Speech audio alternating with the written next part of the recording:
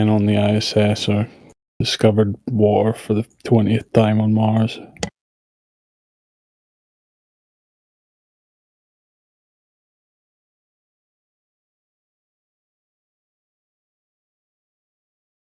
It's never any real advancement. They're totally jammed up.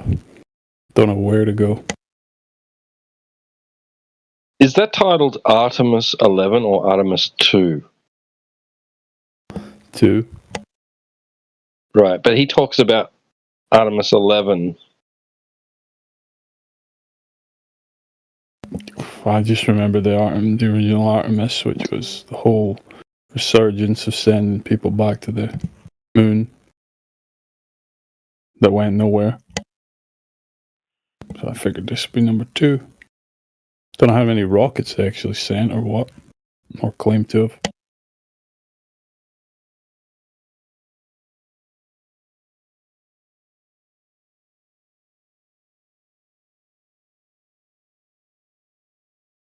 Tell you what, he's not a bad actor.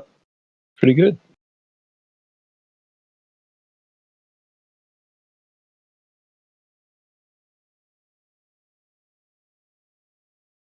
Wonder what his name is. What's his name? Let's see if we can find him on IMDb.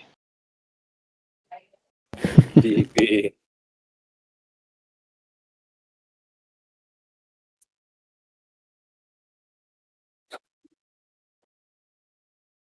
I just one fucking conference, one interview that asks these people real technical questions about what they do day to day up there, supposedly. One, please, give me that. I mean, these are the people that are supposed to be right there in the heart of it with all the smartest scientists in the world. Can we just get some of them smartest scientists in the world to be the interviewers for one interview? Give them some real fucking questions. Because they're always talking about bullshit like the crew's fucking arm wrestling to see who gets to go into space.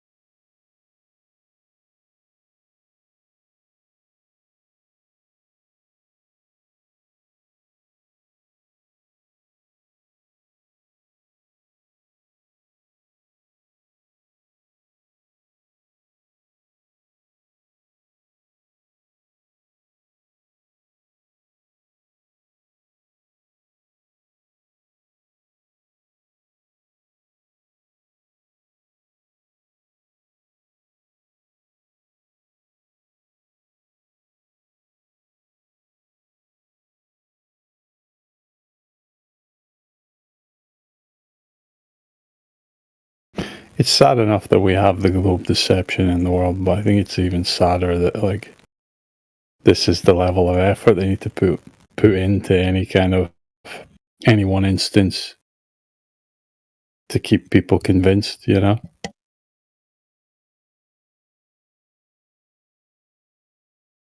Like, it's so free. It's the globe, it's so fucking, it's free real estate, man, for them. For all these numpties.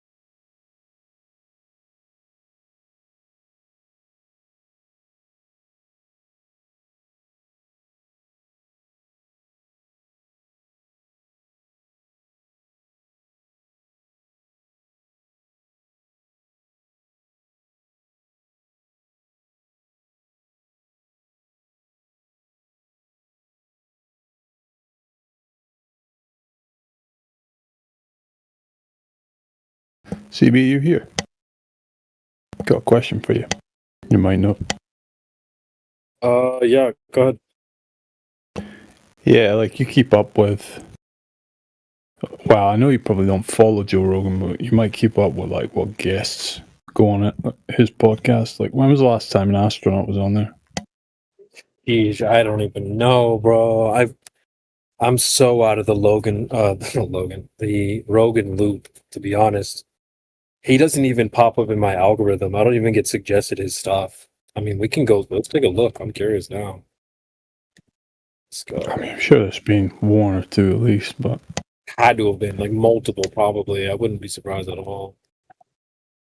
you know, any no-faced fucking somebody in this world, it does the rounds on all the podcasts on the internet, you know, all the mainstream ones. But for some reasons, astronauts don't like do the rounds, you know. Wait, he doesn't live stream these? They're all recorded? The hell? What, Joe Rogan? Because you go to his live Yeah. and there's nothing. He doesn't go live. Yeah, no, they're episodes. They're recorded? Wow, that's cringe. I didn't know Yeah. that. Yeah, Oh, that's sure. even more weird. Was it always Of like course, that? it's gotta be curated, you know what I mean? Yeah. Dang, was it always like that? I totally forgot. I remember when Joe Rogan was starting up, like, what, early 2010s, was it? And I was there, listening bro. I used to some be a of his big fan. Yeah, it was just episodes that were released, like, you know, every few days or whatever. I don't remember the schedule, but it's always been his format. That's weird. I didn't realize. I feel like live stream is so like where it's at right now. I don't know if you guys know Matt from Quantum of Conscious or whatever. He's like, you guys Yeah. all these guys think I should be live streaming. Like, yeah, dude, you should be live streaming. Like, I don't know. It's more authentic, I guess. He doesn't live stream, but you can, like, he just records himself for like 2 hours in front of the and then puts it out.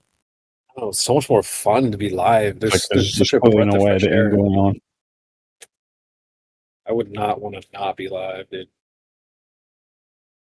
So I Yeah. put in I screenshotted Joe Rogan's like 12 most recent guests and threw it in the chat GPT. I said, is any of these guys like science or astronauts? It said no. Just Dr. Rick Strassman. I think he's like psychedelic dude.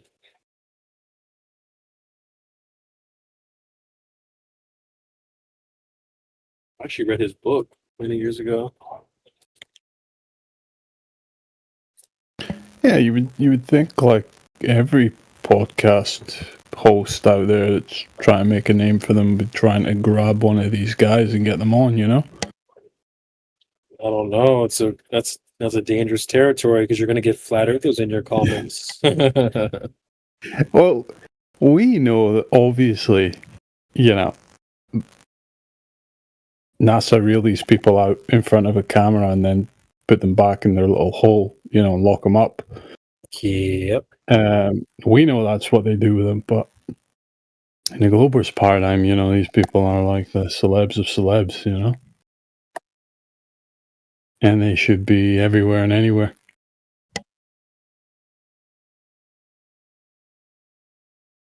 You know, It that seems I like have they to have even handlers. ask, like, show me one clip where one of these guys talks about anything fucking technical on the ISS or something like that.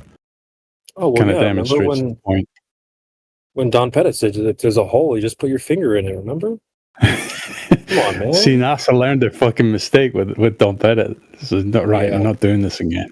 You know, Probably. fucking let him out for 1 hour. Fucking made like 10 million new flat earthers.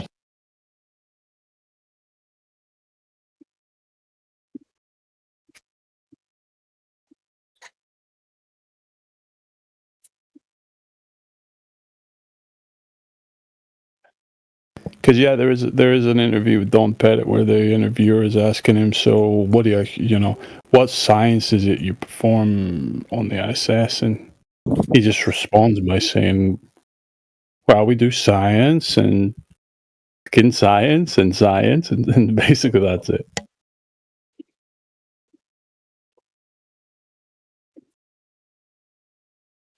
Sure, someone's probably it's part of that like Don Perrick compilation videos, like.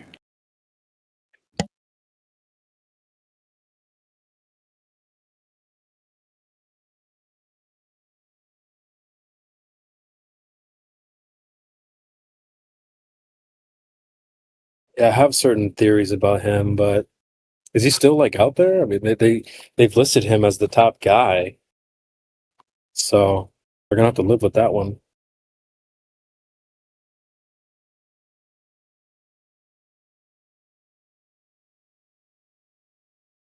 I gotta step off for a few minutes, chat. I gotta just finish up some stuff and be a little bit more free in a bit. Man.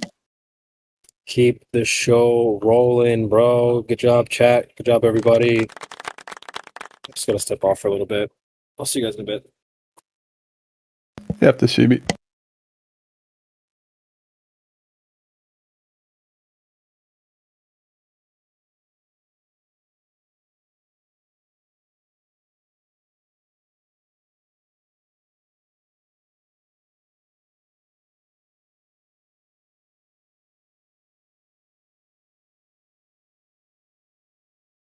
My theory regarding Don Pettit is that he was kind of cutting about before Flat Earth had its major resurgence and people started paying attention to this stuff.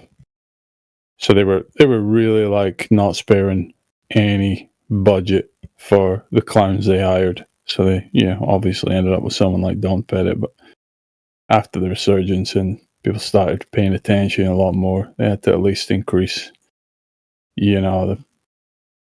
the fucking salary of these guys by a little bit so they don't end up with total clowns like him again.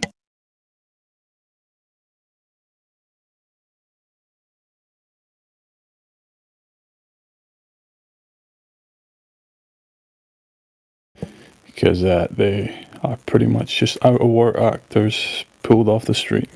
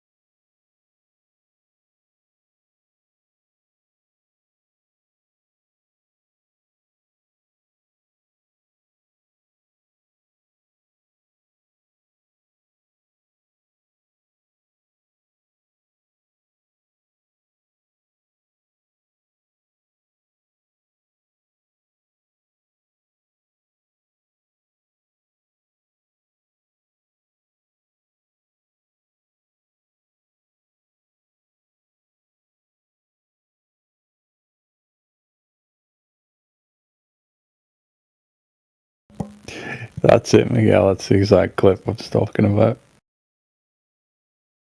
Thanks for posting that, man.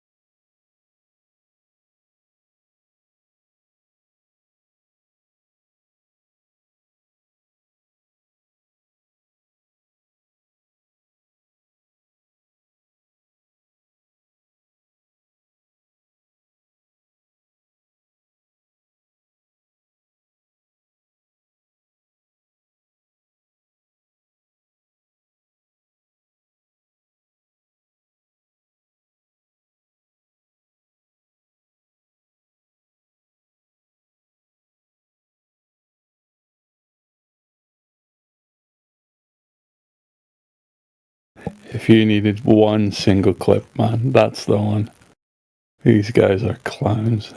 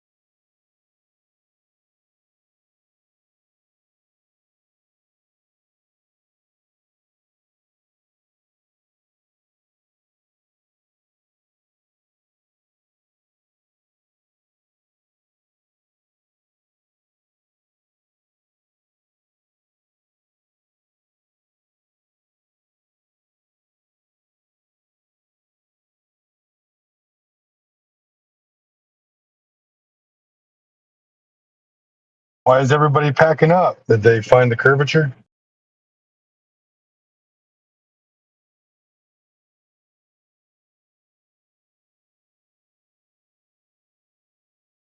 Hello, man. How are you? There's more chance they'll find Jimmy Hoffa first. Hello? How are you, Rakib? Yeah. Do you have evidence of curvature? Sorry?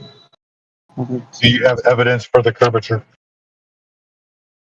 No. No. Yeah. Where are you from, brother? I'm good, man. Wait a minute. Yep. Where are you from, brother? Where am I from? Yeah, yeah. I'm good. I'm from the United States. Oh my god.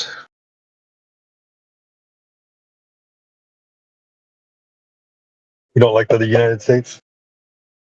Yeah, I like because of many things, many else. My elder brother and some friends studying there. Okay. Awesome. Yeah. So, do you know Bangladesh?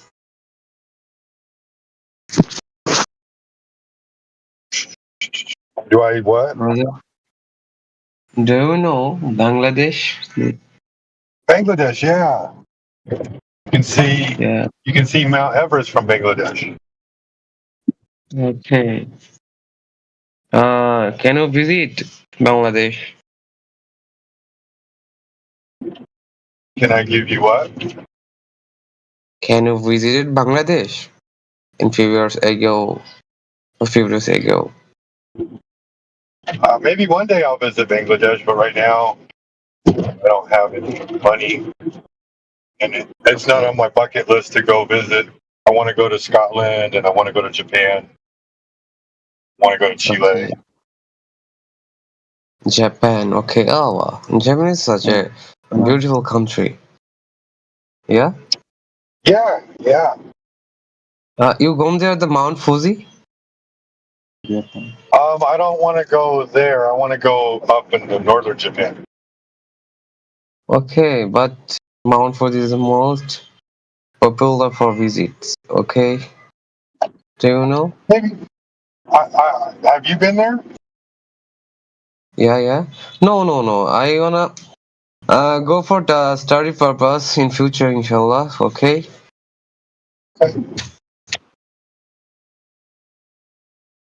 Why do half the people in here have the server tag flat? Is this an actual? Hey, did you know they lost the Apollo 11 tapes, like the original masters? I don't know how NASA did that. It's real weird. I don't know, man. Pretty weird, right? What? They lost all the telemetry data. Some weird shit, man. I don't know where. Yeah, man. So what's up, man? Are you one of those people that thinks NASA is lying, but not about the shape of the Earth? I don't look. I don't like full-heartedly believe in anything. Look, I'll eat up. The Earth is a globe. Okay, that's what I think. But like, I get some flat Earth points, and the government's shady and NASA's a little shady, but like a lot of it's just people being crazy. I think there is a globe, but like I understand some points. There is that difference, right? Think the Earth is a Yeah. globe. We know the Earth is flat. If I put on my There's a tinfoil distinct hat, oh yeah.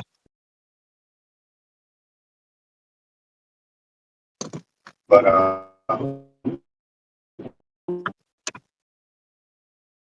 yeah, What are when did you some of come the into flat Earth points that contact you with know? the flat Earth discussion? Yeah, go ahead. I was just wondering what some of the flat Earth points were that he knew. Well, one I look at like every day and I wonder about are God rays. You know how like if there's like partly cloud cover and you can see the rays to the sun coming through the clouds, they're at angles, which is strange considering the sun is so far.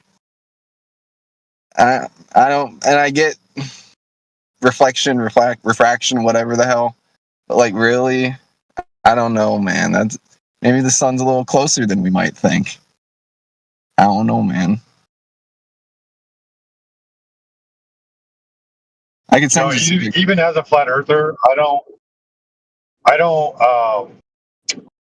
subscribe to the idea that the sun is close and small, right? Like Okay. that's an idea, but it doesn't have to do with the shape of the earth. This is I'm gonna paste a picture in the chat right here. This is what I mean. Just some stock photo God rays. Like how if the sun's so Yeah, they're far, called then, like, crepuscular rays. how's it going at an angle like that? Right. No, they're called crepuscular rays. It's a very fascinating thing. It doesn't necessarily tell you the shape of the earth, though, right? Because you're still looking at the sky. Yeah. But I don't know. Yeah, see that GIF is crazy. What's that about?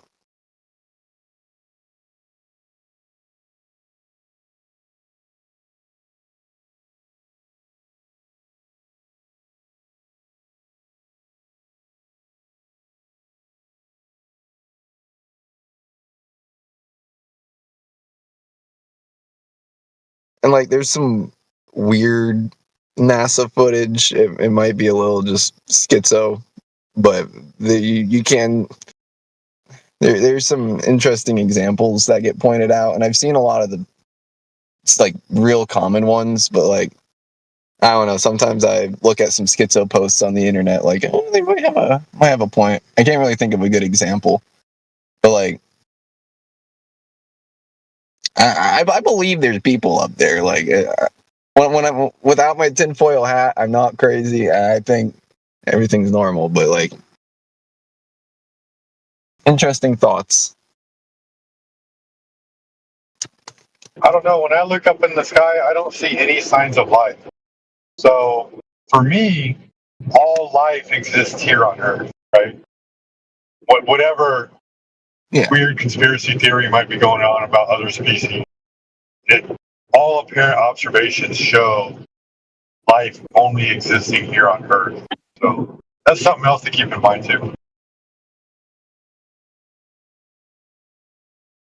Yeah, it's a little interesting.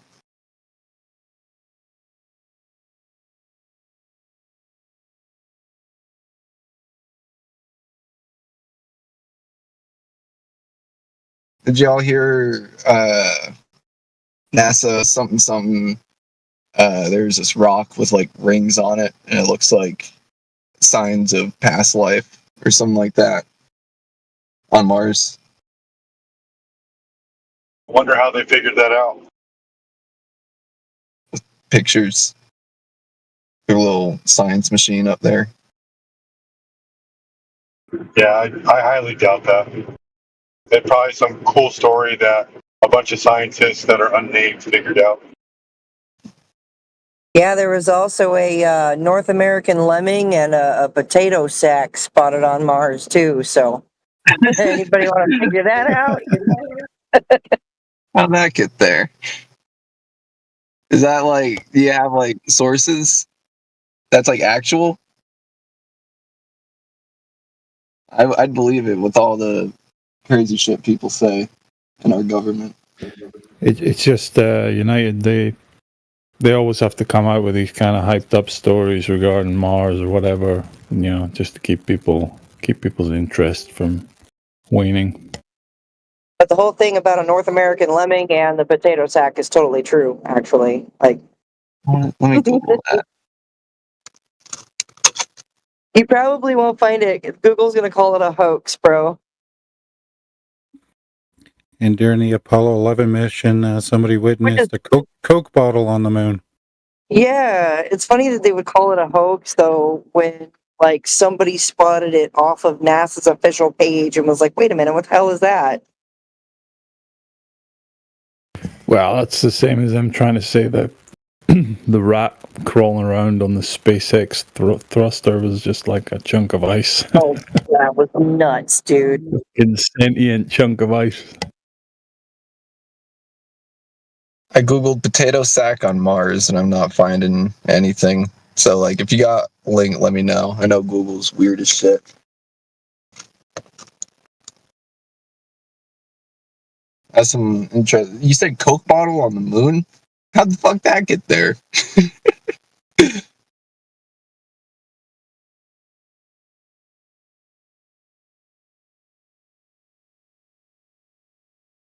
Or yeah, What's when your the moon opinion lander. on the clips that were just posted, United, where we've got the Artemis 2 team being all hyped about putting people back on the moon?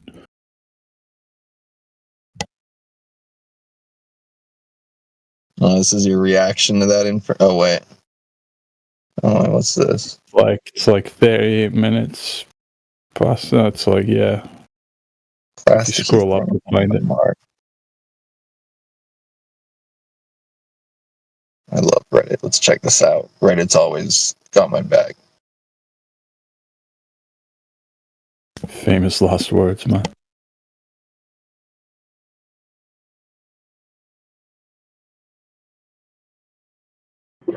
Or when the lunar lander took off from the moon and a bunch of maple leaves were flying up in the air.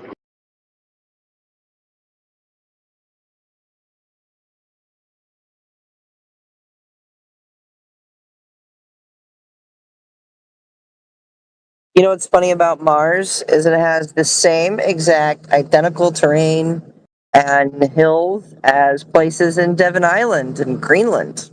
Crazy. Oh, and NASA has a camp somewhere out there where they do testing. Is that where they keep the pools for their No, that's in Houston. beer toes? Oh, they just do that right in the U.S. They do that shit locally. Okay.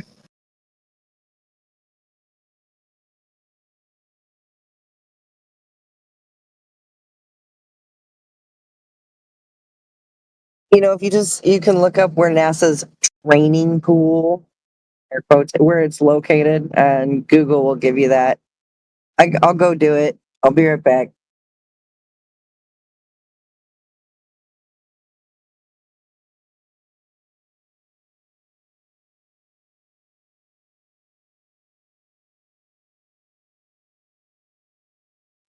Yeah, well, it would make sense if you think about it, you know.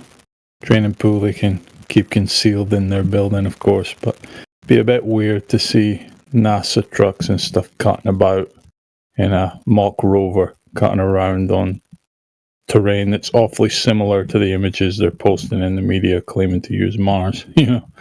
Wow, they're just So yeah, they gotta take that shit to somewhere, you know, desolate like Greenland or whatever. Oh, you Right were there. trusting the AI view here. That's not a good idea.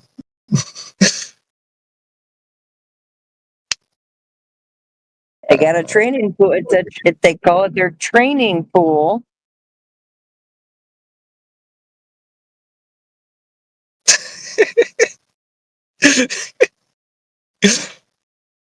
Like, can you tell me why you would need underwater camera crew in a training pool, though? For training. What's the camera crew training for? They're not going. So they can analyze and train No, better. only the guys in the suits are going to be the guys going. So why does there need to be a camera crew in the pool? Let's really critically think about that. They got so much money to burn. They're doing it for fun. Yeah, I'm tired of them burning my money, dude. For BS. Actually, apparently they're losing money to burn, but don't they like still get a shit ton? Yeah, way too much, dude. Way too much. I know. Mr. You know who put in some budget cuts for NASA. This is not about money. Budget of NASA Wikipedia article.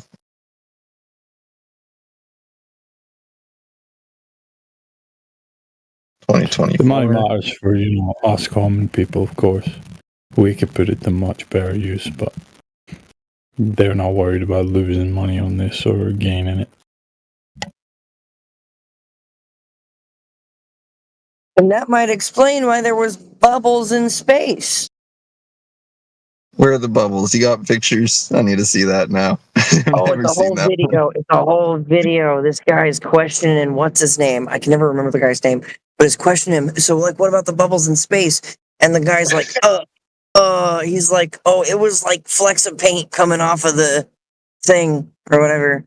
And like the dude sees him again and is like, so yeah, I'm the guy that asked you about bubbles in space, and dude was like, just get away from me, don't talk to me. Like, yeah. Everything in a GIF. That's awesome. Yeah, dude, we're prepared. We're equipped for this. We've spent years digging, dude. Years digging this stuff up and going, oh, did you see that? Did you see that anomaly? Like Leonardo DiCaprio when he snaps his fingers and points at the TV. Shit's incredible. Alright, so the sun isn't local. How far is the sun? Doesn't matter. Doesn't matter. Okay. So Why is it important to know how far away the sun is? I'm just curious because the way I imagine flat Earth is I get it. I get it. Like we all think we know how far away the sun is, because NASA tells us, and then when you find out Earth's not a ball anymore, now you're like, oh, I thought I knew all these things. Now what are all these things, right? But here's the problem: why is it important to know how far away the sun is? What does that? How does that affect your daily life? I don't know. I'm not a scientist, man. You're asking the wrong questions to me, at least. But data, Just science. think about it, right? The only thing that really is important is about where you live, right? Your home, what the environment is that's around you. That's the most important thing. And we're obviously not doing great with that. Right? So, I assume you're gonna have a similar thought with like Antarctica, ice wall. Like, does it just not matter to you, kind of thing? Well, it's not relevant in proving our main claim, which is the surface you stand on is flat. Can't really go there anyway. So, I know this is like a question everyone asks. Where does it stop? Where's the edge? You don't fall off, but what Nobody happens? knows. Where? The edge is it's shorelines because the water has to be contained. So shorelines, and then you reach the edge of that shoreline, and I don't know what's beyond that. Okay. Yeah, nobody knows. It's Flat Earth is the not same claiming to know problem the size exists of for the the Earth. globe. Yeah, the same problem exists for the globe, United. It's just the same as asking edge of the universe. What happens? Do you just fucking disappear out of existence when you pass it? Nobody knows has answers to these types of questions. It's Okay. possible somebody at some level in this world has an answer, but we don't. We've not been there. We've not got the resources to do what would be immense expeditions, I see. I just want to apologize. My wife called. We're as curious What as did you. And I was just going to ask, what did he ask? Like, where the edge is? Yeah. Yeah. What do you think? who knows? who knows, man? It's at a distance that we can't reach. Or, like he said, if we wanted to go explore, exploring is very dangerous, right? Like you may never return home. So you got to have all the resources, and you have to have the ability to survive in unknown environment. And so almost kind of like a death side. Go out there and try to find the edge.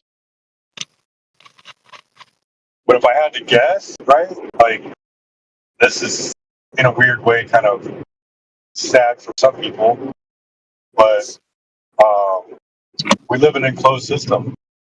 And that enclosed system, if you want another example of an enclosed system that has its own ecosystem, look at a terrarium. Right? Yeah, I see it. So if you want to know where the edge is, that's what the edge would probably look like. The edge of a terrarium. Like what's on the other side, if we don't know. So the farthest hole ever dug was 7.8 miles. The deepest terrain in the world that we know of is the Marianas Trench, which also just happens to be 7.8 miles. So what's below that, we don't know. Curious that. 7.8 miles. That's nothing, man. You know. Yeah, I can walk that. Claimed center of the globe Earth is some 4,000 miles. You know. What we've actually verified is less than 10. You know.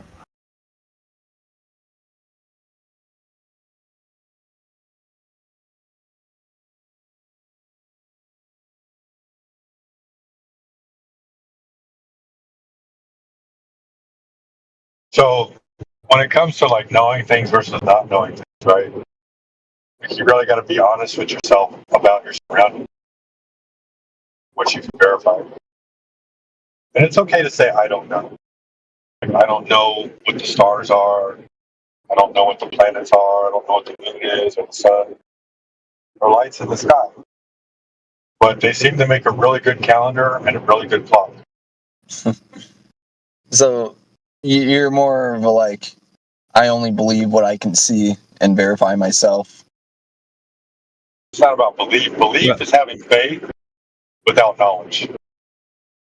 Okay. So, like, I can believe there are other lands out there, but I don't know. I can believe there's an edge, but I don't know. So you are you are under the impression. That's a better way to put it, right?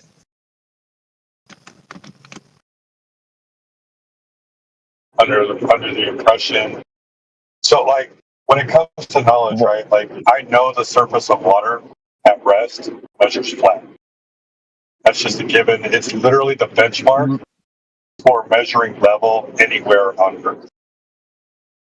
They use water to measure even all the way across everywhere.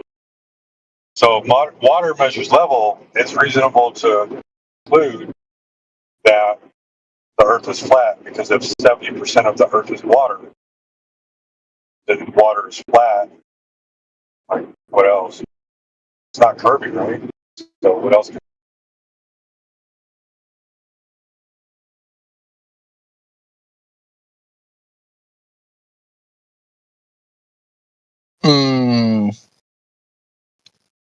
What about satellites? We got GPS. How's that work?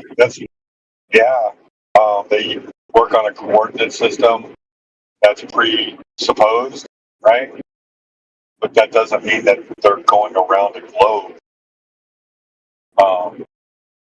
They use equations and transform equations. When things don't work, they just create another equation to fix the equation that didn't work. And so everything ends up working out in the end anyway. But whatever's happening, it's only happening over flat Earth. However that works. Because the water is measuring flat. So, do you think that there might be, technology in the sky, like we got satellite GPS. Oh, there is technology in the sky. I can verify. Yeah, there's satellites up there. Saloons, you know. Okay. They could be on balloons.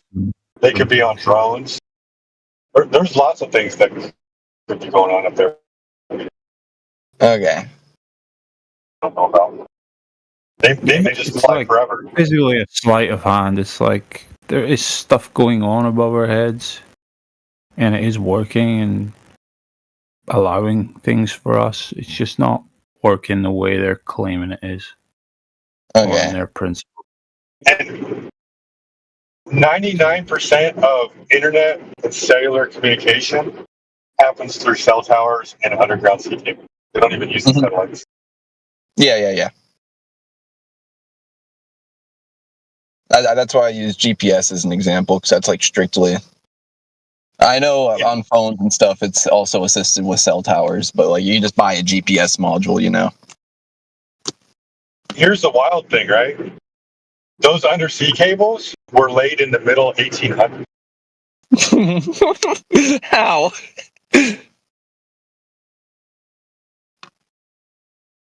Fiber optics?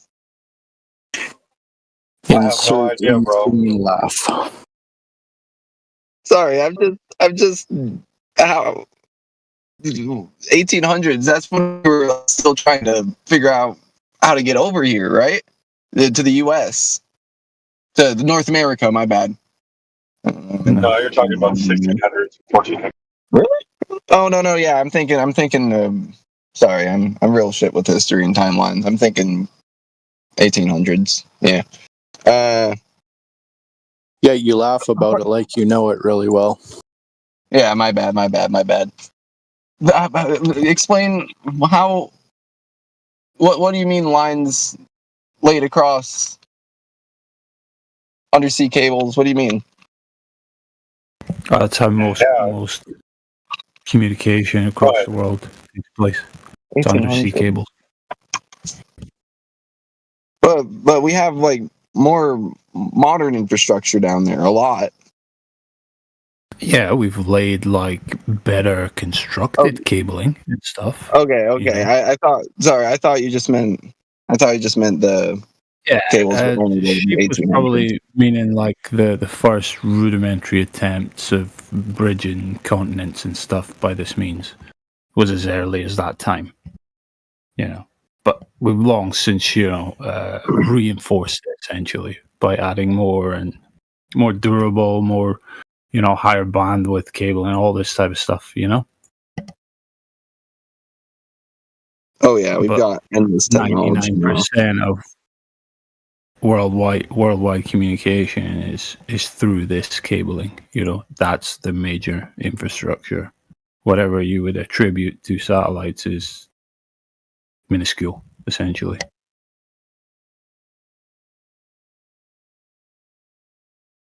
I'm trying to find like a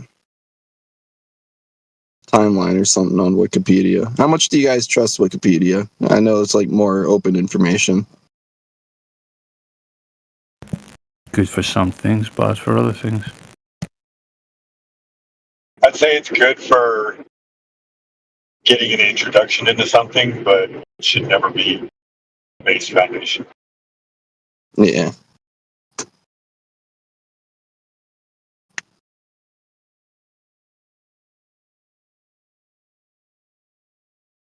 I can't remember which Wikipedia page I edited, but I edited it with.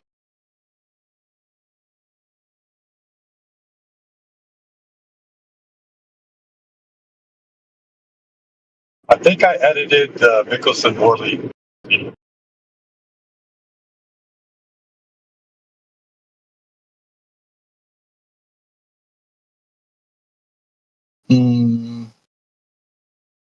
What other things have I seen on the internet? I used to like read into something interesting, you can look at the Loran system, which was essentially a ground positioning system utilized in World War II prior to any satellites being in any kind Sorry, of what was it orbits or called? I was saying if you want to read into something, you can look into a system called LORAN, LORAN, which was a ground positioning system. It's basically the first thing you would call GPS, right? So you think it's Yeah. global positioning system, it's just ground positioning system. And this was before there was any satellites in the air claimed, supposedly, you know. So it's not something we can't achieve. It's not exclusive to satellites, essentially. Oh, okay. So it's getting its rough position based on radio beacons. Okay. And I'll say this: satellites also use two coordinate systems. One's a Earth-centered, Earth-fixed coordinate system, meaning that the Earth is the center of everything, and the Earth is an Earth initial EIF, Earth initial fixed. I have to look that one up. It's basically it's saying that the Earth is motionless. You're kind of cutting So out. they don't account for motion. They don't account for the Earth. They account for the Earth being the center of everything.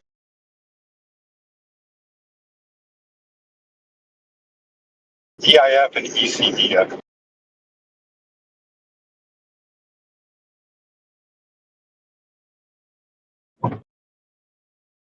Very interesting.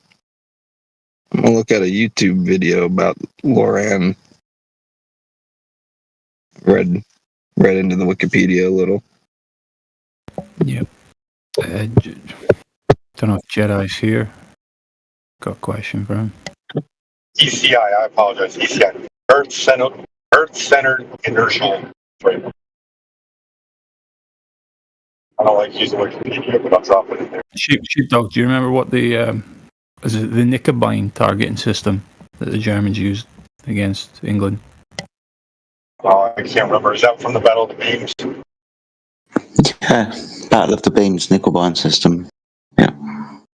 Yeah, it's another thing you should look into, United. Oh, what was it? This was a targeting system used by the Germans to basically laser targets for their bombers in London.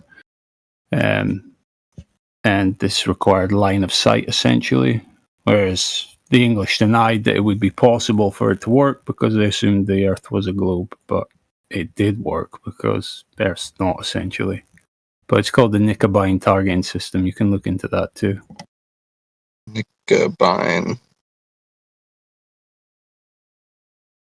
Yeah, the British refused to use this targeting system or even acknowledge this targeting system because they were like, no, it has to be a globe. And the Germans were just bombing the hell out of it.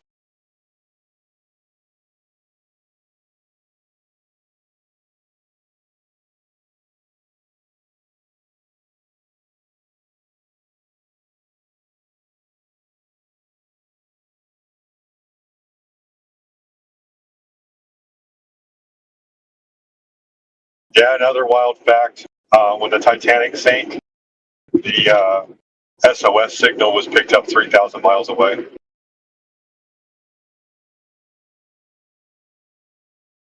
How does that work? Light travels in a straight line. It isn't really influenced by gravity. How does that work?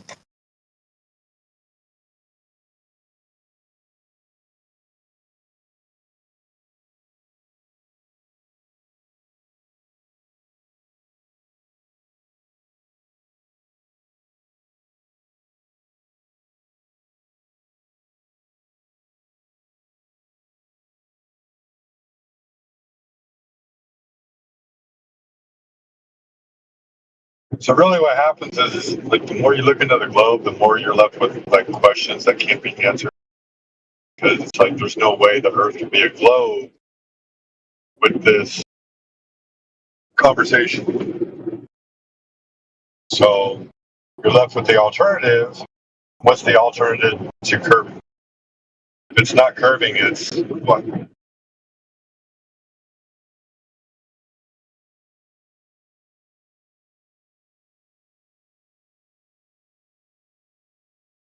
Yeah, you mentioned earlier that you see a lot of like schizo posts regarding flat Earth, and I wouldn't disagree with you. Like on TikTok and all that, that's a lot of that rubbish is pushed, you know. Yeah. But most of that stuff we wouldn't stand by or claim here, you know. Yeah, you guys seem reasonable. Like, Yeah, that stuff's put out on purpose. Like fucking talking about ice walls and domes and all this shit, or you know. the one I was looking at, I think it was just kind of crazy because he was getting into a bunch of different like universe models, like cell Earth theory. Like, he was going a little crazy.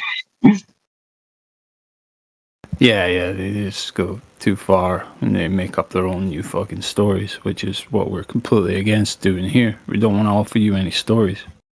Just what you can verify for yourself. And when we don't know something, we'll tell you that.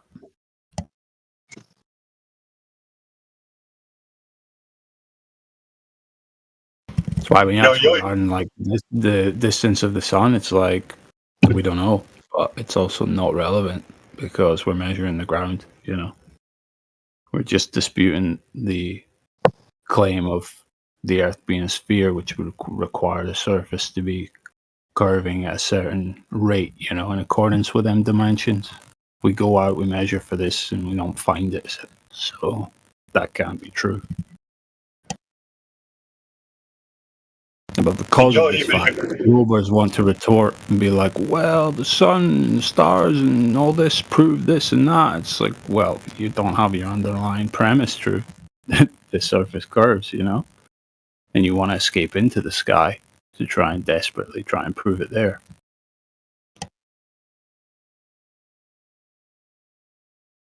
I was just gonna say, out there in that world of the what you call the schizo flat earthers, right?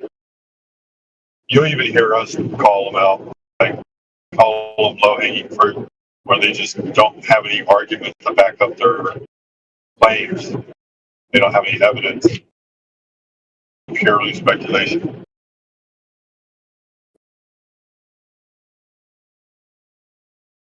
Yeah.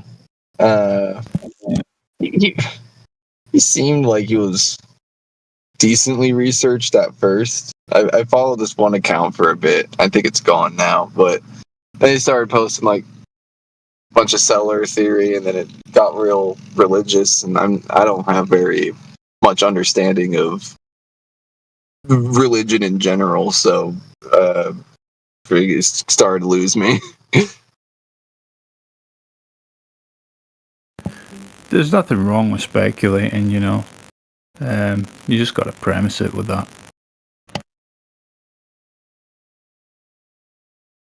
Make it abundantly clear. Don't try to convince somebody of your own little speculation.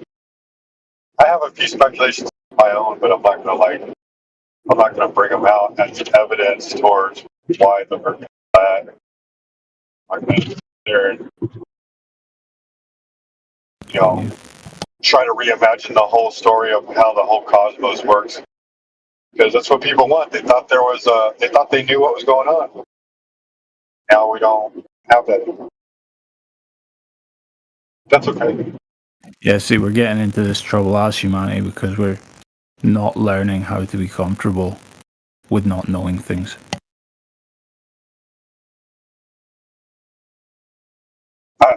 Wouldn't you agree with this, Obvious? Now that I know the Earth is flat, I no longer have this crazy imagination. I still have an imagination. It's very good. But I don't have this imagination of like what life would be like on other worlds. But instead, I'm more interested in the reality of this world and how things work in this world. Like I'm more focused on that. It's way more interesting. Yeah, I totally see what you're saying. Because that's the point of the deception of the globe, is to get all this mental and emotional energy just projected out in every direction except the one that matters. Home, you know, here.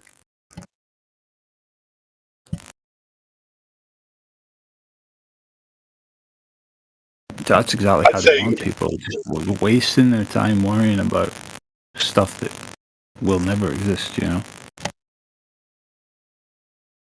I'll say this. Ever since I became a flat earther, I'm not completely healthy on my eating, but I definitely eat a lot more vegetables, a lot more fruit.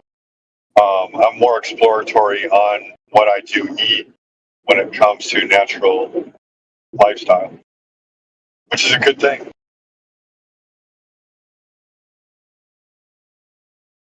Probably because you value your life more.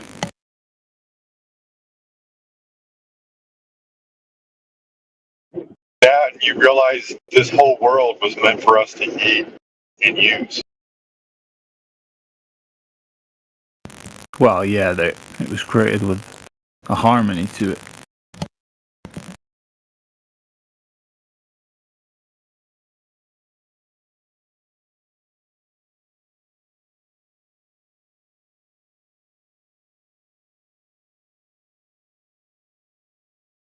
Is this being live streamed? You know? Because I usually that. It's hilarious. You're live, bro. You're famous. Hell yeah. Hey, everybody. United Shoes is a flat earther. He's new to the community, just so y'all know. So y'all welcome him. Official. Verified.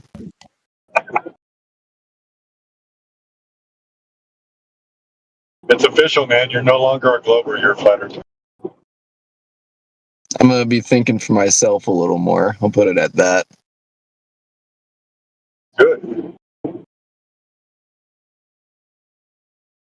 Do you at least know that, like, you know of the Flat Earth Society? You heard of that? Yeah, I've been on their website or whatever. I've heard of it. Right, so you at least know that, like, that's controlled opposition nonsense. Okay, gotcha. That's why I kind of figured, because it's the first result on Google. Yeah. That's They don't damage usually control. set up controlled opposition like that for things that don't have at least a hint of truth to them, you know? That's what you call damage control for the government. Putting everyone's. It's not like there's one flat Earth idea, because, like you guys are saying, there's no. We don't know. Well, we can't know. You know, we are admittedly the minority of this world. You know, we can't utilize the resources of humanity to properly explore and figure out things. What may be known as behind locked doors. You know, of the ruling class of this world. They're not going to allow us to know. So, yeah, we'll just at least try and get rid of the globe first, get everybody off of that. We can all agree that the surface we stand upon is flat and motionless, and then we can go from there. Then we'll probably start to get some answers, you know, when we collectively put our resources behind it. The word government, if you break that word down into two words, uber, mente, the root Latin words, it means mind control. Uber, control, mind. Controlling of the mind.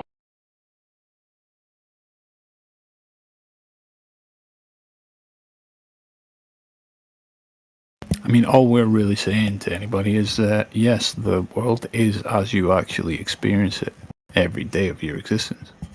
Flat and motionless.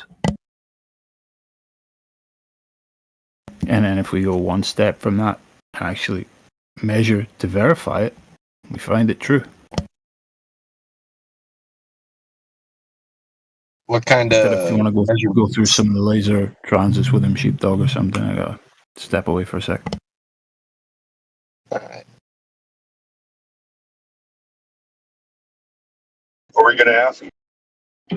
I was wondering, like, what kind of measurements, what kind of proofs that we can have that the Earth is motionless, besides the fact, that we obviously can't feel anything. Is there Right. anything else? So, Yeah. yeah. So George Bedell Airy did an observation back in the late 1800s. They understood light and refraction and how light moves through the air versus how it moves through the water. And so he made an observation one night, looking at a star, based off of what he understood is that he had his telescope tilted a certain way, and he looked at the star and he watched it go through its process.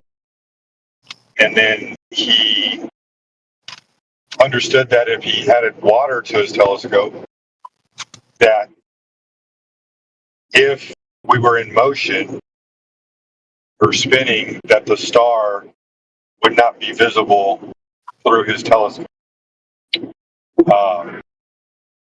Okay. But instead, when he made the observation, it was exactly where it was supposed to be.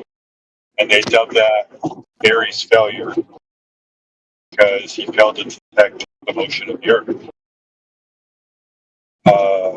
During that time, a bunch of the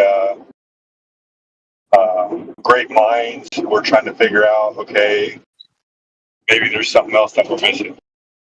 So a guy named, I can't remember his first name, but his last name is Michelson, came up with a device called a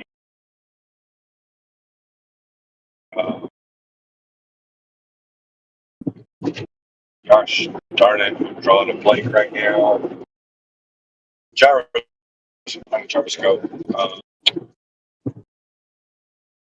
Somebody can help me. I know somebody here is listening. I'm looking at the page, a page from flatearth.ws. I've never seen this website, but it's Not a flat Earth website.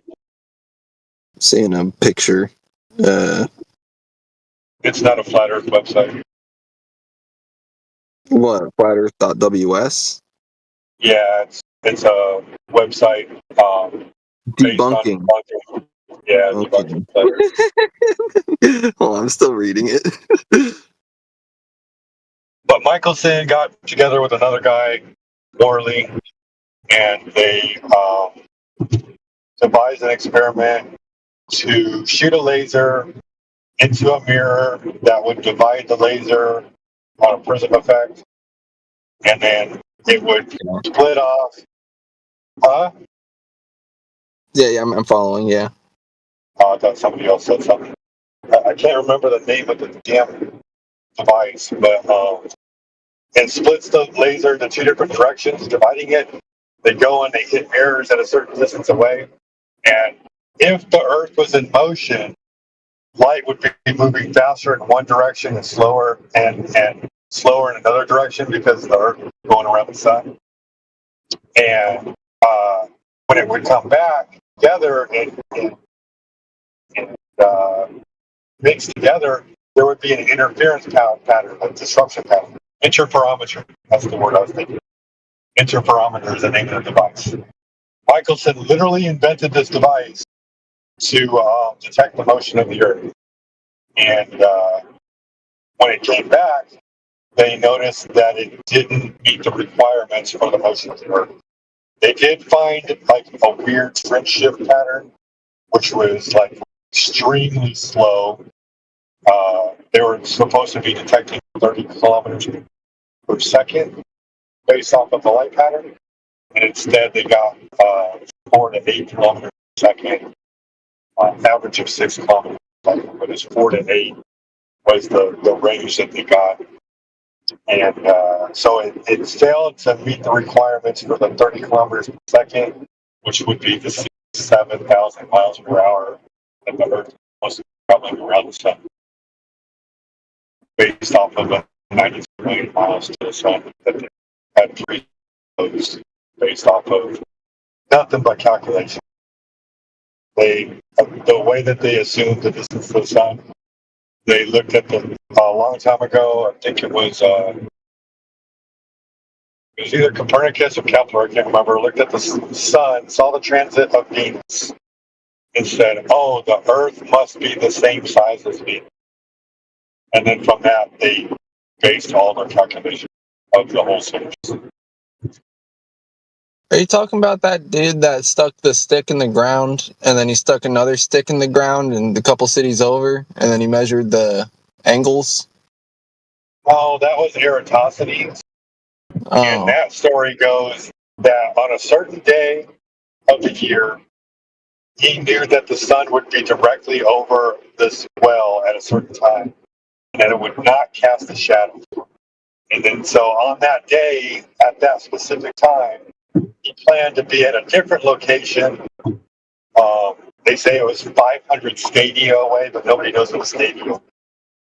500 stadia away, and he measured the length of a shadow with a stick in the ground, and then based off of calculations where he presumed the sun to be an infinite distance away, casting parallel sun rays on the Earth, he guessed within 5% what we now know as globe.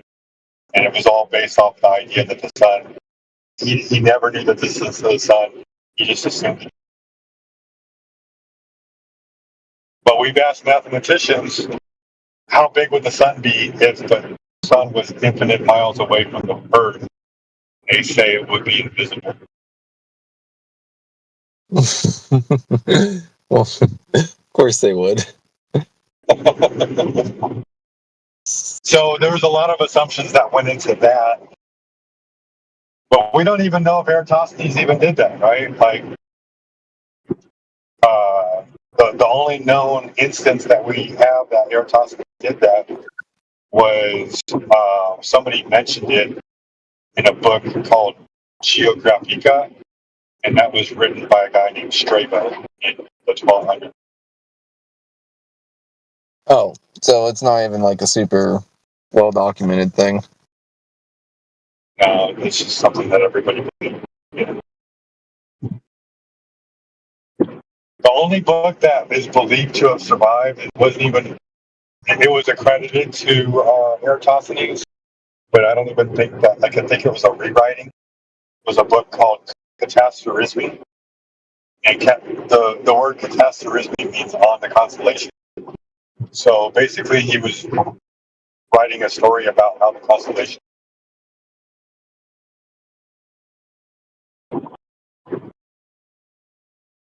Hmm.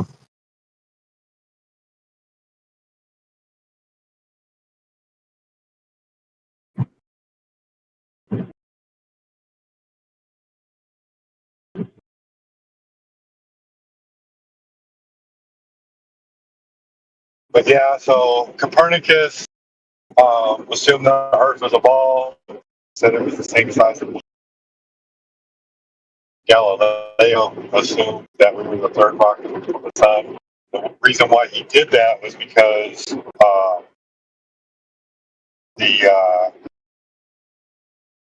the planets in the sky, if you put the Earth as the center of everything, the planets do this spiral geometry.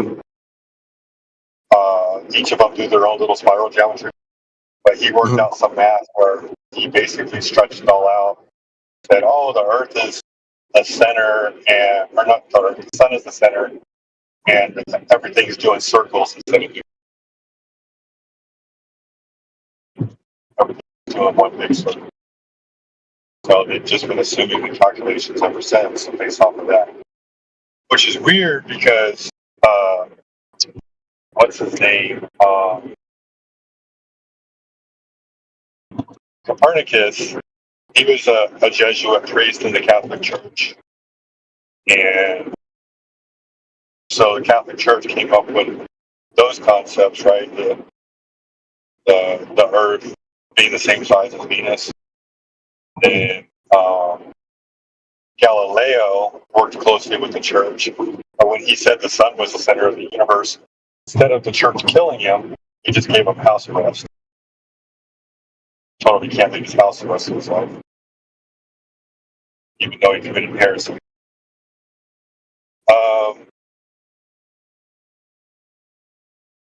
Newton, when he came up with the theory of gravitation, he, after all of his conclusions, he said anybody who thinks that this is true is retarded. What he thinks what's true?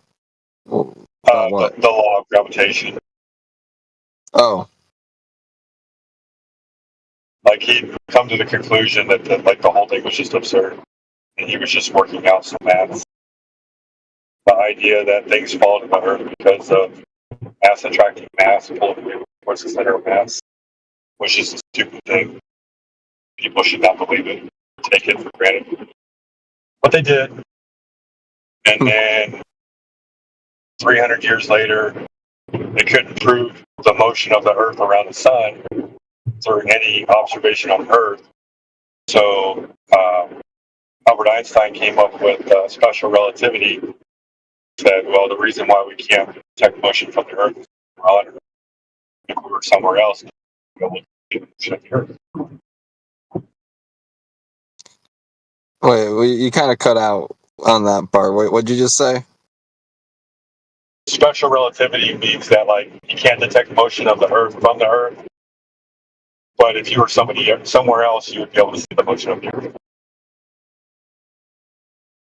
Okay. I'm extremely loosely familiar with special relativity. Doesn't that have something to do with like time dilation? That's one of the things in it, but the core principle is that, like, if you're on a baseball moving, is the Earth moving or is the baseball moving? If you're on the baseball, you're going to think the Earth is. Yeah. Okay.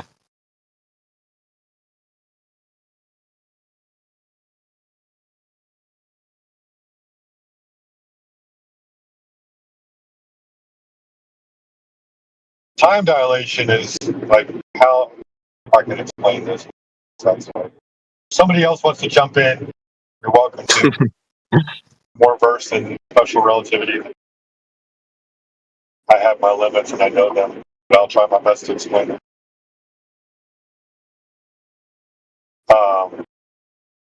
Time dilation, if I'm not mistaken, was a means to explain the Lorentz contraction, which is how they explained why the Michelson-Morley experiment failed to detect the motion of the Earth.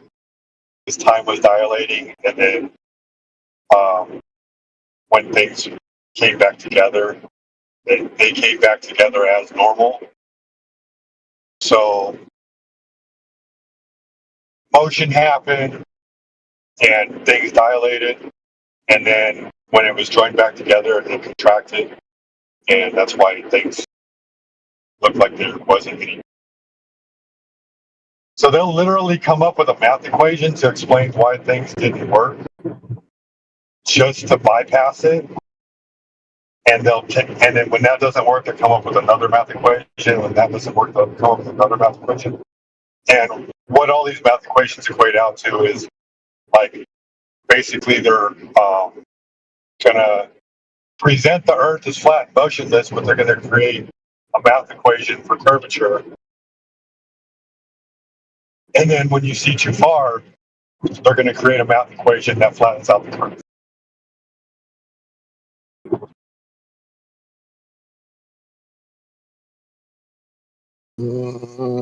Man, I'm not smart enough for this shit. It's all right, man. Stick around and keep coming back asking questions, dude. Think you're not smart enough, but you are. You just need to learn and be taught. Mm-hmm. You have to have your own self-drive to go figure it out. No one's dumb. They just don't have the right information or not doing something right. Rednecks and hillbillies are some of the smartest people you ever meet. Oh yeah.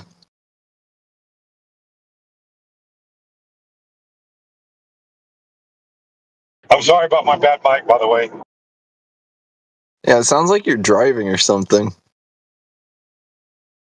I am. I can speak louder if that makes it sound better. No, you Take sound my fine. headphone off. I think the internet just drops out occasionally, but it's not bad. You're good right now. Now I know how tactical droid feels. I'm trying to go on a road trip across the U.S., but I have logistical things to work out first. But I'm trying to do it next summer. It's gonna be great.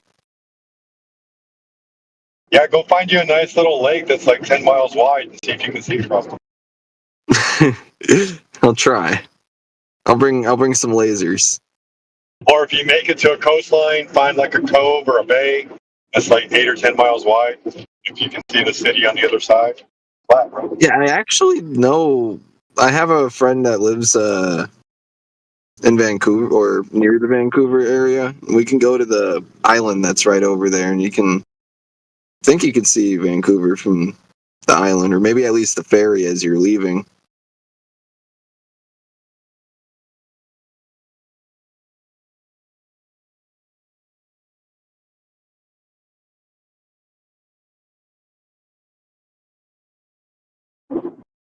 That's really what it is. You know what? I'll drop a few things in the side chat for you, man, for like long distance observations and laser tests, right? Lasers are another good way to do it, like a leveling test. They use lasers to level foundations and stuff. So if you got a good enough laser, you can figure some things out. I want to get into sketchy lasers. I have no right having scary lasers, but it sounds funny.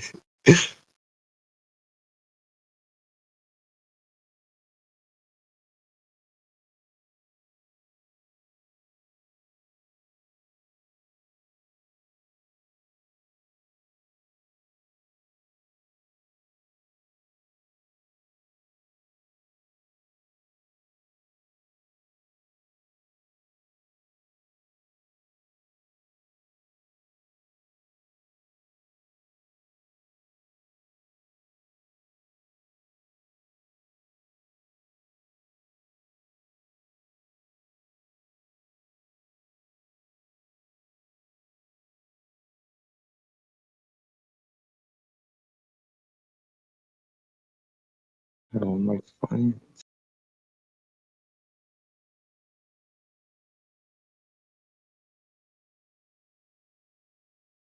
There you go, man. Check out these playlists that I put in the side chat.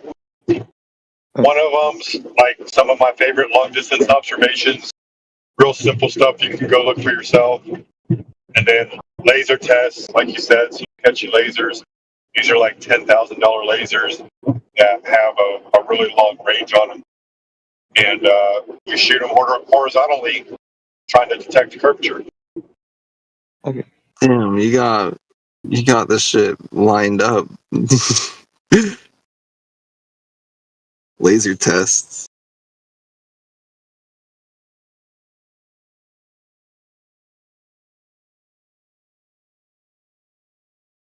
"21 miles."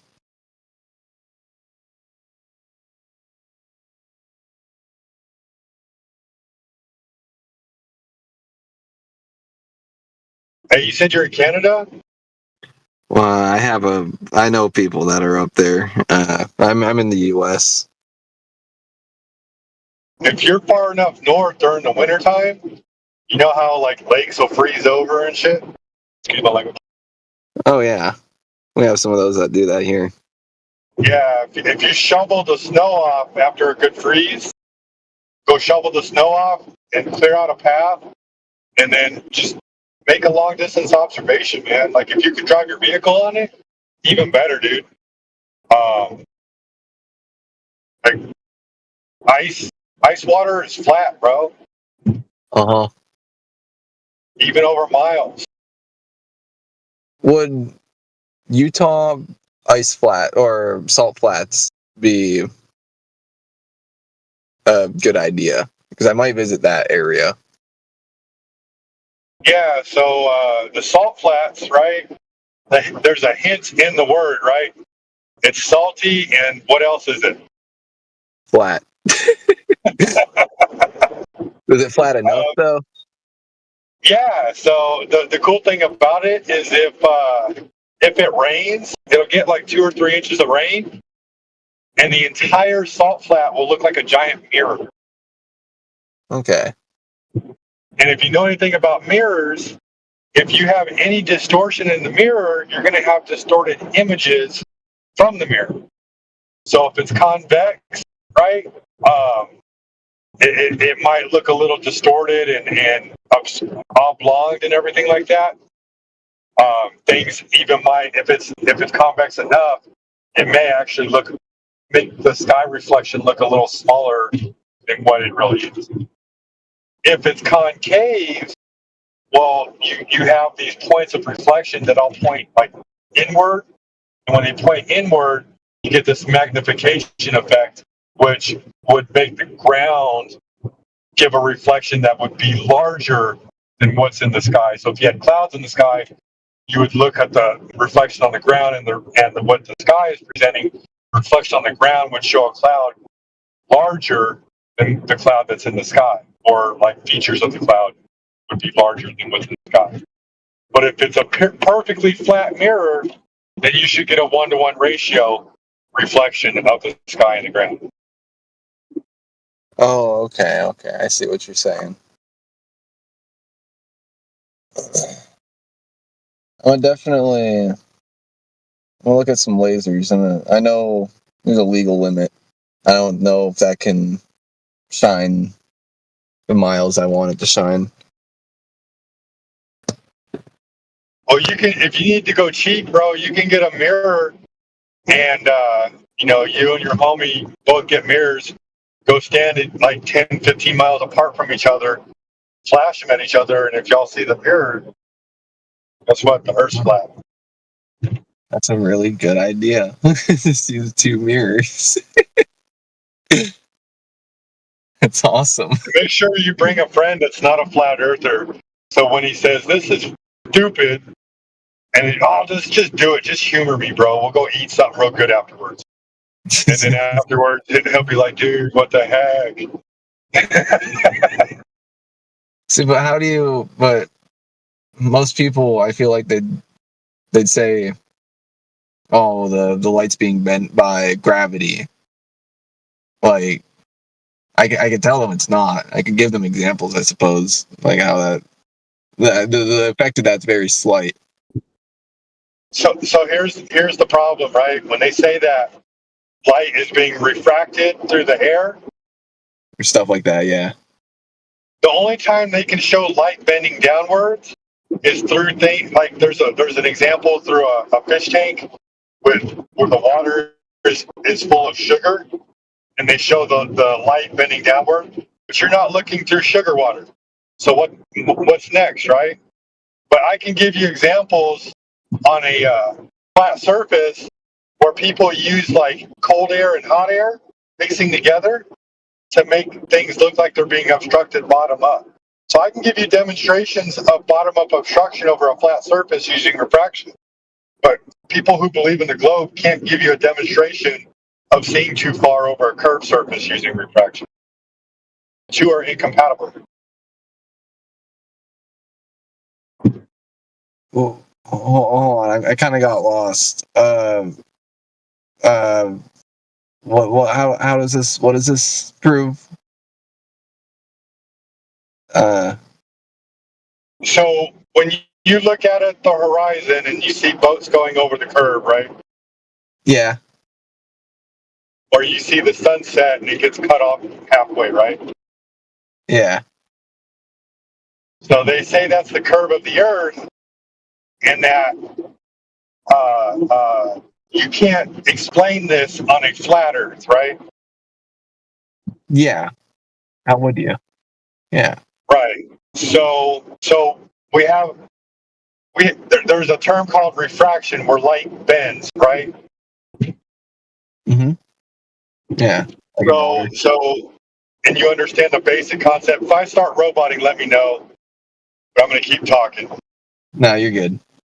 So you got two choices, right? Either the Earth is curving and light is bending downward towards the curve of the Earth, which is making it look like the Earth is flat, right? Yeah. Or you got the Earth is flat and light bends upward due to refraction. It's one or the other, right? Oh, okay. Yeah. So what I'm going to give you an example of here is somebody demonstrating on a flat surface using hot air and cold air to show you with natural conditions that refraction might actually be happening on a flat Earth and not a globe. But what you'll never find is somebody showing you light bending around a curved surface to see things on the other side. Like I can't make light. I can't make like if I had a hill, right? Like a little hill in front of me. I can't make something behind a hill pop up over a hill. The hill's in the way. Yeah. But they're telling you that you can see around a ball. But they have no demonstration of this. But I'm going to give you a demonstration of this happening over a flat surface. And this account that does it, the account is called Sky Free. They have over 100 observations of this happening in different environments on flat surfaces. All right. So light on Earth travels in a straight line, correct? Well, light unimpeded will travel in a straight line. So in our atmosphere, it barring the hot and cold, it should be in a straight line, right? Right, because heat and cold create temperature differentials, and then cold air is more dense than hot air. And so if they're mixed together and cold air gets trapped under some warm air, you might have a dense piece of air trapped in the middle of a bunch of warm air. And so that little dense air might create like a lensing effect. Yeah, you see that all the time on like hot surfaces. Yeah. Right. So, okay. Yeah. I know this is tough, bro. It's a lot to absorb, but this is science, man. This is what's fun. So what about the common idea of black holes, where there's so much mass and gravity that the light is able to bend it? Show me a black hole, bro. Gravity is able to bend that light. Sorry, do you think that's a thing? Show me a black hole. Hello. I can. I can show I don't want to interrupt. Just want to say hello. Who is talking? Who is that? Ludwig. I just joined and I didn't want to interrupt. Oh, hey, Ludwig. Yeah. If you have any questions, let me finish up with my guy, United Shoes. I like the subject. I like the dialectic subject, if you will. Go ahead. Absolutely, man. So yeah, I'm ready to say, going your line, saying what's antimatter as well. So yeah, but go ahead. I don't want to. All right, well, we'll transition into that. But I'm gonna. So baby steps. Okay. I'll get over to you. Hold on, Ludwig, hold on. I will get to you in a moment. Let me finish with United Shoes. I'm almost done with them, okay? I apologize. I'm shut up. Okay. What the black I'm almost done with United Shoes. So United Shoes, when somebody says, well, what about black holes? I'm going to ask you to show me a picture of a black hole or a video of a black hole. Not a cartoon, not a illustration. No porn, it's not porn, definitely not like, no sexual.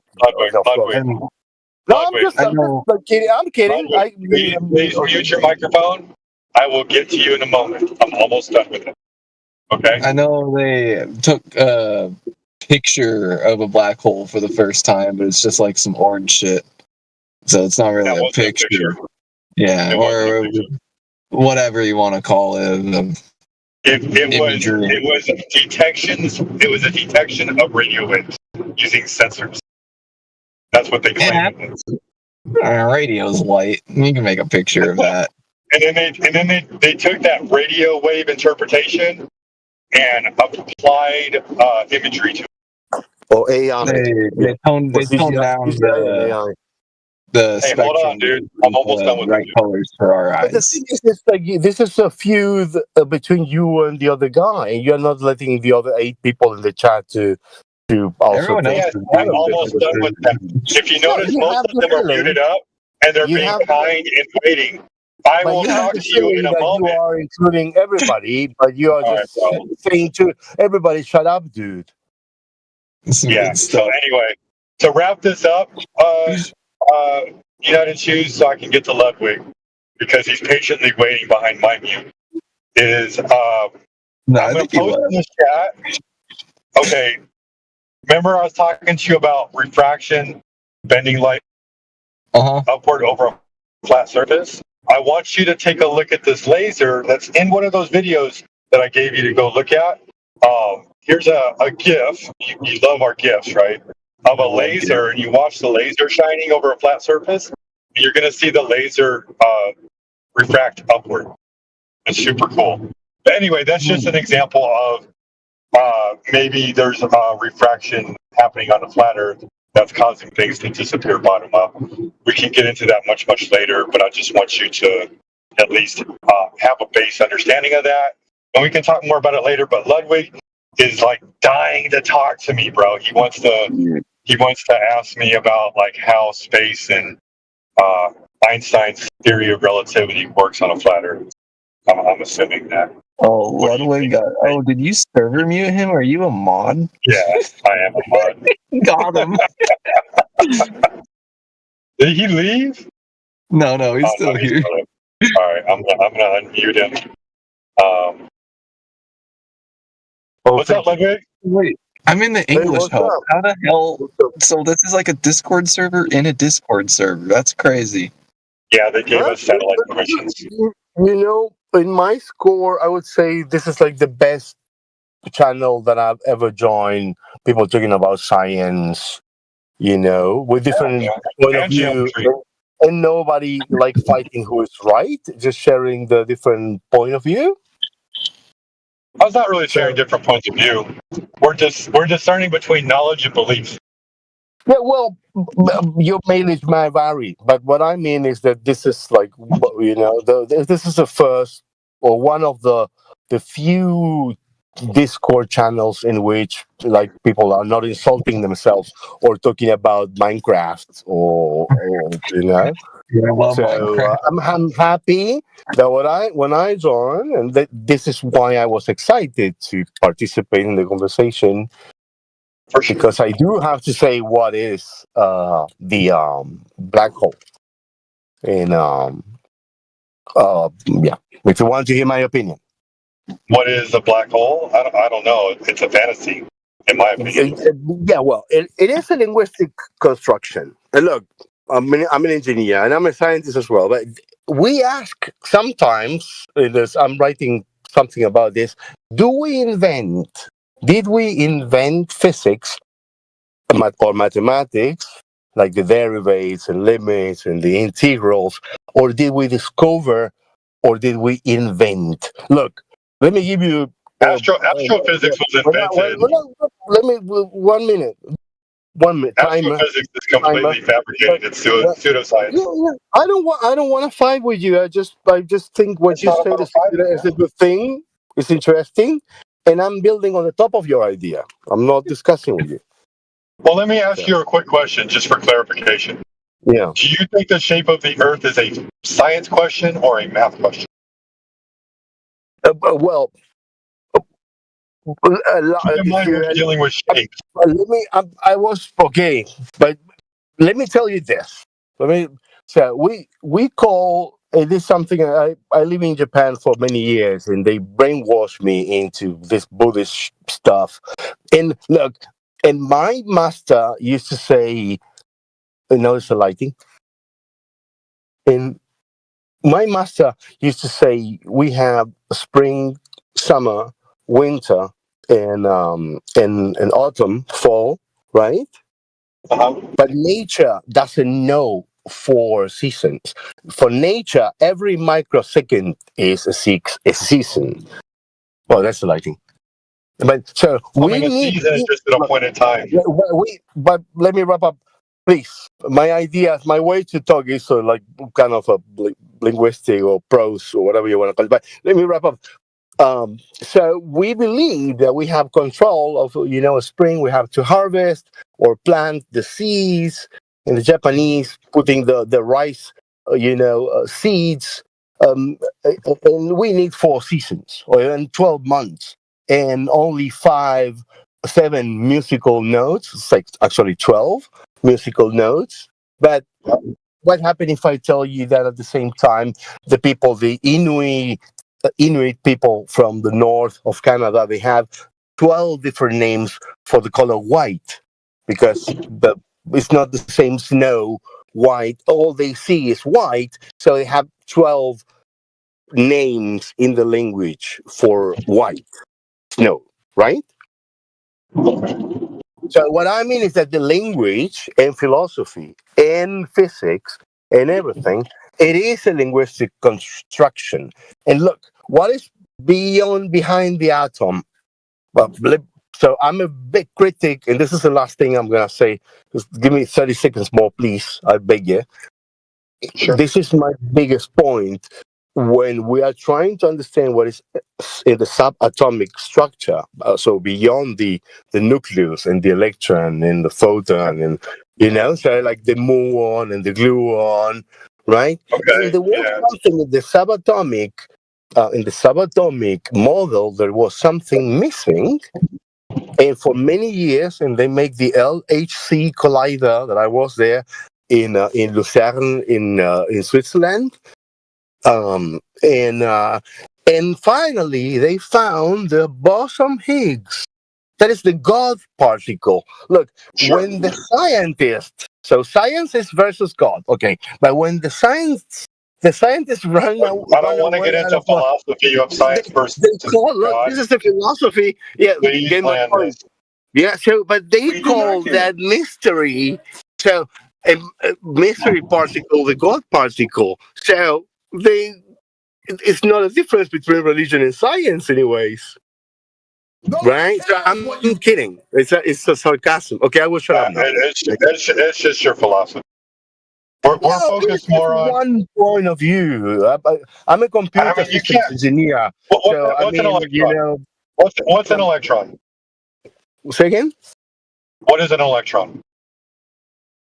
An electron is an atomic particle that is charged with a positive charge and orbits around the nucleus of the atom. And depending on how many electrons you have in the different... Has anybody ever isolated an electron? It's impossible, but they crash them with a large collider, with the particle accelerator. They assume that's what happened. And then they find antimatter and no matter. Yeah, there's a lot of assumptions that go on. Everything's a computer-generated graph. We don't know. Look, what happened if I tell you that the nucleus of every atom that makes our body and our reality, is one solar system in a microsphere. So trying to understand that's an assumption. It's like trying to understand inside it's gonna go deep and deep, recursively, more and more micro. Everything's a mathematical concept. I get it, man. So when it comes to the shape of the Earth, if the Earth is a sphere, then we don't have to use physics, right? We can actually use geometry and measure the sphere, right? Look, yes and no, because it's not a sphere on itself. Remember that all the we call it in Spanish astros, So Gestern in German. I don't know what you call in English. Celestial bodies. So it's like Look, celestial just focus body. on the Earth, man. Like, don't Yeah, get okay, all okay, off into good. the Like weeds when and all these other things. when they make themselves, like where the moon, you know, and I'm when talking they about the moon. I want to talk about the Earth. Forget the moon. the Earth, Forget the okay, sun. okay, the Forget moon the comes from the atoms. Earth. Look, let Let's me wrap. talk about the Let Earth. me just let me finish. Let me Oh finish the man, sentence. look, dude. Like you've been going on and on and on. I want to talk about the Earth. Okay, I will shut up now. But I look, want to talk about when the curving Earth. orbit, the orbit makes that the amalgamation of material that's mostly iron, melting iron at the beginning, it makes So what's the an Curie oval point of shape. iron? It's an oval. So the Earth What's is the an Curie oval point? shape. What's the Curie point of iron? I don't know. I'm just answering your question. You asked me. You think it's in a Oh, sphere, and I you're say it's talking an about oval. everything we can't. You're talking about imagination. You hear the imagination song? You're in your own imagination. You have no idea what the core is made of. You don't even know if the Earth is curving. You probably don't even know how big the Earth is. But why are you raising your voice? I don't want to be right. I'm not here to like be right or impose It's my not way of about thinking. being right, man. It's about we were told a certain story, and for some reason, Well, look, some people I'm an thought that we were. engineer, and I'm an Why are engineer you and going to interrupt me? a math professor, and I got Awesome. my computer So degree let in me ask you: Do you know engineering this in equation? 2004. Do you know this, So, Ludwig? okay, but look, Ludwig. it's not what I Ludwig. was told. It's Ludwig. what I I don't studied. want to mute you again, but I will. Do you know this equation? C equals 2 pi r. Have you ever heard of that equation? Can you say in Spanish? Uh, the circumference equals 2 times pi times the radius. Pi por radio al cuadrado. Of course, that's how you calculate the surface in trigonometry. Can you calculate the radius if you do not know the circumference? Well, yeah, you use a sinus or cosinus. Yeah. Of what? You can use the diameter, or you can use the derivate. You don't know the radius or the diameter. Are you asking me? You But you don't don't know the radius, let me answer, bro. man. Let me answer because Why are you freaking out on me, man? No, because you're not letting me answer. Yes, you know the recipe for this. Oh no, and you're like attacking me. No, you're like mad because I'm proving the Earth is flat, and I'm proving that you don't know a damn thing about the Earth. Yeah, I don't care if the Earth is flat or not, but it's definitely not spherical. It's not curving at all. But okay, yeah, your mail is my very. So, did you have evidence of curvature? With radio, because I'm a ham radio operator, and we have always problem after 60 kilometers. That's like 35, 40 miles.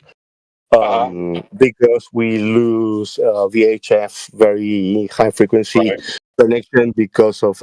But then, if we use shortwave, then we can bounce on the ionosphere. And here, where I am, I'm from Argentina, but I'm in Uruguay now, by the beach. I can listen to the bounce on the ionosphere from. So, how much curvature is in 30 miles? So in kilometers, that would be 6, like the double, right? Or 50? Remember, I'm metric. I'm Catholic, and I'm metric. Okay, 30 to 40 miles, so that's like, what, 50 to 60 kilometers? Yeah, something like that. I think it's like 50 to 1 degree. 65 kilometers. It's like 2 degrees or 2 or 3 degrees. It's enough that. I don't know. How much drop? Listen to this. How much drop? How many meters drop?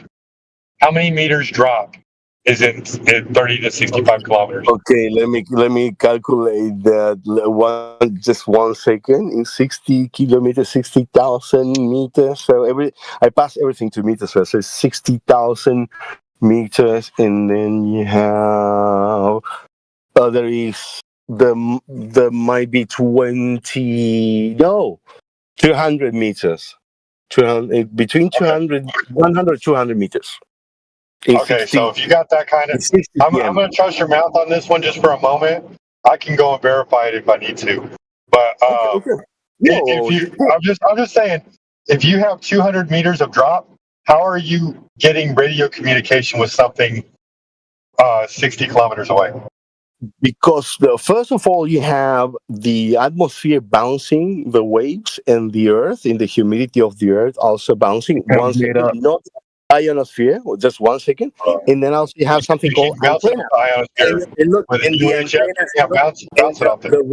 the radio antennas, FM radio antennas, are normally 100 meters high, right? Okay, And what you about the lose other 100 connection meters? with, and I lose connection with my car. My car doesn't have a 100 meter antenna, so, and I lose connection with my favorite FM on 60 kilometers. I studied this, so I actually know the dynamics of wave propagation in the atmosphere. But the thing is that if you have two 100 meter antenna, right, then it's going to be 200 meters drop, because you have the 100 meter drop from the antenna that is in Plano, and then you have 1 meter drop from the antenna that is in Dallas Fort Worth, right? So, but I don't know. But I don't know what we're talking about. It's like I rather talk about the lack of curvature. Yeah, but you kind of go from there. I feel like I'm being interviewed or something. We don't deny that there's a barrier up there to bounce stuff off of. We just don't say No, it's but the the thing, ozone or man, the the thing is ionosphere. that the way you're asking things, it's not like, hey, Ludwig, what do you think about this? You seem to be a clever guy. What do you guys think about this? Well, we're interested in the curvature of the earth, man. We're not interested in fluff. But you said that the Earth was flat. Yeah, it's flat. It measures flat. So, and if it's flat, why would you be interested in the curvature? It's like, decide which team you are. Are you team gay or, heterosexual? What? What? I mean, you cannot be undecided. You cannot think that the Earth is flat and be like a flat Earthist, I don't know how to call that, and talk about the curvature. And there is a curvature. Well, But my point was before that it's not a perfect sphere. The Earth is All right, well, welcome to flat Earth, man. Is flattened in the I don't know. Anyway, you're a flat sorry, earther. that I don't have anything else to add. Sorry, I will let you guys. Well, maybe if I can clarify something. I mean, Ludwig, you're wondering why it sounds like a quote unquote interview. The reality is it is an interrogation in a way, okay? Because we all experience it, because the Earth, okay, as everybody experiences it, okay, everyone experiences it as if it's not moving and not curving, right? Okay, but then we have Mr. Joe Blow, Billy Bob, science guy, come in and say, "Oh no, it is actually moving and it is actually curving." Okay. Man, so the think of that. interrogation, So interrogation. I'm looking at the sky now. I'm going to finish my. I see the sun. I see the sun moving. I see the moon moving. It's not going to work. No, it's not going to work like that. I'm not finished, dude. Okay. So the interrogation comes in because Billy Bob, giant science guy, comes in saying it is curving and it is moving against all human experience. So now it's Mr. Billy Bob, science guy's job, okay, to prove the claim. Okay, so this is what you and I and everybody was taught to believe, okay, growing up. People in this room are like, hey, something's wrong with this. Okay, now, why is it actually true? That's where the interview comes in. It's your job to prove that it is so. Can you do that? Go ahead. No, definitely not, because I do not believe in the truth. I believe that the reality is interpretative.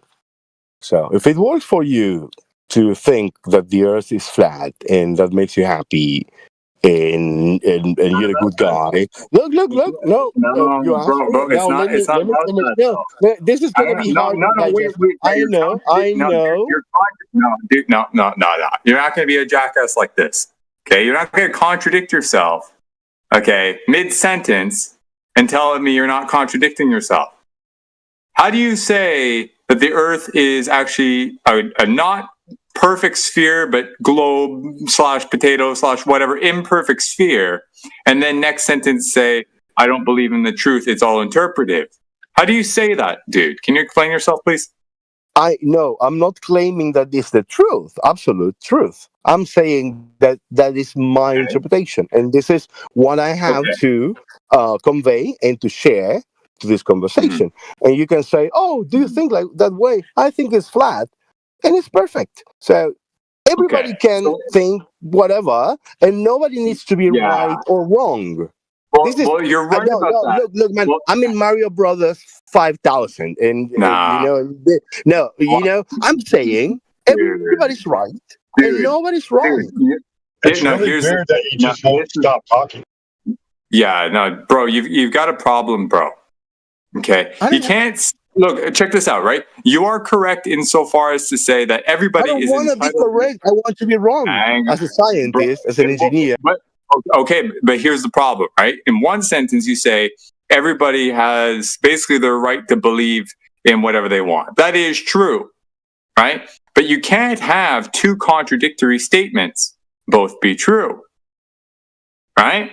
So if Joe comes here and says X, right, and Billy comes over here and says Y, and they're not the same, there has to be a reconciliation. Otherwise, nobody moves forward. You understand? Einstein, we call Einstein in German. Einstein used to look. Einstein used to say, "Bro, do you understand that?" Yes or no? No, I don't need your red herring, bro. I said, do you understand? Right? Billy comes over here and says something is X. I need a yes or no, dude. No, dude, you're rambling up the mouth, not saying anything. You're saying too much without saying anything at all. Okay, we need a clear answer. You understand? Okay, would you allow me? I will answer with the last. I don't need an example. I'll take an example. Hold on, bro. No, dude. You need to say, I understand, and then here's an example. Not just an example. I don't know where you're going off of unless you affirm one or deny. Right? Do you understand that we need to reconcile different... I think that people do not affirm. I take for granted that people, like I, do not speak with the truth. So when I'm saying something... so you need to say that you don't actually know that. I believe to think that way. Okay. Well, that's fine then. You're allowed to do that. Okay. So you're totally entitled to that, dude. And then there's no real argument. Okay. You're allowed to believe it, but when people come in here and say, we know the Earth is flat, we know the Earth is a globe versus we know the Earth is flat, there needs to be reconciliation. But if someone says, I only believe it's a ball, and someone else says they know that the Earth is flat, then there's no conversation. Right? It wasn't flat or not, because it is flat. Because we live in a flat world and nothing moves, like you said. So that is true. But at the same time... But the question is it? And then you can ask for verification. And that's when, when I'm going to a supermarket or to do groceries, I'm not thinking about the roundness of the Earth. The problem that I have is when I lose contact with my favorite radio station after 60 kilometers. And then I say, maybe, But, I mean, so... It is right that the Earth is flat because we live in a flat world, and at the same time, you go and you have different time zones in the US or in Canada or in Australia, and there is a sun going around, or we are going around the sun, whatever you want to call it. You can call that the Earth is the center of the universe or the sun. So that's where we have. But no, dude, bro, no, it's not. No, it's not yours. Watch this, right? You can assert that your mathematical. Let me give you the instinct instinct quote. Nah, bro. How fucking dare you, dude? I'm mid fucking sentence and you're jumping in. Okay? The fuck's wrong with you? Okay? You're correct insofar as to say that all these mathematical models check out, right? Because you can have potentially infinite mathematical models describing the same phenomena. That's fine. But which one adheres to reality and actually, how do you put it, is actually representative of reality, right? If you have a map, for example, a map is just, a drawing on a piece of paper or whatever, describing the territory. But you can project that map in any which way you want, right? To describe the same territory, just configured differently. Problem is, the scaling gets all messed up. So if you discount the scale, right, then everything is fine. But when you do factor in the scale, the actual distances between things on that map, right, there's one that's actually correct. Or close to. Right? Do you follow? Let me know when you follow. I don't want to interrupt you. So when you're ready. I asked you, do you follow? What did I just say, dude?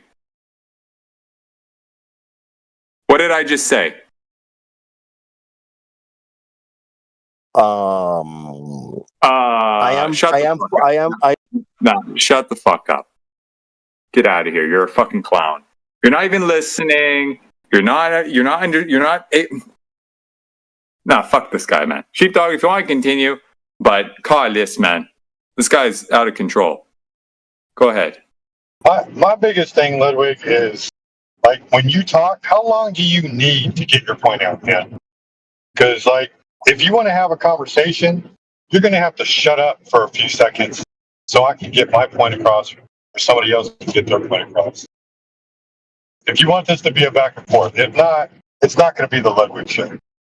Yeah, and he's got to pay attention, listen to what's being said, and then address what's being said, because he didn't even address what 20 Cups just said about the maps. He's not going to, because he's going to make configured in all different ways. He's not listening, is he? He's going to make it seem like reality can't be objective. So how do we even really know what's going on?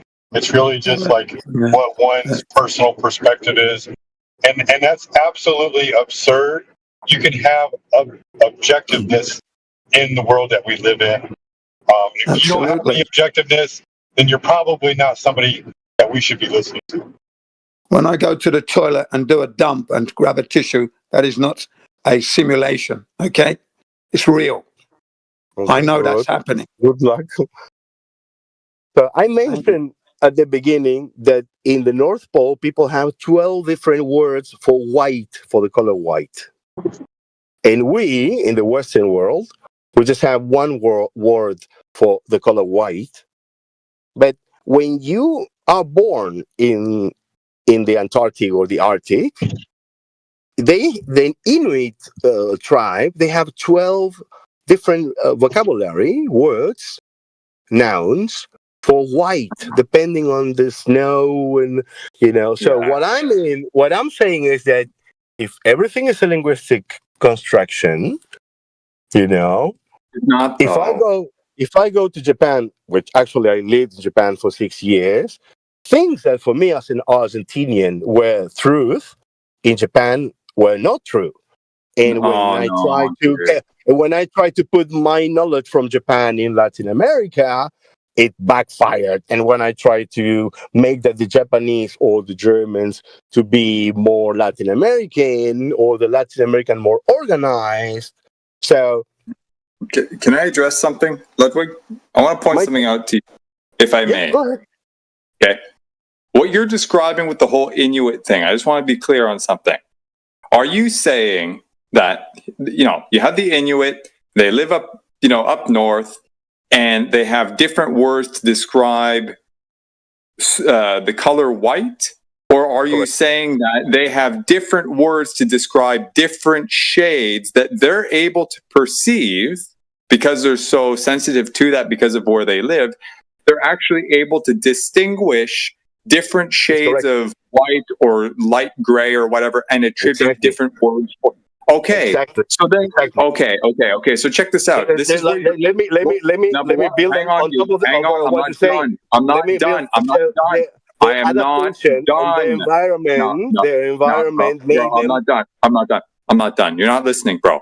Okay. What you're saying, dude, okay, you're trying to conflate that, okay, one word or 10 different words for the same thing carried over to another language where they only have one word for this one thing. But now you're agreeing, right, that it's not the same thing. The 5 words are literally for 5 different things, for 5 different shades that they are able to perceive, right? But we can't generally or whatever, we don't have a common term for it, right? Like you're mushing these different things into one thing and then trying to paint this image that everything is subjective.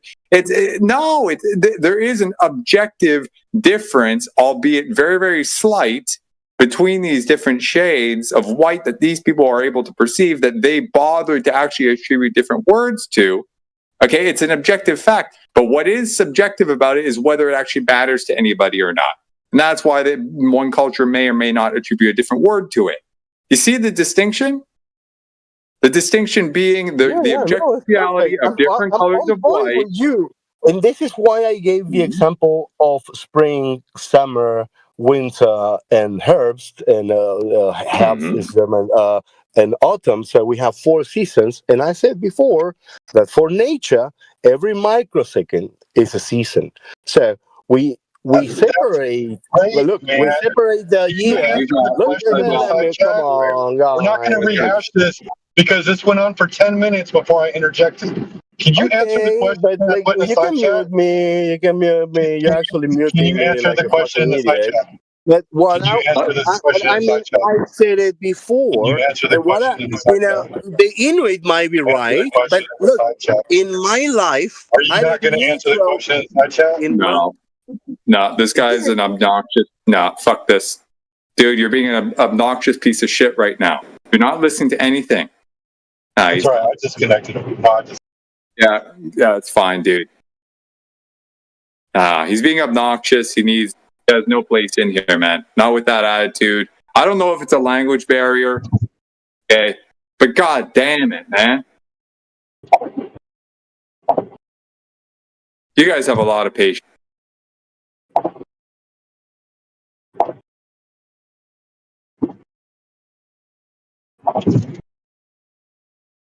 Wants to detract and disrupt. If he wants to answer my question, I'll let him answer my question.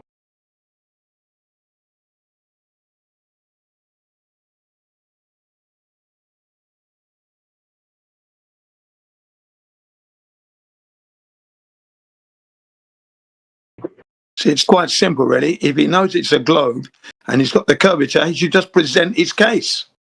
Not start to say, we can't know, it could be this, it could be that. Because that's crap.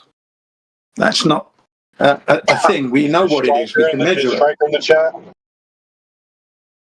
Striker just put a long ass thing in the side chat. Definitely. It's just ridiculous that, they can't present their case in a cohesive and coherent way so we can actually get to the meat and potatoes of his globe presentation, but he can't do it. They can't do it because it doesn't exist. So I hope you're getting that, ladies and gentlemen, that this is what happens. They're always going to lie, and they're always going to be this kind of nonsense when they try and when they're asked to prove their globe. It's never going to be straightforward. Even though our approach is straightforward.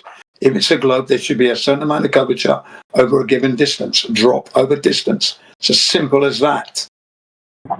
Now all they need to do is show us how to measure that, what method they're using to prove that the Earth is a globe. That's all they've got to do. Then once they've done that, they've then got to go on to talk about the rotation of this globe. How did they prove that the Earth is rotating? And then they're going to have to explain how the Earth can be this blue marble ball in space, in the vacuum of space with high pressure system, and there's no container around it. when you look at the solar system. So they've got a lot to explain, and they never get past the curvature. They never get past that one at all. We don't get to the rotation, really. Yeah. The guy was saying too many words and was saying nothing at all to what was being said by our group. And then the points that were raised, he wasn't addressing any of the points. He just seemed to be giving this nuance that we can't know what we know. You can't know something now, again. That's silly. I should stop there, ladies and gentlemen, because that's it. We can't know what we know, really? Is that true? Is that what you think?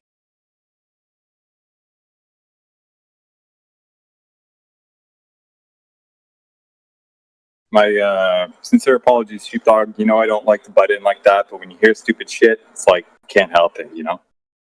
So. You guys want to talk to him some more? Shall we unmute him? Well, you may as well. Let's see if he's changed his attitude. He might want to start acting more normal than he is at the moment, because he's not giving us anything normal. He's always got to have an opportunity to present his case, so give him a chance. Yeah, go ahead. Let's see what he's got. You want to be? Yeah, He's going to go on and on and on. He's going to talk right through you. All right. I'd like to see. If he's going to do that, just puts him on mute. If he's going to do that, we don't want to extend that to the listeners. So we just stop it. Well, let's see, Jen. You want to have some fun? Yeah, let's have some fun with the guy. Let's see what he's got. Ludwig, present your case. Ludwig, present your case, please. Yeah, sir. We say Ludwig in England. Ludwig, L-U. Ludwig, present your case. No, I'm fine. I rather just stay around listening to what you guys talk about. Well, I'm good. Okay, so you're not able to present your case. Okay, fine. Well, all right, ladies and gentlemen, you heard that? Well, I did it. My case is that there is no case. Rule number one is that there is no rule number one. Nihilismus, Nietzsche, Heidegger, Schopenhauer, Ludwig Wittgenstein, if you will. So the reality is in interpretation. So my point is that there is no point, and doesn't matter if you are from one religion or science bias or whatever. What is this? Different industries or military or medical. We all see reality from a different point of view. Okay. Have you finished? All I'm saying is that I agree with everybody and I disagree with everybody at the same time. Right. There you are, ladies and gentlemen. The man is not living in reality. There you are. That's what he's just because reality doesn't exist. For me, it's a different. There you are again, ladies and gentlemen. Reality doesn't exist, ladies and gentlemen. There we are. So this is the guy that's not really living. That was the. Allow me to finish. I'm going to be short. Yeah. Well, you did. This is why I talk about the Inuit and the 12 colors. And this is why when I was living in Asia for 6 fucking years, sorry for cursing, but the Japanese and the Chinese and the Korean do not see, look, the difference between green and blue. Look, this is a shop. Why would we be at my shop, buddy? We're picking her up to take her to my shop. So, you're hot, Mike. Wait, so she green? So you say green in Japan, it could mean blue. Ludwig, hang on. King, you're hot miking. At this way. Kingsley, you're hot miking. Or you eat the chimichanga in Mexico, or you eat a chimichanga in 7-Eleven in Santa Monica. It's not the same chimichanga. All right, Ludwig, go back on your ramble. He's muted. Well, you can mute me again. Yeah. Well, I'll just do myself. Right. There you go, ladies and gentlemen. The man said nothing of any importance regarding how we know that the Earth is indeed flat and not a globe. He couldn't prove his globe. He doesn't know how to do that. This is why he's Well, living in for this. me, it's both. Oh, I you're said for me, interrupting it's me now. both. So now, hang on. For me, So you spoke for it's like both. 5 minutes. I interrupted you once. I start speaking for 30 seconds, and you're already interrupting. So you're going to do that again? I didn't think so. So, ladies and gentlemen, for the next 5 minutes, you're going to hear my voice only. Now, as I was trying to say to you, Ludwig is living in a hole in the ground, basically. Pops his head up, looks at everything. Yeah, I agree with everything. Pop back in the ground. That's all he's doing. He puts his head up, looks around him. I agree with everybody, and I disagree with everybody as well. Now, is that ready living, ladies and gentlemen? Are you ready living a life? What do you know from that? He's asked to prove whether or not the Earth is a globe. We have been given numbers that everybody's been given at school, okay? And we're all under the same umbrella there. The Earth is a globe. These are the dimensions. So we can go and confirm those dimensions. That's all we've got to do. It's that simple. Is the Earth curving at 8 inches per mile squared? It is not. You cannot misinterpret that at all. In any language, okay? In any language, curvature is curvature. Doesn't matter if you're from Korea, Nippon, or China, okay? Doesn't matter. Curvature is curvature, and distance are the same. You just use different words. So, ao, which means blue in Japanese, midori, which means green in Japanese, aka, that's red in Japanese, okay? It's just simple. So they have their words. So, hyaku kilo, that's 100 kilometers, okay, which is 60 miles, okay? The Japanese use the kilometer system here, right? And we understand that. So they've got their measurements, so they can understand how to measure the curvature of the Earth. Okay? So no. It cannot be misinterpreted at all if you're doing it properly. It's very simple. 10 miles is 10 miles is 10 miles is 10 miles. 66 feet of curvature should be there. It's not there. Okay? We can see right across. We extend it to 20 miles. There should be 266 feet of curvature. We are not seeing that. We're seeing straight across. Extend it to 30 miles now. Now there should be a massive 600 feet. It's not there. We're seeing straight across. So, ladies and gentlemen, it's that simple. All this, I agree, I don't disagree. I agree with everybody, and I disagree with everybody, and I agree with everybody. That's nonsense. That's not addressing the point. How do you know your Earth is a globe? And it does matter. My last point is this. It matters because we are being lied to, and throughout that lie, an industry has grown, and now it's fleecing the taxpayer of trillions of dollars. Definitely billions. Okay, definitely billions of dollars are being lost to the tunes of trillions now. More countries are coming in.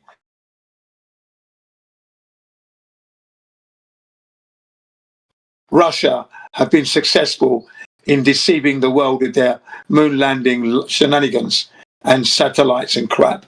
So now you've got like China, India, Israel, Saudi Arabia, Japan, Australia New Zealand just starting their space agency, I think. And then Peru banging on the door, ladies and gentlemen.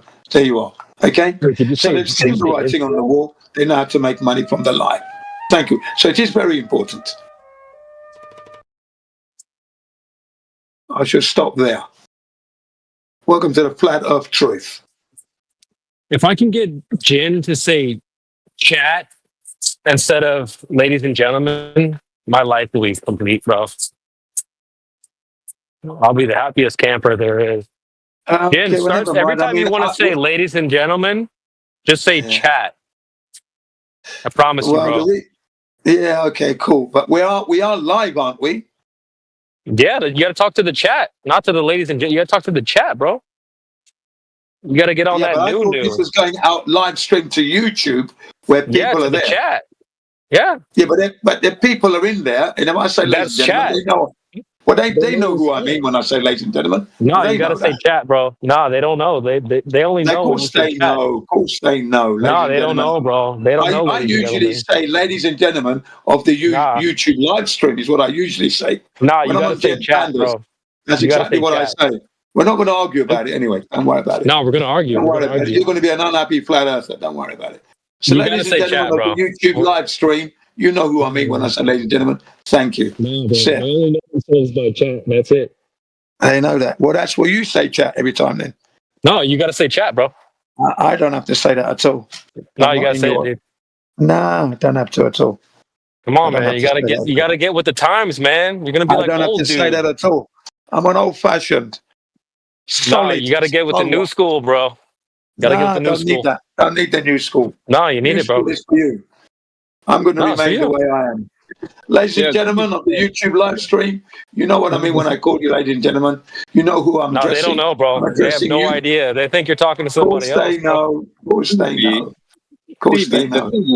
thing is, you can use them interchangeably, but you can't also use it, make them use them distinctly. Right? The chat is for the people in the actual voice chat, but the people who are not in the voice chat who No, actually chat- can't communicate, right? No, dude. Chat is everybody, bro. Chat is like everybody that's not yourself. No, there's a live stream. There's people Does that are that not even in this chat. They're in the How live does stream. that even make? How does that Bro, even make you sense, could- dude? You could be. You can walk into the. Watch this. Watch You this, can walk dude. into a restaurant and be like, "What's up, chat? How's everybody doing?" Well, I mean, no, but maybe Yeah. at least in that context, everyone actually has the ability to chat with each other, so that actually makes sense. But people on YouTube, they have no means of communicating to us directly live, right? But that's still the Why? chat, bro. The What live do you mean? stream. It's the live Everybody stream. that's It's a not one- yourself is it's a chat, one-way. bro.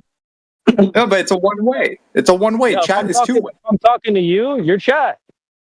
Yeah, because only because I can actually chat back with you, right? No, I mean you don't have to talk back. You just got to be listening.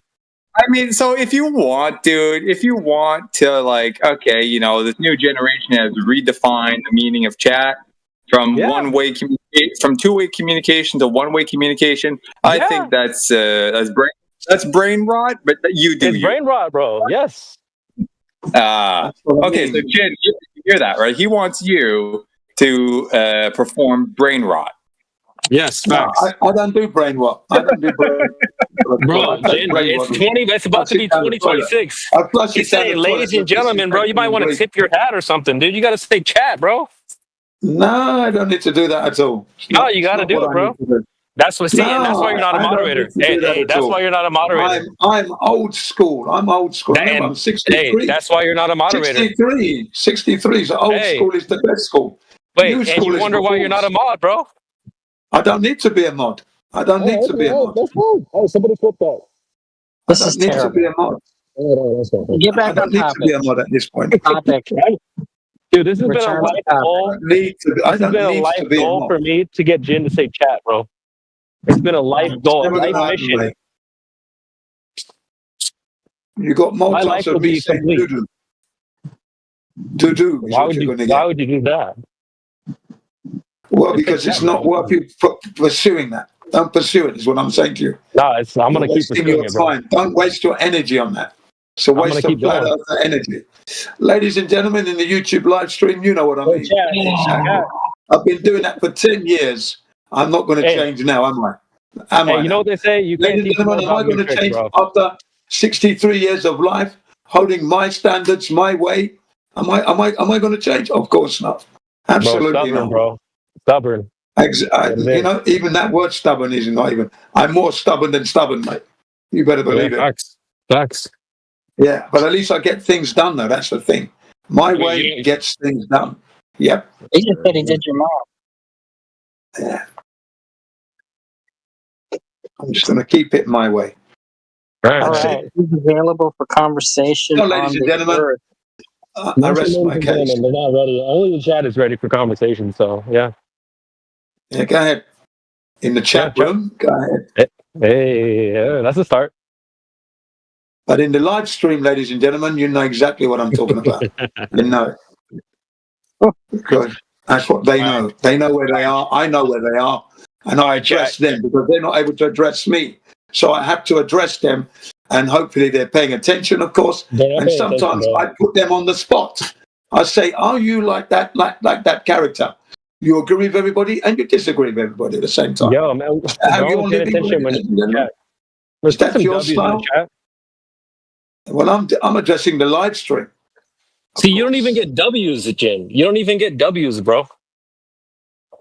I'm not worried. Why am I worried about W's now? I mean, you're taking L's, bro. Why am I taking L's? Because you don't get W's. I mean, it just is what it is. Dude. I'm That's sorry. crap. I take a whole load of W's wherever I go, mate. I'm not seeing them in Wherever the I chat, go, bro. it's a win-win-win all the time. The I'm not losers seeing are any the W's in the chat right now. The Globers are the losers, as far as I'm concerned. And remember, I'm not even looking at the chat, as you put it. That's an L, bro. See? Not really. It's not an L at the moment. It's not an L. I'm not losing anything. I mean, you're losing the Enjoying chat myself right at now. the moment. We're enjoying the conversation. The listeners, those in the YouTube live stream, are listening and they're learning the psychology of the Globers and how they are unable to present their case. And to be fair, Jin's got 2 W's in the chat, so CB, you're incorrect. There we are. There we are, CW. So you got the L's this time. Let's get some L's in the chat for Jen, all right?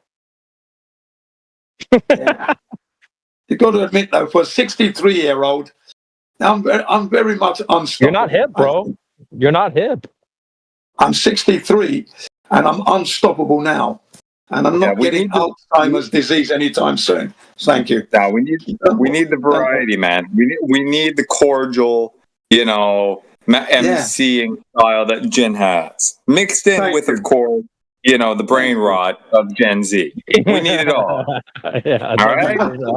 W brain rot. That brain rot.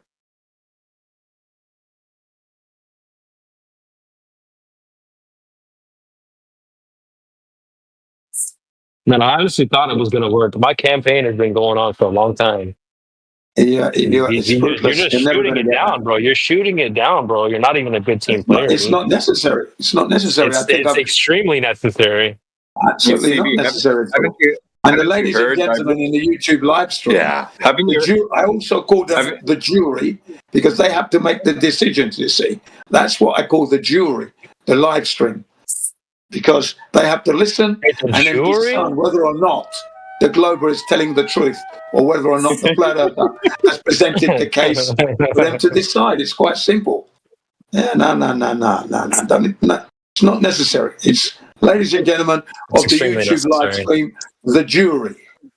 The jury. So we've added an extra name to them now. They're now the jury as well. Yeah. There you are. We're going up. CB, man, I knew there was no way you're going to convince him from the very I honestly thought it was going to work. I thought he was going to be like, man, you know what? That does sound cool. I want to be cool. I don't want to be old and dusty. I want to be cool. But he wants to be old and dusty. It's fine. We need old class. Bro, he's dusty, crusty. All right, go ahead. Nah, bro. I mean, here's the thing, right? I mean, don't ever call me crusty. Jin, the thing is, Jin, if you want to quote unquote compromise in some way, right? What you could do is address the room in the way that CB's saying, right? Which actually makes sense, right? But if all you do is address the YouTube, what you're doing is spot on, right? Yeah. Thank you. So, so the point is, I think you have choice. Yeah, you have choice. What CB is, what the thing is, what CB's saying is actually technically incorrect, right? Because the YouTube people can't. I'm not incorrect. They can't actually chat with us, right? I'm so not calling them chat, right? Trying to pull like a Myron Gaines style thing. I mean, at least in his case, they're actually able. They're actually talking. They're actually chatting with him, right? Right? They're actually talking to him, like in the text chat. So that makes sense, right? Here, people in here are the actual chat. That's a boomer take, bro. I mean, it's anti-brain rot. That's all it is. That's correct. It's more concise. It's more concise. It's not concise. Ladies and gentlemen, is a mouthful, dude. You can just say chat and it's over. Not for me, it isn't. Not for me, it isn't. I mean, because you like to yap, bro. You like to yap. Unfortunately for you, you're the one that's yapping at the moment. Nah, bro. seem to You stop know, you being talk the yapping. most, bro. You be talking a lot, bro. Let's be honest. The Are thing you is, out of your CB, mind? How long have I been in here? see if No, I've only concise, CB, if Jin's a concise master is the barista. way to I've CB, spoken very little. if Very concise The little. barista is the Jin way to go, of the Yappuccino. Bro, yeah. exactly. He's a brewmaster. Be Yappuccino up a storm, dude. No, but we need that, dude. We need an MC, right? From time That's to time. me. The thing is, yeah, you do your brain rot MC. That's cool. We need an actual old school MC. The thing is, CB, the way that you're speaking, right? It's as if everyone should be communicating in text with acronyms, right? If conciseness Yes. is the way to go, Yeah. then only acronyms is the ideal. But we know that's not the case, right? I mean, you could just put a W and that's it. Everyone gets it, bro. Yeah. Nah, it's okay. We need to. We got standards that we keep, and that's the standard of, ladies and gentlemen, the YouTube live stream. You know, you are the jury. That's what I do. I entertain those people who cannot actually converse with us, but I bring them into this conversation, into this discussion, into the debate. I include them. They are. I don't know, bro. They don't feel included unless you say chat. Yes. We address them. Remember, they can't address us, but we address them. Love it. I'm telling you, bro. I just know them really well. I know the ladies and gentlemen so much that they prefer to be identified as chat. Nah, not in my book. They never will be. They like the old-fashioned. You don't have the new book. Standard from the Samuel Rowbotham era. Yes, that's where I come from. Yeah, that's my motivation. Don't worry, I do like to have a legal approach to this debate and discussion, and I think 20 Cups really does bring that in like an attorney in the American sense, and I try to be the British version. He's not American, he's Canadian. Oh, Canadian. Well, he's North American. You're not up with I'm not the wrong, times, ladies and gentlemen, bro. because You're he's not up North with the American times, anyway. dude. There you You go. don't even know, He's a dude. North American. There you are. I'll just say this, okay? I'm still right. I'll say this, You're not Jin, your formal approach to things is very much appreciated, if not just by me, right? So whatever you do, you. But CB at the same time, right? You do tailor things to the newer generation, so I think it's all important. Wait, in the he's same way that in America? Yeah, he said he was American, bro. That's crazy. You don't even know your ladies and gentlemen. You don't even know your ladies and gentlemen in the audience. I'm saying I think Canada is in America, isn't it? I mean, that's not what That's he meant what when I he said. said He's it. North American. I said he was North American. There you are. So I'm still covering it. I'm covering the Americas. No, There you are. technically, He might be someone Canadian, but he's North American. someone from Colombia is American. It's South America. Yeah. There you are. Puerto Ricans, Dominicans are in America, in the Caribbean part of the America. America. Right. Colombian, American, South American, Cuban, North American, Canadian. North American, Canadian. Floridian, Canadian, from the American. Puerto Rican from the Caribbeans. There you go. Just being a little technical, yeah. If you're from the U.S., you're also American. Yes, correct. That's correct. Yeah, if you're from correct. the United States of America, you are American. Yes. Yes, you are a North American. Why not call them USians or United Statesians? Are you sure they're not Jewish? Yeah. Because remember, the United States of America. It doesn't mean that the United States is America. Remember the prefix over there? Yeah, that's right. It's not is, it's of. We own everything, bro. That's right. That's a good point. And They some should of just these call it the states want to WSA because that's what it is. Let's get some W American flags in the chat. W America. Let's get some American flags in the chat right now. W America. Yeah, put them upside down, yeah, because America needs help at the moment. Well out of control. LSA. Not as much as Australia, Jim. It's fine. Again, We're definitely taking the lead with England. Yeah, absolutely. It's where the language originated from, English, anyway. So there you are. I'm trying to come visit Jen so I can hit up some rice bunnies. Yeah, yes, you could do that. Yeah. And then Jin will take you in a mountain bike ride up to the Fuji Mountains. That sounds great, bro. That sounds great. I know how to ride, so yeah. Pause. I'll go with you guys. I'll bring my electric bike so I can keep up with you guys. All right, W. You don't need your training wheels, CB. You know, I sometimes I keep one on just to be safe.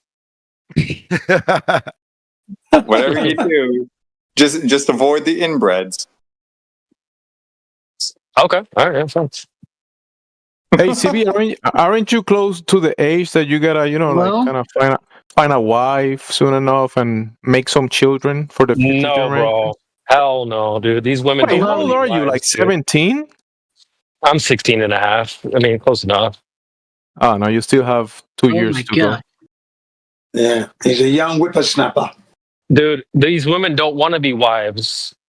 So, you know, Well, you I don't see, that's recommend a double- marriage. that- I that's don't a double- recommend marriage to anyone. No, but that's a W for Jin because he found one that wanted to be a wife and he has But like he's what, old 4 school. children? He's old school. But thanks to yeah. the old school, but listen, CB, thanks to the old school ways, you are alive. I know, Thank you. but times have changed. Times have changed. The So you're women saying of the that past. if for the we worse follow at the this new, moment. if we follow this new school, there'll be no new generations. The There world is going to be no new no generations. more families, The birth rate no more has nations, declined no more like people. crazy. Yes, these women are not wanting to have kids. They don't want to get married. They don't want to be moms. They don't want to be wives. I'm sorry, Yeah. dude. I wonder It's why. just I wonder facts. why that is. I wonder why. Feminism. So this is the end of the world. Then there's no future Yeah. families to be have.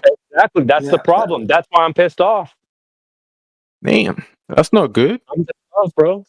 Because I want to have kids and a dog and a white picket fence and a house and all that stuff, but that dream is just a fart in the wind, bro. It doesn't mean anything anymore because you need to have someone to have children with, and these women, they don't even want to do that, dude. I'm telling you. Mail order bride. That's your new school for you. Solution. Welcome to Mail the order new school. bride. No, I just need to There you go to go. No Japan. standards. Welcome to new school. No I'm standards. telling you, bro. All gone down the toilet. There you are. It's bad. It's really bad. I've seen around me to my near circle. I see wife and husbands with children and families. How old are they? How old are they? Still together. What's her age? In their 30s. People, That's young. the problem. I've seen. That's the problem I've right seen. there. I've seen people. No, listen, all ages, because I've seen young people You getting said married 30s. at 26. Last week there was a marriage here in this property, and they are in their 32s, 30 That's something. too old. That's too old. I mean, necessarily. That Not means necessarily. that means she had her fun in her 20s, and now she's like grabbing the nearest guy that's willing to settle down. I don't want that. Listen, but there's also Hang on, that's a wild assumption. That's a But wild assumption. there's also people in their 40s. There's also people in their 40s that have families and businesses, and they're still together though, and have That's good. children. I'm telling you, bro, for a guy my age that's trying to find a wife, the girls in the appropriate age range, It's getting more difficult these they days. do not want that. They do not want that, bro. The girls that I was I've worked ready. with, they're like disgusted by marriages. They're like, "Oh, you got married at 25? That's disgusting." That's what they think. Yeah, well, that's I the agree wrong mindset. My son is 21. I don't have that mindset. And my He's son is cooked. 21. He's probably had 2 girlfriends, yeah, but same issue. They're not interested. They're not interested, dude. They want to have fun. They're exposed to Chad and like all these like high level guys, so they don't want to settle with some just average Joe. They No, want I a agree celebrity. with They want you. a football player. That's They the thing. want That I'm saying that's the wrong mindset. Because what's going to happen to the future generation? Are we going to have a future generation, or what's going to Here's the happen? thing, Jemsy. We can change the men's mindset. I think that's fine. It's the women's mindset that's never going to change, bro. They've got what they wanted. They're never going to give it up. But That's the listen, problem, bro. that mentality. No, listen, I'm trying to say, I think you're correct on what you're saying. I agree with you because I've seen it too. I've seen that part of the equation. But the people that are gonna survive are the ones having families, the one having children. Yeah. Those are gonna move on in the future. And the people with the mentality, no children, no husband, no wife, no this, no that, they're gonna die off.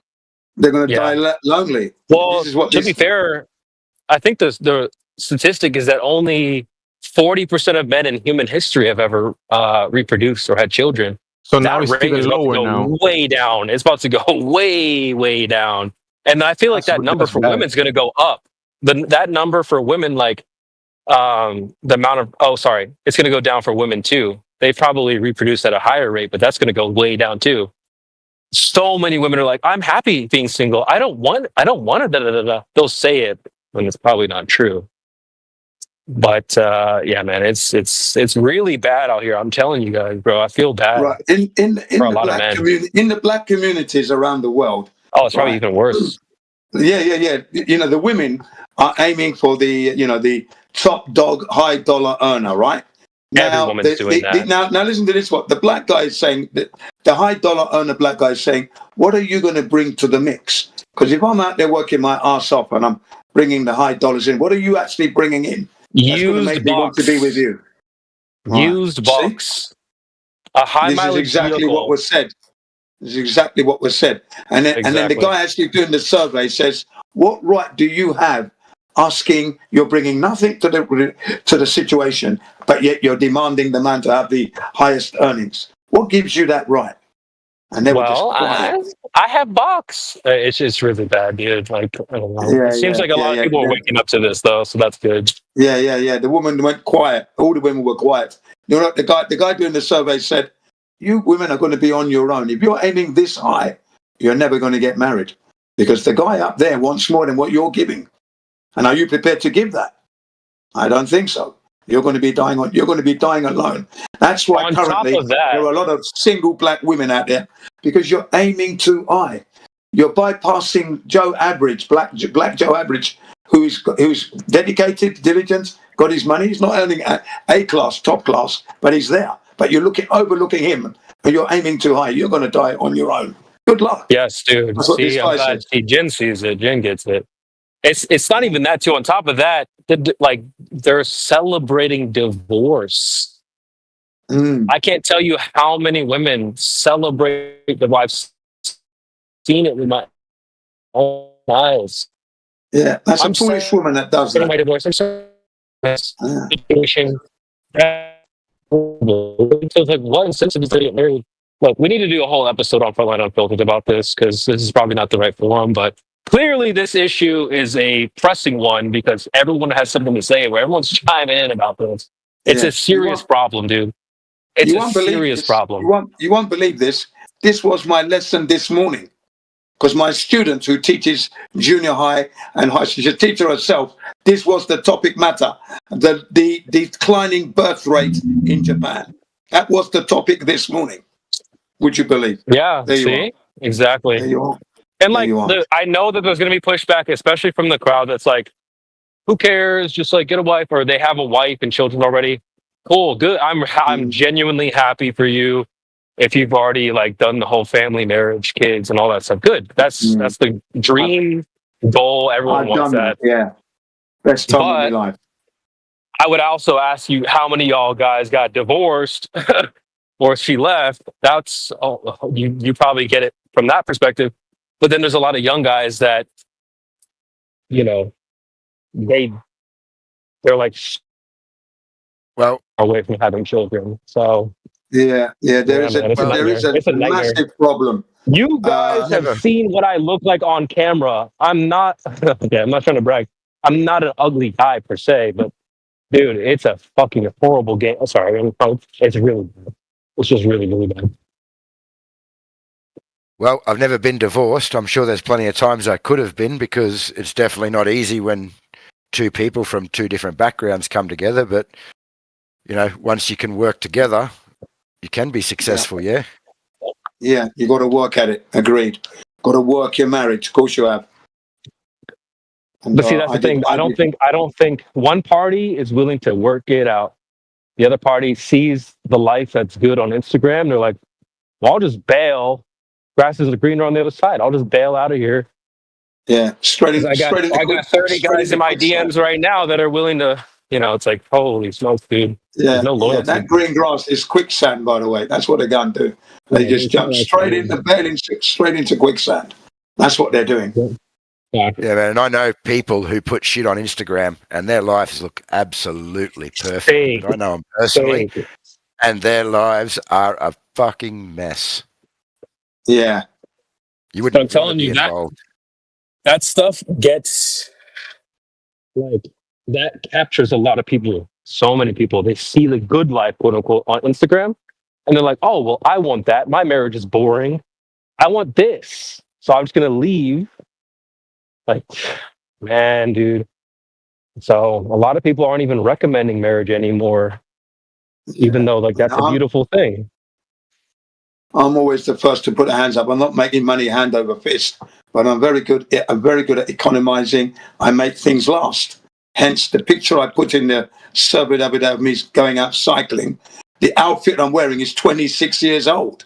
The bike is 13 years old, and I got a similar one that's 15 years old. Okay, I look after everything. Do you know what I mean? Because I'm not making money hands over fist.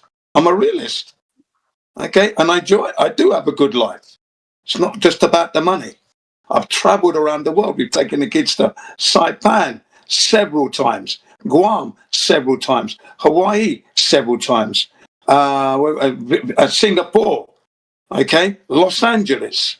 Right, that's with my own family. Okinawa several times. So they traveled. We've used the money wisely, and we've gone out and given them a good, broadened view of the earth. Yeah, I've loved that. But it's all about saving the money and not wasting it. That's how I managed to do that. Yes. So, but yeah, you've got to work your marriage, no doubt about that. W for family values, and whoever Yeah, let's get a had W in the chat for family values. Facts. family, that's an important thing, and that's why the whole system has kind of been tricked into the division of the family, so we can get to the mess that we are in today. That's why. That's right. Yeah, my Japanese student, she said that men in Japan don't really help in the house. They think it's difficult to do the chores and to bring up their baby. I said, look, as an engineer, I can definitely tell you, bringing up baby is easier than working on an engine, okay? Or working with the plumbing, or doing the carpentry, or having to drag wires through building in electrical work, okay? Changing a baby's diaper, giving the baby the milk, that is piss easy. That's what family is, and that's part of the enterprise of the family. That's the value that the family brings, that everybody works together as a group, as an enterprise. And people can prosper together. Now the system kind of wants to divide the family, so the family works for someone else and makes someone else rich instead of enriching the family. Yeah, that's right. That's right. That's what I said to my wife and my student. It's very easy. And to be frank, I did it better than the nurses, and I did it better than my wife, because the engineering brain kicks in. About angles, getting the right wipe, the right temperature of the water, making sure the baby's comfortable, wiping him up, cleaning him properly, so you don't get the nappy rash, as they call it. Yeah, it's easy. So I said, I can put both my hands up and say, I did it perfectly. Perfectly. The globe works well for the division of the family, because a family with foundation and people that kind of are operating from the realist level and keeping it close to God, because the design of things kind of made this place to be able for us to thrive within a family community environment. And the globe is the opposite of that, which is a division, a scarcity, fear system that has put a grain of doubt in people's mind to doubt these foundations and to move away. And the Creator. Yeah, exactly. Yeah. Whereas I'm not like that. I acknowledge the Creator. I appreciate the earth that God has created for me, and I'm trying to tread lightly and use and not waste the beautiful resources we have. Sparingly, I use it, and that's the way I always will be. And I enjoy it, even though we're under tyranny. But I'll be in front of that revolution. Believe you me, I will not be in the back. I have to be in the front because I'm old school, because I'm the old one. You see, I've had a life. So obviously I'm going to be the first to go, obviously, so that the youngsters can actually have a life. That's my responsibility. That's the responsibility of a leader. So the days of the old man who's got nothing to say, those days are over. I've got a lot to say. I'm going to be very chatty as I get older. I'm the one with the knowledge. You young whippersnappers from the new schools are still inexperienced. You're going to need old school. We have the knowledge, the experience. Hey, we need each other, bro. See, we need each other, man, because we got to keep you guys young. We got to keep you guys young, and that's my role here. That's my job I keep here. myself young That's why I already. got to tell don't you about the need chat. You know what I'm saying, dude? I keep myself young already. I don't need you That's to do cap, that. bro. You That's can't- cap. You at don't this even point say today, chat. You You can't don't do what even I say do. chat. You That's cannot not do. true. You cannot even begin to do what I've done and what I'm currently doing Not- now. I'm just trying to keep you young, You're gang. nowhere near that, boy. I'm I trying to can keep you already young, tell. dude. You don't even say I can chat. That's how I already know you're tell not you're young. moaning and you can't even get a wife. You're moaning. Get out of here. I can't get. That's not a problem. That's not my fault, Get dude. out of here. That's not on me, dude. You know what? I'm going to show you. I could get another wife on top of that. As a Muslim, I'm allowed to have 4 right. wives. Yeah, because she's gonna be. No, listen. She's gonna I'm be not twice joking. divorced with kids. That's I'm not a good joking wife, at all. dude. Get I'm out of not here. joking at all. There are 3 women online that want to marry me now. Online. How many kids they got? Be careful. Be careful with those, Jin. Be careful. Yeah, they got but kids, they're bro. They online. got Jin knows kids, better. and they're All I'm Jin trying to knows say better. is they've that had 2 old marriages school, prior, and they've old got school 4 always kids. pays dividends. Probably. Old school. That's not a good deal rules. right there, dude. Come on Exactly. now. Yeah, Come on, 3 gang. women online. 3 of them want to have my Yeah, baby. how old are they? What's their age? 45 with 2 kids and 2 ex-husbands. I'm That's not a good 63. deal. I'm 63. Okay, what about them? I'm always quick to promote my age. I don't hide it. Bruh. Nothing I'm to hide, asking man. about the 304s you're talking about, gang. You said, "Oh, I got women on my jock." Okay, Oh but they're yeah, 45. yeah. They're Okay, in 45 their with 2 30s, ex-husbands and 3 kids, bro. That's not a W. 30s. Okay, all right. They got kids? None of them have got kids. Oh, okay. All right. Hey. All right. There you go. Well, they had a hoe phase, so just know that. They're just saying, Jim, when you get back to London, or can you come over to where I am? Blah blah blah. I'm married, I said. Yeah, but you're a Muslim. I go, yeah, you can have 4 wives. That's right. I've got one Islamic woman in Saudi Arabia that wants me to marry her. Saudi Arabia. There you go. So no, man. He's about to get played, chat. I'm a champion, boy. Watch out with the catfish. Yeah, you gotta watch out for the catfish and know that they want you for your money, not for you, dude. I told them I don't have money. That's the first thing I told them. I have no money.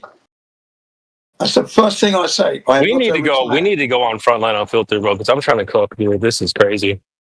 Yeah, I'm very quick on the I can't even say what I want I'm to not say. a millionaire.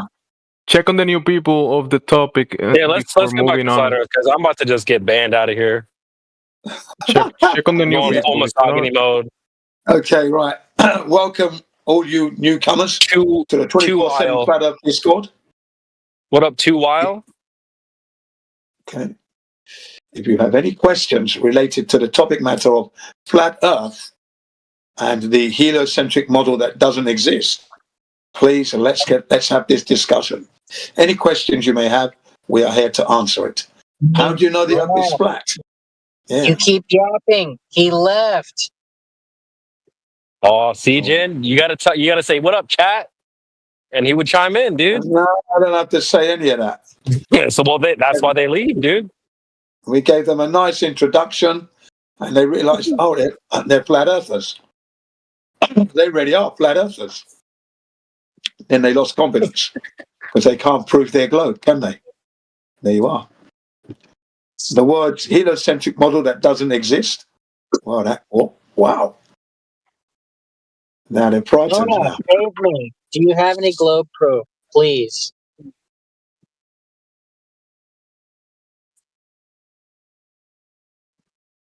Just one.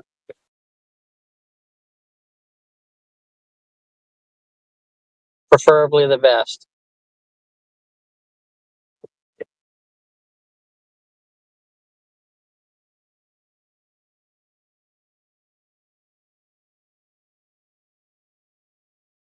It is a globe because it has to be.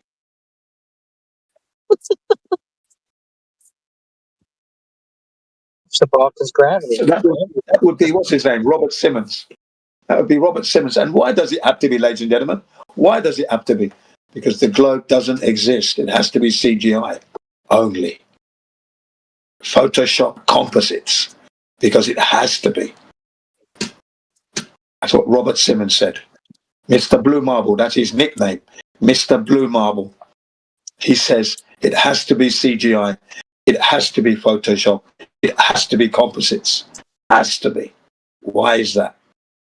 Why can't it be just a straightforward photograph? Snap, snap, snap, snap. Yeah. Work that one out, ladies and gentlemen, and you'll understand the lie you're in.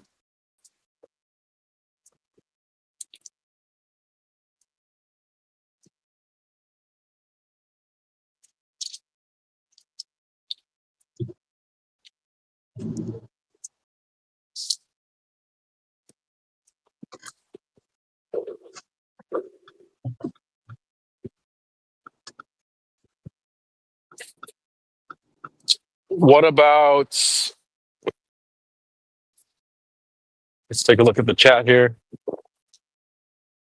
See what I did there, Jen? Take notes.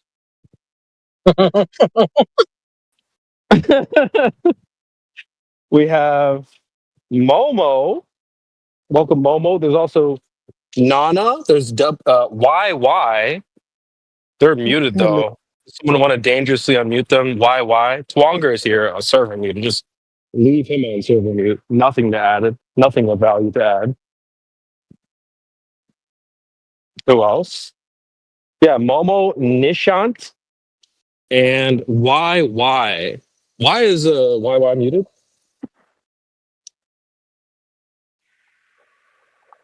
Why not? Good answer. Go ahead and pop YY off mute, chat.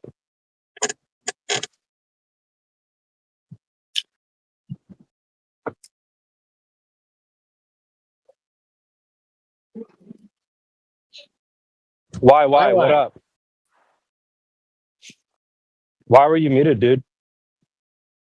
What did you do? Momo is also good for information, you know. I think they've come back to prove their globe, I hope. Okay, Momo, what up?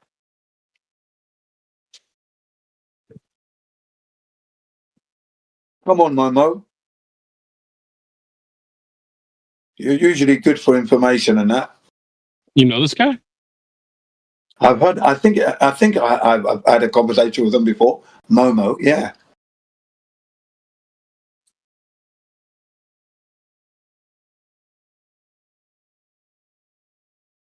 Very quiet suddenly.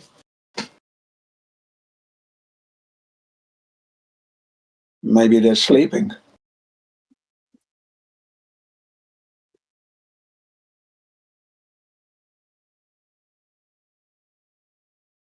Did any of you get the new terms for this today?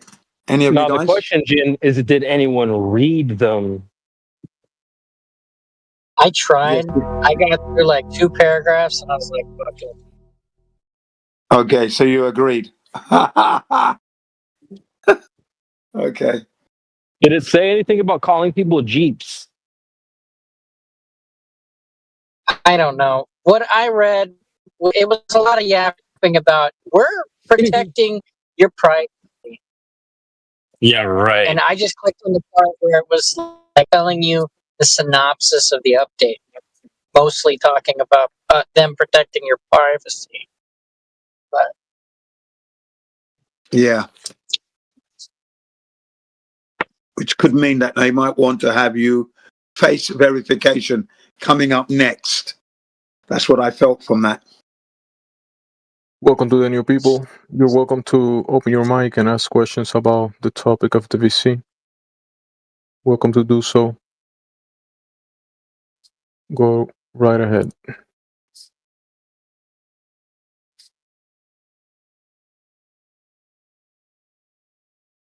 Gold, speak up.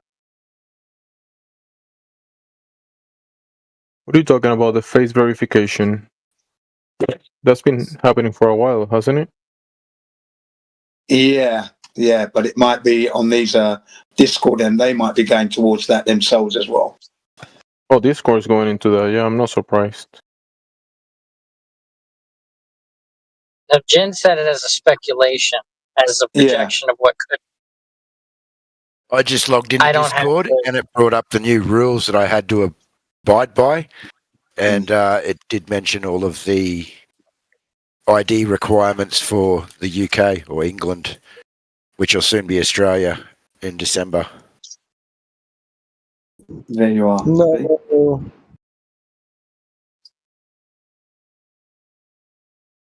Cracking down on that internet roughhousing. Yeah. LOL.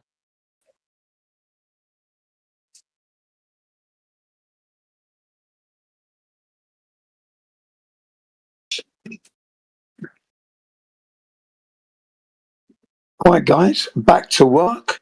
I shall catch you guys later on. I've got 20 minutes before my next student arrives. Bye for now. Later.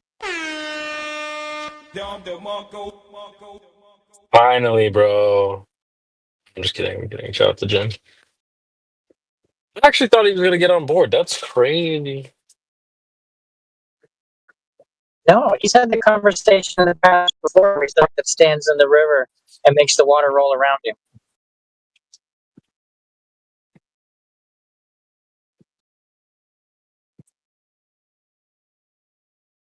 Wait, get on board with what? I missed that part.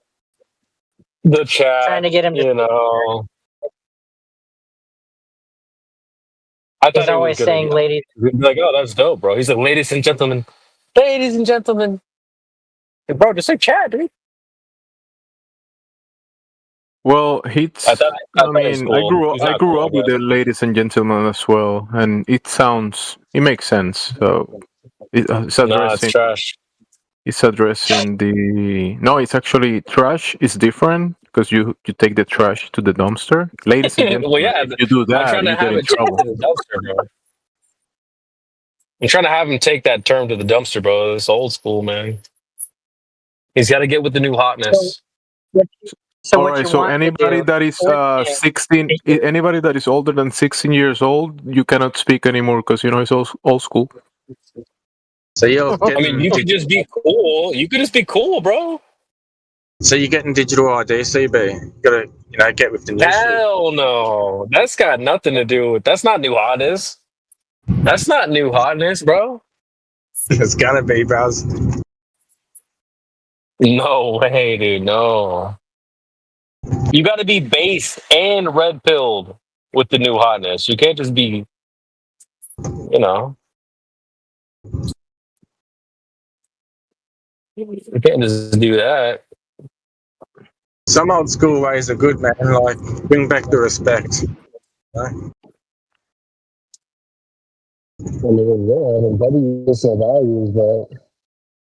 You just started talking in BB, take the phone out of your pocket, bro. Oh. Sorry, bro. Hold on. Take the phone out of your mouth. Hey, yo, pause.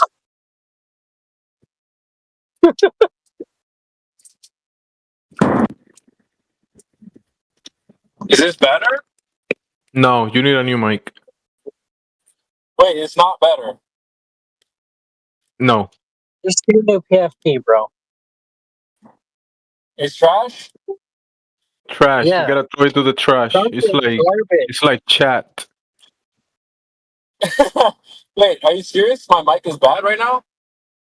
Horrible. It's worse or better? Worse than I before. can Like actually before, understand you this time. Previously, you sounded like you was trying to talk to us through your pants pocket. It wasn't working. Yeah, my bad, my it's bad. I mean, I don't it's know. mid. It's mid compared to the bad one. Now it's mid. The one before that you've been speaking for a while. That one was the good one. So back to that one. Oh, really? Yeah. Just get a 'Cause it new was like- phone, dude. You were speaking clearly, and then you put us in your pocket, and then you took us back out. But now it still sounds like shit. I didn't do anything different, though. All right.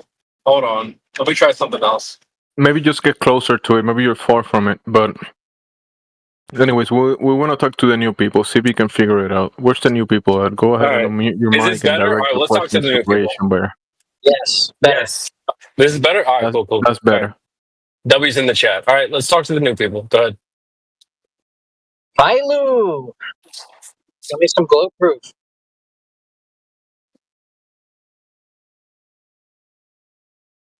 I want to ask somebody that thinks that boats go over the curve is proof. I want to ask them what they think flat earthers think about boats going over or like disappearing. I need to know. Or sunsets. But flat earthers just deny science. I don't deny Wait, science. let's ask I Twonger. deny science. Is Twonger? Let's ask Did he leave? Twonger. Yeah. No, Hey, pop Twonger off mute. I'm gonna ask him. I gotta know this, bro. I gotta know, dude. I have to know this. Like, Okay, I need an answer. Twonger. I need an answer. Alright. He's not gonna answer. If he doesn't answer, just pop it back on mute. I know he's not gonna answer this. Oh, Twonger, you there, buddy? He's gonna LARP his way into any answer. Yeah, I know he's an idiot, but you know, if he can answer, that'd be valuable. He's not So, an go ahead. idiot. He plays like he is, but he's not an idiot. I mean, all right, we'll find out. Go ahead. He's playing a role, so let him play his I role. highly doubt that, but all right, go ahead, Twonger. He Is he sounds unmuted? like his boyfriend told him to troll in this community. That's why he's Probably. doing it. Probably. Twonger, are you there, bud? Your mic. You have control of your mic. Go ahead. Yeah, what's up? Okay, I have a question. You know how people say that sunsets prove the Earth is a globe, or they say boats go over the curve, boats disappear bottom up, and that's the proof. You're familiar with this? Boats to disappear bottom up, yeah. Great. So, what do you think is going through the head of a flat earther when they see a sunset or a boat disappear bottom up? Like, what do you think a flat earther thinks about this phenomenon? Go ahead. I don't know what you think. What? So, I mean, when they say you see a sunset, that's how you know the Earth is a globe. But you have flat earthers who also experience sunsets. So, like, what do you think is a flat earther coping by when they see a sunset, or are they just saying like, "Oh yeah, I see it, but like it means something else"? Or what do you think a flat earther like? What is going through a flat earther's head when there's a sunset or a boat disappears bottom up? In your opinion? They probably think, that does look like it's going over a curve. Really? That's what you think?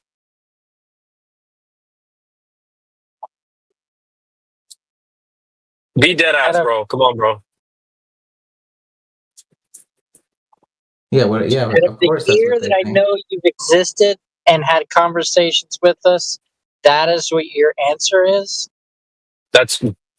You can't that even you like said that. you can't even steel man the opposing argument. He's too scared to. He's afraid, bro. Facts. I genuinely want an answer to this question. It's been bothering me since this morning. It's like they say, "Oh, well, we see sunsets. That's how we know it's a globe." It's like, but there's a lot of flat earthers that live on the earth that also experience sunsets. So if you're saying it's just open and shut case, sunsets, it's over. So then what does a flat earther think about a sunset then? Are they coping when they see a sunset? Like, oh no, I see it, but like it means something else, or like what's happening for a flat earther during a sunset? I don't understand what you guys think. We think when we see the exact same phenomena, and we're living on an Earth that has sunsets that we're saying is flat. Like we're saying the Earth outside that exists right now with sunsets is the flat Earth. But you're saying because there's sunsets, that means it's not flat. So then what do you think flat earthers are thinking when a sunset happens? No one's answered this. I would love an They answer don't to even this. know what they're thinking, CB. So Yeah, good luck. I think they're projecting actually, because when they go into reality, they experience a flat earth and they have to cope and say, oh, yeah, but like, oh, da, da, da, excuse. I think they're projecting onto us that we're coming up with some sort of weird cope and excuse when we see a sunset. No, we don't do that. But Tango, if you want to answer, I'd love to hear this, dude.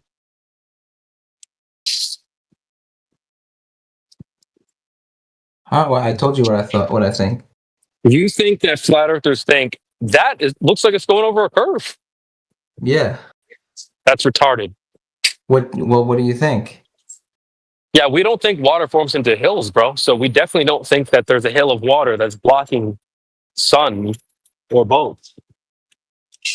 Period. Was that the closest as you could get to a coherent thought? So wait, let me ask you one more time. The boat, what is the boat going over? Is it water? Dude, we were talking about the sunset. I don't have time for your Okay, sure. schizoid Okay, I got you. The sun's being blocked by what? The water? Fucking ran, man. He left? See? Your basic questions are too hot for him. You guys are fussies, bro. He's getting flustered. He actually left, though. Wow. Oh, yeah. He said I was AV. He said I was Biggie's sidekick. He can't even handle the sidekick? Wow. That's a That's crazy. W, mate. Can we get some W's in the chat? I think Twonger's some W's can so order. deep in the cog this, man. Twonger's a retard. Can I say that in here? He's an idiot.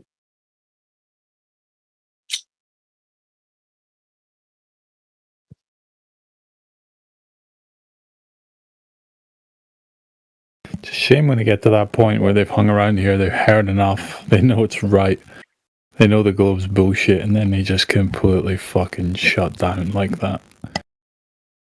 They come around every couple of days, drop your stupid shit like there's no scientific evidence for flat Earth, and then bail, you know? I warned you he was going to give you a LARP answer.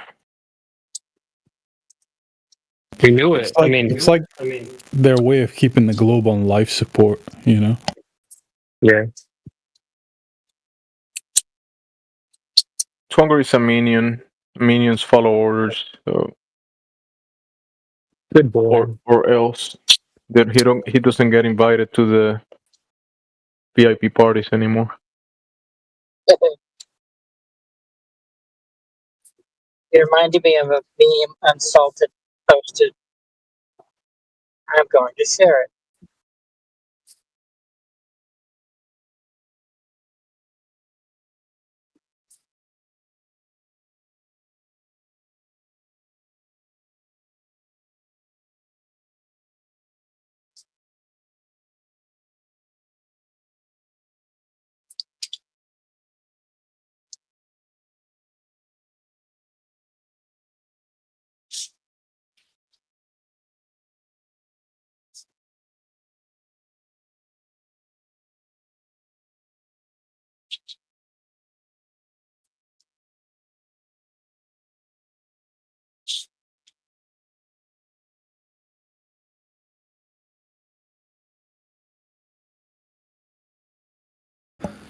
Oh man, all these feminine fucking men running around. Problem, dude. It's a serious problem. Yeah.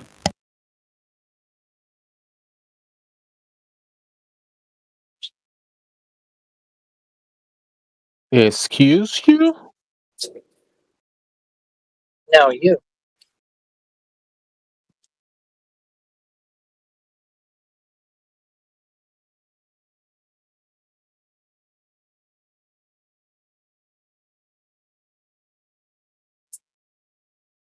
Nah, just like, where the fuck is that trailblazing, like, you know, fire in the soul fucking masculinity gone, you know? Fucking folk like Twonger. They just duck their fucking heads and run when life challenges them in this way that they've been bullshitted about something big, you know? A Just bunch like of the fucking section of stand up those, and be... What's that, Jamesy? a bunch of the people that had that fire, they have been filtered out of existence, and whoever was left was chemically castrated and chemically lobotomized to Heard behave this. the way. Yeah, 100%. You nailed it. What a fucking shame.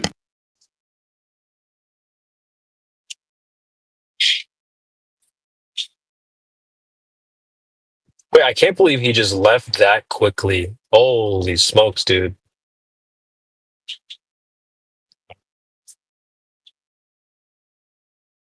Need to be nicer. I think if you went to the UK, you'd get arrested.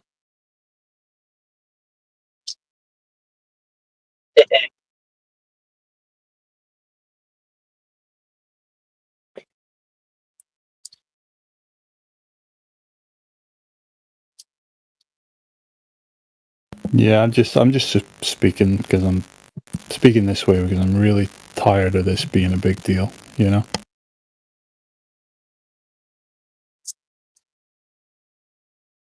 Yeah. Like, government lying to you, you know, all these kind of people moving, you know, institutes and elites moving pieces around on the chessboard. It's like, this is normal day-to-day shit. This is not a fucking big deal. Get over it already. Come and have the conversation.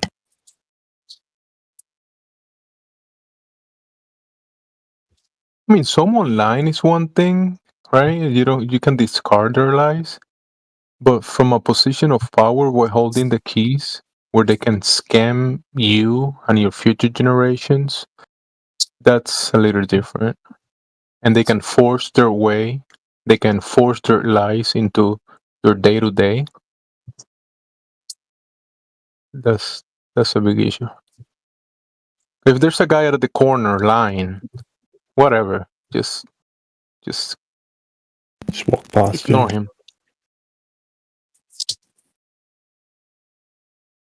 But this Yeah, I think that's this what they're scam has worried about. real life consequences. I think that's what they're worried about, you know, scratching and figuring out that most of their day-to-day is based around just lies.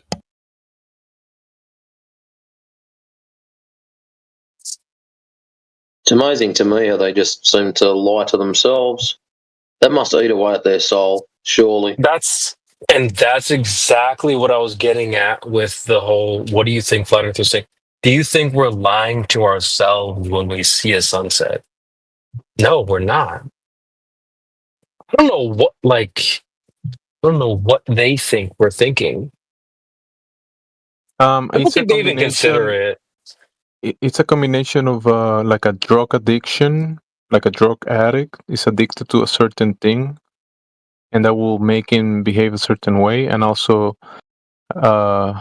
parasitic host manipulation, which themselves are drug addicts. The parasites in your body are also drug addicts. So yeah.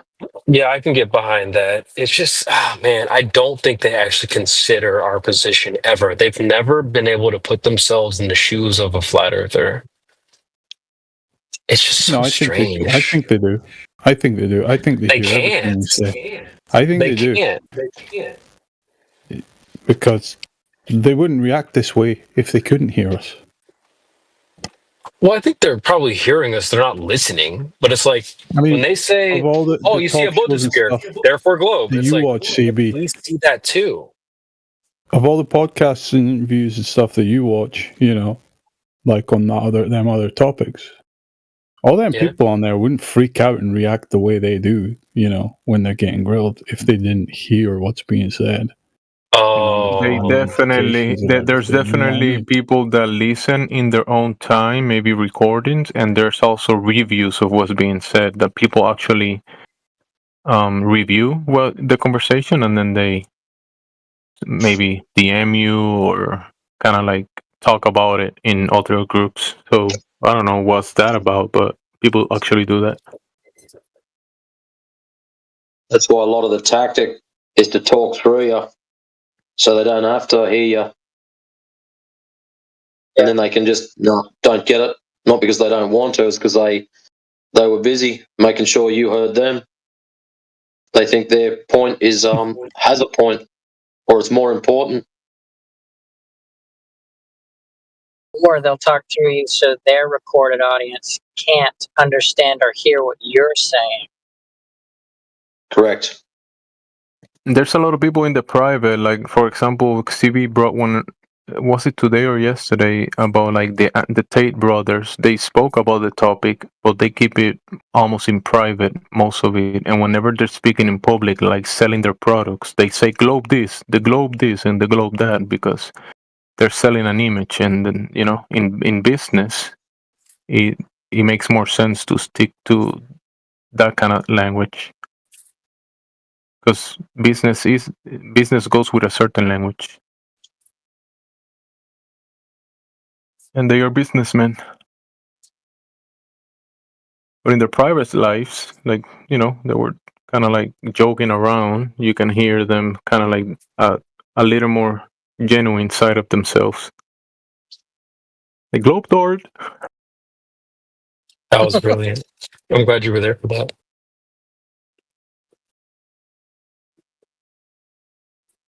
And the way they were laughing, it's almost like they were here talking to us. Dude, listen, I'm gonna play it for you guys. I genuinely think that they were not trolling when they did this clip. They say real laughter comes from the belly and fake laughter comes from the throat. Pause. Like, this is Andrew and his brother Tristan talking to their cousin Luke. And they're like, "You think the earth is round?" And Luke goes, "Yeah, it's a globe." Listen to this laugh and tell me if you think this is real or fake. Is the world round? Yes, it's a globe. Globe card.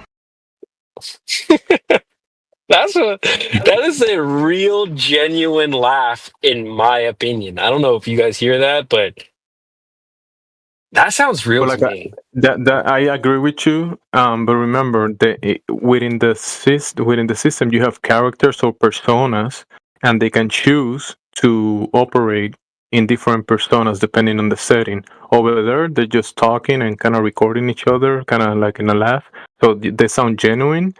But in like publicly, when they're speaking about this stuff, they're yeah, Earth is a globe, because that's the persona that they have to portray in the business world. Go ahead. Yeah, of course, they have to remain marketable, you know.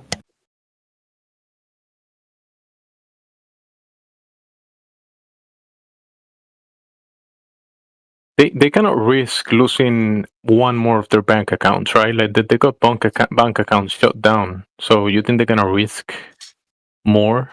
I mean, they were hanging in a thin line, these two guys, in business and financially. So they had to adjust. They know better for themselves than going kamikaze financially. I still think they're plants anyway, so. Yeah, they could. I mean, you're not you're not a plant, but you can choose to be to operate as one. Even though in your, like I said, in the private, you know certain stuff, but when you operate in the public, you're gonna operate and behave like the plant that you are saying they are. Yeah. You probably have private conversations. I think they've played out their agenda, what they were meant for. Yeah. I don't know how to feel about it. It's crazy though. So people try to like kill delete them and then thrown in jail. We've seen this exact same thing. Yeah, with even more prominent figures such as Trump. You know what I mean? Like, and we know it's deeper there. I'm not. I'm not opposed to it. I understand. But in a jail settings, they have the time to test you and to make certain compromising offers, and they can kind of get you there because jail breaks people. Yeah. They did a whole stream after jail, faking like they were back in jail. They did like a fake jail live stream. That shit was so funny actually. But he has a clip where he's like, Andrew goes, "The Earth is flat and space is fake," and Tristan goes, "Nah, Elon wouldn't lie to us." And Andrew goes, "What did Tate goes, what did you guys say, Elon? It's a circle or whatever." It's a great clip. It's actually super funny, but space is fake. That rhetoric is not really that. I don't think it's that something circulated that much. And then the fact that they said globetard, I don't know. Something really makes me think they probably either one of their homies has been listening to us, or they have, or somebody. I don't know, bro. It gives me so much more motivation to keep cooking in the live stream because it makes me wonder where they got that from. Somebody in their circle. Yeah, it has to be.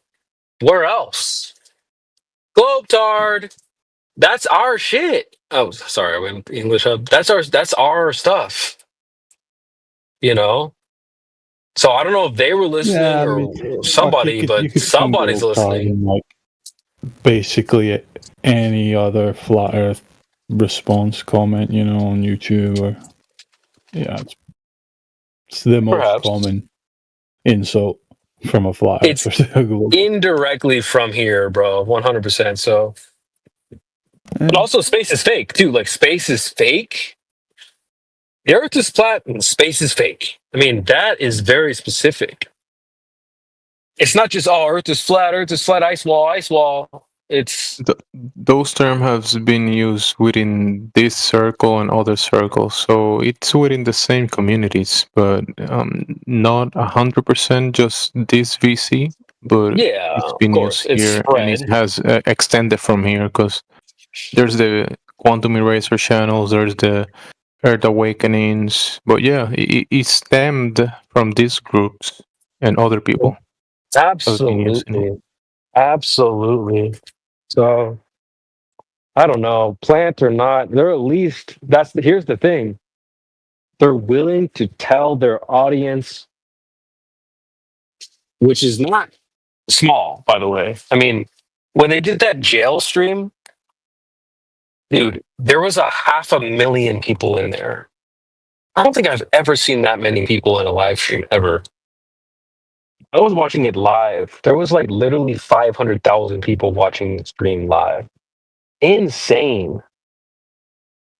And that's crazy when numbers. People like them have to make certain business decisions because they can be financially destroyed. Either make it or they get broken. Like for real. I mean, I'm not everything gets taken away. Imagine having 500,000 people just watching to your live stream. So the income on that type of audience is big. and that can be taken away like tomorrow. Yeah, I mean, they've said that they've got really banged up during the jail thing. They took all their cars, took a bunch of money, took a bunch of their stuff, and they're back out here buying new cars and buying this, buying that. I mean, they seem like they're I'm They're not paid pocket for, bro. watching, but they seem like they're As doing long as the fine. money is flowing, they're gonna stick with a certain stick and not get out of it. Even though they're gonna have their private conversations and they're gonna say this and say that, like the clip, and that's genuine. But the persona of what they're selling has to stay within a certain framework, and it's obviously it's I want to use the term control opposition, but they're genuine in a sense, but they're operating within a certain framework. If they get out of that framework, they get destroyed. No more. Yeah, I mean, dude, I'm a conspiracy theorist. I'm with that, so I can't sit here and say that you're wrong. But it is an interesting position that they're in. It's like, hey, we're gonna pay you to be extremely demonized, and we're gonna make everyone hate you. No, not demonic, but like we're gonna make everyone hate you. Villainized, yeah. We're gonna make sure that no one likes you, and I don't know. I mean, look, dude. I mean, especially when it comes to the Charlie Kirk thing, I got some base takes on that, so I can't sit here and be like, "No, what you're saying is not true, Jimsy." Like, you might be right, bro. I'm open to that. I don't know. For the longest time ever, man, I just have never believed that you're allowed to reach any level of prominence in this world as far as audience goes without them already knowing about you, and you've either fucking been compromised and you're now supported by them, or you didn't take their deal and you fucking don't exist and nobody knows your name. Yeah, I can't. But that's the deal, though. Keeping your channel, keeping the money flowing into your bank account, that's the deal, dude. It's really not that complicated. But like, why do they get put in jail? Like, why do they try to go against them? And they were like, all right, we're gonna put you in jail now. Oh no, because it fuels the fire. You know what I mean? The savior complex, messiah type, fucking archetype.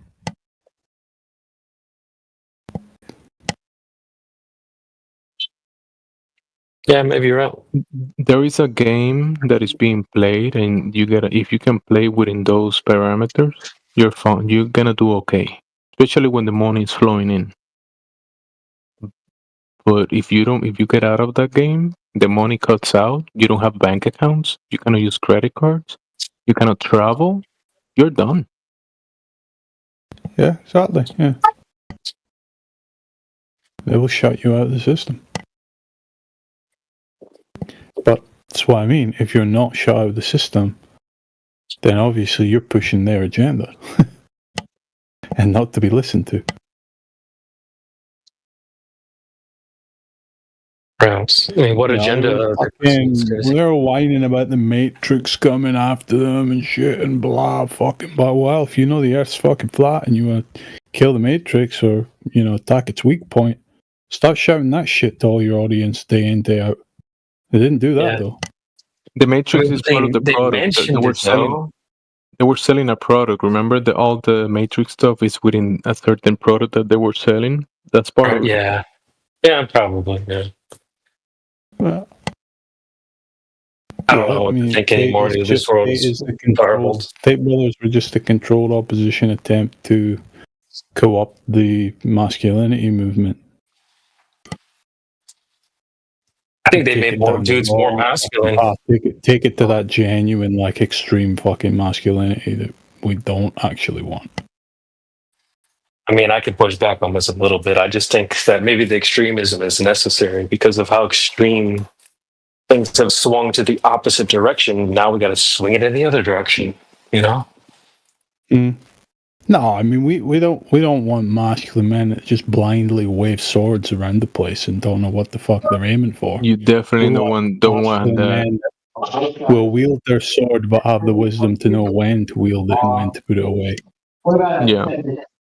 short-term funding bill? So you should be talking about this. We're keeping government open for the next 7 to 10 years. Someone needs to be muted. Just mute him. Who is it? Private conversation in the background. You want to mute that right away. Who says we're not nice to the Globetards?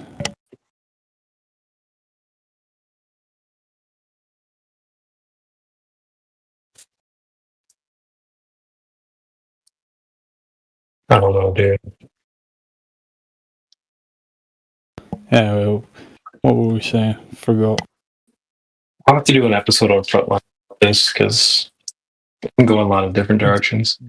The extreme male took this. The extreme male thingy will be like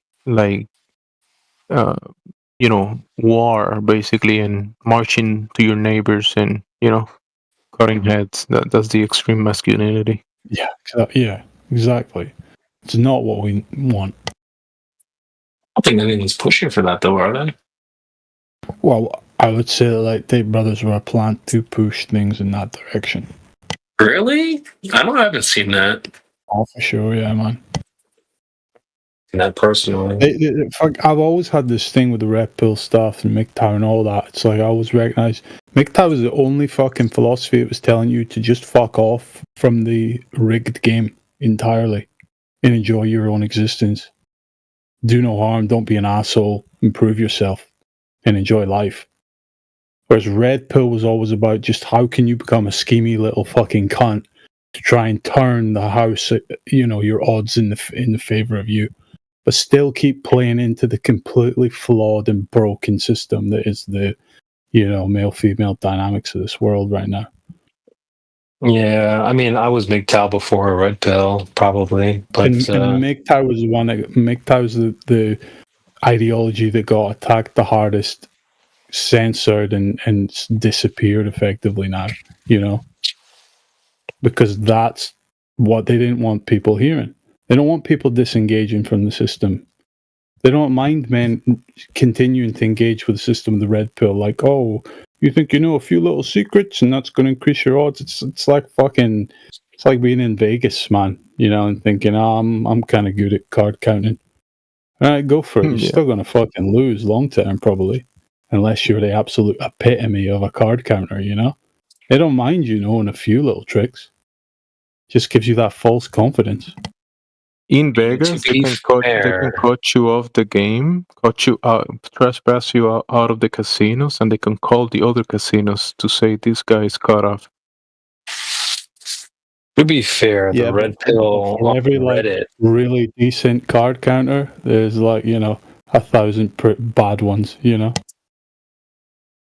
you name a Reddit subreddit that's been banned? MGTOW, yeah. No, Red Pill. The Red Pill. Yeah, I mean, specifically the Red Pill on Reddit has been banned, or it's been quarantined. So yeah, but it went first and went way earlier. They used to be in there, but anyway, I don't know, dude. I get where you're coming from. I know you've been kind of against it for a while, and I respect that.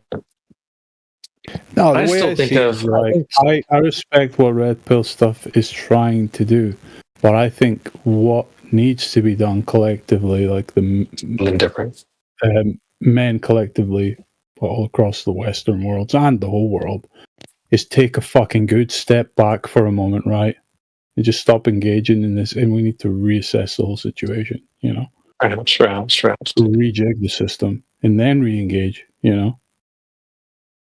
But I mean, Red Pill to me is it's like trying to squeeze a little bit more life out of your fucking shitbox car, that's on its last wheels.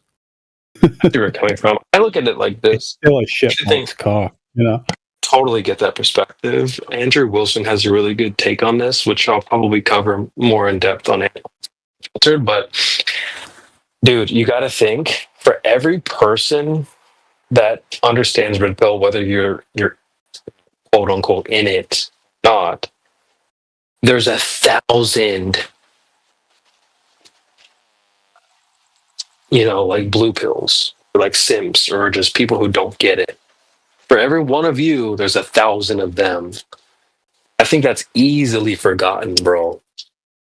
We're way outnumbered. It's like being a flat earther versus the glober. For every one flat earther, there's 1,000 globe dards. And I think that's something that has to be considered. Like what you're saying might be true, but it's like I think part of the reason why it's being put off the rooftops is because you're so outnumbered. We're trying to wake people up. That's why we're in these live streams doing what we do. We're trying to wake Yeah, up that but one guy out of 1,000 that might just see it. Because you we gotta can save remember. some people. You gotta remember the red pill was manufactured by someone.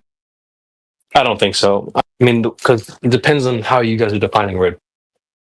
The way Andrew The Wilson red talks pill. about it, it's just a tool set of understanding. It's like just in the same way that someone might define flat Earth differently than you. You think of it as something, and then like a glober is going to think of it as like some retarded conspiracy theory, blah blah blah. They're going to make up what they think flat Earth is. A lot of people hear flat Earth, or sorry, they hear red pill, and they start making up what they think it means. A lot of people, especially in this community, are my homies, not my homies. A lot of people in this community, they think red pill means just go get a bunch of hoes. Like that's not what it No, means, dude. no. The game, the board game is way big. It's big board game. And in that board game, the red pill is one thing that has been manufactured. It's not coming out of heaven above from God and passing down to your hand. That's not where it came from. The red pill is manufactured. You don't even know the ingredients. That's the thing. If you make your own red pill, like you gonna play by your own rules, that's not gonna work within the game.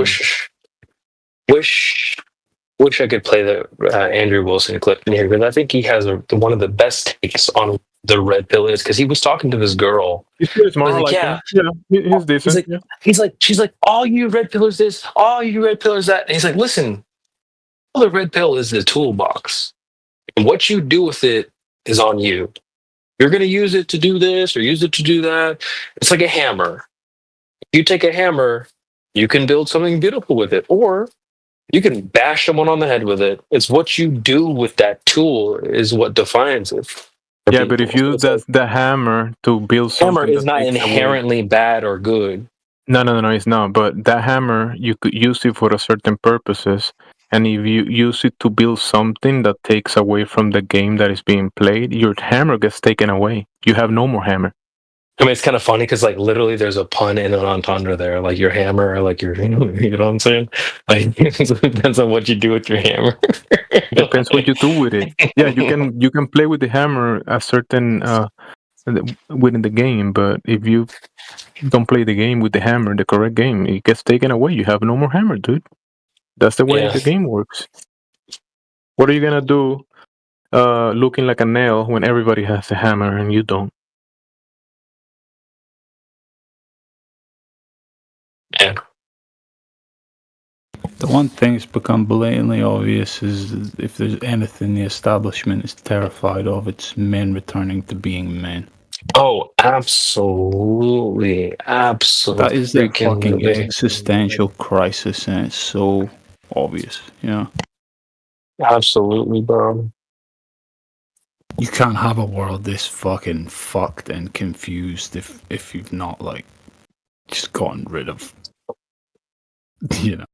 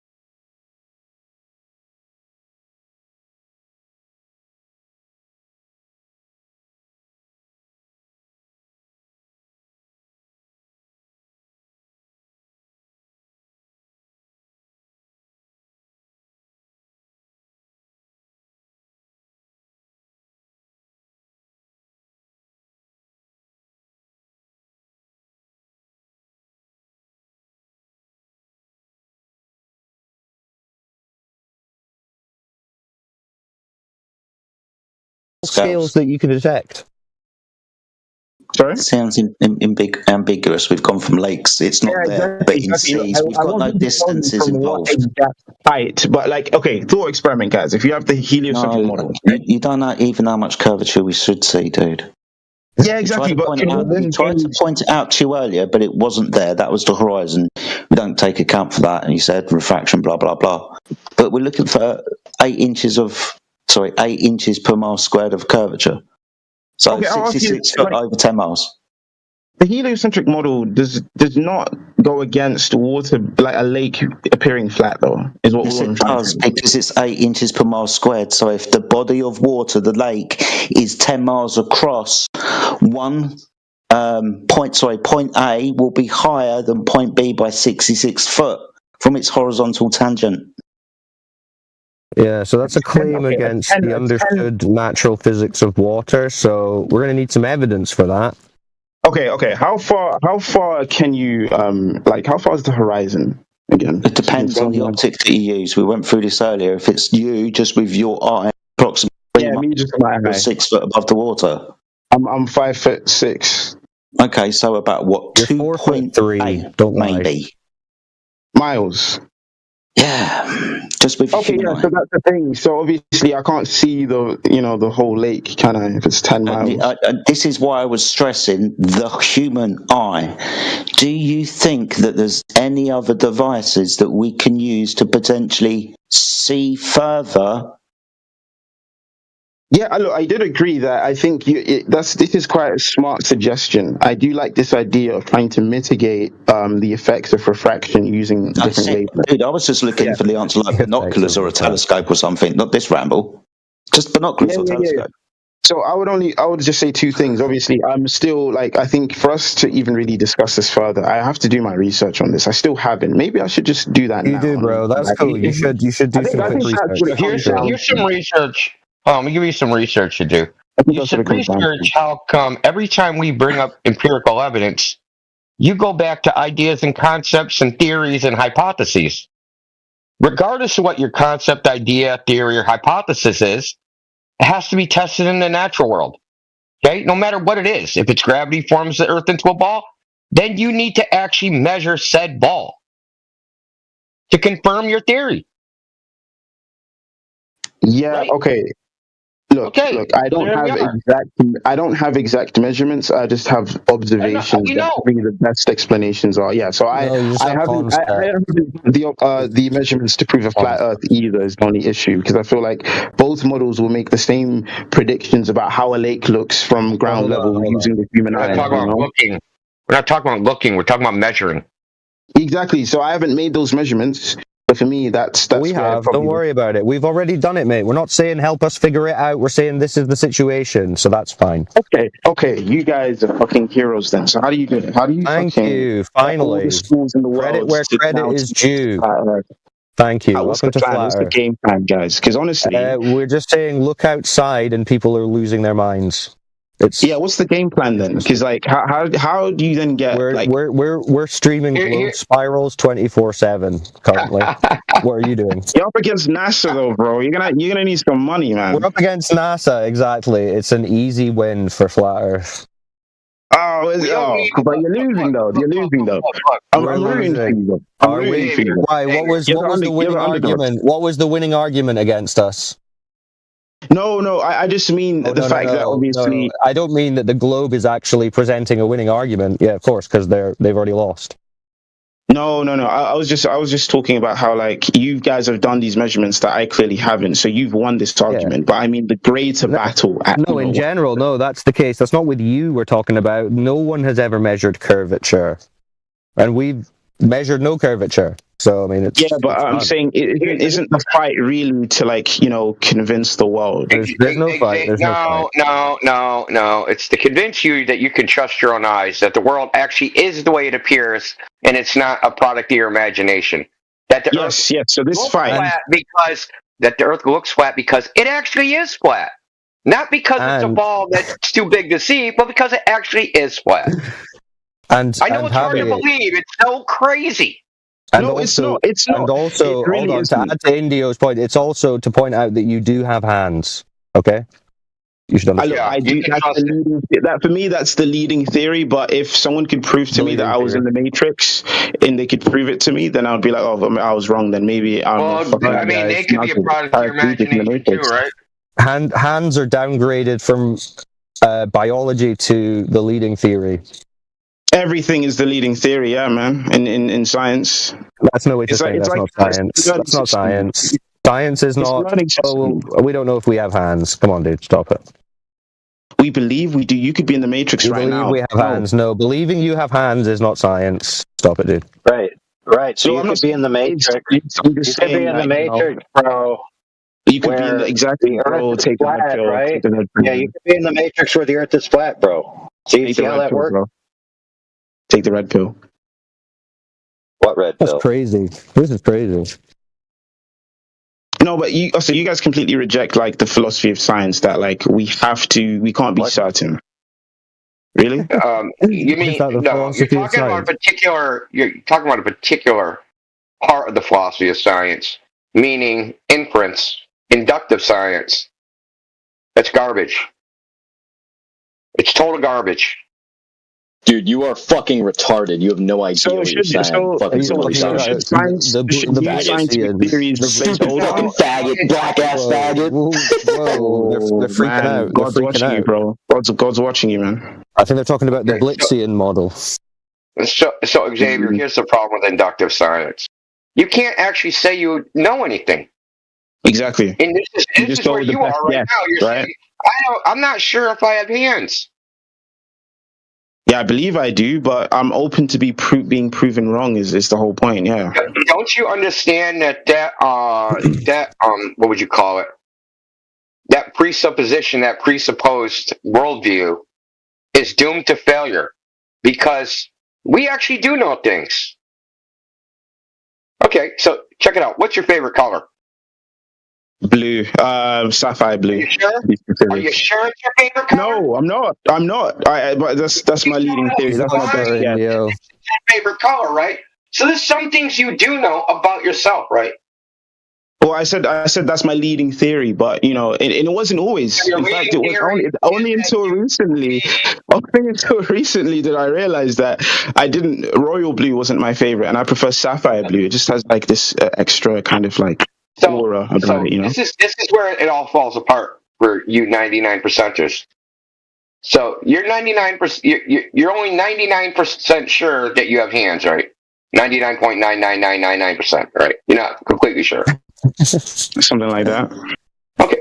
Are you sure of that? Are you 100% sure that you're not? Are you 100% sure that you're not sure? It's hard to quantify. No, listen really closely. Are you 100% sure that you're not sure?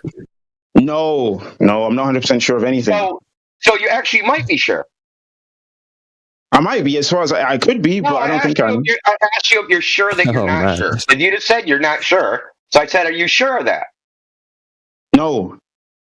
So you're not sure that you're not sure, so there's a possibility that you are sure? Yes, there's anything is possible, yeah. That one's pretzeled. Okay. Nah, anything's possible, my friend. No, you got the mind virus, bro. That's You crazy, have the dude. modern mind Anything virus. is possible. Anything is possible. It's not possible. Yeah, flap the moon by flapping your arms. Flap your arms and fly to the moon.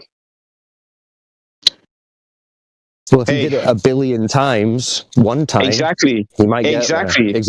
Exactly, Indio. Exactly. Is it possible there's a flat Earth?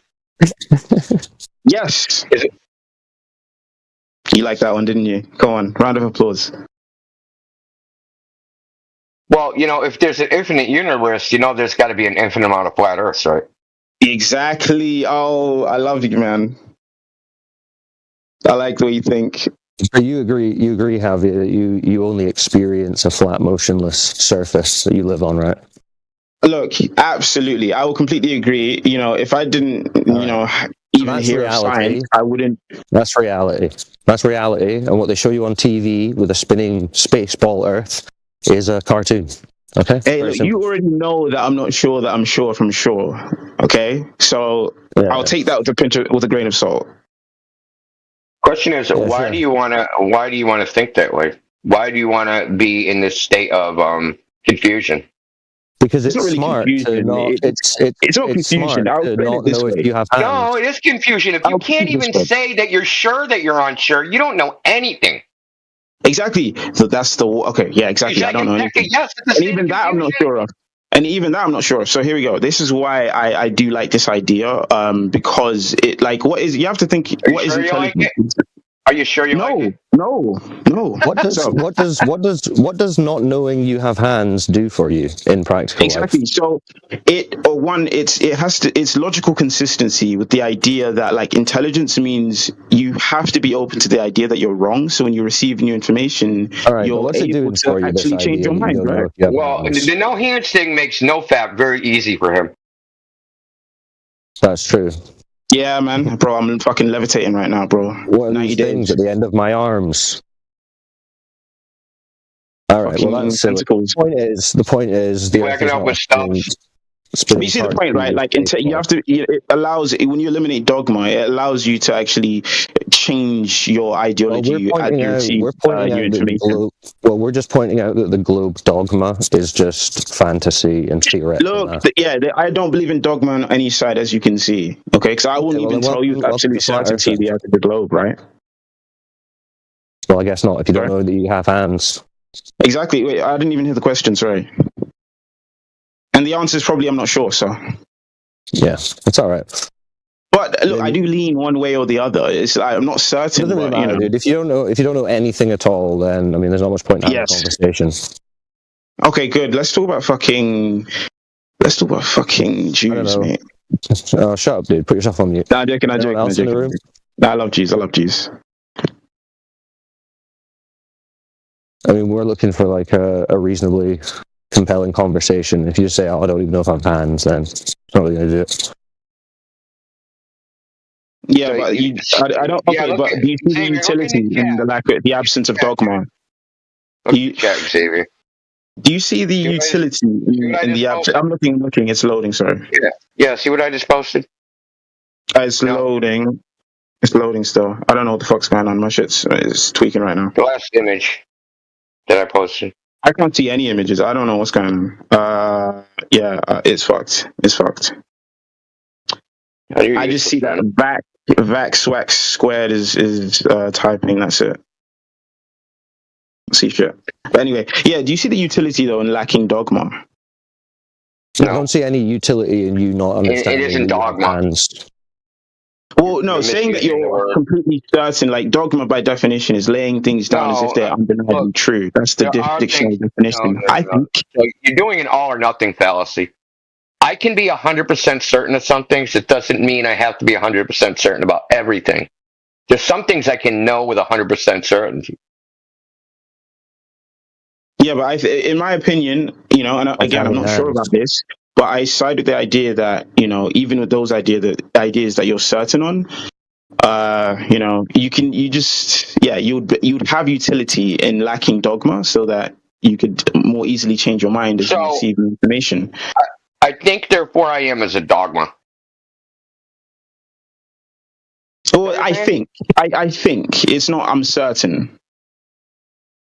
Yeah, but that's not like dogma is laying something down as if it's undeniably true. I think. Therefore, I misinterpreted that. Well, it depends. If you strictly say that you believe that 100%, then yeah, that's dogma. If you lay that idea down as if it's undeniably true, then you're being dogmatic. So even with the very act of believing it's 100% true proves your thinking. Well, also, I'd like to point out that the reason this philosophy, this pseudo intellectual philosophy is in vogue, is because globe believers and heliocentrists have to preface their entire philosophy with, it doesn't matter what we observe or experience in reality, something entirely different could be true, and I don't know anything. Yes. They have to do that because observable reality doesn't agree with their belief. So it's just another cope philosophy that people are adopting to maintain a belief in a spinning globe fantasy. No, I think it's people just trying to be logically consistent because they see the merit of falsification, saying, okay, this is the best guess. We'll replace new theory with old one. They're only being largely consistent if you whistle past the graveyard. That they started with a presupposition that they can't prove. Well, namely, that the internal world is secondary to the external world, but that is easily proven to be not true. Wait, sorry, so repeat that. That the internal world has primacy. The internal meaning your mind, right? That everything you experience is just a product of your mind.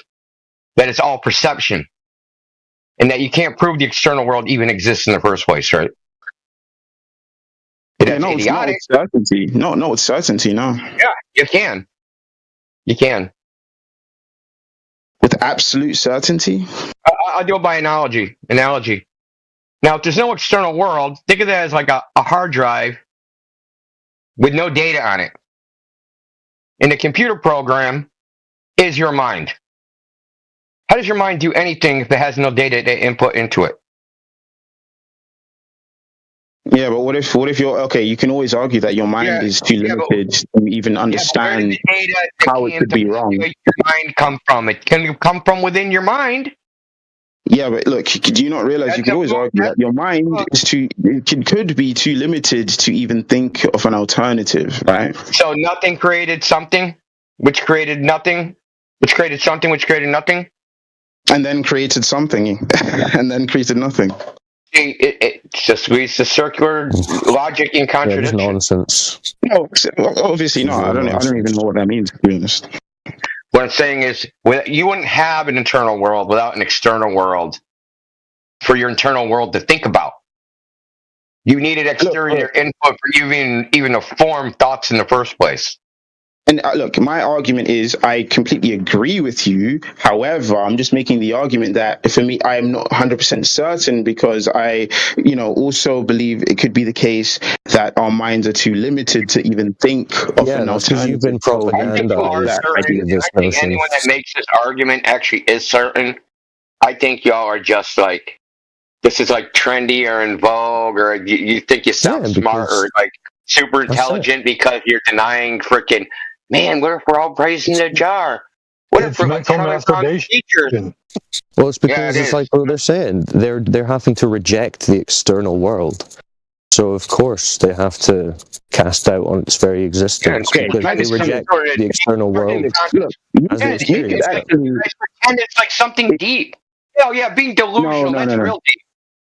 You could actually convince me that the earth is flat, but I would still have this belief as well, most likely. We're not here to convince you. The earth, if you go and investigate it, will convince you, if that's what you're interested in. I could be convinced that the earth is flat, yet I would still hold this belief most likely because it's actually completely independent of the shape of the earth, to be honest. I believe this before I even knew about the flat earth. It's independent of anything. It's like pointless just an intellectually.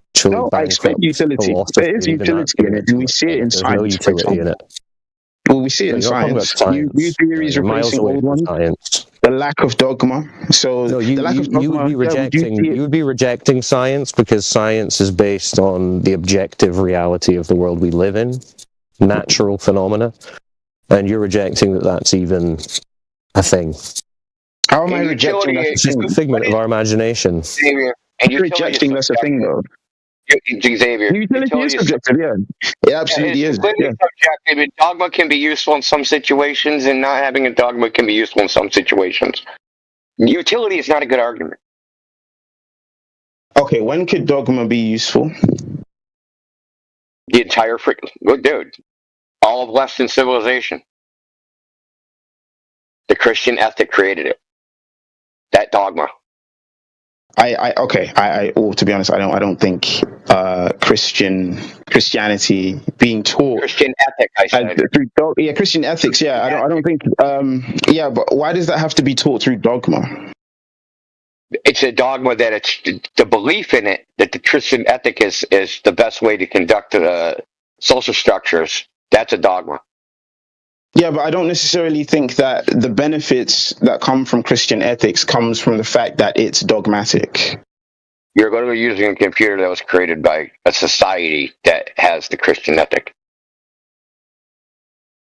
Yeah, but does the benefit of Christian ethics come from the dogma? No, now you're trying to get in the pros and cons. It has a utility, right? You're talking to us on Discord right now, right? It had some utility. But does that utility come from dogma? The dogma say that it of the did. Christian are you not following? The dogma of the Christian ethic created societies that created fucking computers. So he's just pivoting. Okay. I think we let's break this down. How do you agree that dogma is laying something down as if it's undeniably true? Right. Yeah. So when you say the dogma of Christian ethics, do you mean that ethics meaning whether or not something's right or wrong? And there's an objective morality, and that objective morality takes a particular form, and that particular form of objective reality has been incorporated into Western Christian nations, and that has led to a certain amount of that's subjective social success, right? That the Western world dominates the world, right? And we're at the forefront of technology and all these things, or at least we're at, maybe not in modern times, but up until very recently. Yeah, but I think the success of the West is derived from many variables. Okay, I said utility. There is a utility to the dogma of the Christian ethic. Okay? Yes, but I think. Yes, okay, but I'm trying to figure out how, let's say, if Christian ethics wasn't taught as if it was undeniably true and it lacked that dogma, would that prevent Western civilization from inventing computers? There would be no Western civilization. Yeah, but down the rabbit hole we go. Hey, do you believe in the moon landings? Yes. Yes. So you believe that in the 1960s and 70s, a bunch of Americans flew to the moon and played golf and drove around on buggies. They even read the Bible out in space. Yeah, and they did a little on the moon before they took off. Wow, this is a funny one, right? Because as far as I'm aware, that was during the Cold War, and due to the space race. So Russia actually technically won the space race with Sputnik 1 allegedly, but they had radar, they had radio. Why'd you believe they that could have actually called out this lie, right, against their more sworn enemies. So why? They did. They did. Yeah, maybe you just didn't hear it, dude. So I didn't hear the good news. You're going to hear freaking the Soviets saying the United States is a bunch of liars in the United States press. Like, are you kidding me? Why would they publish that? So if you heard the Russians say that the Americans faked it, now you wouldn't believe in the moon landings. Is that what you're saying? Well, I would have to. There's other reasons why I still believe it's true. Because now that there's more, why do you believe it's true? Yeah, okay, there's more things. And again, I do trust the science. And one of the things about the science is that, yes, I trust the process. So, now, not everyone, not any amateur astronomer, can replicate this experiment. But allegedly, they left these reflectors on the moon that, independent researchers in universities. The evidence the evidence that the Americans went and played golf on the moon is that they also said they left reflectors on the moon. Is that right? Which independent researchers can actually shoot laser pulses at and shoot lasers at. They're shooting lasers at the moon to prove that the people went and played golf on it. Yeah, but you can't shoot lasers at these reflectors that were left in specific locations, and then they can measure the time delay and do some spectroscopy to then determine that the Americans weren't lying about the Americans weren't lying, and they did play. You don't like spectroscopy? Not on a laser. So these lasers. You can't do spectroscopy on a laser, dude. That's all right. I'm sure he doesn't know the technical ins and outs of the vague story I definitely don't. Why can't you do so have you got any evidence that you actually believe? Do you have any evidence that you actually understand and could, make a case for, without just saying, I heard this vague claim? No. Again, for me, I'm not going to tell you what's true and what's not. You ask me my beliefs and why I believe it. It's purely because I kind of trust. That's what you believe. All right. Yeah. Okay, so you just trust the story that they told, right? Yeah, because it's based that's on the like actual science. answer. Yeah, Based because on it's based science. on like what I think. What do you mean? No. All they gave you was some grainy video clip. They didn't give you science. Oh no, when I think of science, I think of like, you know, like peer-reviewed empirical evidence, right? So when you have independent research, what do you have for that? What do you have for that for the globe or moon landings? Yeah, which Apollo evidence do you have that was peer-reviewed? So independent research is, you know, this whole experiment independent of researchers. Like, yeah. I don't know their names. Are you going to do the laser thing again? We just agreed that you weren't going to just tell a vague story that you'd heard on Reddit. You didn't know anything about. They did it on the Big Bang Theory TV show. It's pretty cool.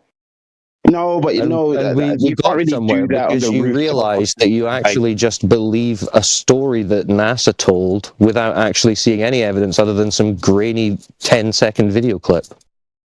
No, it's not even based on the video clips, to be honest. I'm trying to say that, you know, at least the evidence that convinced you, if you could. Oh, okay. I would have to find it though. Okay, what is it? Okay, I'll be honest. I'm a big fan of ChatGPT, and it finds all my sources. So I basically had this debate. So you believe in the moon landings because of ChatGPT? Yeah, because it found these sources that I'm going to have to look back in my previous chats where, you know, independent researchers are literally repeating these experiments. Did you ask ChatGPT to give you the citations? Because it often gives you bullshit. I always do, yeah. Yeah, but did you go to the citations? Not always. I don't think I did for this one, to be honest. Yeah, you really should, because it usually gives you bullshit.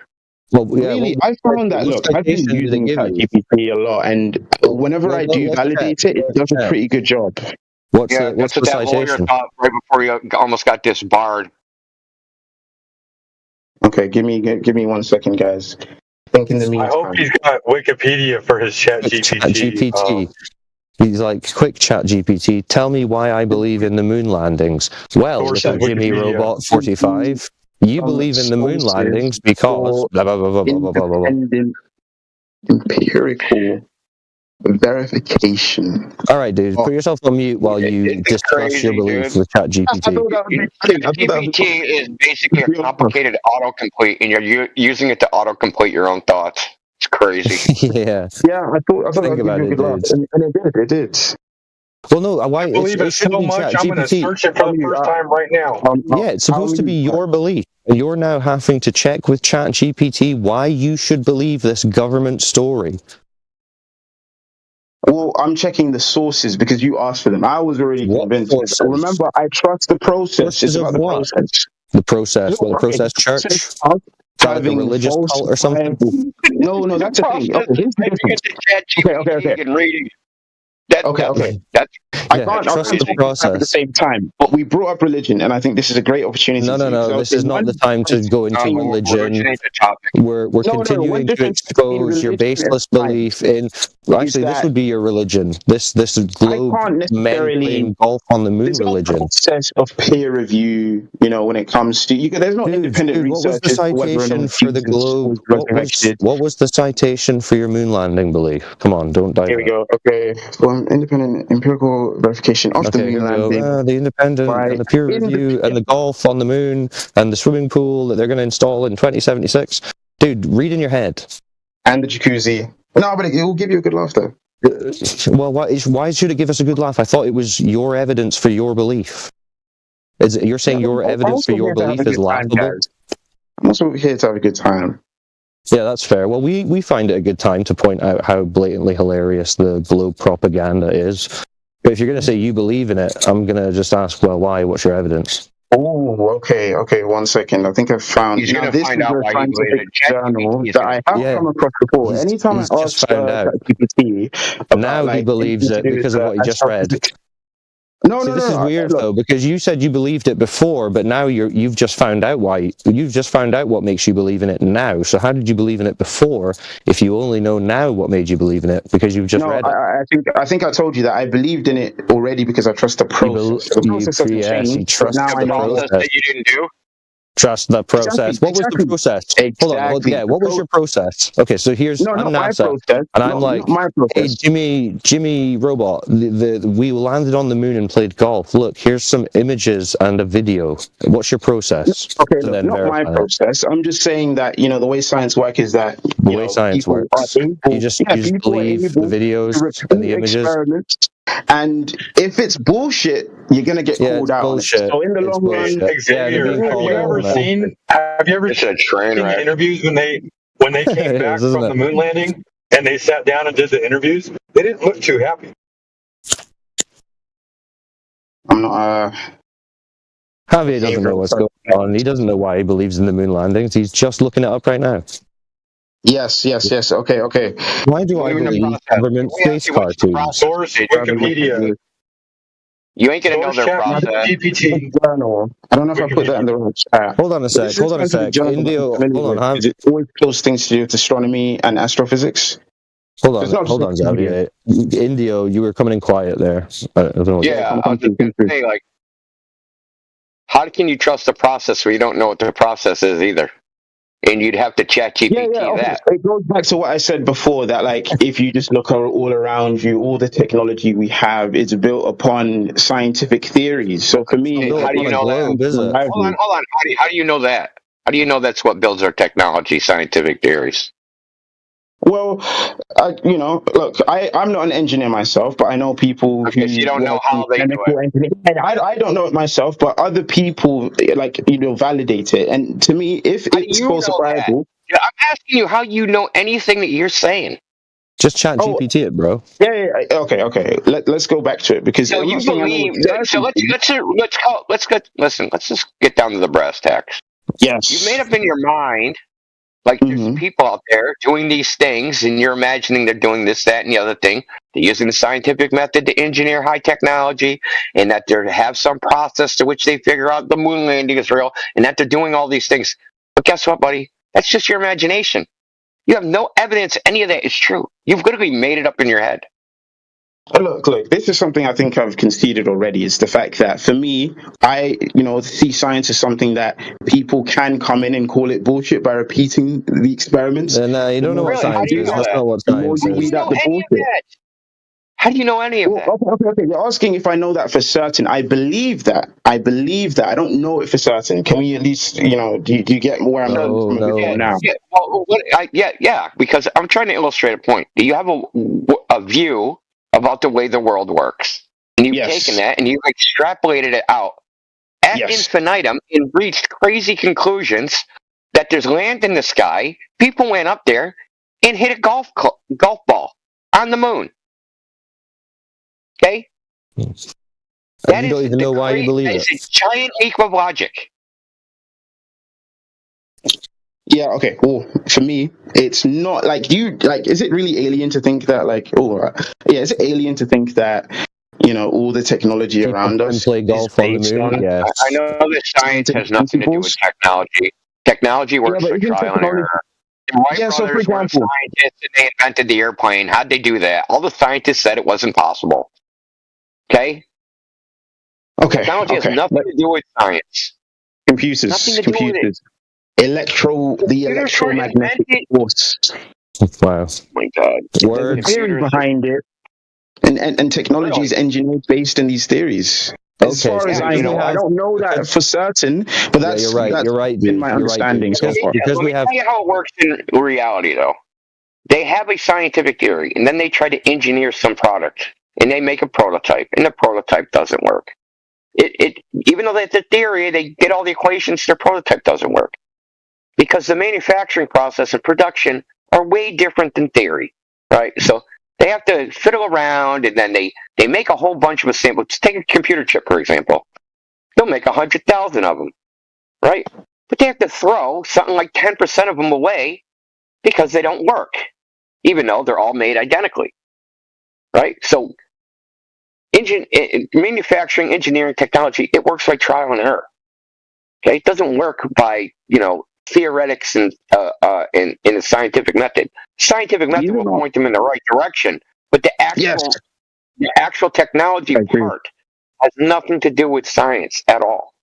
and I didn't claim otherwise. I don't think that's mutually exclusive. I just think that, people look, when you've played around with circuits in school and you have a light bulb and then you have an ohm meter, I don't even know how that shit works, but it works according to these mathematical formulas that are based on scientific theory. Well, that doesn't explain how. Listen, Michael Faraday, who discovered the law of induction and basically laid the whole foundation of electrical engineering, he didn't use any models, didn't use any equations. Everything he did was based only upon experiment.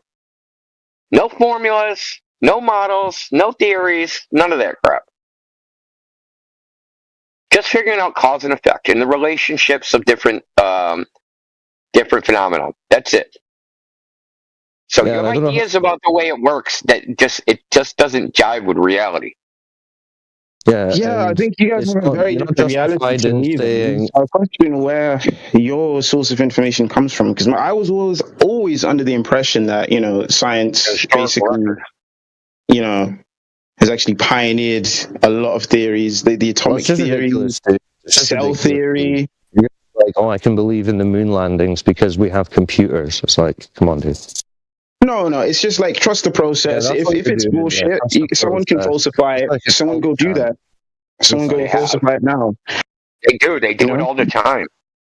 Yeah, but okay, this is my question then, because let's they only tell you what works. They don't. Yeah, they only tell you what works. They don't tell you what don't work. And things that don't work, they pretend don't exist. Okay. Yeah. Okay. Simple. Let's switch gears then. Let's switch gears. Let's take for instance, dark matter. Ooh. You know what dark matter is, right? I am dark matter. I'm made of it. Dark matter exists as a theory?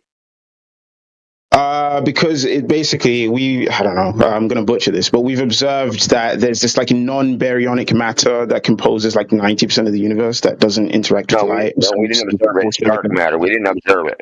They observed it on a blackboard. The effects of it, the effects of it. Okay. So indirect observation. Listen, in the contemporary theory of gravity, galaxies would be rotating too fast and they should fly apart. So they had to, in order so that theory would not be falsified, they invented dark matter. That there's mass that we just don't see, but we're sure it's there. Because our theory of gravity says there has to be this much mass to hold the gravity together. Right? But they don't tell you that's where that idea comes from. Oh, I've heard of this before, and I believe Neil deGrasse Tyson explained something very similar. It's an ad hoc hypothesis, right? So this is the way it actually works, right? They have a theory. The theory works for some things and not other things. And the things that it doesn't work for, they just makes up some bullshit to plug the holes. Yeah, but then, everyone kind of says we don't really know what dark matter is, or, and we're open to being proven wrong. So anyone who wants to do some experiments and prove it wrong, and anyone who wants to disprove the fact that it even exists, you are welcome to prove it wrong. Proven wrong. There's no evidence for it in the first place. Well, okay. Now, I don't know if there's any evidence or not. So this is not an area. We're talking about the frontier of astrophysics today. I am not qualified to know. It's been known for almost 80 years that the rotational curves of galaxies don't work under the modern theories of gravity. It's been known for 80 years. They had to invent dark matter. Otherwise, they would have to throw out Einstein's general relativity and Newtonian gravity. They would have to just throw it out. But they're not going to throw it out. They'd rather invent some bullshit and keep going. It's called the sunk cost fallacy. They've already sunk so much time, effort, money into something, they're going to just keep going.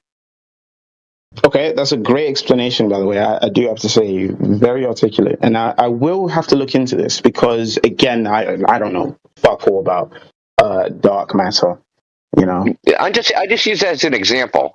Yeah, you're planting the seed. You're planting the seed for me to question what I've been told, and I appreciate that. No, what I'm trying to tell you is you can look all over science, right? And there's problems with all these theories, right? And the big problems, consistency problems, logical problems, experimental problems, all sorts of problems. But they don't teach it in the text. They don't teach it in school, and Neil deGrasse Tyson doesn't talk about. They don't talk about the problems. Oh, I've heard about the problems.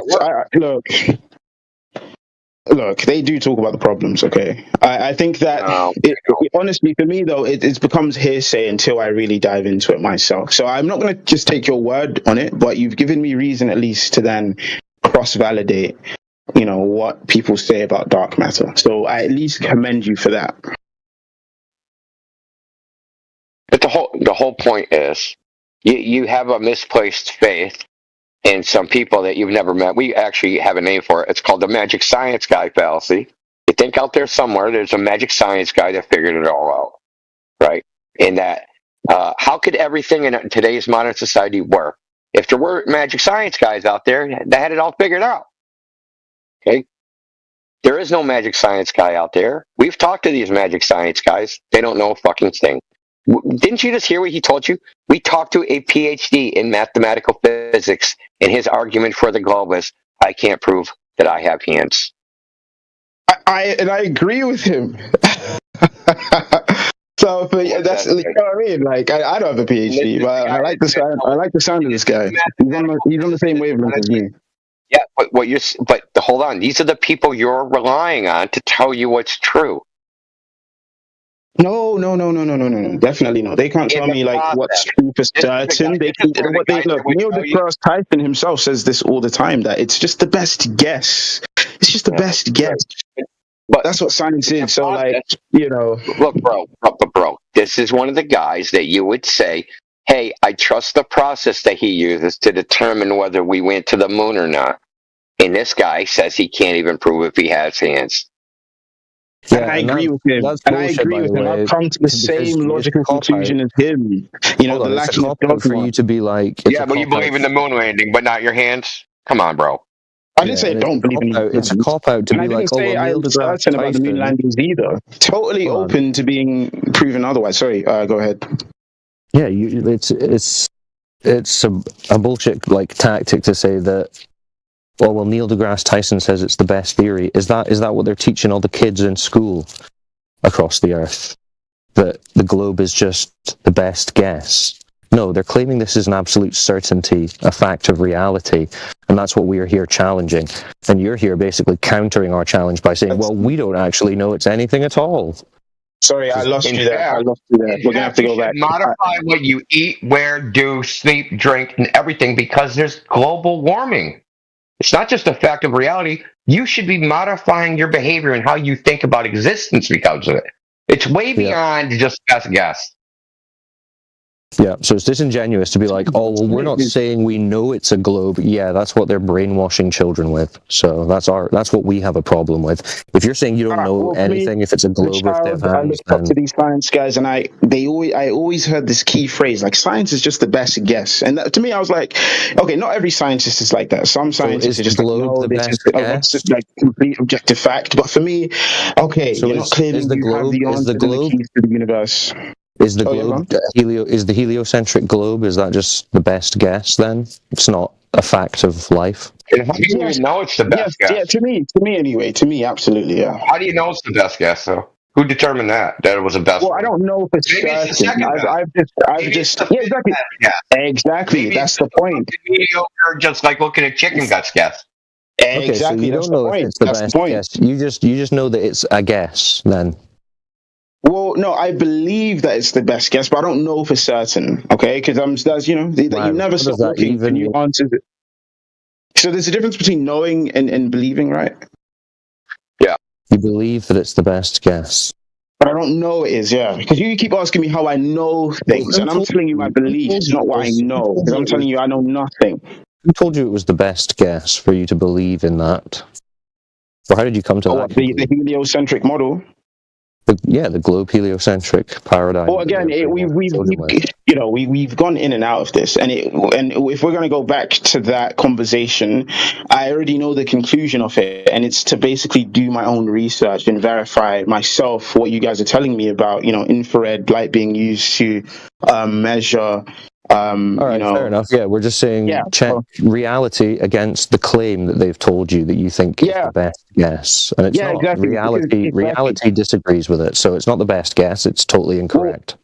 Well, I should put that to the test. Okay, I can't take your word for it, so I should put that. Yeah, that's fair. That's fair. Because I'm of the opinion that everybody's already made a a globe busting flat Earth observation. Have you ever been to the ocean? Yeah. So how far away do you think the horizon was? I'm not good with distances. I mean, they kind of say it's what was it again? The horizon is No, I'm asking about what you saw. I'm not asking about what they say. I'm asking what you saw. Yeah, I don't know. I couldn't even tell you. I'm not good with that kind of stuff. I can't tell by eye just how far away it is. You know, for me, I'm not good. Really good. No.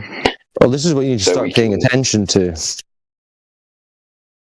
Yeah, but I would need some kind of like instrument, you know, to measure and you I need think that's what it to comes down get to, like you know? a camera or a pair of binoculars and go outside. I know.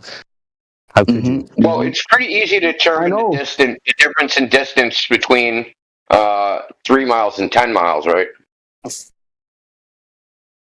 Yeah, so it would be closer to like 3 miles. Oh well, I know that's what the calculator says, but that's probably not what you saw. I don't remember what I saw, man. This is a long time ago, man. I was a child. Well, brother, I go on the Atlantic Ocean and I've seen a ship 30 miles away. 30 miles. Okay. The reason I know it was 30 miles is because they have an app called marinetraffic.com where you can get the position of the ship. So 30 miles from my height, the ship should have been 420 feet under the horizon. You know, the ships over the horizon thing that you were talking about? Yeah. Yeah, well, why didn't my ship disappear under the horizon? Well, I don't know, man. I don't even know what you saw, okay? So I really can't speak on it. That's your observation. I need to make I suppose I watched it for 3.5 hours. So yeah, you can speak for yourself. I can't speak for you, bro. Well, what I'm saying is I bet you that you have a flat Earth observation somewhere in your memory bank and you don't realize that you even made it. Oh, okay. Well, it's hard for me to verify then, you know? Well, I'm just saying this seems to be the case for people that can actually remember things they've done. And I'll give you a really good example of this, that people make these observations and they don't even realize it. There's a publication. It's put out by the U.S. National Geospatial Agency. It's called the Southern Ocean Sailing Guide. It says in it that because the air in the Southern Ocean is has very few particulates, it is very clean. It is not uncommon to see mountains 300 miles away. Now, if you put 300 miles from sea level in the Earth curve calculator, the only way you could see a mountain 300 miles away is if it was nearly 10 miles tall. Mount Everest is only 5 miles tall. So they had reports and they put them in the sailing guide, but the people that wrote that did not realize that that was impossible on the globe. And they just wrote it down anyway. So this is what happens. People make observations that are impossible on a globe of 3,959 mile radius and don't even realize it. Because this is the common thing. Earth's so big. Earth's so big, that's normal. Like seeing the Chicago skyline from 52 miles away. Hundreds, if not tens of thousands of people have seen this. But everybody thinks Earth's so big. It's normal to see the city of Chicago 52 miles away. It's no big deal. No, it is a big deal because the entire city of Chicago should be hidden. Should not be able to see it across Lake Michigan. But this has been observed for, freaking 80 years, 100 years. Same with Ontario. You can see freaking Ontario across Lake Ontario.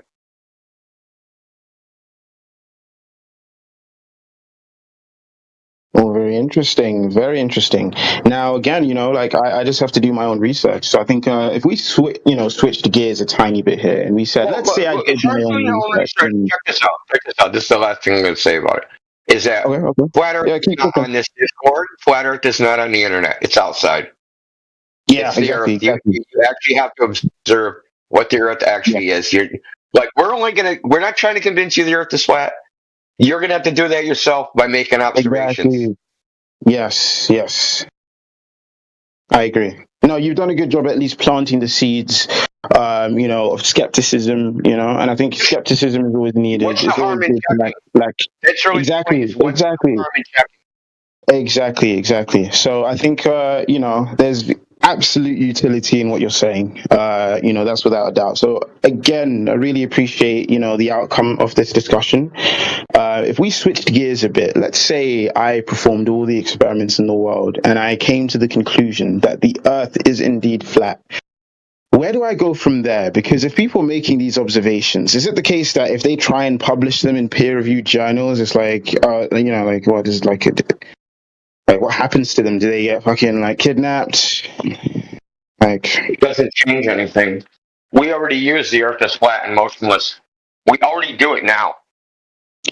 You don't use the globe for anything.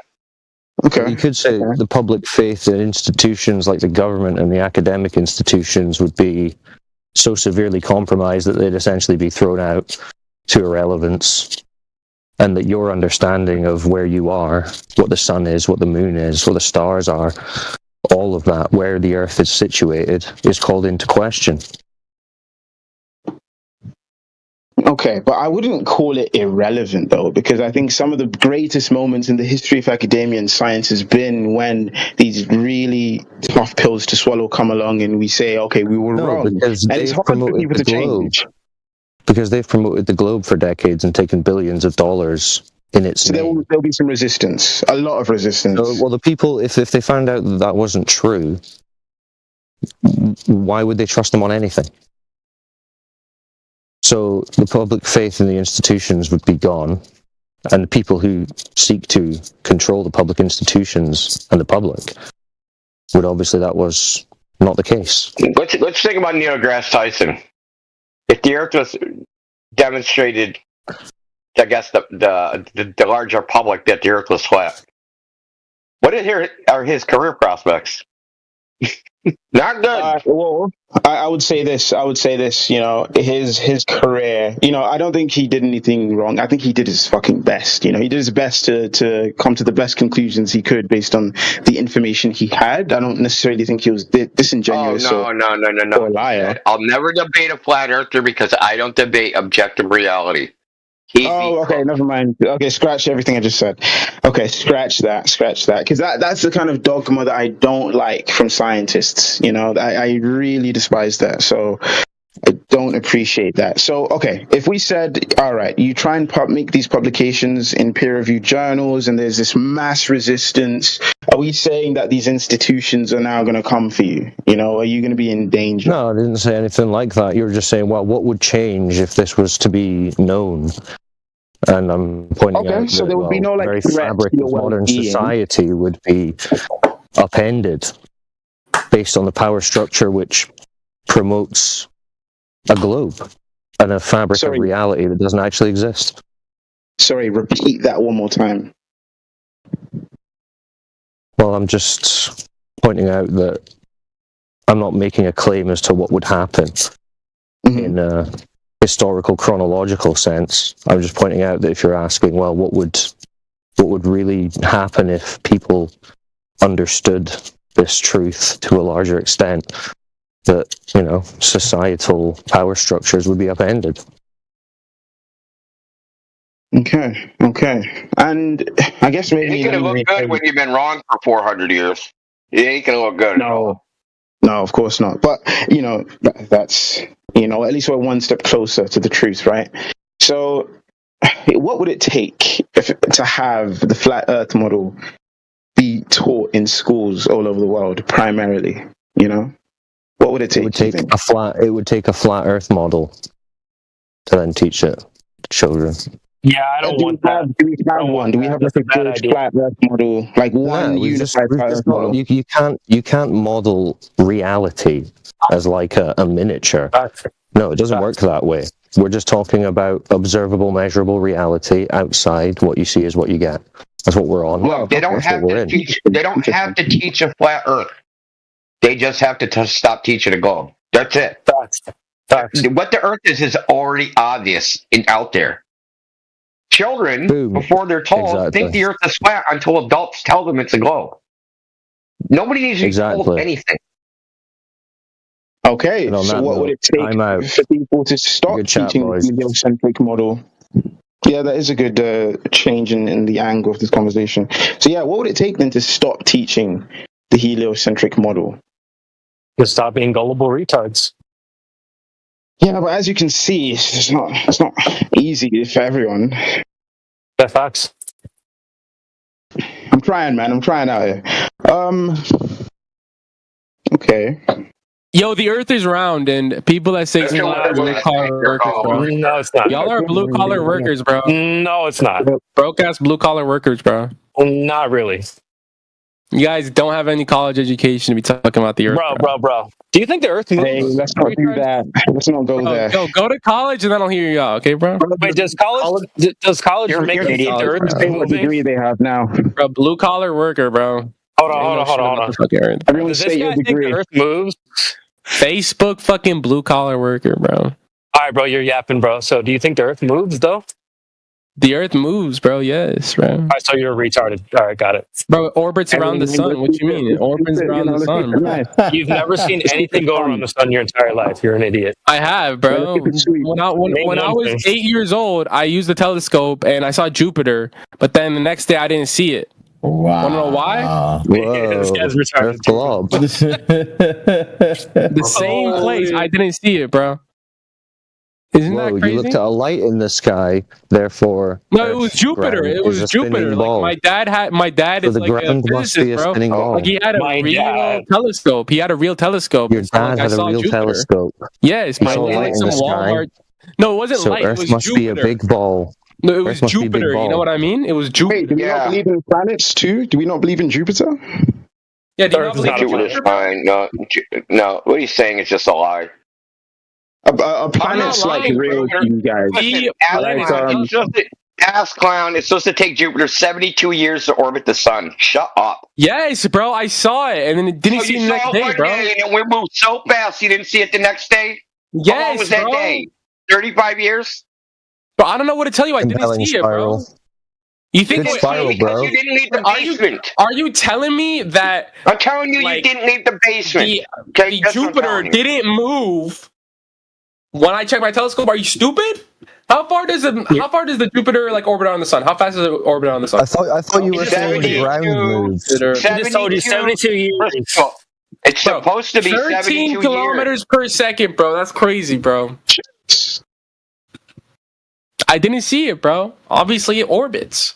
Get a telescope. I didn't see Jupiter. Obviously, it orbits. Make that make sense. Yes, bro. Bro, don't girl boss me. That makes sense. You've never seen anything go around the sun. Buy a telescope. Buy a telescope. Buy a telescope. Hey, bro.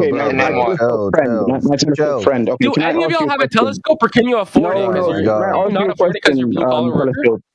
Telescope man. Have you ever seen like the transit of a planet across the sun? Because allegedly that's something people. Yeah. I saw a planet one day, and the next day I didn't see it. Obviously, orbits. That doesn't mean it went around the sun, idiot. I thought you were trying. Where'd it go then? Up or down? Where'd it go then? Up or down? Huh? He saw it when he was 8 years old. The sun, retard. Wait, yeah, okay, their claim would be that Jupiter orbits around the Earth, I think. You think the Earth moves? I thought you said that the Earth doesn't move, bro. I thought you said the Earth doesn't move. It doesn't. Wait, do you guys think the planets revolve around the Earth? Xavier, shut up. Everybody shut up. All the planets. Did he just say the N-word? No, shut up. Shut up, He said the N-word, bro. I'm reporting you. Shut up. Bro. I'm reporting you. Shut up, dude. Shut up. Yeah. I'm reporting you, deadass. Yeah, then do it. Anyway. All right, nigga. So one day you saw Jupiter, and then the next day you didn't see Jupiter. Do you think you didn't see it because it was behind the sun? It was orbiting, bro. I checked the same place. Yeah. So why didn't you see it the next day? Because it orbited, dumbass. The sun wasn't in the place that I saw it in. Tell me why you didn't see it, though. Do you think that the sun was in front of it? Obviously, I wasn't looking at the sun, dumbass. Oh, so it went behind the sun. So one day it was not behind the sun, and then the next day, bro. I checked the listen same very position carefully, and I didn't see it. Listen carefully. Bro, yeah. just So buy a one telescope, day, bro. Buy a telescope. So listen carefully. Can you even afford it, Brokey? Listen carefully. Brokey, can you even afford it? Brokey, can you afford a I've lost telescope? more money on my couch than you've ever made in your life. Okay. Oh yeah, bro. Yeah, fucking doing. So really simple. So one day you saw Jupiter in the night sky, and then the next day you didn't see it in the night sky because it was behind the sun. Is that what you're saying? Yeah, so I deafen so I don't hear your bullshit, bro. Answer. Oh, okay. You can just go on mute. Just mute him. This guy's retarded, dude. Okay, I don't really know where he was coming from because, like, do you guys believe Jupiter orbits the Earth? Listen, nobody's ever. Listen, Xavier. The truth of the matter is, nobody's ever seen anything orbit anything ever. Ever. Not even the moon. Not even the moon. Like, you know. From where? Where would you see them? Where would you have to be to see the moon orbit something? Well, like, if the where would you have to be to see the moon orbit something? On a stationary Earth, perhaps. So if you see the moon kind of flying around you. So from the surface of the Earth, you would see the moon go all the way around the Earth. Well, you would see it go from one side of the horizon to the other. Yeah, so you'd see the moon move, not the moon orbiting the Earth. Well, okay, if you don't, we have like so I see a plane. I see like an experiment where we have. Hold on, I see, brother. I see a plane go from one side of the horizon to the other. Does that mean it orbited the Earth? No, because we obviously see planes take off and land, but we always see the moon kind of travel in this predictable motion. Land. Yeah, but I didn't see this one take off and land. Did it orbit the Earth? Yeah, but we have good reason to believe that, you know, planes work by... Yeah, it's really weird that you can't acknowledge the fact that no one's ever observed an orbit. Ever. Well, okay, for me, what constitutes like an orbit is, you know, continuously observing something revolve around, you know, you even, right? And never touch the ground in a predictable kind of path, like maybe even something elliptical. Okay, so you've seen the moon revolve around you? Around the Earth itself, so like not just me. So I would say that, you know, I don't think you ever watched the moon closely enough to even say anything. You don't know what the moon's path is through the sky. You have no clue. Well, okay, enlighten me, because honestly, I think, you know, tell me. The lunar orbit is supposed to be at a 5-degree offset tilt to the Earth, so it'll go like. It should be 5 degrees offset tilt to the Earth. What? Bro, outer space is not even real, bro. Like, bro. Okay. So the moon. Yeah, so the moon then. So how does the moon work? Will get on flat Earth. Yeah, the moon has nothing to do with the shape of the Earth, brother. Facts. No, but like obviously, if there's a globe with a moon revolving around it, you know, if you then what's the evidence for that? You look, I'm not even saying that's the case. I'm just saying if you then change your perspective, let's say you realize that's completely wrong, and then now you believe in the flat Earth. Change your perspective. See, now we're getting to the point. Where would you have to be? Change your perspective to see the moon orbit the Earth. Would you be on the Earth? Yes, like you could make multiple observations. Okay, let me finish. You could make if you made multiple observations, you know, let's say through cameras located across the Earth, all looking at the night sky, all watching the moon, so the moon never leaves the sight of a camera. Could you not eventually kind of find that it travels in a predictable path around the Earth? What if the moon just circles? What if the moon just takes a circular path around the Earth? Wait, sorry, I can't hear you quite clearly. Bro, who the fuck is that? Sorry, say that again. What I said was, what if the moon just takes a circular path above the surface of the Earth? Is that an orbit? Could you consider that an orbit? I don't know. An orbit is to go around. Right. So so that would be different. That would be okay. Yeah. Okay. Well, okay. So it's revolving like above. You're still not getting to the point. You're still missing the point. No one has ever observed the orbit. That's a fact. Yeah. Okay. I wasn't even arguing. This isn't my opinion. This is 100% fact that no human being has ever observed the orbit of anything ever. Ever. Look, I'm not even saying otherwise. I was just curious to know what the moon does. Swanger, show me an orbit. An actual video of an orbit, a full orbit. Don't show me half an orbit. Don't show me a quarter of an orbit. Show me a full orbit. Ooh. To me? No, Twonger. Oh, who's that? Yeah, exactly. Exactly. Oh, okay. Anyway, okay.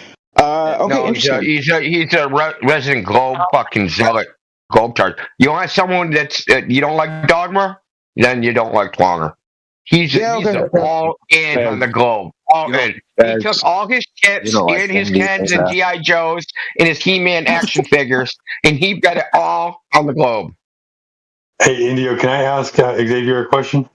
No. Yeah, go ahead. You talk. Xavier, real quick. If the surface of the Earth is not curving, then the surface of the Earth must be what? Not a globe. Facts. On the surface. Sucks. It has to be flat. It would be flat, correct. So if the surface of the Earth is flat, right? Like if you go out one day and you find out that the surface of the Earth is flat, if the surface of the Earth is flat, whatever is happening in the sky is only happening over a flat Earth.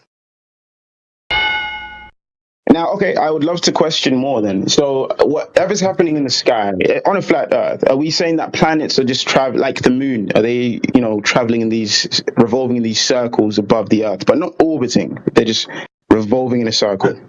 Tell me this: do they look like lights in the sky? Are they all lights? Do they appear to be lights in the sky?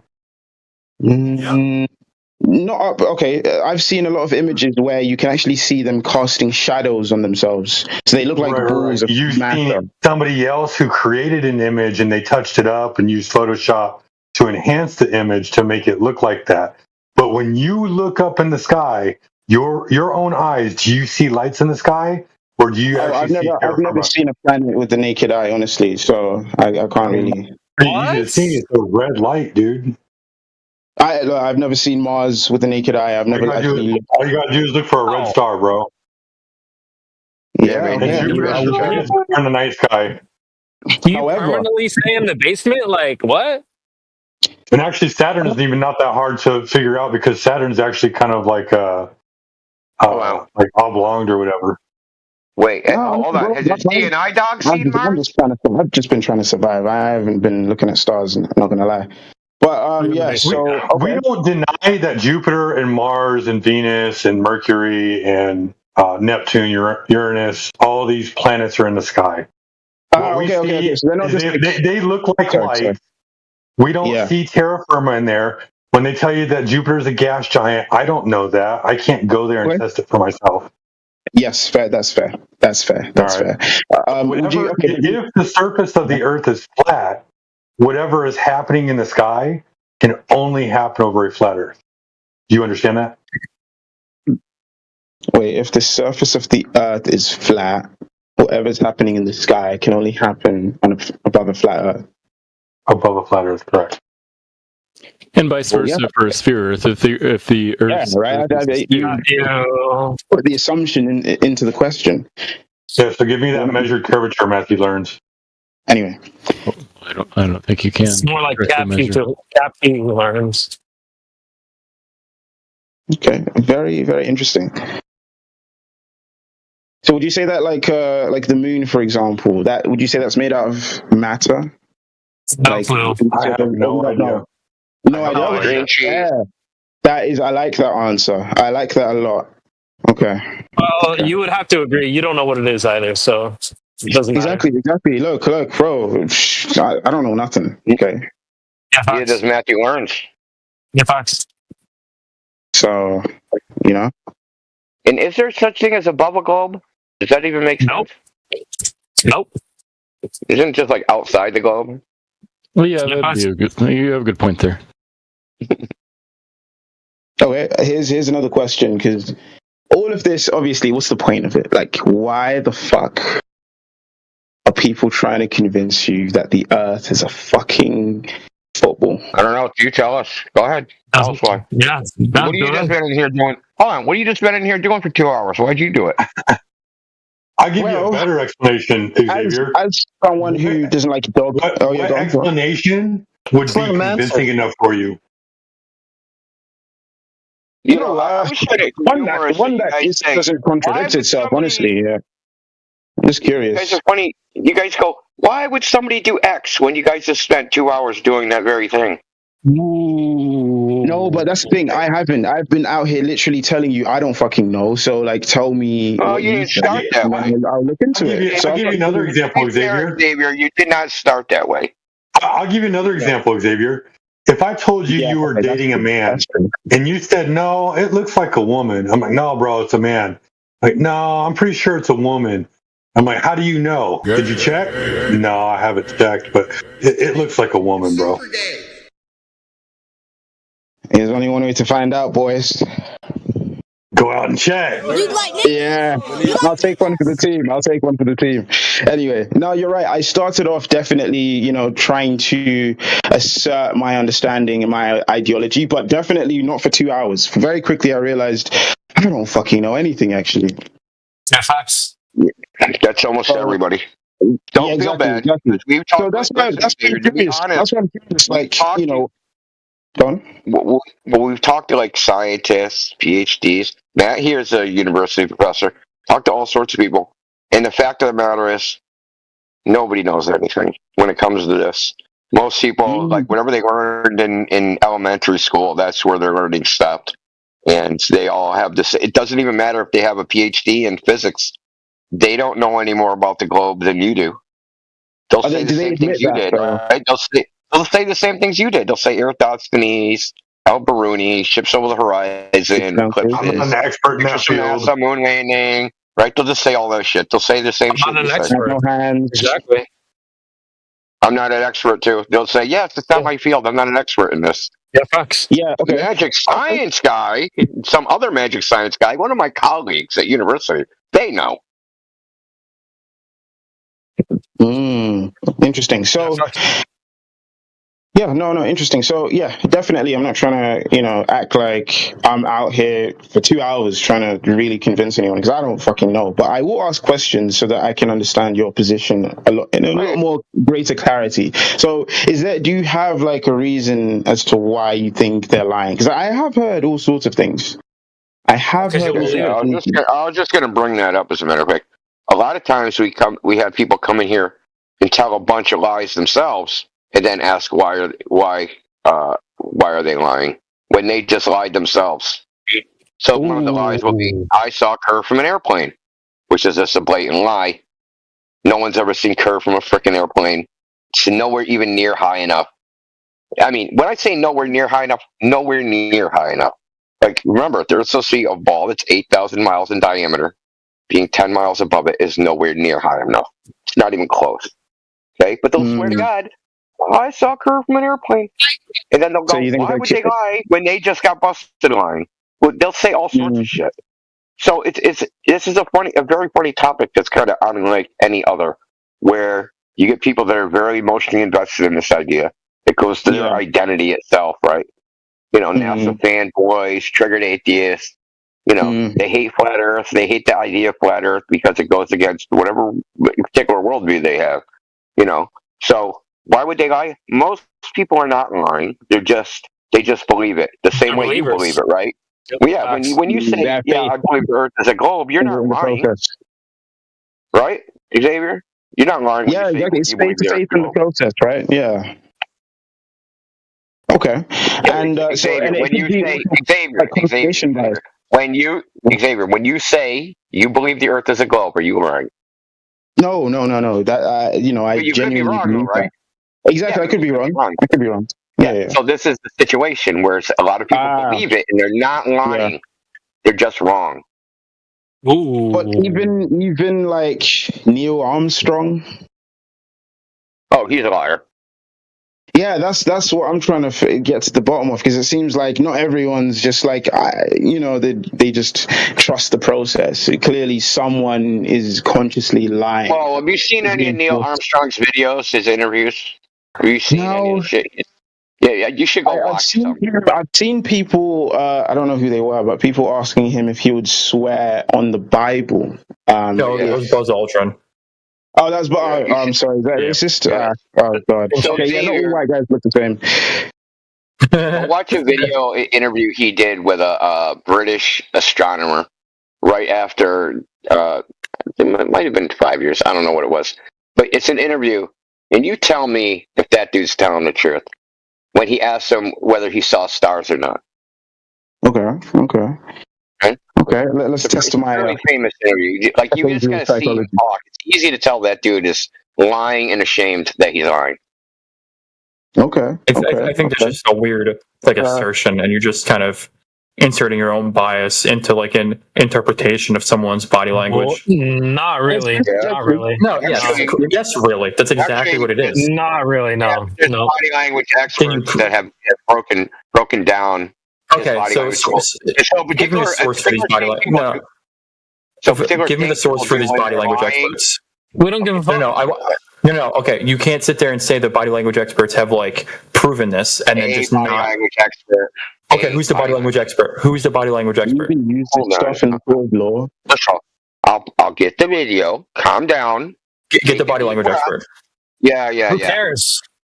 Yeah, you care apparently because you're saying a body language expert confirmed the moon is not land, so it doesn't matter. Well, I'm going to tell you what the evaluation was because that's more important than whether it's a body language expert. His expertise is irrelevant. There's a certain it's very relevant. No, it's very relevant. Why are you cutting me off? Last warning. Over talk me again. Get muted. That's your only choice. Okay. So when people remember something, when they're recalling it from memory, they look up and away. But when they're making it up, they look down and to the right. The entire time when he's asked the question to recall what he saw, he looks down and away because he's making it up. That's dumb. Yeah, that's just not, like, that's not a refutation. Do you have proof of this claim that like looking down and to the right means that you're lying? Like, do you have anything to like substantiate that? Anything to back it up? Dude, you're looking down to the right now. No, I'm actually looking up and to the left because my monitor is just up and to the left. But like, no, if you could just prove it. I'm trying to have a good faith conversation here, but just no, you're not. You don't even know. I think he is. He's asking good questions. And you refuse to answer them. Looking down and to the right, according to you, looking down to the right means you're lying. Not according to me. According to interrogation techniques. Okay, can you just link me like where you got this information from? Hold on. Yeah, I will. Okay. Calm down, dude. I'm on a phone. I'm calm. It's just like I asked for like 6 times. The fact you're demanding instantaneous information and badgering for it within seconds shows that you're a disingenuous schmuck. Or you don't actually really want the information. No, I do want the information. Yeah, okay. Then hold on to your ass, right? Okay. Wait.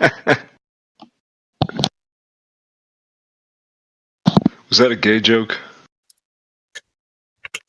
Pause.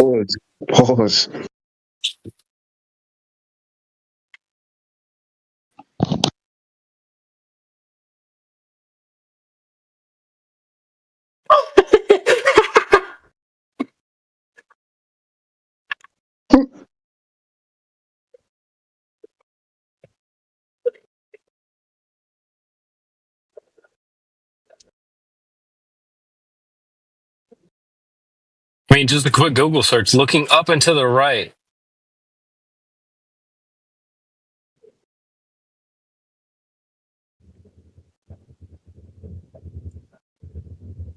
He said looking down and to the right. Oh, gosh. I mean, if you want to use a quick Google search says looking down and to the right can mean a person is assessing their feelings about a situation or engaging in internal dialogue with themselves rather than remembering facts or constructing a lie. All right. However, eye movement interpretation varies depending on the individual, with some research suggesting that looking down into the right in Western culture can signal access to kinesthetic or feeling-based information, such as a sensation or emotional response, which proves nothing. My point exactly. So the moon is not land. The moon isn't even land, so then it doesn't matter what anyone says. The moon is not a place you can go to, so Okay, but people have gone to it. Like, you can't just not really. sit there. That's like going to a rainbow. You can't go to a rainbow, bro. Like, oh, you think people have gone to the moon? Okay, hey, will you post the telemetry data in the chat? Post. Ooh.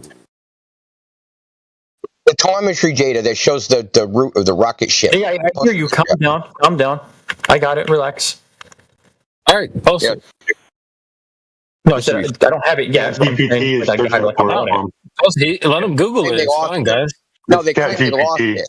So this is a perfect illustration of a fool that thinks that it must be out there somewhere because he really believes. Wait, Indio, did you not make a claim you've been substantiated? Now, why are you over talking me again? Because you're lying. You're a fool. You're lying. That's why. Because 10 seconds ago, you did the same exact thing I'm doing right now, which is make a claim and don't have the data ready. Telemetry data. The 3,600 bankers boxes of missing Apollo tapes, dude. The projection is insane. The telemetry data was in them. It's genuinely Just insane. post it, bro. Why are you yapping? Just post it. Like, what are you doing? He's going on mute until he posts it. That's what he's doing. Yeah, just post it. You just post it.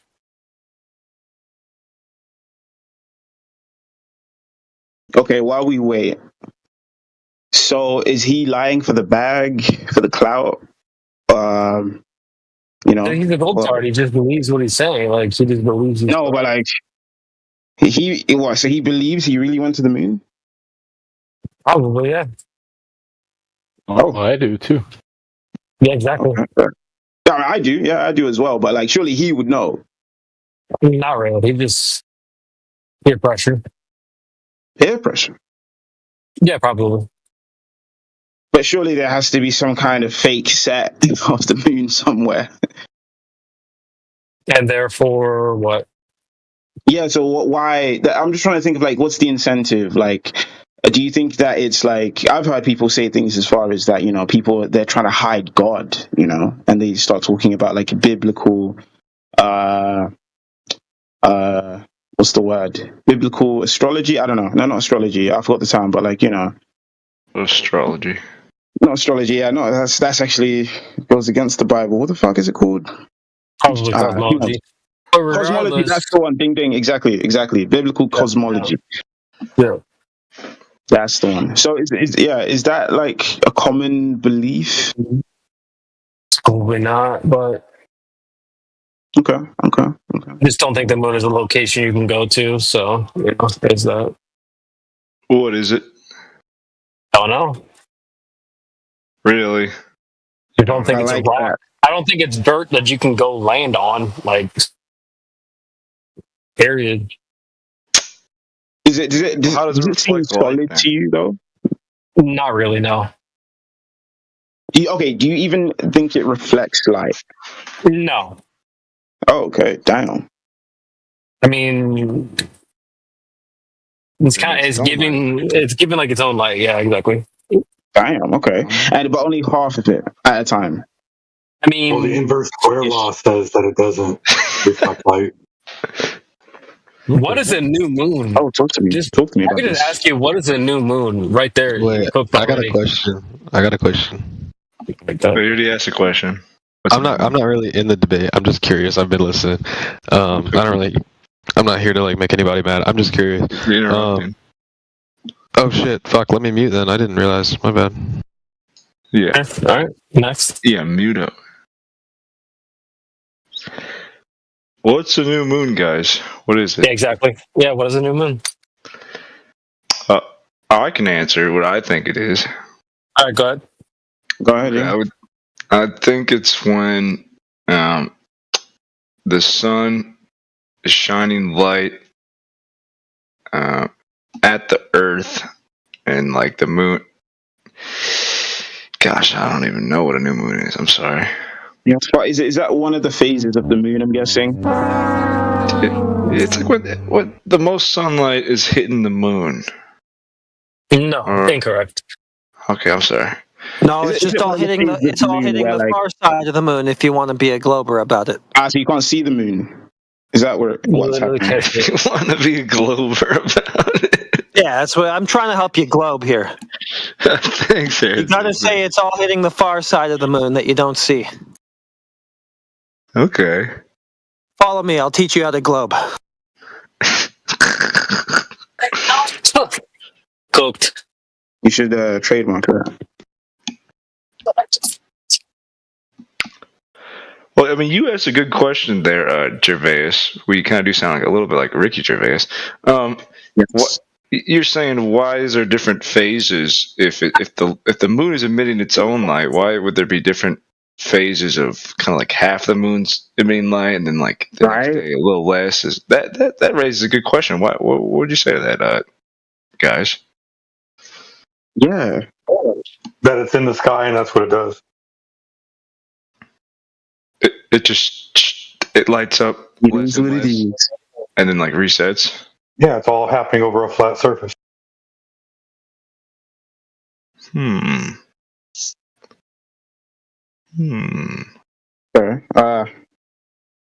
That's what it does. Why does it do that?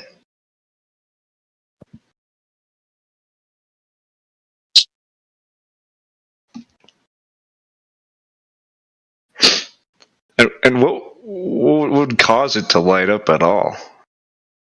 Bro, dude. Nobody knows, dude. Like, that's the point. You live in a world that's full of mysteries. I like that. You don't even know what the moon is, bro. But here's what we know: it's not a freaking rock that's lit up by the freaking sun, bro. Like, well, how about this? Because we took away your ball. Because we took away your ball. Now we have to re-explain how everything in the universe works. Not really. Yeah, I guess that's unfair. I don't know, guys. Agree the moon is a creation? Would you say that? I'm so glad that everything is recorded. That's fine. Yeah. Okay, all of the stupid shit on tape. It's amazing. Wait, stupid. What did we say that was stupid? What did we say that was stupid? That it wasn't a rock lit up by the sun? That's stupid?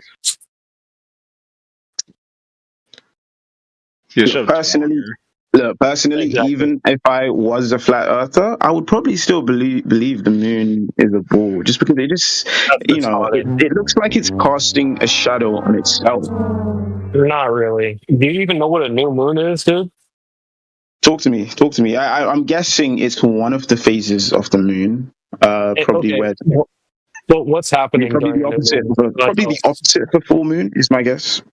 Yeah, but what's happening? Why can't you detect it? You can't detect it. Yeah, why? You can't detect it. I don't even know if that's true. I don't know too much about the new moon specifically. Yeah, exactly. I wouldn't yap if I were you. No, I'm not yapping. I'm just saying that's just the way I think and the way I if the moon was passing near the sun at some point, we would just see kind of a little outline of the moon as it's going across the sky. Well, like a solar eclipse. Matthew, you're the one that thinks the sun was discovered to be infinite miles away, and you turn around and said that the sun would be invisible if it was infinite miles away. Complete fail. I don't think the sun is infinitely far. Well, that's how they discovered the Earth being a ball, right? No.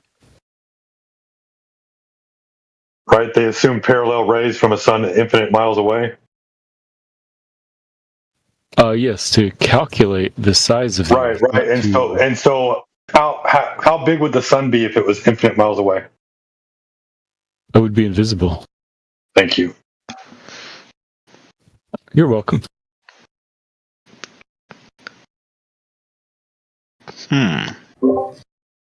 Very profound stuff. So where were we going with the new moon? I'm actually curious. Yeah. Well, what I said, if the moon was passing in front of the sun, not directly in front, like you so-called eclipses, but anywhere near the sun, wouldn't you expect to see like a little bit of moonshine around the outside? A little bit of shadowing? Like a partial solar eclipse, maybe? Huh? Not exactly across the sun, but like close to it. Well, I mean, yeah. Okay. I see what an annulima is. You would see. I see. Okay. I just pictured it. So you're saying just like a tiny slither of light. Sometimes the moon doesn't pass. Sometimes supposedly the moon doesn't pass in front of the sun at all. but it still has a new moon phase. Right. So you're saying shouldn't there be like a tiny slither of light that's not a sliver, just a shadow, like a glow from behind the moon? Oh, okay, a glow from behind. Okay.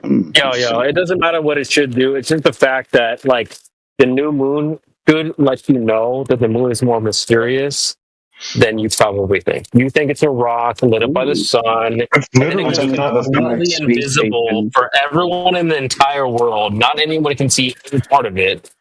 Yeah, you don't know what the moon is, bro. That's the point. Oh, okay. Let's talk about how mysterious it is. One of my favorite things about the moon and the sun too is like it's a crazy, weird coincidence how we get a perfect solar eclipse here on Earth because the moon is coincidentally 400 times smaller than the sun, or whatever ratio. I'm sure the ratio is probably different in a flat Earth, but it looks like the same size in the sky. It probably works differently on a flat Earth, right? But I'm surely even on a flat Earth, like it should be like quite spectacular that we get a perfect solar eclipse, right? Is it just because they're the same size? I don't think it's a coincidence. I think it was that way by design. Oh, by design. Oh my God. Right. Oh, okay. The guy's a globetard, by the way. The guy that you just talked, the guy that just spoke, that's a globetard. Yeah, God designed the globe, and God designed the sun and the moon to appear about the same size in the sky. Are there any like agnostic or atheist flat earthers, or is it like that was a globetard? The guy that just spoke, that was a globetard. A globetard. Yeah. Okay. Yeah. Does the flat earth model like necessitate God? No. Okay. Although I would say yes, because there hasn't been any naturalistic explanation for how a flat Earth could come about. So it would have to be like the God of the gaps, because there's no other way. A natural. Say that again, Matthew. I'm sorry, I misheard that. Nobody has ever put forward a natural explanation, a non-theistic explanation for how a flat Earth could have come about. Therefore, if you're going to believe that the Earth is flat, you probably will have to appeal to design arguments and say God exists. What do we think? I think it's more about the Earth is flat and less about how it got that way. Like we don't know. We just know it's flat. Yeah, facts. By we, I mean them. I'm a globetard. Fair enough. So you're not really too concerned about. You're not worried about it. No, I don't really care. Okay, fast. Okay. I got bills to pay. I got to work my job. Exactly, bro. We're just trying to fucking survive out here, man. I get it. Yeah. Fez. So for those who probably might care, does anyone have like a naturalistic explanation? Because that would be fucking interesting. I agree. What, the moon? No, I guess the entire flat Earth and all the components around it, right? Like, how did that get here? The only explanation I've ever heard was that it always ever existed. Yeah. Besides like intelligent design.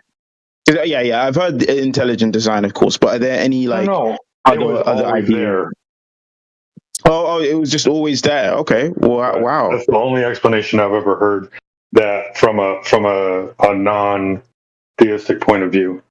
I would prefer God would make more sense to me than that. Creator, so. Yeah, I would choose the intelligent design over just an eternal, flat disk just there. To be honest, yeah. Okay. Interesting. Right. Well, I mean, but the principle follows the law of conservation of energy, right? Energy can neither be created nor destroyed. So if that's the case, then it was always here. Also, Earth's not a disk in outer space. No. Yeah, let's talk about that. Oh, okay. This is interesting now. So let's say, does it go on forever? Story from the naturalistic, actually, nature will be designed when you break it down. All nature has been designed. So when people speak about nature, that's design. But claiming that this whole place and everything that is in it came out of not a designed way, that will be complete nonsense. That would be moronic to claim something like that. We're diving into deep territory here. Okay. It is deep. It is deep. That's just your opinion. Why is it nonsense? Shut up, Tonker.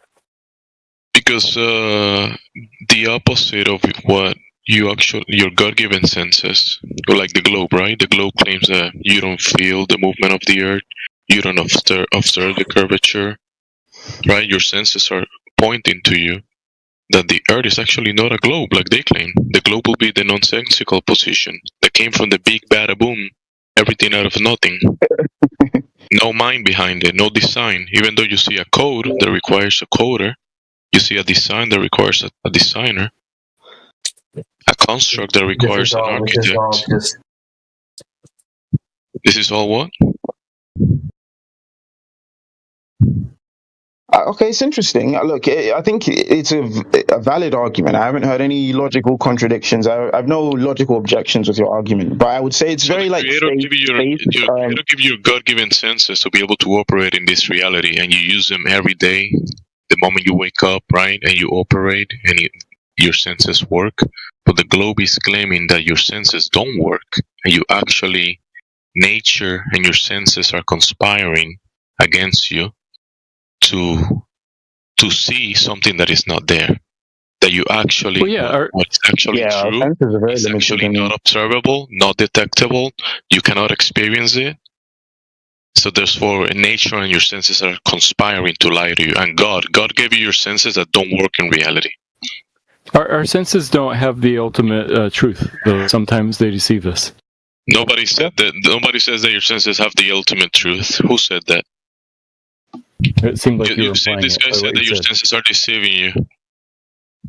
Right. I can't see Wi-Fi. Deception requires intent. So you're saying that God is deceiving you? That He gave you your senses to deceive you about His creation? Yeah, that's it. It's more of a phrase. So you're right. I shouldn't use the word deceive. Our senses don't always have the exact truth. And then on top of that, you're going to be like, "Oh, my senses are deceiving me. I may not even be here in reality. I may be a brain in a jar somewhere." You might not even have two hands. A brain in a jar.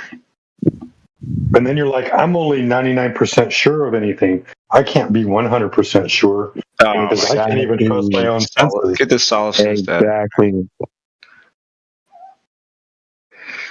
It's a self-refuting argument that should we do it then? Should we just dive into the whole God thing? No. No? Is that against the rules? I don't know the rules, yeah. Stay out of the God topic because people get into their emotions too much and people can't have that conversation.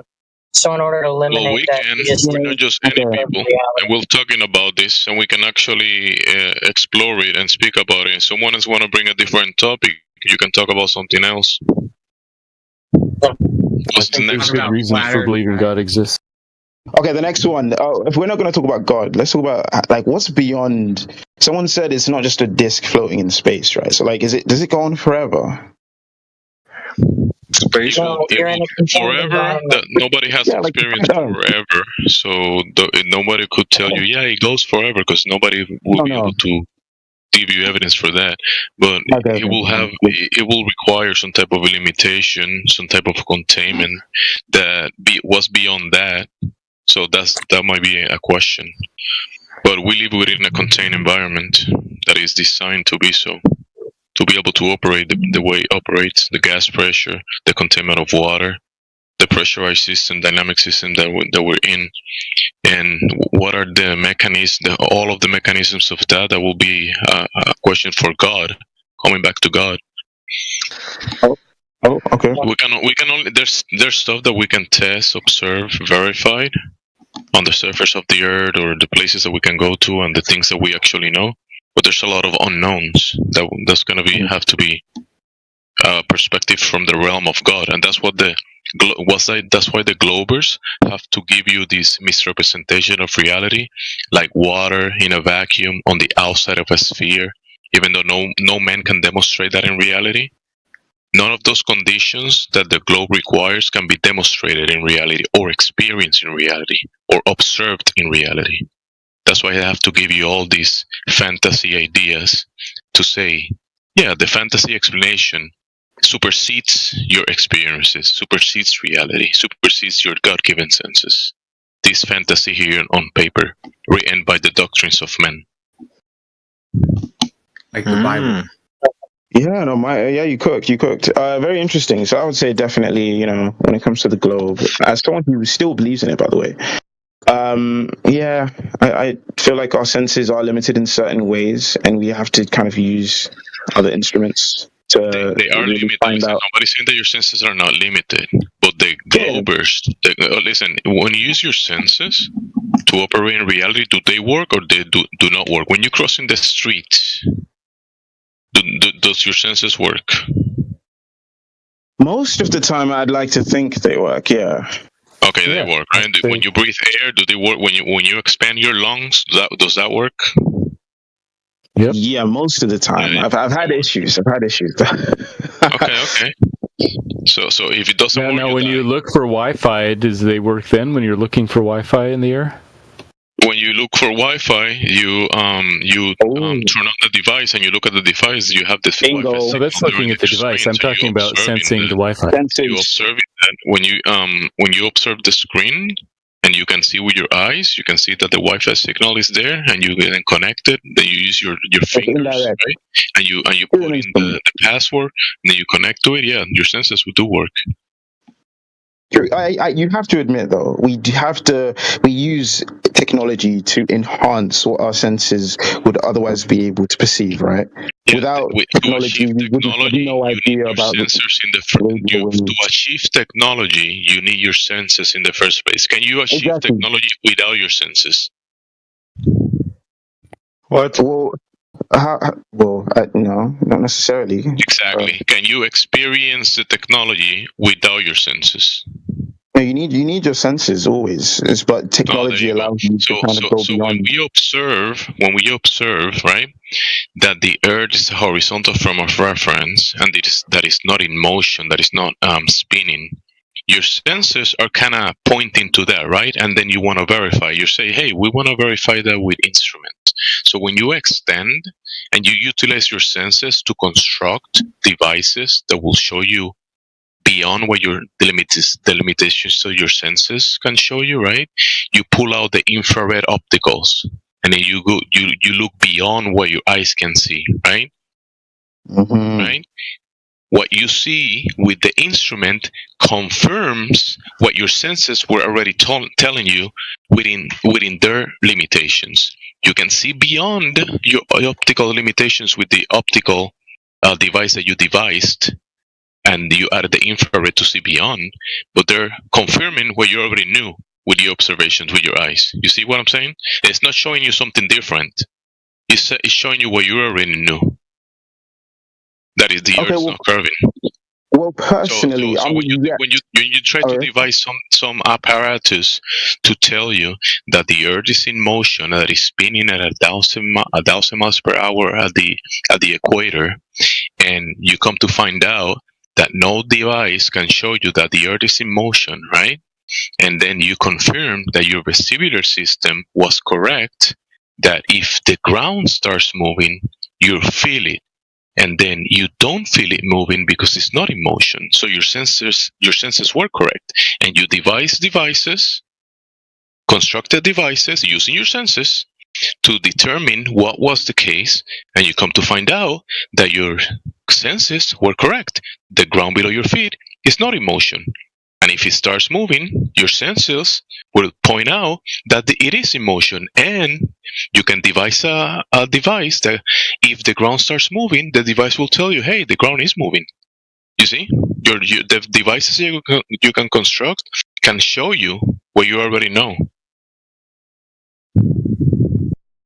Yeah, I think, to be honest, verify it. You have to perform these experiments for yourself, because there's a lot of hearsay, people just claiming that they've seen things or performed certain experiments or made certain observations, but you have to challenge it yourself. You have to make your own observations. So I think, I'm yet to do that myself. So personally, I can't really speak too much on these observations until I've done it myself.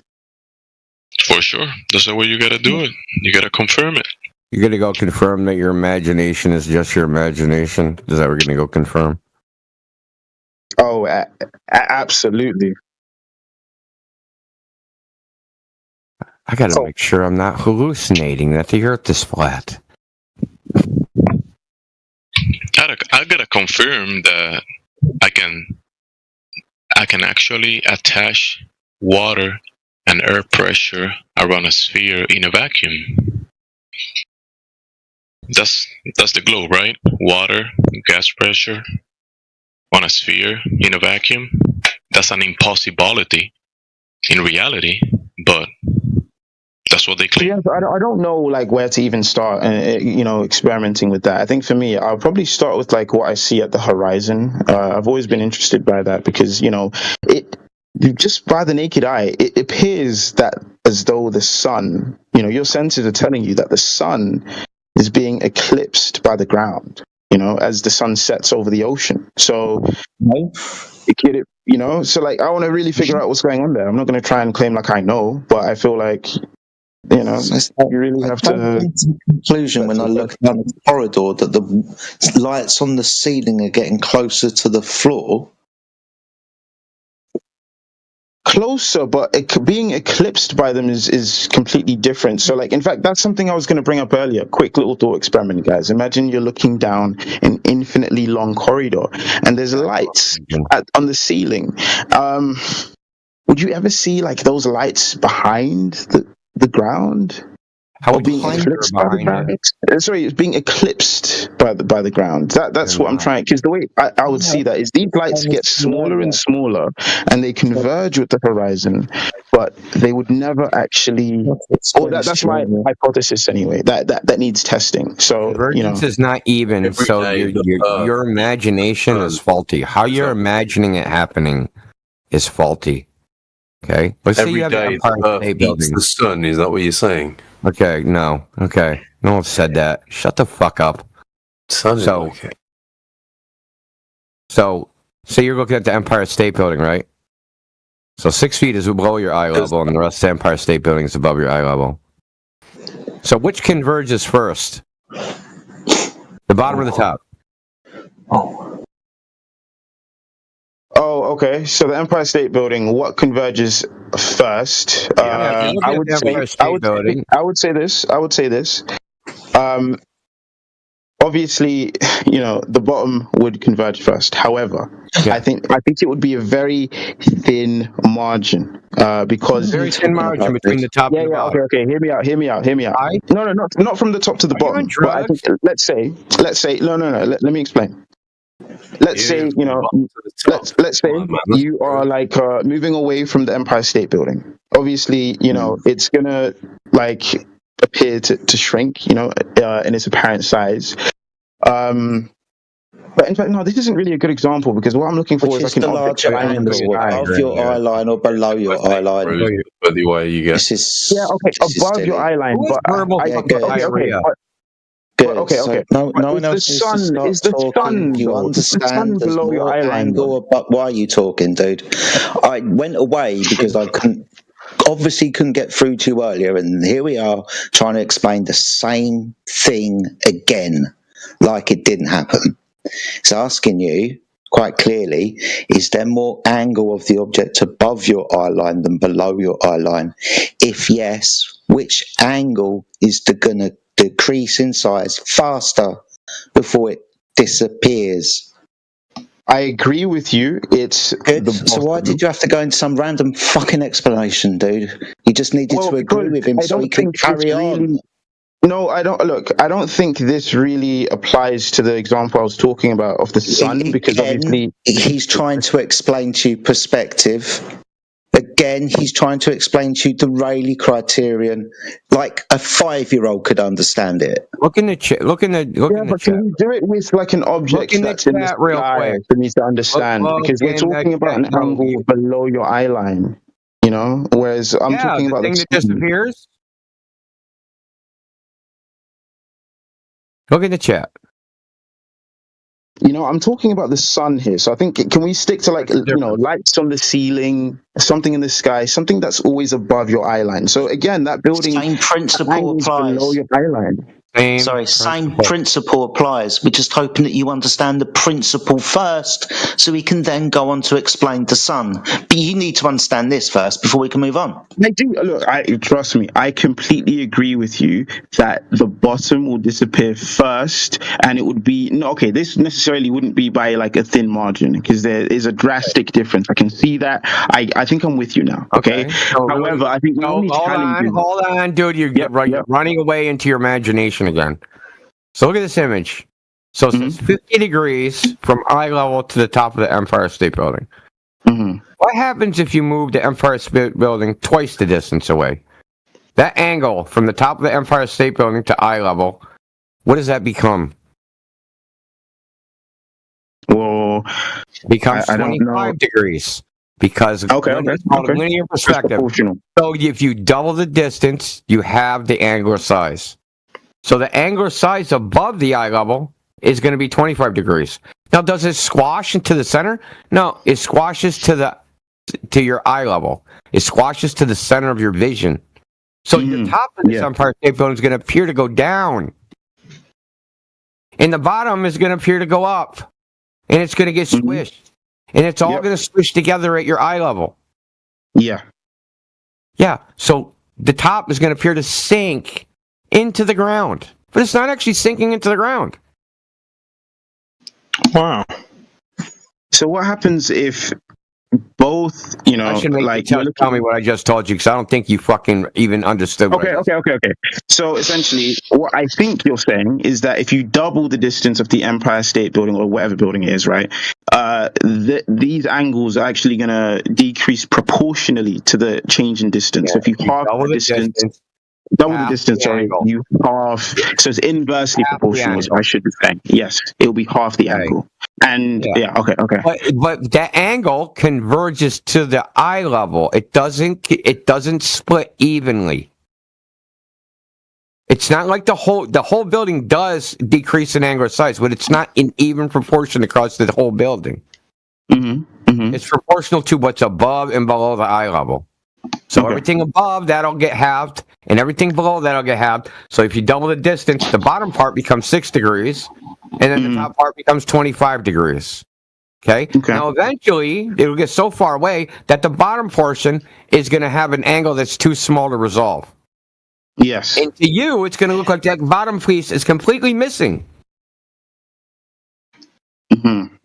Right? But the top is still going to get lower and lower and lower in your field of view as it gets further and further away. And it's going to appear to sink into the ground. But it just looks sinking into the ground. Yes. Before we move on to an example of something in the sky, let me make sure I really thoroughly understand the principle first then, right? We can talk about this all day long. We can demonstrate this on a known flat surface. We can demonstrate. Exactly. Look, I'm not even, saying this. Like, say we get a surface that we know is not curved, and we can demonstrate this identical things cut off bottom first optical effect and disappearing on a surface we know is flat. Yes. Okay. So let's take this even further. Then I want to really make sure I understand the principle. Right? No, I want you to address what I said, please. If we can demonstrate this happening on a flat surface, then what? If you demonstrate what angular resolution on a flat surface? No, when we demonstrate something disappearing bottom first, bottom up, and then disappearing completely, appearing to go quote unquote over the horizon, but it's a surface we know is flat. Yeah, well, okay. Oh, I know. And what? Yeah, exactly. Okay. I want to add just a tiny bit. You have an idea that this shit. So you have an idea. Okay, this is a Goldberg idea that, hey, if the Earth was flat, there's no way we would see an object go off into the distance and disappear bottom up. We can demonstrate experimentally that this is not true. That it would look like that, even on a flat surface. Okay, again, I want to add some nuance, because first, my argument really we can demonstrate it. Yeah, okay, yeah. Yes. But can I just like ask a few more questions to make sure I really understand what's happening here? Is that okay? Okay, It doesn't matter what you understand. We can demonstrate it. Your understanding is irrelevant. We can demonstrate it physically. Look, can I ask whether you understand it or not is irrelevant. Whether we know the cause or not is irrelevant. Whether we know the fucking physics behind it or not is irrelevant. We can demonstrate it. We can go take a surface that we know is flat. We can take an object. We can move it away from us across the surface and it appears to disappear bottom up as if it's going over the horizon. A globe horizon. The same way. It looks like visually identical. We can demonstrate it. On a flat surface. Whether I understand it or not is completely irrelevant to the facts, okay? I'm just, for my own understanding, I'm just obviously asking. Oh, sorry. No matter what you understand, we can demonstrate it. Yes. Look, my understanding is that this is just, for me, from one friend to another, I just have a few questions. Literally, that's it. Okay, yeah, whatever. Doesn't matter. Like what you... Yeah, but can I, is it okay? Goes on you for fucking probing the mysteries of the universe. But we can demonstrate. Look, is it okay if I just ask a few questions? I don't want to upset anyone. The basis of the claim, the basis of ships over the horizon, sunsets over the horizon, are A, that the horizon is the geometric edge of the ball, B, that observation is impossible on a flat Earth. Both of those are false.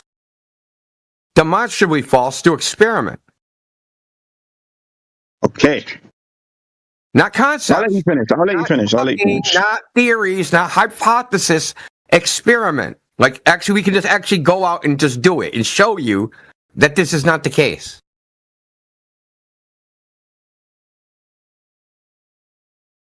That the observations where something gets cut up on them first, it happens on a flat surface. The idea that it doesn't is wrong.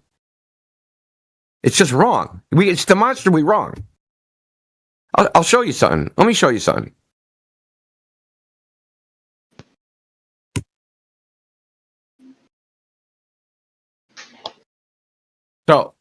So what this girl did is she went to a lake, and the lake's 1,000 feet long, right?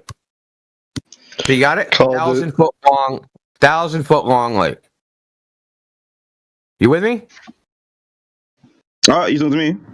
Yeah, you with me? 1,000 foot long lake. No, bro, I'm not gonna lie. I still have this question. I don't think I'll really understand this until I get these questions out. Yeah, okay, whatever. Is that okay? Jawbreaker. Yeah, I mean, you can ask whatever question you want. I'm still gonna go back to empirical evidence. We'll come back to this. Exactly. This is just for my own personal understanding. Nothing to do with like whether I understand it or not. It has nothing to do with Xavier. Xavier, hold on. Here we go. Xavier, can you take the Werther's butterscotch out of your mouth and then talk? Sorry? Fucking asshole. Don't worry about him. Go ahead. Okay. All right, no worries. Thank you. So, one question I was going to ask had to do with the rate of change and how it corresponds to the ratio between the two angles. So, for example, right now, we could say that the bottom angle is probably a quarter of the top angle, roughly. What does that mean? All right. And then, okay, I'm just exactly with that. I'm just thinking through this to see if it would matter, right? Because I don't know yet. So I'm not even saying necessarily this matters yet. I'm just trying to see if it does. Okay. So I'm just going to work through the maths a bit, if that's okay. So if we double the distance now, what we see is that we halve both of the angles, correct? Yes. Okay. So then we would have 25 and 6. So it still kind of maintains the same ratio, between the two angles. However, what happens to the absolute difference between the angles? That's the thing. You're making a mistake because you're looking at it in the overall context. This is a generalization. Okay. It's not how it actually works. Okay. Because equal sizes aren't equal angles in vision. Okay. So let's say I have 10 feet. A 10-foot pole, right? That's vertical. That's 20 feet higher than my head, and one that's 1,000 feet higher than my head. Okay. Even though it's the same 10 feet, one is going to look significantly smaller than the other. Right? And I'm not even talking about distance. I'm talking about the orientation of the pole relative to where I'm looking. Because if it's 1,000 feet in the air, right, I'm looking at it at a very shallow angle. Okay? I actually have a graphic I can actually demonstrate this with. Let me see. So this is a mistake people commonly make. They try to equate angles with absolute sizes. They think, oh, 10 feet of an object, oh, that's 1 degree. Now, so no matter where I see 1 degree, that's 10 feet. No, it's not how it works. Not even remotely. Because it has an orientation. Okay.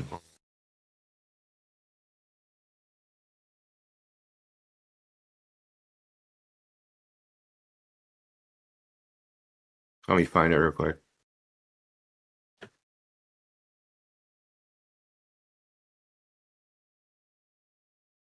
Sorry, are you going to pull something up? Yeah. Just 1 second. Okay.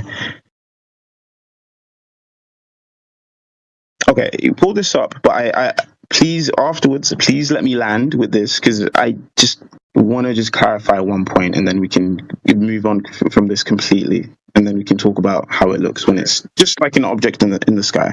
You're thinking about it wrong, though. The way you're imagining. Yeah, exactly. So yeah, exactly. Let's talk about it. Look at this. Look at this diagram. This is from a book called Trigonometric Delights. Okay. Now, look at the vertical line. You see all the spacings are the same spacing. Yeah, they're even. But you notice that the angles between those lines are not the same. Yes. They decrease with height. Yes. Okay. So you can't just naively say that, you double the distance, it's having the angle of all portions of the Empire State Building. It's a function. It's not a. Now, the total size, right? The total size will decrease. Double the distance, half the size. But it doesn't mean the entire viewing of the building all decreases evenly. You understand what I'm saying? Okay, I think the best way to understand is to plug some numbers because we have 50 and 12 here. Should we I want to play around with that and see what I think it is and what it actually is, and see where I'm getting this wrong. Because my assumption would be that that proportion, that the way that this angle is, the top angle is basically 4 times larger. The proportion will stay the same. Okay. Yeah, exactly. Between eye level, but but the thing is, it's not that simple because you're comparing, right? So let's take this Empire State Building again. Okay. So you have the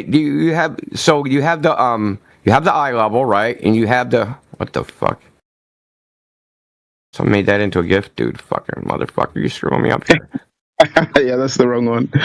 Yeah, like it's fucking moving around and shit. I mean, yeah. So between eye level and 12 degrees, yeah, that's fine. But you also got to remember that.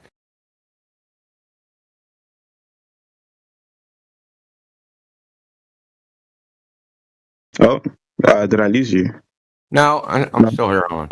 Oh, okay. No worries.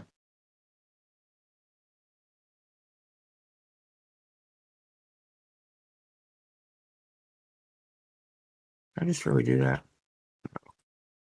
Okay, now look at this. You see the red arrow?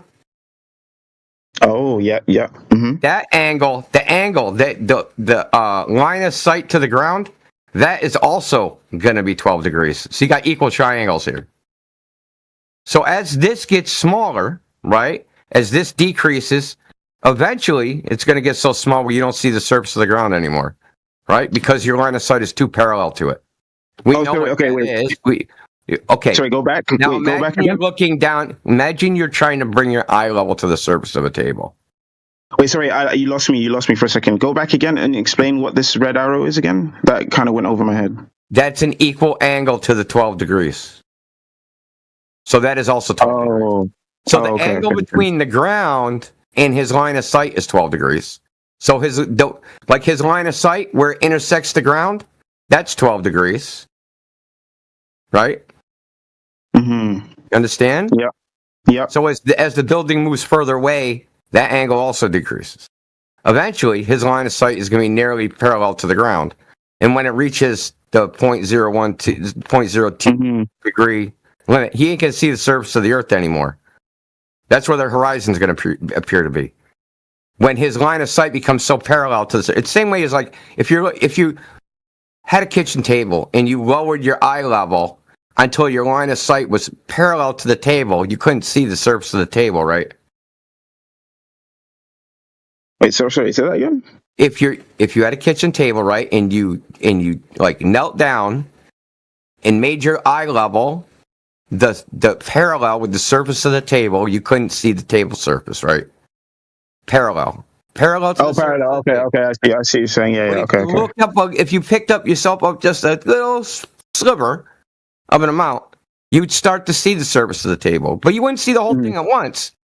Yeah. You'd see what's closest to you first, and as you went higher, you'd see more and more of the table until eventually you see the whole thing. This is the same thing, the same principle.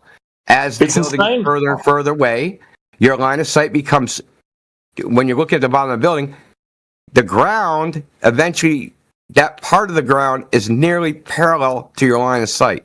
And you can't see the ground, any ground past that. It's crazy the amount of people that have been psyoped into believing the round earth, just like the amount of people that are psyoped into like being pedophiles. Like the amount of pedophiles in your closet. Is that what you're talking about? Anyway, the point is that there's look, we're talking about the entire visual effect. Why does it look this way? Okay. Why does it appear that the freaking thing is sinking and appear cutting off? It's because the ground, you can't see it. But just because you can't see it doesn't mean it's there. Not there. It is there, but you're looking at it too shallow of an angle. And the idea that everything is just crunching evenly, that's also incorrect. Geometrically incorrect. Whatever's above your eye level is going to crush down, but it's not going to crush down evenly. So it's going to crush down the least evenly in the middle, right around your eye level. So what will happen is the ground will disappear, then the bottom will disappear, and then the top will disappear. In that order. And this is purely flat surface, projective geometry, nothing complicated. But it wouldn't even matter because we can demonstrate it experimentally. That's what I was trying to tell you. I posted in the chat. This little. So if you look in the chat, you scroll up to those boats, right? See the little freaking boat video and a boat that appears cut off? You scroll up a little bit. There's a screenshot of a little RC boat, and you only see half of it. I'm looking. Is there a timestamp that would be good? 103 here. 103. Oh, am I looking at the right video? Oh yeah. Okay, I'm not. Okay, there's a screenshot underneath it. Yeah, the screenshot is okay. The screenshot does the job. Yeah. You can't see the hull of the boat. Where is it? Okay, interesting. Okay. The thing is, this lake is only 1,000 feet long. According to the Globe Earth model, the horizon should be 2,600 feet from the camera. 2,400 feet, rather. Well, okay, so how's the boat behind a horizon that it can't reach? Why is there in fact, why is there a horizon at all? There should be no horizon at all. You should be able to see, according to what people think, all the way to the other side of the lake, you should be able to see the shore. But you can't. And this has been demonstrated experimentally time and time again. I even got one where they take a light, put it on the surface of the water, and it disappears. It's only 80 meters away. And the water's completely calm.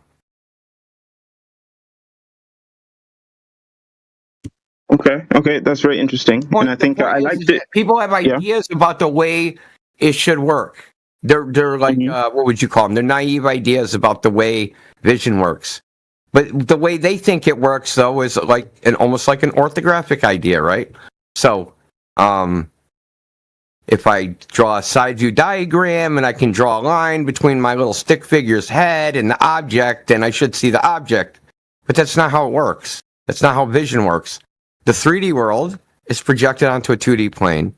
And as was mentioned to you earlier, you have railroad tracks. If I drew railroad tracks orthographically, right, on a side view, they'd never converge. They'd go along in two parallel lines forever and ever. But that's not how we see them. When you go look at the railroad tracks, they appear to converge off into the distance.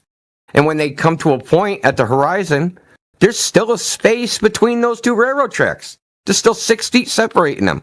Where'd the 6 feet go? Right? Same with the freaking, same with the car analogy with the headlights that he was telling you. Right? Because I heard you say, well, the 10 feet is still there. Yeah. Well, yeah, there's also, 10 feet between the headlights. Where'd that go? They look like there's one light there, not two lights. But so if there's one light, what happened to the space between the lights? Where'd that go? Did one light just go out? No. There's still two lights there.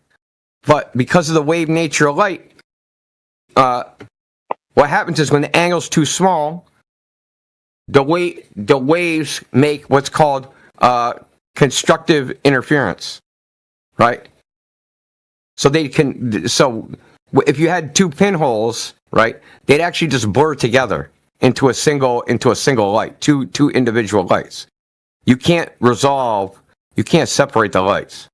This is also considered like what do they call it? The most important equation in astronomy, because what determines whether you can resolve something is not the zoom on a camera, which is often what people think. It has nothing to do with zoom. Zooming in isn't going to help you. None of that shit works. The only thing that helps you is increasing the resolving power of the camera, which is which is increasing the diameter of the lens. Okay. Okay. So now I just posted in the chat. So watch this video. That's a lake, all the way on the other side of a lake. Takes his camera, gets down close to the water, and the light just vanishes and disappears. Why? Sorry, one second. I have not actually had a look at this yet. Give me 1 second. It just gets blocked by the vegetation there. I'm actually trying to send you something. Bear with me, please. What vegetation, Twanger?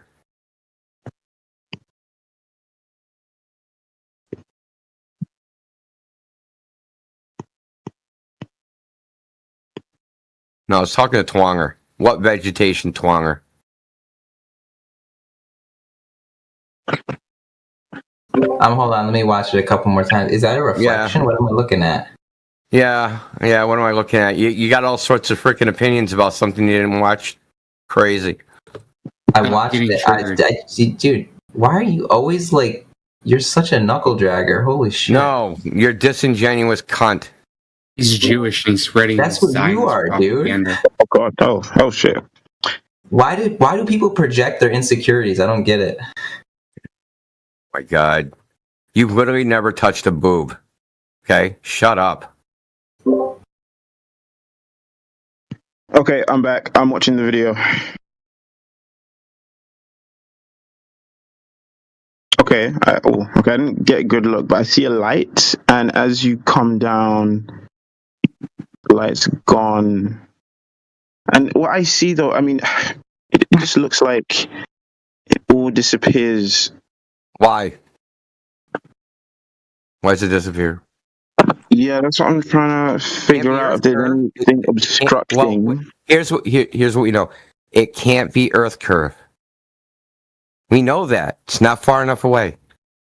Yeah, but there's like things in the water. I don't know if there's like something obstructing it, or like if you could draw me a diagram or something that I could use to actually understand what's going on here. Because like, and by the way, I loved it earlier when you would pause and get me to regurgitate what you were saying, because it kept me like engaged, and I felt like I was understanding you. Because not gonna lie, I lost you a few points here. I did lose you a lot of times. Hey, Indio. Explanation. There's nothing in between the light and the observer. Hey, Indio. Yeah, I can't see anything. Who has a question? Do you read, Indio? Do you read the Bible? Not often. Why? Well, I was gonna say the Bible. You go back to its original translation. Actually describes the word as the Earth as a sphere. Oh yeah, cool story, bro. What in biblical Hebrew?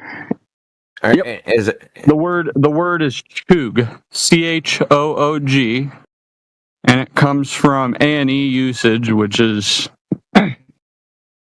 more modern architectural discovery. No, I've actually looked into this stuff, dude. I don't believe a word you're saying. But choog stands for rounded vault. It's also used to describe the word circle, but back in ancient times, they also used it to describe a sphere. That's a cool A story. circle is not a sphere. It's not a story, bro. It's in the Bible. You can do your due diligence. No. Until you substantiate it with evidence, it's a story. I did. I just referenced the Bible. Is that not evidence for you? You talked. That's not evidence. Would you like me to give you the verse? I'd like you to put the evidence Job 22, of what you said is true. Job the original 22, Hebrew. 14. No, the original Hebrew. In a particular text. CHOOG. Yeah, but I want the actual fucking text, dumb fuck. I just spelled it out for you, buddy. No, the actual physical fucking book. Job what? You sound a little disgruntled. Book, bro. Physical book. You're just gonna... You need a copy of the Bible? The one that has the original Hebrew text, that one that you're talking about, I want that. All right. Well, I mean, we were talking about something else. The word chug is relating to a circle. A circle is not a sphere. Let's move it on. Yeah, let's move it on. It was right. Yeah. Yeah. Okay. Anyway, continue. The point is that the idea that things can't disappear on a flat surface is just incorrect. It's wrong. Okay. Demonstrably wrong. We know that the horizon is not the physical edge of a ball because it moves around, right? It can appear to be 3 miles one day, 10 miles another. Actually, more than just that day. It can be in multiple places on the same day. Okay? So whatever you people think is blocking the sun, that thing that cuts the sun in half, is not the edge of the earth. Now, I have at best it's the optical illusion of the edge of the earth. Yeah, and that's it. Okay. I have some more questions then, because that's what I'm trying to wrap my head around. So, could we agree that like the proportion of this building or whatever object it is stays the same? In its totality, yeah. Okay. Like, it's apparent, proportion. Yeah, in its totality, geometrically, yes. Okay. The angles would be equal. The linear perspective, right? But linear perspective, okay, it's really simple. Linear perspective is an approximation of vision, okay? It isn't how we actually see, because we don't actually have flat fucking goddamn phobias, okay? They're actually like little cups. Though the angular difference between it being flat and being curved on the inside of our eye is small, that we can't actually detect it unless we frickin' take 3 straight lines and put it very close to our eye. Okay? These are approximations. Okay? You understand that, right? But approximately, linear perspective, if you double the distance, you have the size. Angular size. Yeah. So if it's 1 degree and it's 10 feet away, moving it 20 feet away makes it half a degree. Moving it 40 feet away makes it, 0.125 degrees. Okay. And I mean, the first thing was obviously, I was going to say, well, it looks like to me the proportion stays the same. So like that ratio between the two angles stays constant regardless of the distance, right? So when we see the sun disappearing over the horizon, that doesn't seem to be the case if you're saying change in angular size. Don't even say it. Don't copy some moron. No, not that it doesn't change in angular size. I'm saying that change in angular size. The sun does. No, that's not what I meant. Measured it. That's not what I meant. That is not what I meant. What I meant was I'm comparing. There. You guys, I'm not going there. Go overstate that shit. I'm not going there. It's not true because you can measure it, and it shows that it does get smaller in angular size. I'm not even going there. What I'm actually saying is, the 50 and the 12, that ratio stays the same. Yeah. So I was just, when you think of a sunset over an ocean horizon, obviously that you immediately like, okay, wait, has that stayed the same? It doesn't seem like it. That's why, for me to truly understand it, I want to play around with an object that is in the sky where it's. Yeah. You say sunset on an ocean horizon. That looks a lot of different ways. Doesn't always look like a frickin' circle getting cut off. That's how it looks sometimes. There's like I have a list of different types of sunsets. Yeah. Okay. If we because for me, sunsets, there's double sunsets, there's flattening of the sun sunsets. There's sunsets that look like mushroom clouds. There's sunsets where it looks like the sunset's above the horizon. There's all sorts of sunsets. There's sunsets where the sun fades away to a fucking point. There's all sorts of sunsets. Yeah, you're thinking of the cartoon subset from fucking Bugs Bunny. I'm thinking of I actually sent you a DM of the type of sunset that I'm thinking of, and I'm only aware of like if it's a clear day, and there's no kind of atmospheric lensing or anything like that. Like that's the sunset normally you would see, right? So that's what I was hoping we could, tie these principles to. How do you know that this is what you would normally see? Well, that's what I've always seen. That's just what I'm familiar with. You've always seen. Exactly that. So yeah. You have a west-facing view of the ocean. I did tonight. Posted in the chat. We'll send this out. This is the shit that drives me up the wall, dude. You don't have to make shit up, bro. Sorry, I think I lost you again. I think I just. Yeah, why are you making shit up, dude? Sorry? Why are you making shit up? What do you mean? You have a west-facing view of sunsets. No. I mean, like, just in general. You see this all the time. No. I don't mean like myself. I just mean when you go online and you look. I've looked. Look, everything. What I've even just sent you is just someone else's video. Yeah, so I'm not saying myself. Yeah, it's probably from like a fucking Adobe stock or something. It's probably not even an extra photograph. No, it's a video on YouTube. Like they put, all the details in the description. Yeah, it's just some guy with the camera. I got sun videos too. You want to see them? Yeah, actually. Yeah. I can't seem to post anything in the chat for some reason. I don't know what's going on. This one's pretty cool. This is a video on a super tanker. It's a tanker ship and they're sailing west in the Cape of Good Hope.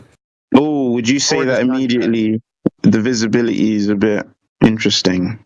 Look at that change in gradient color. It's like there's a denser air as you go lower, no? What's up with that? Yeah, of course. Yeah. Okay. Yeah, because air absorbs light, man. Okay. The sunset is 23,000 times less bright than the sun at noon. 23,000 times less bright. Not a little bit. Wait. Had the sun set yet there? Hold on. That's just one video. Let me see one of these other ones. Yeah, I felt like I could still see it at the very end. I was hoping to just get darkness. Hold on. I'm going to try and pause it before. My reaction time's not so great. Hold on.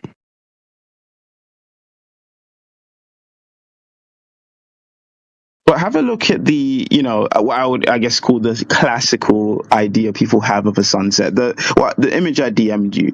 What I would love is like an explanation as to why. I gave you one.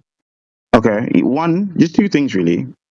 Oh, I love this. In fact, this is one of my favorite videos right here. So you've actually gotten an explanation at least 4 times. Jedi gave you the second twice. But the explanation was to you twice. You either failed to comprehend it, failed to listen. Yeah, I think so then.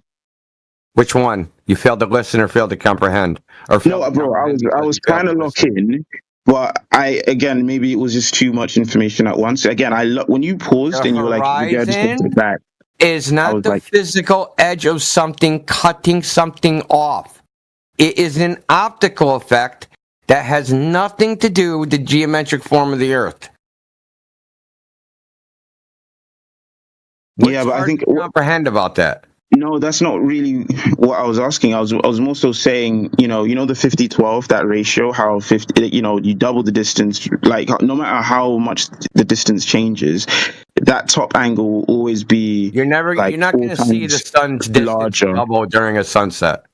Yeah. I'm just saying, regardless of the distance, right? You're just never going to see that ratio between that top angle and the bottom angle actually change, right? Whereas if you see it, you will, because that isn't just an abstract geometry. In the real world, because of meteorological conditions, it'll look different than that. In the real world, because when you can see the ratio change. Because when it starts to reach the limit of what you can resolve, it's going to be 10, 20, 30 freaking miles away. Xavier, have you ever heard the phrase, once you get out of school, that's when the real learning begins? Because you don't learn anything. Hell yeah. Hell yeah.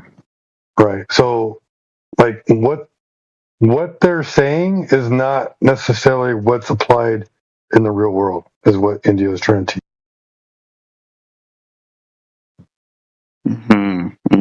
And I think that's what I was trying to understand is like, where am I? Model everything out, but you're not going to get the real world experience by looking at a model. Yeah, absolutely. Yeah, a model is only like a loose representation of reality, right? Has to be validated, and it will never be 100% accurate. Well, all we know is observation, right?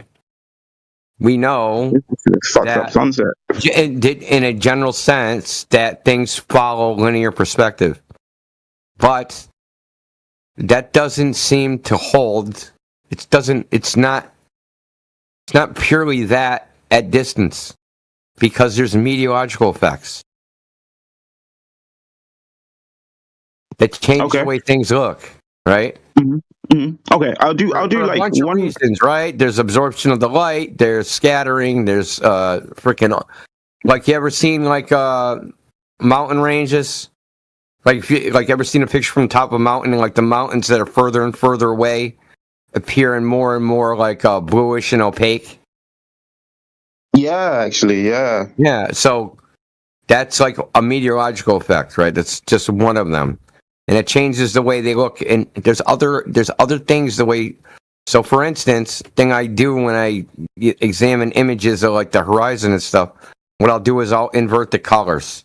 So, color inversion will turn on the blues red. And the reason I do this is because the human eye has more contrast in the red than the blue. So you can't see as many colors in blue as you can red. So when you flip the colors, you can make out finer details when it's in red than you would if it's in blue. Because oftentimes what you're trying to differentiate is a blue sky from a blue sea. And because of your lack of visual contrast in the blue spectrum, it's harder to do. So if you invert it, then it becomes easier to do. And things become more obvious. And one of the examples of this is a Fata Morgana, right? So Fata Morgana is where a ship looks like it's floating above the horizon. Horizon, yeah.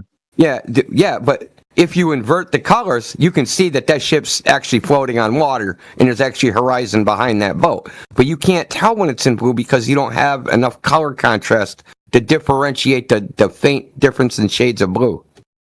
Okay, I've never heard that before. Okay, that's interesting.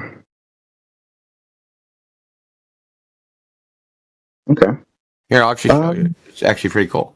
Yeah, okay. I do have to go basically now, but I would love to just leave you with one challenge, and this isn't something for you to do now, and I'm only framing it as a challenge just to make it fun. Bro. But exactly, just to make it fun. But really, it's more so me doing this for my own visual learning purposes.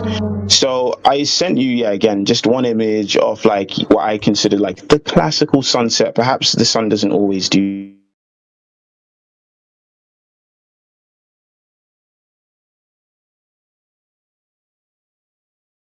Yeah, so what happened? He just like faded out. You didn't pay the Starlink bill. Fuck. I think Discord's like screwing up. I lost sound earlier, and then you cut in and out earlier. Yeah, he kept saying I couldn't hear you. Yeah, I think his girlfriend just pulled the plug on him, I think. He was like, here's what I don't understand, no saying right? bye. Get off the goddamn internet. Here's what I don't understand. Like, we've all watched the videos of like green flash sunsets. We're not denying the sunset. What we're doing is just giving a plausible alternative explanation of how this occurs on a flat surface. And then we have demonstrations to back it up. Yeah, this guy here, he's been here a while. Here, Peter, you bring up empirical evidence, he goes back to, well, imagine if, he did that like 20 times, man. We're like, okay, we observed this, he'd go straight to, well, imagine that there's this thing called gravity and it's forming Earth into a ball. Sick, man, I keep disconnecting. Oh, there he is. Yeah, okay, sorry. Did you even hear any of that? No. Okay, all right. Well, we've seen green flash sunsets, Xavier. Okay, I just want to leave you with a fun challenge. Again, it's for my own visual learning purposes. I'm just framing it as a challenge to make it more fun, but this will help me kind of understand more where you're coming from. So it will be very similar to the example that we just looked at. No, you don't need to understand where we're coming from is actually mainstream science you don't know about, okay? So what I would suggest is here's my challenge. Go on MIT OpenCourseWare. Look at some of the courses on optics or computer vision or image formation or 3D graphics or anything like that, okay? It tells you'll learn how images are formed, right? Within the eye, within a camera, within anything. Because most people do have very naive ideas about how that actually works. How it's projected, how the 3D world is projected onto a 2D plane and how that forms an image. They often, if I said, hey, buddy, what do you think the Earth looks like? You're going to think of the Earth from a viewpoint you've never had from space, from outside the Earth. But you've never had that viewpoint, right? Yeah. Yeah, you've only had it from your viewpoint, first-person shooter, right? You're in a first-person shooter. That's the only viewpoint you've ever had. Why would somebody even default to a third-person viewpoint, right? But that's how everybody's been conditioned to think about the world, from this outside third-person view. So it's hard for them to comprehend how things should actually look from the first-person viewpoint. Hey, the space porch. The space porch. Going to the space porch, looking at the Earth. So, dude, why'd you bring that? Dude, I totally you came up with that. You came up with that. That's you, bro. You get full credit for that. Myself, dude. It's funny, man. I'm a funny motherfucker. Yeah, facts. Okay, so you said MIT courses on when you think about what you should see, you're thinking about it from this orthographic side view as if you were going to draw it on a piece of paper from the side. That's erroneous to think about it that way. It's just erroneous.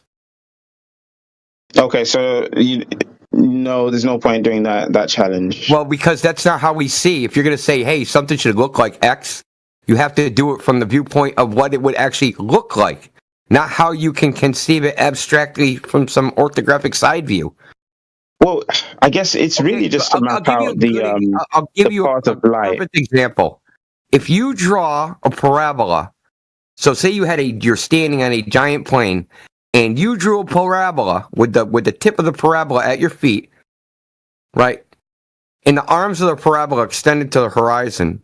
What would that look like? I don't really know. It would look like an ellipse. It would look like an ellipse. It would look nothing like a fucking parabola. And mathematically, a parabola and a fucking ellipse have nothing to do with each other. So you could you would sit there with math trying to figure out what the fuck it should look like, doing all sorts of formulas, and you'd be lost. They're not the same thing. Projective geometry and Euclidean geometry are not the same thing. And we see in a projective geometry, but we think about things in a Euclidean geometry. You understand? Well, look. I'm just coming from a place where you've sent me basically the kind of diagrams that I'm asking you for, and it helped me somewhat, to some degree, understand where you're coming from. So I was just saying, if that helped, maybe it could also be helpful if we put it into this specific scenario where it's just the sun now. That's the only difference. I got a YouTube account for you, Xavier, here on the side. I don't know if you've seen me tag you in this chat. This guy, Dr. John D. He's a specialist in optics, and he decided to go out and disprove flat Earth one day. Testing 1, 2, 3. Okay, I'm back. Can you hear me?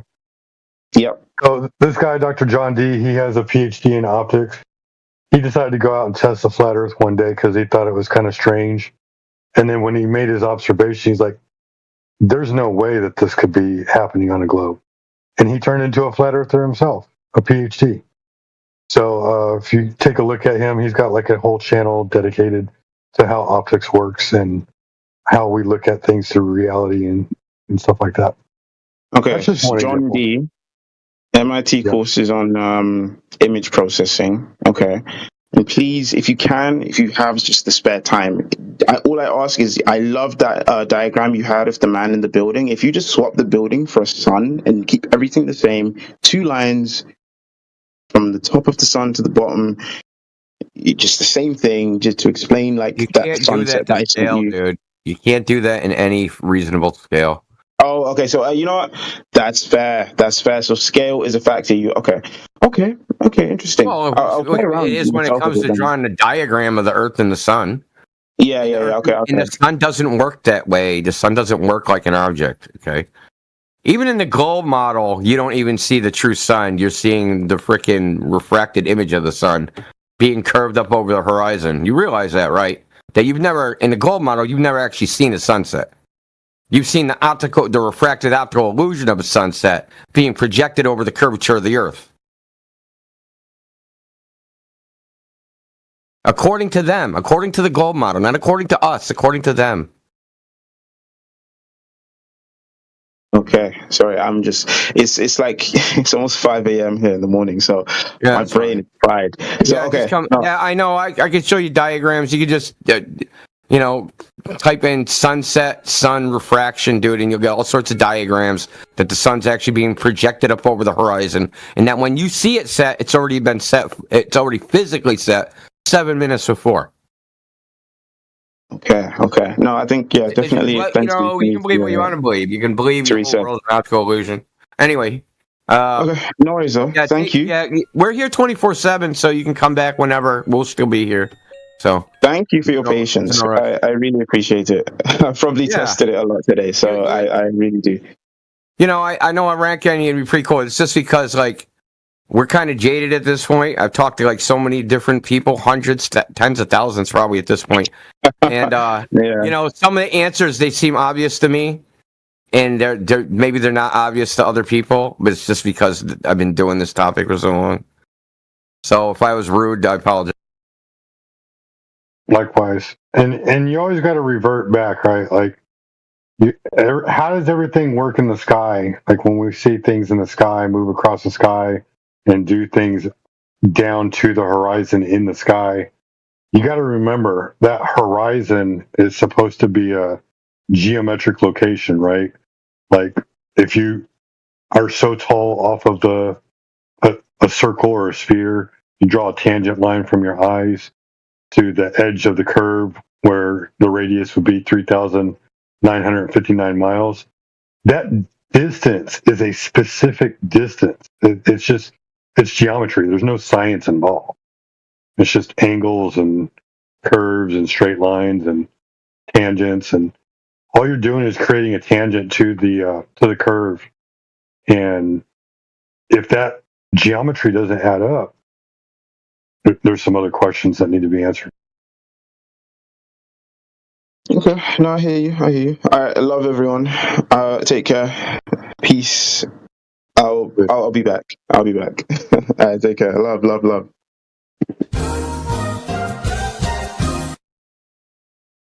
That was Xavier trying to be as genuine as possible. Stop the cap. Beta. Beta. TV is on it, man. I hope somebody clipped that earlier with Matthew Learns. Before you go into that, it's like I don't understand why people don't accept. I mean, what is there to like? Once you realize the horizon's not geometric, and they're like, so then why is this disappearing from the bottom up? And then we're like, well, this is obvious. This is a very comprehensible situation where you have a boat that's, you know, a short distance, just totally ruling out curvature, and here you have the same effect. So we can show you things disappearing bottom up on a flat Earth, and we can show you that the horizon's not geometric. It's like I don't know why at that point they're still fighting it. Like, you know.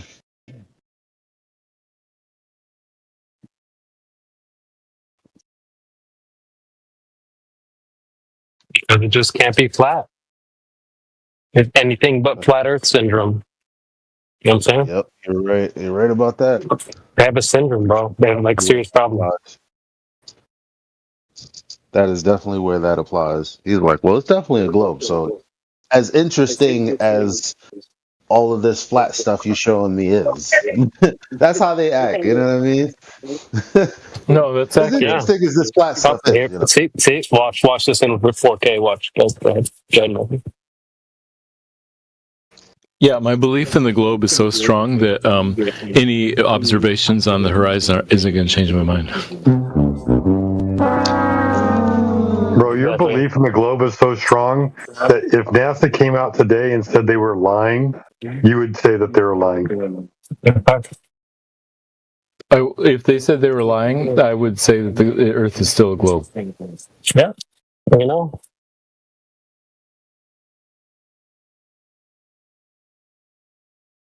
I would be with all the other globers who existed in 1940. Boomer detected. Boomer detected.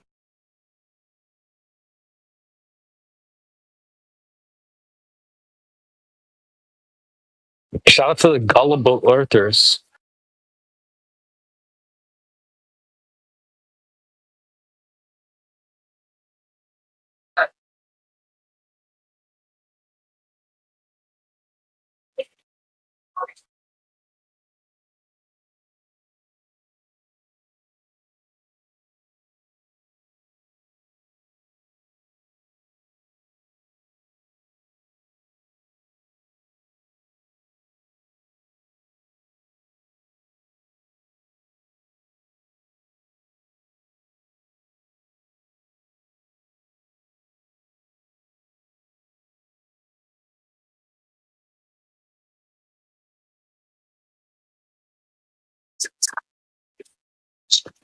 Yeah, chat. They have a syndrome.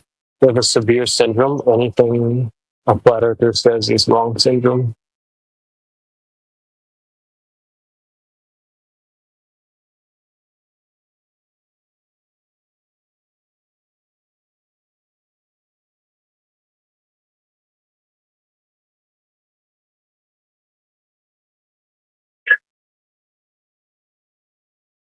Well, that's some real shit. You could literally say 2 + 2 is 4, and they'll say you're wrong. I'm still happy. Wow.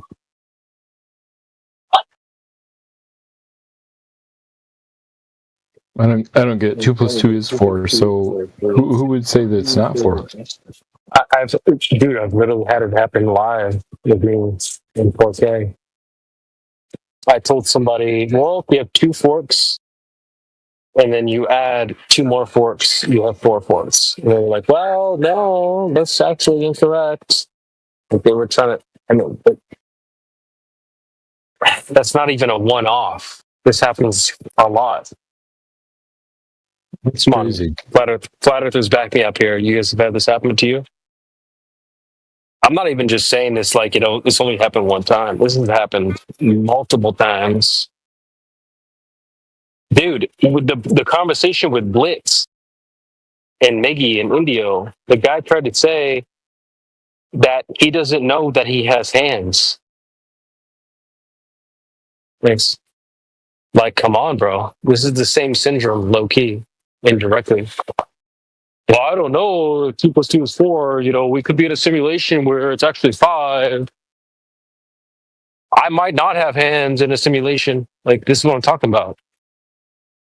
It's a weird syndrome that, like, even if a flat earther says 2 + 2 is 4, which we know is true, they'll still go against you because you're a flat earther.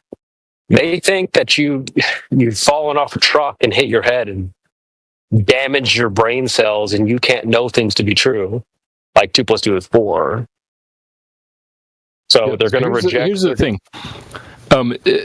Simulation theory is irrational because you cannot simulate consciousness, and we're conscious, so we're not in a simulation.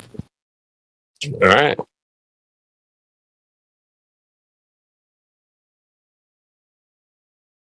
I'm gonna steal that. Yeah, I didn't make it up, so yeah, feel free.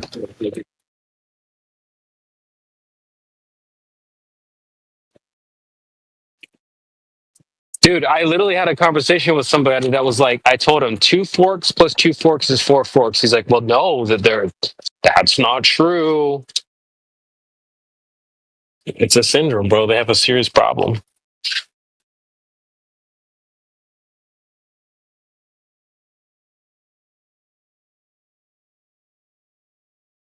My favorite is when you're trying to define terms, and then they start coming up with well, it could mean this.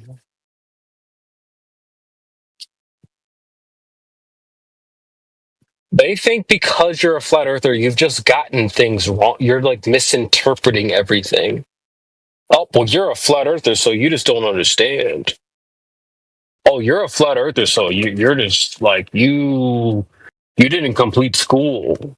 You don't know things because you're a flat earther. I've seen this a gajillion times, dude. Oh, well, you must be misinterpreting the data because you're a flat earther. All right, bro.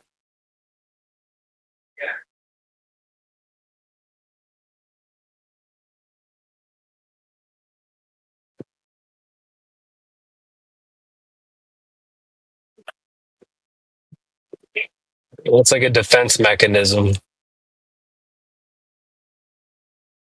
I'm not going to really address what the flat earther's saying because I think he's stupid because he's a flat earther.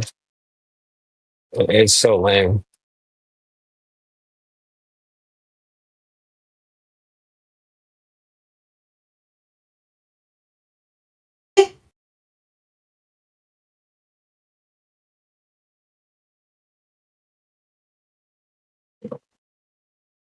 Did you call me? It's kind of like a way to not address the actual information, you know?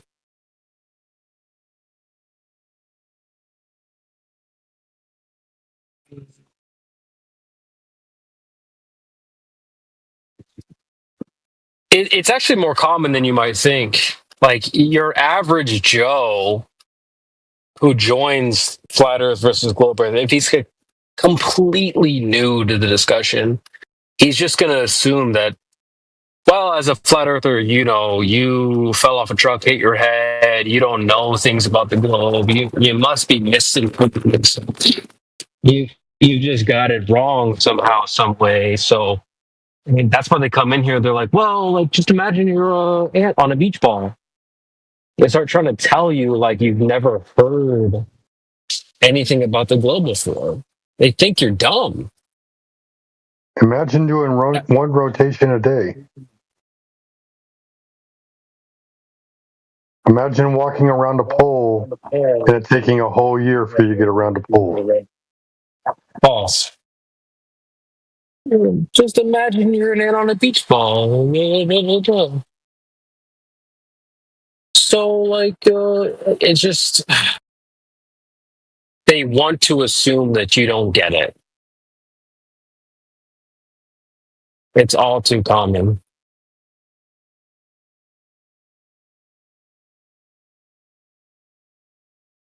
Like low-key, I get where they're coming from. It's much more easy to assume the flat earthers they're just way out of the loop. They're missing something. These guys are dumb. They can't possibly fathom like how a globe would work. It's easier to just believe that than they've investigated, they know it's cap, they moved on. You know, they're going with a comforting beliefs than the truth.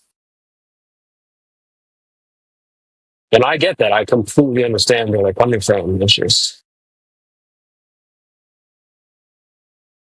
annoying to deal with.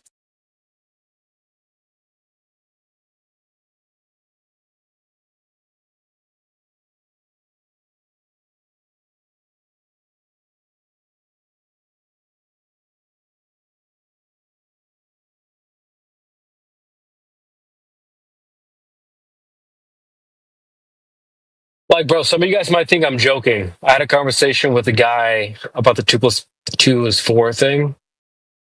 He Let me said, guess. well, like, 2 forks plus 2 forks is not 4 forks, is what he said. yeah, he said that, oh, well, if one of the forks only had 3 prongs on it as opposed to 4, then that doesn't actually equal 4 forks. Like, really, bro? Seriously? If one of the forks broke off and had 3 prongs instead of 4, then therefore you don't have 4 forks total. Like, it's just insane, bro. They'll literally say anything to go against you.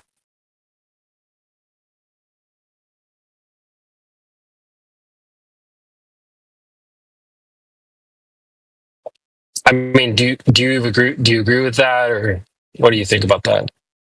If you had a fork, it's obvious that 2 broke. forks plus 2 forks is equal 4 forks. There's no argument against that.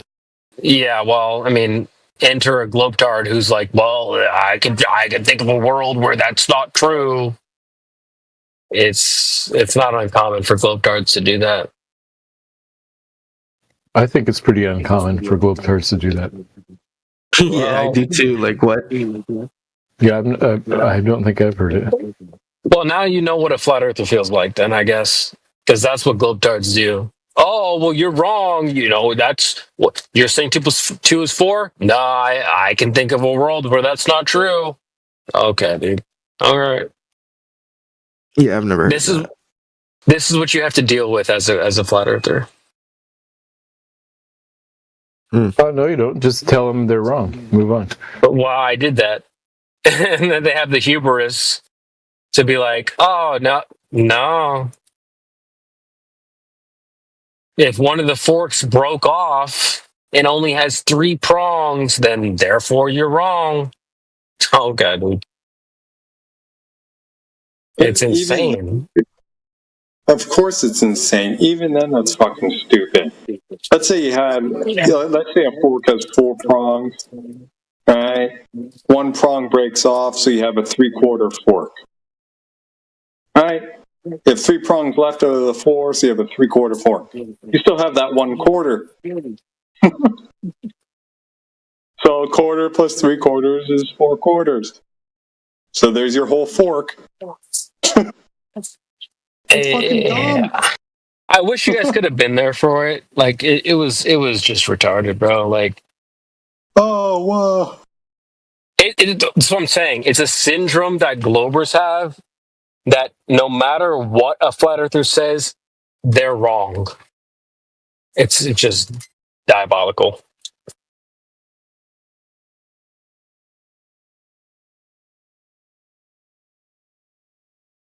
And my point overall is it's so bad of a syndrome that you could say 2 + 2 is 4, and they'll still try to go. They won't even give you the benefit of the doubt. They'll be like, "Oh no, because you're a flat earther, 2 + 2 is not 4." It's that bad. And that's not even the only syndrome. There's a lot of syndromes. That's just one of the most severe ones. when it comes to the whole math thing, the worst that I've heard, it didn't get as bad as how you're saying it. It was just the pedanticness, but with lack of specificity in what they're arguing about. So they're dancing around the bush, but they're not really telling you why, right? But when you dig down into it, they're really arguing on specificity. Like with that whole 2 + 2 = 4 thing, right? Traditional math, everyone's used to, base 10, you count up to 10, then you continue on 11, all that shit, right?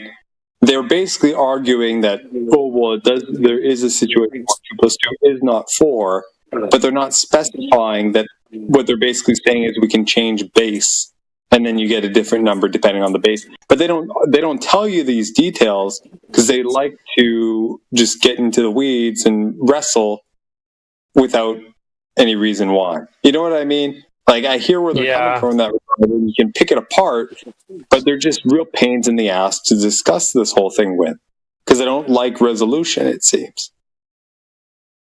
To be fair, I don't even think that's what he was saying, but I do know what you're saying. Yeah, I'm just talking about in the 1 or 2 situations I've heard. You know what I mean? The only other thing I could think of is they're basically teetering on a brain in a jar argument, but don't want to cross that line. You know what I mean? Yeah.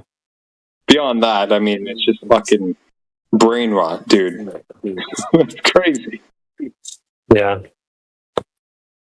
Well, it's what I'm pointing out is it's just like a common phenomena where they think because you've become a flat earther that you just simply like damaged your brain and that you don't know anything. Like you're just so dumb.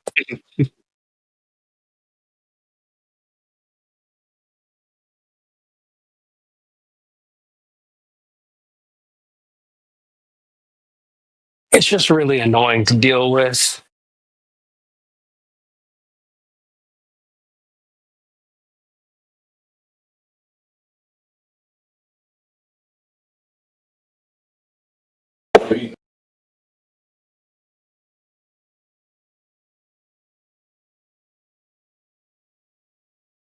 What are some of the other syndromes? I wrote them all down. There's more. Fucking cookies. Welcome to the fucking. After dinner, I had the dinner fucking hours ago.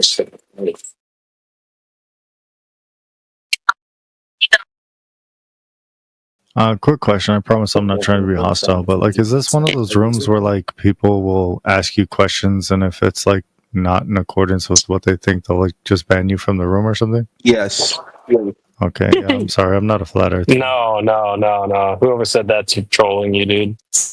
We don't know that guy. It just seems like that's how it is. Like I went to, what was it, Apologetics or something, and they were like anti-trans for some reason, and they're like, "Are you for transitioning?" And I'm like, "Bro, I'm not for or against it. What the fuck? If parents want to do that with their kids, let them do it. The government. You're in the wrong room, bro. Yeah. No. But we don't actually think like that, bro. You can have. Listen, bro. I understand that not everyone's a flat earther, so the majority of people that come here are not flat earthers. We don't just ban off site because they don't think the earth is flat. Like that would be crazy. No, we don't like, do that. I'm not trying to like debate people. Like I don't care about being right or anything. Like I mostly don't care about other people's lives and what they believe. I just like want to chill out and listen to what people say about shit. Like I don't care about giving my opinion. I just want to hear other people's. Oh no, you're chilling. Okay.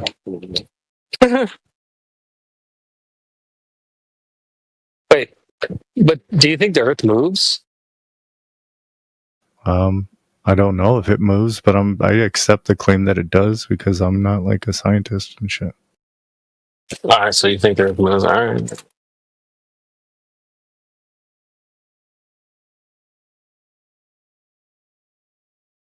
Yeah, I think that's a reasonable position to adopt. If you don't know something, it's reasonable to go with the mainstream unless you have a reason. No, it's not. Yeah, it is. No. Like, if you're not educated enough to answer something, why wouldn't you go with the mainstream educated opinion on something, like a Well, that's subject? insane. That's crazy. The educated mainstream my opinion. parents. Like the mainstream academic opinion. Hold on, dude. But if you don't know, then you're just going with like peer pressure. You don't know whether it's educated or not. My parents taught me when I was growing up that just because everyone else jumps off a bridge doesn't mean you should jump off a bridge. So just because you see a bunch of other people doing X doesn't mean you should do X because everyone else is doing it. That's a really bad like philosophy. Basically. Yeah, but when you go into an academic study, you know how academia is. So like you can trust other people that are in the field of academia, whether it's your field or not, because you understand that it's a very rigorous field, you know? You know, in the 1940s, such as what? In the 1940s, jumping off a bridge, you know it's dangerous.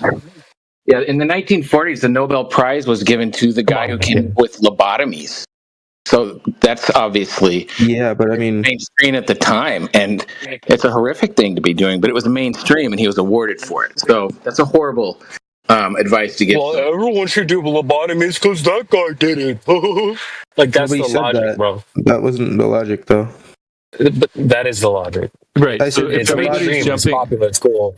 If everybody's jumping off the bridge, you're right. You shouldn't jump off a bridge because you know independently that it's a dangerous thing to do. So that's the thing. You should think independently and not just base your actions off of, well, everyone else is doing it, so I should do it too. That's kind of what you guys are presenting. You're saying, oh, well, everyone else believes this, so I should believe this. No, I'm saying you should think independently. You do have a good reason to think otherwise. What's your opinion about whether octopus mothers die after they hatch their eggs? You think that's true, or do you think that's not true? It's an example of something you don't know about. So are you going to trust the experts? Bro, that is so random. Yeah, but he's just giving you an example of something most people won't know about, but like you're going to trust an expert on because... If you ask 100 people, what do octopuses do? They're gonna be like, bro, I don't fucking know. That's not the same. So you're gonna trust that. That's not analogous. They're not gonna just say, oh, well, I don't know, so I'll just believe whatever I'm being told. That's not good logic. I'm just gonna believe whatever I'm being told. That's crazy. What does that have to the expert source? No, what does that have to do with the air I breathe? The point of the matter is like you. What does that have to do with the air I'm breathing? You have to determine whether or not like what is being asked of you is relevant to your life. So if someone says, "Hey, do you believe that Saturn has a fucking point with like a rocky surface or something?" I don't fucking know. What does that have to do with the air I'm breathing? Bro, just listen to what I'm having to say. I promise it makes sense. But like, if you're asking, it's like you're asking me to have an opinion on something I don't really, or I'm not educated in. Like, it doesn't matter. Like if I don't know it and it's not relevant to my life, like, why? What if we flipped it around? What if we said the mainstream belief was that like, well, the Earth is flat, and you don't know it to be true?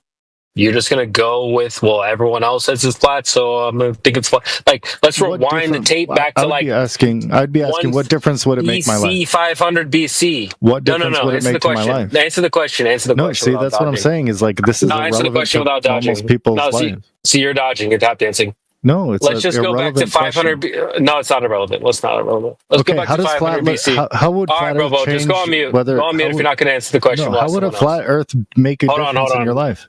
I'm on my phone, but I'll literally mute you. I don't care that much. Okay, well, don't ask people questions you don't want to hear an answer. Shut up. You're not answering it. You're not answering it. So just shut up. We'll talk to someone else. If we went back to 500 BC and the mainstream popular idea was that the Earth is flat, that's what you're going to go with because everyone else says so? I think it'd be reasonable to accept it. But you're not accepting that today.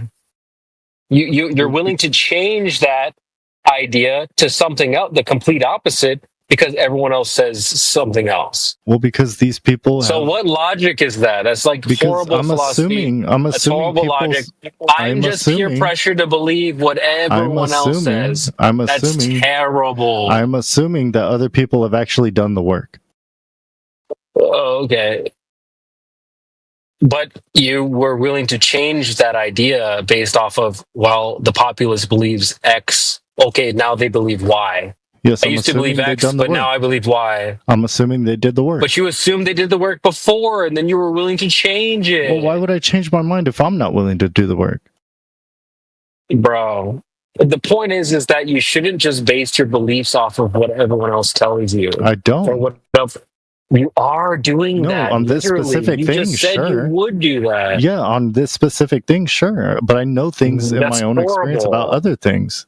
And these things are the actual, these are the things that actually govern my life. I mean, flat Earth does not matter to me. You realize you're here right now. Yeah, I want to hear what you guys have to say. He's here in this room. It doesn't matter. It mattered enough that you clicked on the freaking link. No, I didn't click on it, actually. I got booted from the apologetics channel, and I just ended up here, and I'm chilling now. Okay, the fact that you're still here, you haven't left, you're still here, shows it matters enough that you're here. Well, I'm playing video games, man. If it truly didn't matter, you wouldn't even come here. I didn't come here. I was just in the apologetics just to listen to people as if You're still here. Yeah, it's a podcast, man. So it matters. That's what I'm... Oh my God. I don't know how these guys don't see it. To me, if something didn't matter, I wouldn't engage with it 0%. But the fact that you could have left at any moment, but you're still here, so it matters. Yeah, but you're talking to me, so I matter to you? Like, I don't understand that logic. No. Bro, you're saying it doesn't matter to me, but you're here. You're engaging. No, you're saying it doesn't matter. I don't matter to you? I don't understand. No, it does matter. It does matter. I'm saying it does matter. I appreciate that I matter to you, man.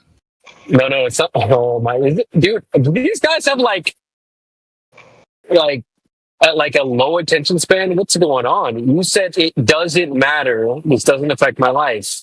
Yeah, there's more important things to me. I care about like my relationship with my partner. You know, all kinds of shit. I'm saying that this topic matters enough to you that you're here now, dude. No, I don't care about it. Does matter I'm just to in you. A random room. You're here. The fact that you're here shows it does matter to you, dude. Like this room could be about Charlie Kirk. I'd still be just chilling, talking. You know, this is not an easy room to find. You have to search it out. So it matters. Yeah, from the apologies. Whoever said that, facts. I got kicked from the apologetics. So facts. I got kicked from I've been the saying that for a apologetics long room, time. and it just dumped you don't me in just, here. Fact. You don't just trip and fall into a flat Earth server. And even if you did, and it didn't matter, you'd leave. Well, this is a politics server. It's not a flat Earth server. I hate liars, bro. I hate dishonesty. So many cups. Yeah, dude, bro, you don't get it, man. Okay, you're still here. Okay, even after having all this pointed out to you for some reason. Yeah, right? Because I choose not to like close my game out and then look at the VC and then enter a different VC.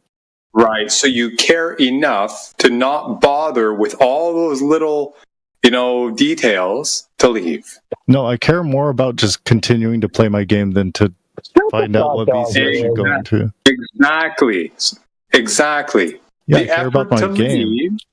The effort to leave, right, is not to leave. It does not. It's not worth it. It does not matter to me. Yeah. It matters enough that you're still here is the point. However small that may be, it's not worth your time and energy to get up and close your shit. It would take more work for me to stop playing my game than it would for me to care about leaving. Thank you for acknowledging my point, and thank you for acknowledging the point that CB was saying, albeit with different words. By using the term care, we're not saying like, oh, you see it as like an existential thing that, oh, I have to. No, that's not the point. The energy involved in leaving, right, outweighs your will to do it. So that degree that, you don't want to expend energy is how much you care. Yeah, I don't want to expend any energy on you guys, really. Thank you very much. You're here now. I'm just chilling, man. Let me just chill. All right, bro. Just go on mute. Just go on mute, bro. Just let me chill, man. You don't have to ask me questions. What the fuck? They're basically useless. Well, here's the thing, right? If you're going to be asking questions, that's another thing, right? You care enough to ask questions. I don't ask. Oh, I thought you said Sorry, I thought I heard you say let me chill and ask questions, but never mind. No, I was trying to kind of like elaborate on someone else was saying, I think, but I guess you guys just didn't let me finish. Oh, because you cared enough to try and elaborate on it, right? No, I just wanted to make sure we were all on the same page. I don't know. Thank you for rephrasing what I just said, just using the word want instead of care to. No, I just wanted to make sure we were on the same page. Just go on mute, bro. You're Like, do you guys have girlfriends or no? God, bro. You guys are all single fucking weirdos or something? Dude, shut up, bro. Yeah, dude, shut the fuck up, bro. You guys are all fucking incels? Ooh, dude, like, shut you the guys fuck just up, bro. Discord Go back to incels? your Is that game, you what's going fucking on here? nerd, dude. Shut the fuck up, bro. I can walk and chew gum, man. Yeah, dude, you're the one that gets game here. Yeah, damn, these guys are fucking wasting time, bro. I'm here. No, it doesn't matter. I'm gonna spend time here. Like, shut the fuck up, bro. Wow, even Matthew's muted. I don't know who muted him, but whatever. Wow, Matthew's muted me.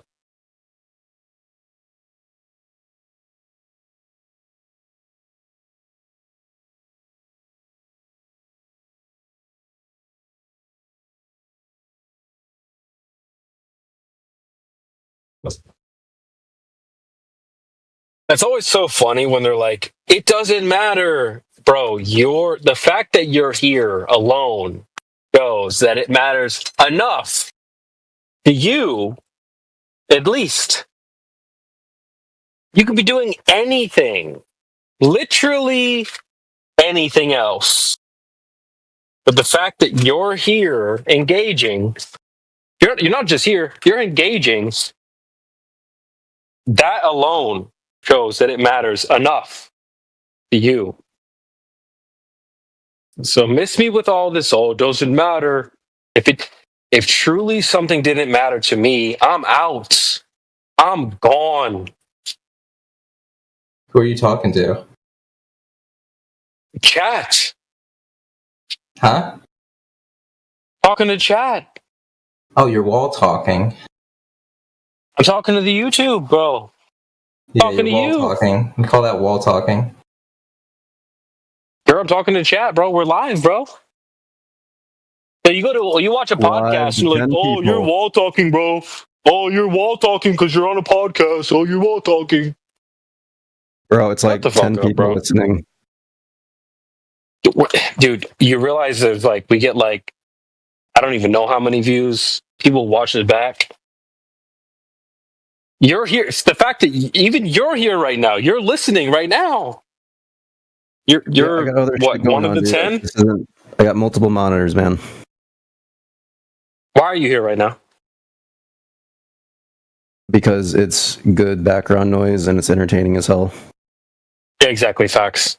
Oh, you're wall talking. Oh, you can't talk because you shouldn't talk. Bro, shut the fuck up, bro.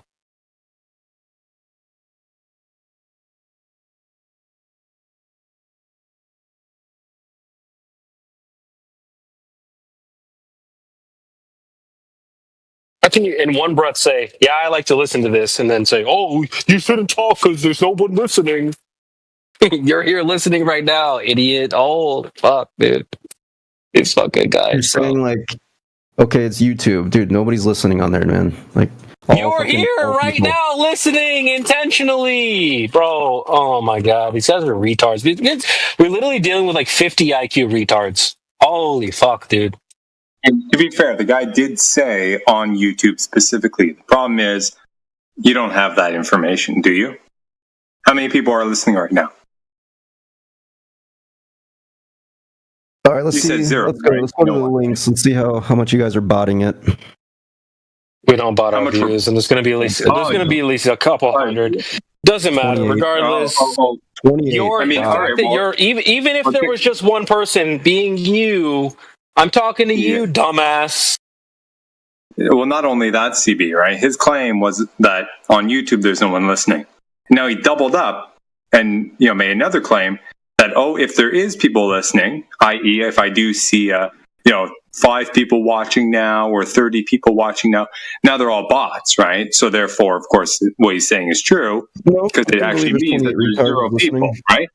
Right. So now you double. So well, check this out, right? So you doubled your burden. Now you have to verify, that they're all bots, right? So you want to do that, or you want to check your? Yeah, good luck. He's not going to do that shit. So weird. How about this? Yeah. We got Andrew Tate saying shit that we've come up with, terms that we've come up with, this community. So you don't even know who's listening, bro. Fucking anyone Trump could be listening to this shit for all we know. We have no fucking clue. I know for a fact that this community came up with certain terms like globetard. Ask yourself, anyone in this chat listening right now, ask yourself where you first heard the term globetard. 100% is from this community. 100%. Guarantee you've never heard that outside of this community, or at least it came from here. One of my points. Yeah, so we got a clip of Andrew Tate saying, globetard Tristan Tate. Globetard. Where do you think they got that from? But you don't even know who's listening. That's the point. So I'm talking into history. Video, not you guys. I'm talking into history. Anyone could be listening. Trump could listen to this tomorrow, for all we know. So, who are you talking to? You're talking to a wall. I might be talking to Trump. There's at least 65 people watching via X, YouTube, and Discord. I just went and counted them all. We have 14, 29, and 26. W. Yeah, I'll take that as a all I gotta say, Toby, is it's lonely at the top, but you wouldn't understand. Well, you just missed my complete point. Andrew Tate's got literally, I've seen that dude live with 500,000 people watching. Live, been there. And that dude is regurgitating shit that we've said here, originated.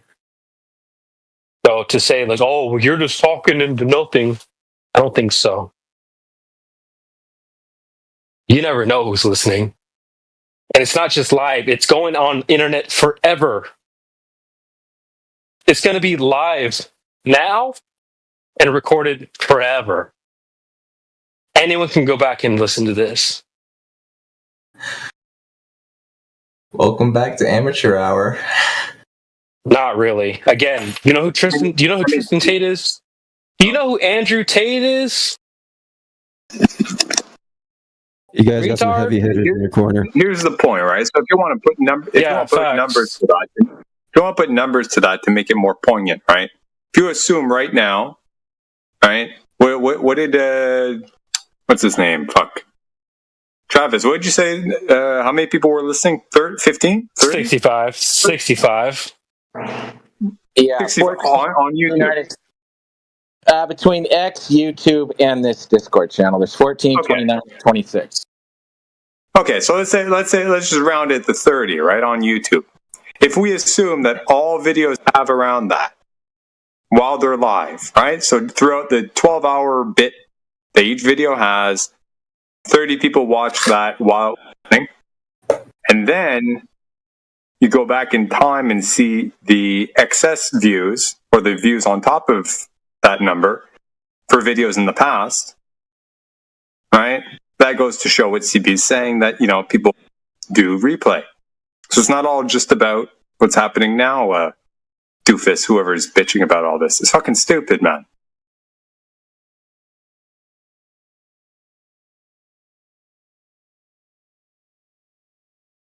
God damn. More incredible stuff from the flat earth side, ladies and gentlemen. What did I say that's incredible, sir? You literally have nothing to add, you clown. He's just pulling shit out of his ass. You didn't specify what I said was wrong. Like, dude, why are you still here, man? You've been here for like 6 months saying jack shit. Just hanging out there, kind of jerking yourself off in the corner. Like, I don't get it. That was a little insight into the mind of 20 Cups, guys. You're welcome. Damn right, bro. I'm watching the room, bro. I know you're there. Projection at its finest. Apparently, this guy really thinks he's in the corner masturbating. Well, maybe you'll get over that one day. I hope you do. You think so? I mean, dude, you're the one just hanging there doing nothing. I hope you do, you little gooner. Shut the fuck up, Tonga. You're the one there doing nothing, right? You never mic up. Right? For all we know, you're doing weird shit. I never mic up. I'm the biggest guy in this chat, buddy. Not for a long time, my point is, for a long time you haven't. For a long time, you haven't been. Is my point, and that's why I'm asking. Why are you the still fact that you're paying so much attention to me is flattering, dude. Calm down. I'm not paying so much attention. Your name sticks out like a sore thumb. Oh, kind of hard not to know. Here we go, buddy.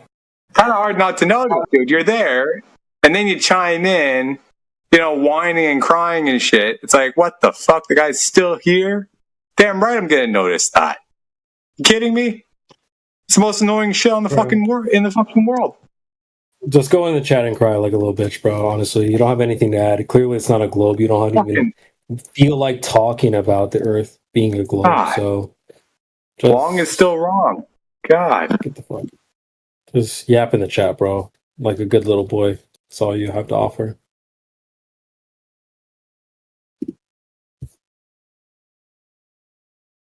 God damn, bro. Dude.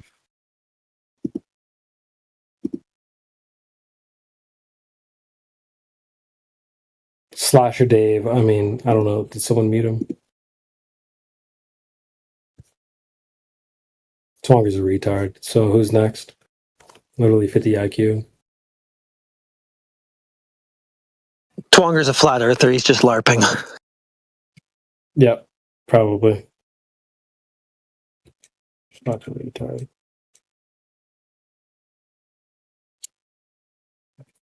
All right, who's next? So we got Slasher Dave. Hello. Why'd you get muted? What'd you do? I didn't know I was muted. Maybe it was a hot mic. So what's up? Are you do you think the Earth moves? Yeah, probably. Oh, okay. Why? Because that's the people who studied it or claim to have studied it told me, I guess. So, what if they told you it wasn't moving? Would you believe that? Just because they told you? I don't know if I'd believe it, but I'd be willing to accept it, sure. Do you have any independent thought? Like, do you think for yourself at all? Or I don't think about the motion Daddy of the tells Earth. you. I don't think about the motion of the Earth apart from like the sunrise and shit like that. So, I mean, even in the name sunrise kind of implies that the sun is moving. Yeah, I don't care. I bet when he's watching the sunrise, he thinks that he's doing like the most epic faceplant. But you're here right now. Like, this whole, like, I don't even care about this subject. You're here. Oh, wait, I thought I told you guys, like, I got booted from another room for some reason, and then I just landed here for some reason. Oh, this is you. Okay, this is why you got muted. I see why. Okay. What are you playing right now? What game are you playing? Valheim. Fuck is that? It's like Minecraft, but like Vikings. Okay.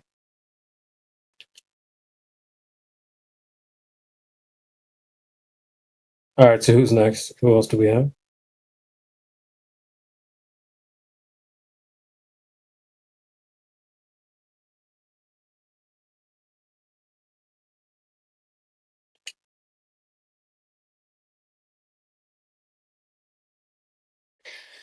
Yeah, it's weird. I mean, I've seen so many sunsets in the last month that I just can't even. This idea that we'd be moving, like face planting or falling back from the sun, is just ridiculous. I can't even. It doesn't even register in their brain. That's not even a possibility at all. It's a skill issue. Get good, scrub. No. It's not a skill issue. Because I used to force myself to believe that. But now I can clearly see the sun is moving across the sky. I mean, that's just what it is. And your life has improved exponentially, yeah? Yeah, facts. I'm literally at the beach like 20 times a month. It's fucking very heavy. cool. It's Very amazing. cool. I was there tonight. Let me post my son. I got you. I want to read this quick quote to you, Slasher Dave. Sure. To the question whether or not the motion of the Earth in space can be made perceptible in terrestrial experiments, we have already remarked that all attempts of this nature led to a negative result. Before the theory of relativity was put forward, it was difficult to become reconciled to this negative result. That was Stephen Hawking quoting Einstein in A Stubbornly Persistent Illusion. So that's what the people that you look up to, the scientists, have to say. That no Who are these people that I look up to? hold on. That no optical or terrestrial experiment has ever shown the Earth to move. That's what your source is. Who do I look up to, or what? Your priest, your priests. The people that you trust, that you said, just believe. The top sky daddies, Einstein and Hawking. Well, I don't trust these people. I don't know them. Space daddies. Hey, wait. Did you not just say, well, I believe it because there's other people that believe it? No, I didn't say I believe it. I say I'm willing to accept it because I'm not going to do any research into it. Well, why do you accept? I mean, you're accepting it because you're being told? No, I'm accepting it because I don't care. Who's telling you to accept it? Me. But who's telling you what it is? Them. Okay, and so you believe them. No. That's our point. You trust them. No, I don't believe it. So you came up with it on your own. No, I'm willing to accept their claims. You're trusting what they are saying. No, I don't trust them at all. You're double speaking, dude. That's literally a double speak. No, like trusting someone, accepting what they say, and believing things. Those are three different things. So who told you? The scientific consensus, I guess. Oh, the guy that who was that just was talking earlier, the flat earther? I don't know. I didn't see their name. Yeah, they were telling you that there's certain priests that are telling you what's what, and you believe them. No, I don't believe it. Yes, you do. Yes, you do, dude. Well, you can't tell me what I believe. I know what I believe. You said them. No, I said I'm accepting it. I don't believe it. If someone tells me they have a dog, I'll accept the claim. I don't believe it.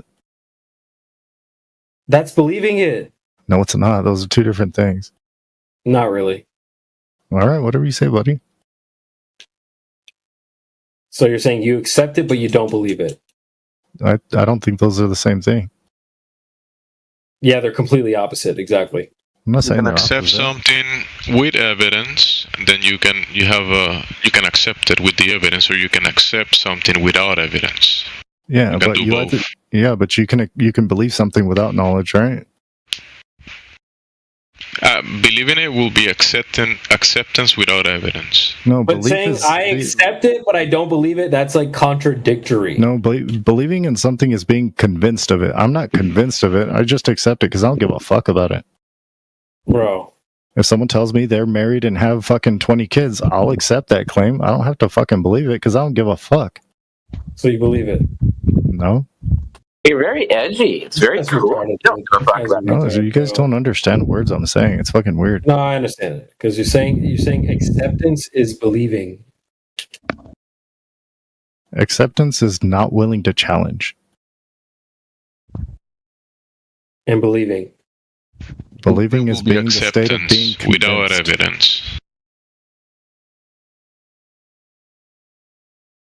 People can make claims all day. He can accept it without the evidence, therefore believe in it, yes. No, people can make claims all day. If I do not give a fuck about what their claim is... Bro, now you're double speaking. You guys care too much about shit that does not matter in your life. Bro, you're here. You're here. He doesn't get it.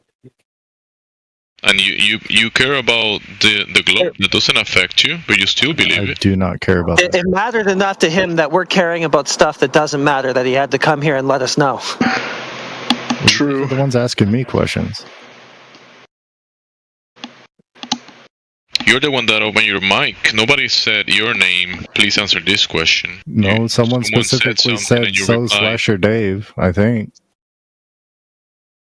Okay, maybe that's the case. But earlier, The first time you spoke, when you were kicked out from the other group, nobody said your name back then before you opened your mic. Yeah, I think I just wanted to ask, hey, is this one of those rooms if you just like are forced to debate about something and they don't like your position, do they kick you out? And you guys assured me that it wasn't, and I thought that was going to be the end of it. So you do care. No, I'm just curious. That's why you ask, because you do care. Sure. If you didn't care, you wouldn't care to ask. Yes, you're absolutely right. This is boring. Let's just move on. Right Someone and else. left. What about Summer? We have Summer. We have VLTK, Hawaii, Reservoir Dog. And that is the panel. Guys, come on down.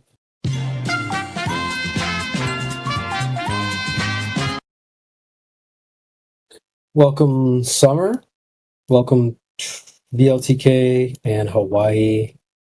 Guys, come on up. We can hear you breathing. Go on ahead. How did you hear me? I put you on mute. Did you think a mute button was going to stop me from hearing you? Yes. No. You got a mic. Also, Mansky, I don't know what you posted in the chat, but that is... I mean... That's the only way the sun would work on a flat Earth. No. Oh my god. Yeah, just you say guys, that. actually explain how it would work, because you guys never actually explained any of this. You just Oh, yeah, you don't want to. Well, we don't have to, because you made the claim about how see, it there works. you go. We don't have to. Yeah, you made the claim about how it works, right? We falsified the claim by getting rid of the geometric horizon and showing it doesn't exist.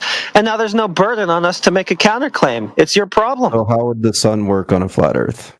Okay, so just ignore everything I said. I'm just good coping strategy. How would it work?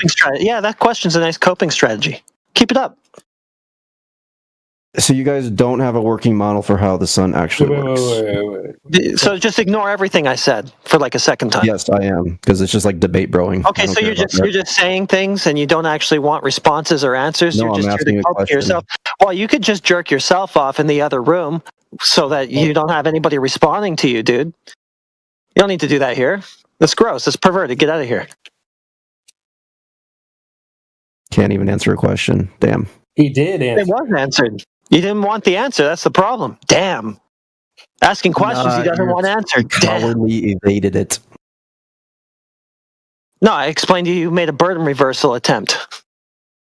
Dude, get the fuck out of here with that debate bro bullshit. How Well, you does the did. sun work on a flat No, Earth? who gives a fuck? We don't care. We don't care. Oh, I It's don't not the care. Earth. Oh, now who doesn't care? Yeah, we don't care. Why don't you it's not care? our claim. It's not our claim. You're here. Because it's You're not here. our claim. It's not our claim, dude. Wait, 2 seconds ago, Yeah, you don't have were a trying claim. to tell us how flat Earth works. Why are you telling us that?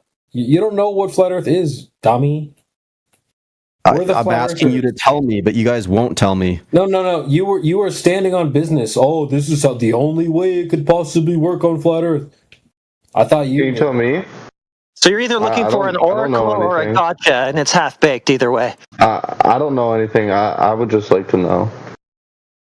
Yeah, but it's not our claim, dude. You guys can't It's not our explain. claim. I'm not making Not a anything. claim. I'm just asking you a question. Yeah, I'm letting you know, though, that the claim is to do specifically with the surface of Earth. We don't make a bunch of causal claims about what the fuck the sun is doing and blah, blah, blah. So, what is the sun doing? don't explain it, then you don't. Yeah, we're just trying to deal specifically with the surface of Earth. How is it measured? How is it practically used? What do we observe it as? That's what we're dealing with. If you can't fathom a way that the occurrence of a sunset happens over the flat surface that we're navigating and observing and measuring, it's your problem, dude. We don't care. What do you mean by over? Like what? It's not under. Explain. It's not under. Oh, Yeah. well, like I'm just trying to understand No, your it's model. just not under. It's not under. So like, what's your idea of how it works? Well, it doesn't go under. Yeah, but I'm just asking for specifics. It doesn't go under. What, do you not understand? You're not really being like. Wait. Let me ask you this. When it's nighttime, if you had to point your finger to where the sun is, where do you point? Are you being for real with me? Or are you No. are you Just just trolling? No, just answer the question. Watch No, it's this. a good question. No, just answer the question. If it's nighttime and you had to point your finger to where the Earth is, where do you point? Where the Earth is? I'm going to point at the Earth. Dude, we pull that down because we gravity goes towards the Earth, so we perceive that as down. One more time. From our perspective. The sun. You're asking about the sun. So, well, I mean, it depends who you're talking about, right? I'm talking about you. Hold on. Oh, so if you're talking about me, then yeah, I'm going to be pointing down towards the Earth. But somebody like that's on the opposite side of the Earth, they're going to be seeing the sunrise. Hold on. When Heretic said over, yeah, it's always above you, always above, never underneath you, like you just pointed at. I'm just trying to ask a question here. Like, how does the sun work? You just got your answer. You just got your answer. You said, what's the answer? You said, what do you mean by over? Well, it doesn't. No, I'm asking, how does the sun work with flat Earth? You're gonna have to get on your knees and pray to God so He can give you revelation about the mechanisms of the luminaries and the heavens above. To answer that question, how does the sun work? Pray to God. Yeah. You might get an answer. Yeah, maybe God has a VC somewhere in this Discord server. Maybe you could try that one. So you don't have a response for how the sun works? No, you don't have an answer. Nobody does. You, me, Matthew, nobody in here. Nobody in the world knows how the sun works. I mean, I think that there's some scientists that would disagree with that. Name one. Name one. Not one scientist has ever done a scientific. What are you referring to? Like, what would you like to know about how the sun works? Let me reply to your claim. Hello. I'm gonna keep saying hello. So you said that the scientists know, right? Okay, name the one that knows. Name that one. Yeah, name one. I don't know. Just I can name an entire field of scientists. Yeah, name one. Ask any astrophysicist. Dude, this is the entire problem. There isn't any testable mechanism for the cause of sunsets that you can actually scientifically verify. What? Yeah. There's absolutely no testable cause for sunset. No, listen, heretic. That's how the sun works. That's a different question. The sunset and how the sun works, that's different. Oh, how the sun works. Yeah. He asked how the sun works. Where is it? Like, how does the sun can't scientifically validate a cause for the sun either, in general. A cause for the sun? I'm just asking, what is it doing? Where is it? How does it do what it does? Oh, where is it going? Is it in space? Is it in space? Like, is there space? Like, what's the deal? Like, what is the sun? What is it doing? What is it doing? It's moving across the sky in a timely manner. Okay, where does the light come from? That's what it's doing. How is it doing that? You don't know. Where's the light come from? Why does it make light? Why? You're gonna have to get on your science question, dude. I've just told you can't apply the scientific method to the sun. Period. What do you mean I can't apply the scientific method? Because you cannot manipulate. You have an independent variable that you can vary and manipulate, that you can directly intervene with and do something with in order to show that it causes that effect. There's nothing like that for the sun. All you can do is pontificate and speculate and jerk yourself off.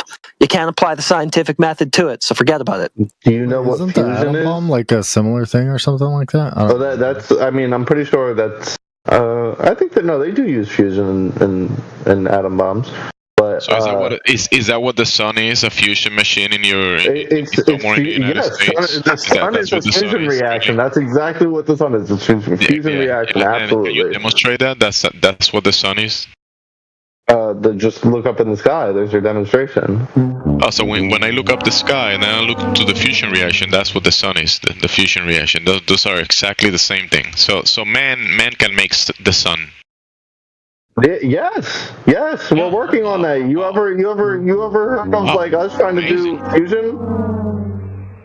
We're making progress towards it. This guy's a retard. When you say we, do you mean like you and I? Huh? Nothing. What do you mean by you and I? Like as humans? You say like we are making progress and we are doing this. Like yes, us humans are working on like advancing fission. Not you. Fusion. Not you then. Not you. Not you and I. No, not me and you. No. Exactly. But I So think don't we say should. Very That would be pedantic fucking of dope you. if we did that together. That'd be pretty cool. That would be pretty cool. What about your game, bro? So you're making baseless assertions about something that you don't know. You said that the fusion reactor is the sun. It's like the sun. The same mechanisms. So even though you don't know anything about it. I'm not an expert. Exactly. You're making baseless assertions then. Do you have to be an expert to make any sort of like claim about any like knowledge that you have about science? That expert that you're claiming that you don't even know his name or the I work that he didn't has claim a done. specific expert. I said I could give you a whole field. I said ask any astrophysicist how the sun works. How would you know that the sun and that thing they're claiming is the same thing if you don't know anything about it or anything about them? So what are you trying to get at? What are these like arguments? Do you realize that you're making a baseless assertion, dude? Okay, weren't you just making a baseless assertion? You all were just making a baseless assertion? No, that's you. No, you. You are. You? Okay. He's giving you the old no, you. Bro, I remember that shit. That was what, like 2012. That shit was dope. So we have a sun, and you won't tell me how it works. No, we observe the sun. We don't have it. It's not You like just something your you got in answer your is that pocket or we in just your. can't know. It's not We something can't that know. you All got right, in your vault. I'm glad you gave me your answer. Thank you. You don't have the sun. You don't have an answer. I gave you a pretty simple explanation. Dude, I promise I will tell you how the sun works when I come up with a claim for it, okay? I'll tell you then. Okay, well, you could just be honest and be like, dude, we don't have an answer for how it That's works. what I already said like 10 minutes ago, but you wanted to keep Well, going. then why do we have this whole argument? What do we have this whole argument for? I don't know. You wouldn't take the answer you were given. No, I don't think you were very clear in just saying no. I don't know how it works. Right off the bat, we don't have a claim. We had Charlie Burke over here being like, "Oh yeah, it goes down, dude." Like No, I never acting said like that. he Never said that. Never said okay, that. dude. Never said Okay. I said it doesn't go down, dude. Fucking read All right, whatever. He's not listening. It might be a language barrier or something. You think it goes under the ground, retard. I said it doesn't. It doesn't matter the fucking direction, doesn't dude. matter. What I said you said is not true. It doesn't matter the direction of the fucking sun, dude. Holy shit.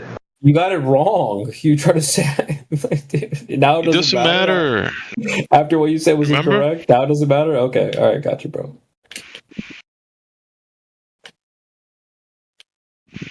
I know I was wrong, but now it doesn't matter. Again, how does the sun work? That's your question. We do know that the sun moves across the sky, right? Does it orbit does the Earth orbit the sun? Like, what are we doing? What is our relation to the sun? We know that the Earth is not in motion. That's something that we know as well. The Earth is not in motion. Okay, all right. So we've got a claim. The Earth is not in motion. Thank you. Okay, so what is the sun moving? You tell me. What do you think when you observe the sun? What do you think it's doing? Do you think when it's 6 in the morning and then noon? Did it move from one position to the other, or did it stood in the same place? It clearly. Well, it's obviously either we're moving or the sun's moving. Wait. We already agreed that the Earth is not in motion. We already passed that page. Now you're talking about the sun. That's your claim. I didn't agree to that. I never agreed to the sun. The Earth is moving. You just said it's obviously moving. What? The sun? You just said that. From my perspective, it moves. Absolutely. It is moving, obviously. If you deny that it's moving, that doesn't mean that the sun is. Well, the sun is moving in relation to the galaxy. It's all relative. Like, why are you asking me if it moves? You know, like motion is relative. Do you guys not know like how relativity works? That's what you heard in cartoons. So the sun is moving. The sun is moving through the galaxy. Okay. Hold on. Meanwhile, when you drive a car, the car's not moving. You're like not the car's not moving when you're driving. What? The car. I guarantee neither of you guys can drive. I got my license. Okay, let me finish my point, and nobody interrupt. So when you asked the question originally, that how does the sun works, and we told you that how we're gonna make a claim about something that we're not of something that we're not claiming. The mechanisms of how the sun works, right? That's a different question. That is a different question of what is the sun doing, right? We observe the sun moving across the sky. That's what we observe. That's what it's doing. But how does it work? What are the mechanisms that are causing that movement? Different question. Do you ever think that maybe the sun is not the thing that's moving? We're moving in relation to the sun? Okay, so you're saying that the Earth is moving. Now that's a claim. Now you're claiming Of course the Earth is moving. It's orbiting the sun. And it's also rotating. Okay, can you demonstrate can you post the name of the person and the test that they did to determine that the Earth is in motion? Why do you want the name of the person? First of all, why are you asking for a test that you know doesn't exist? Hold on a minute. Okay. You said the sun is obviously moving. Is the Earth also from my perspective? Moving? Yeah, from my perspective, it moves. I'm talking to you, Einstein. So is the Earth obviously moving? No.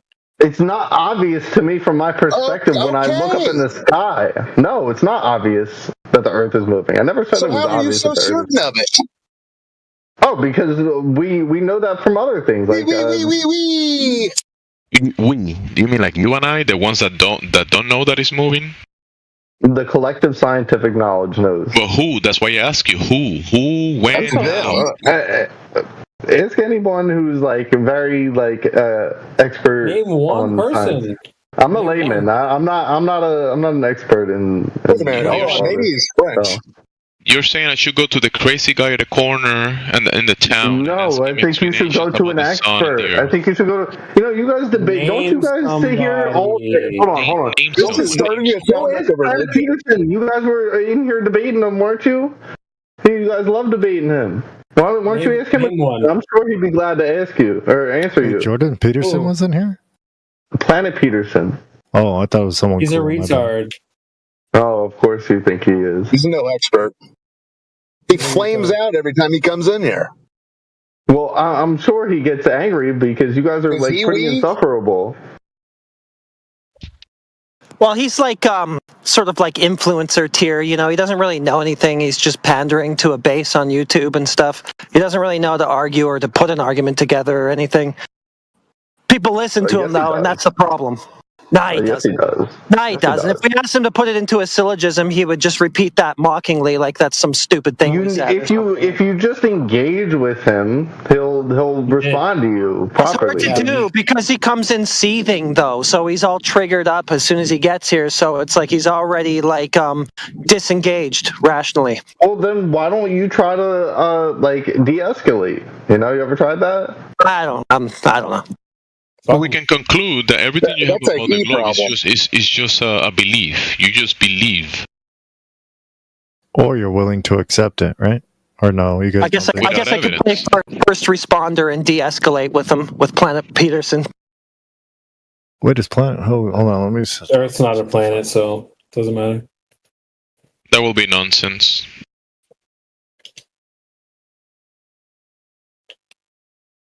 What do you guys think about the final experiment? What's your response to that? It's done. The final experiment is done from one of the flattest regions of the world, Antarctica. Okay. Yeah, and when you look up away from the Earth, you look at the sun moving across the sky. Remember, the Earth is motionless, not curving, and the sun is moving across the sky. Yeah. There you go. Welcome. Wasn't the whole idea behind the experiment that there wasn't supposed to be like a 24-hour sun, and then there was? First of all, it's not an experiment because you're just doing an observation. Absolutely was. What are you talking about? Okay, absolutely it was. Do you know what an experiment is? No, he doesn't. What's an experiment? I'm stupid. I don't know. No, tell me. Okay, so the observation of the sun moving across the sky, doing a circuit across the sky, is an observable phenomena, right? Mm-hmm. And then to make it to the experiment test, you have to to make a hypothesis, an estimated guess of what is the cause of the observation, the effect, what is the cause. Okay, so the hypothesis is that there won't be a 24-hour sun. The hypothesis is that there won't be a 24-hour sun. Okay, right? We got need a valid hypothesis, not a nonsensical one. And the idea is that you're attempting to falsify that. Right. So the experiment will be manipulating the variables. If the hypothesis is true, then the experiment will result in there not being a 24-hour sun, falsifying the. What's a hypothesis? What's a hypothesis? What, are you gonna gaslight me? Can you just tell me what the hypothesis is? Remember that I told you? It's a prediction. Okay. Natural cause and effect relationship. I predict there won't be a 24-hour sun. I predict that there won't be a 24-hour sun in Antarctica. Dude, that wasn't the whole answer. It's gotta be a prediction of a natural cause and effect relationship. You see, you just demonstrated that you don't know what it is or what is an experiment. You don't know any of these things, and you're making baseless assertions about those. So what isn't able to be like falsified in that experiment? If I predict that there won't be a 24-hour sun because I'm a flat earther, right? And there's no independent variable. Experiment, what do you mean? There's no independent variable. That would be the supposed independent. Okay, give me an example of the independent variable that's supposed to be used. Yeah, that would be the supposed cause of the phenomena. So whatever you see happening, you're going to suppose the cause for it, right? That's going to become your independent variable, which is what you're going to vary and manipulate to try to produce the cause or not, to see whether it does cause it. Wait, is a hypothesis a baseless assumption? No.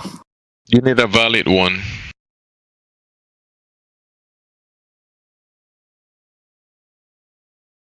You can't just say, like this guy is trying to say, if Superman can shoot lasers from his eyes and turn off the sun, that's why we don't have a 24-hour sun, because he shoots these lasers. I'm not the one who made the hypothesis that there won't be a 24-hour sun. They don't have one. They don't have a hypothesis, therefore they don't have an experiment. Exactly. They don't have a valid hypothesis.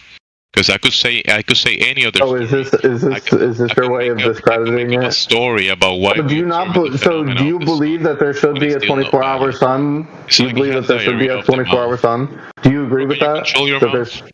Yeah, you don't really want us to answer your questions, do you? Because you're speaking. You're not answering it. You're not answering it. How would you know? You're talking while he's trying to answer. So how would you know? He's not answering the question. How would you know? You were talking through the whole thing. Because I was listening to him, and he's not answering the question. Oh, you weren't. You were talking.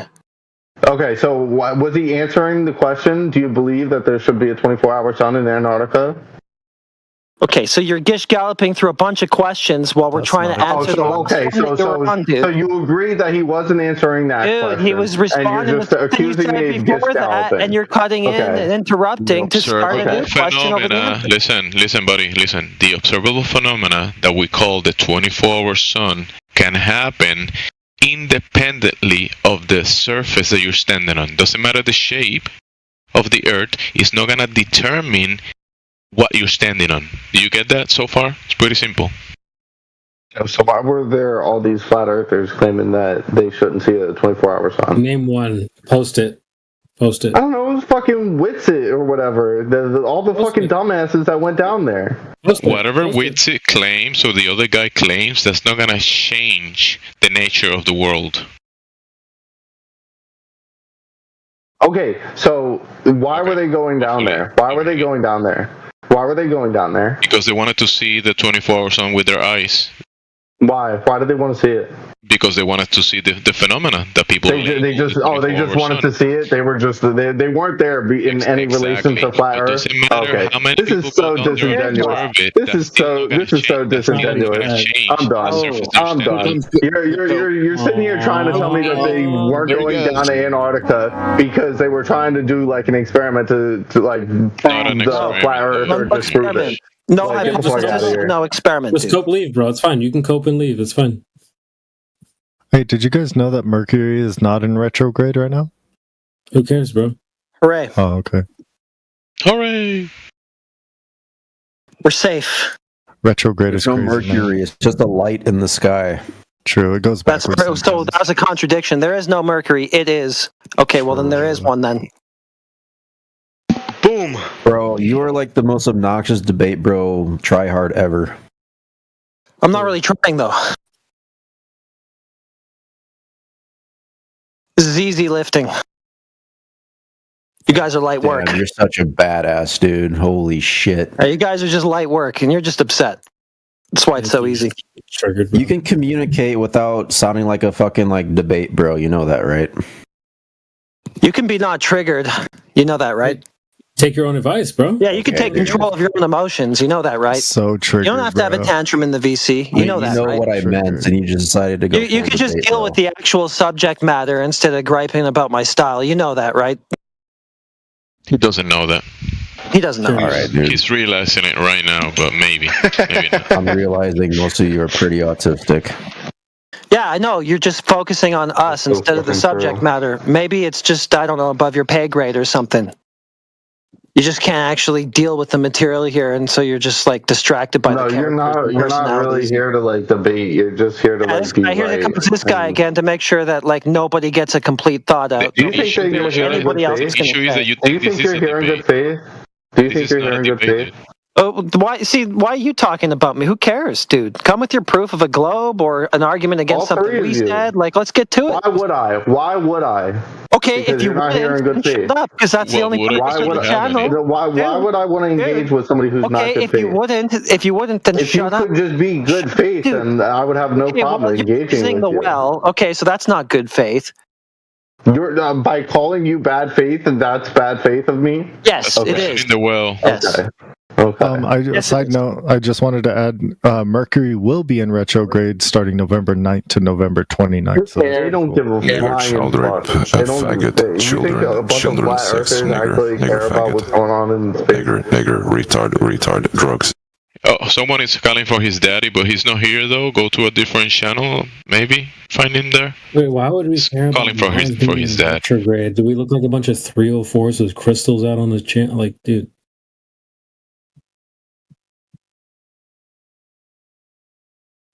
Let me get my crystals out real fast. Holy, dude.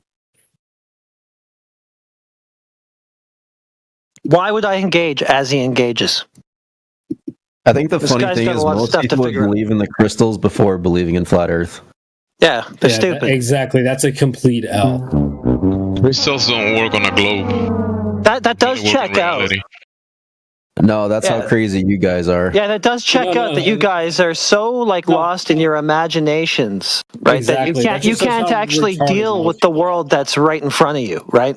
Exactly. That just shows how most retarded most people are, bro. He doesn't even know that crystals only work in reality. Those are real things that you can find in the natural world, but you cannot find the globe in the natural world. Well, it checks out because crystals is like kind of an airy-fairy type of belief sort of thing, like the globe. So I mean, it tracks with his style of thinking. So I think that adds up that you would say something like that, Mansky. Well, like I said, you can find crystals in the physical and natural world. The globe dart, you cannot find that in the natural and physical world. Unless you go to Walmart, but that's not nature, that's man-made. Yeah, +1 crystals, 0 globe. Yeah, crystals plus, globe -1.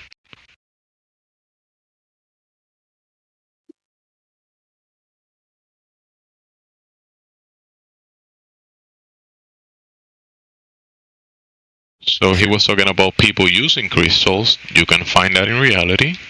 The globe, you cannot find that in reality. There you go. Yes, Mansky is one of these characters that only mics up when he gets butthurt enough. Figured. Yeah, facts. I was in the kitchen. What? Yeah, 304 vibes. Yep. Yeah, just sit back down, 304. 304. Damn. Yeah, facts. Yeah. What was that? Back to the kitchen. How about a round of sandwiches? No, I had lunch. I put the fucking bowl back in the sink. Oh, for us, Goofy. It's 12 a.m. What do you mean? I'll take a turkey and Swiss. I live in China. It's 1 p.m. here. Oh. Oh, you're in China. Ching Chong. Ching Chong Nip Nong. Can we mute that guy? Expensive.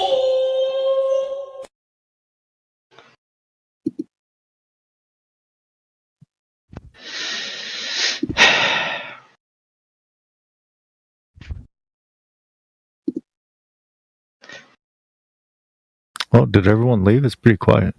All right, I'm gonna go take a nap. I'll be back. You're still here. Mic. Yeah, no one People are only like the Globers right now are only micing up to wine, so we don't have much to work with. That's because I'm getting triggered, man. You guys keep making fun of the Globe, and I Bro, won't you're stand so for it. triggered, bro. Shut up, Dave. Hey, don't say my name like that. Why'd you have to put stank on it when you say that? It hurts. Stank. I don't know, man. I just really like the Globe. I just really like it. It looks great. Yeah. A little marble. Did you hear that guy? This guy likes balls. Oh, you like balls? I didn't say that. I said Globe.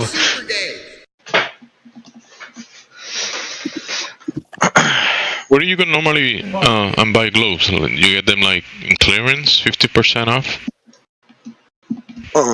If it was 50% off, it wouldn't be a globe, it'd be a hemisphere, you fucking idiot.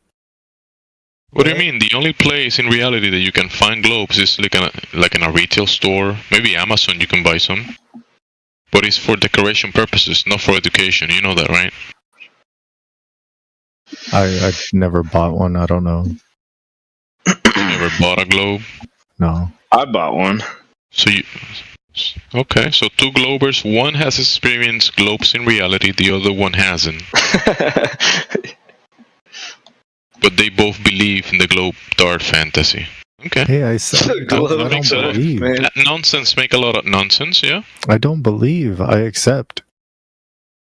Yeah, belief is acceptance without evidence. So you do believe and accept without evidence. Belief is the state of being convinced. There's a difference.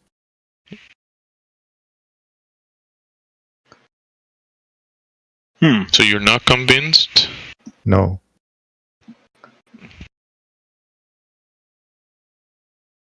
I'm convinced that it's round.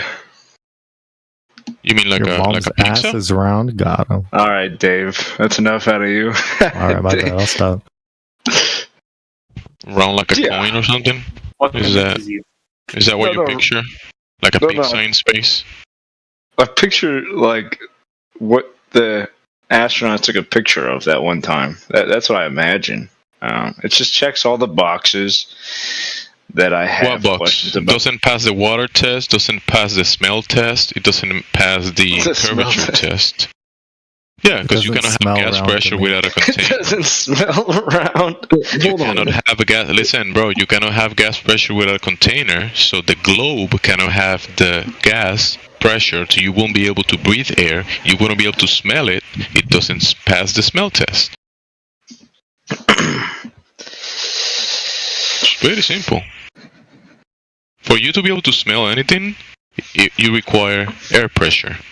You can only have that without a container. Bro, get this guy a The globe Nobel doesn't have a Prize, man. He container. like fucking changed No gas my life just pressure. now. No smell test.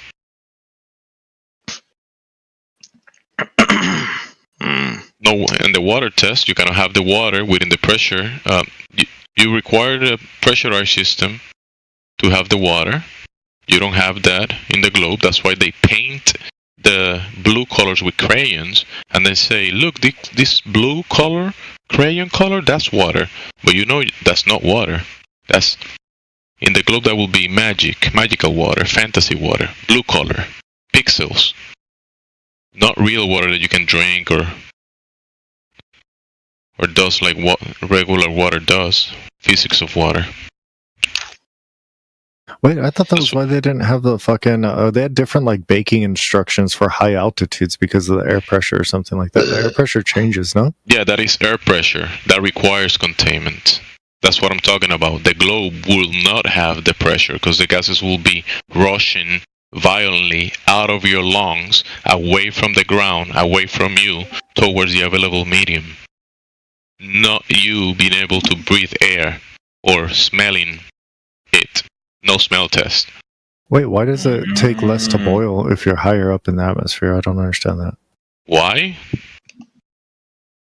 Because water, when you put it in a lower pressure system, it requires less to be able for it to evaporate. Interesting. If you put it in a vacuum without fire, you don't need any fire. You just gotta lower the pressure, and the water will evaporate. Interesting. Dave, it feels like you're just saying that, but you're not actually comprehending what he's telling you. No, to be honest, no. I was just saying interesting after everything he said because I'm playing this game. Sorry, my bad. Yeah, see, can we mute this guy? Does anyone in here actually believe... We'll mute Dave. Holy shit. Does anyone in here actually believe the Earth is flat? No, you don't have to. Yeah, they do. Yeah. No, you don't have to accept without evidence that it's flat. You don't have to do that. Do you think it's a fact?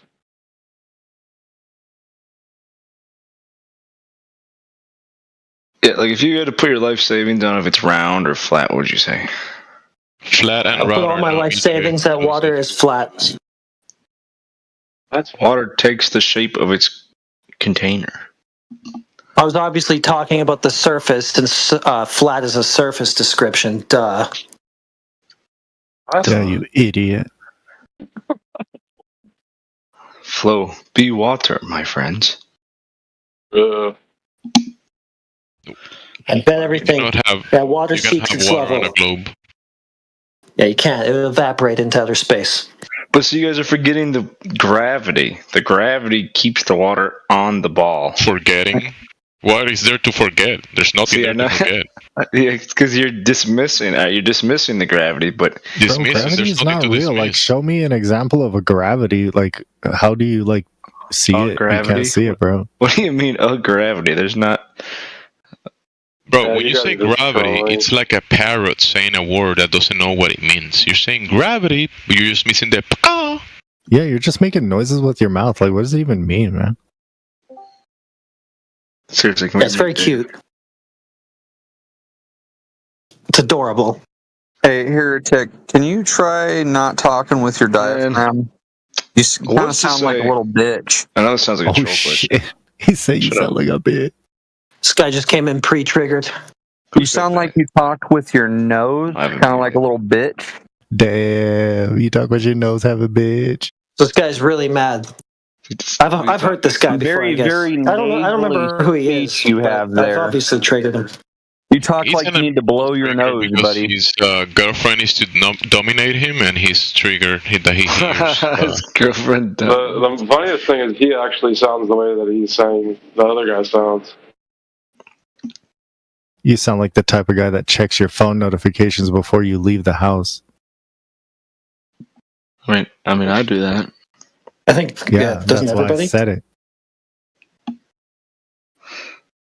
I mean, what if my mom texts me? I don't know. Your mom texts me. Got him. Dave, I swear to God. All right, real question though. What's to say that the Earth is actually a square, but we're just observing like one side of the square? Like you're saying it's level, right? It's flat, okay, but it's one side of a square is flat. Well, so what do you say that it's not a square? Square's a 2D shape. Yeah, not experiencing a 2D world, bro. All right, sorry, cube. I mean cube. That's dumb. What are your measurements for a cube? No, I'm saying topographically, right? The Earth measures flat, right? We don't measure any curvature. Okay, I grant that. Water seeks the level, right? It could still be a cube, right, guys? Well, that's what I'm saying. How do you know we're not on one That's side? Bizarro World. You know, Bizarro, Superman. It's kind of like the opposite of Superman. Bizarro. In his world, the Earth used to be a cube. Bizarro world. That's what you're saying. You live in Superman's universe, fantasy place. No, nonsense, fantasy. I know this sounds like an antagonizing question, but truly I don't mean it to be. I've asked this question before, but like, it measures flat, right? So what's to say We're not on one side of But then you gotta follow your logic. You're saying that there might be people on the side of the cube. No. We're all on one side. The side of the cube and on the bottom of the cube. Well, that Imagine doesn't have everybody's to be on this people, side. right?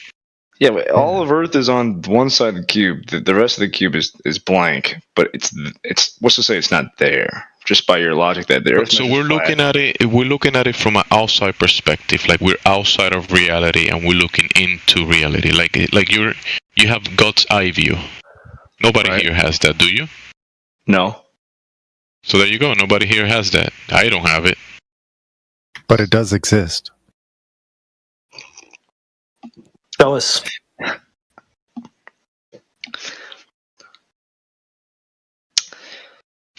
Yeah. You see the cube world. Yes. That you're saying is outside from our perspective. Nobody here knows.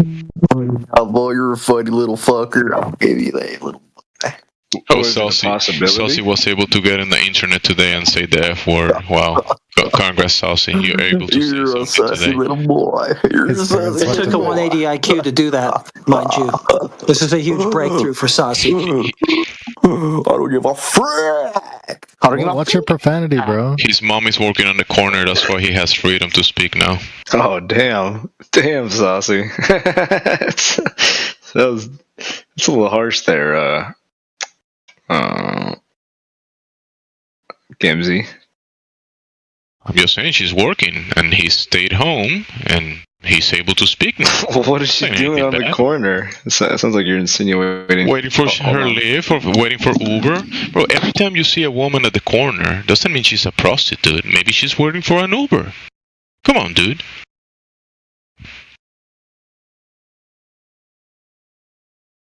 Saucy, your friend thought your mom was doing some type of service like that, but I don't think so. I mean, she might be. Who knows? I don't know her. Do you know her?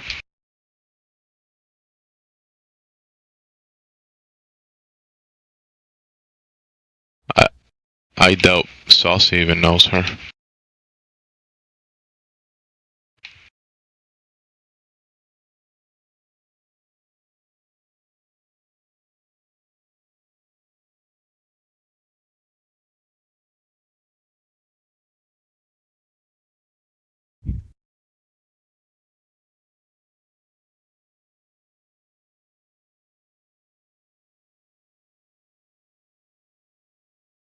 So the cube guy, you got a reply for your question?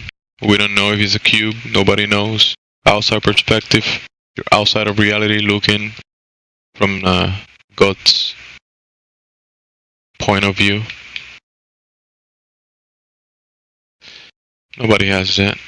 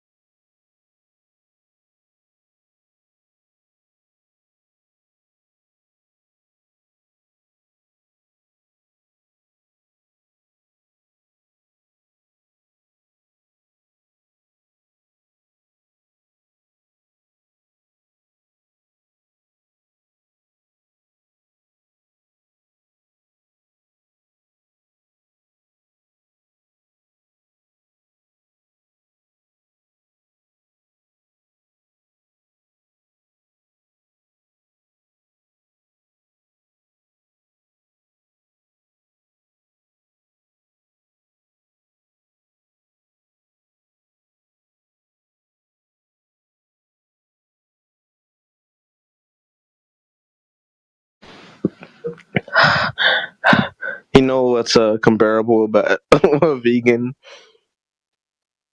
and a flat earther? Have no idea what the fuck they're talking about.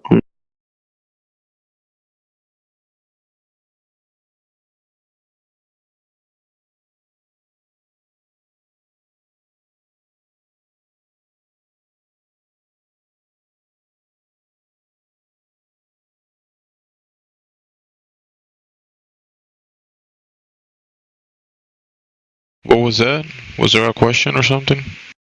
Mr. Debate.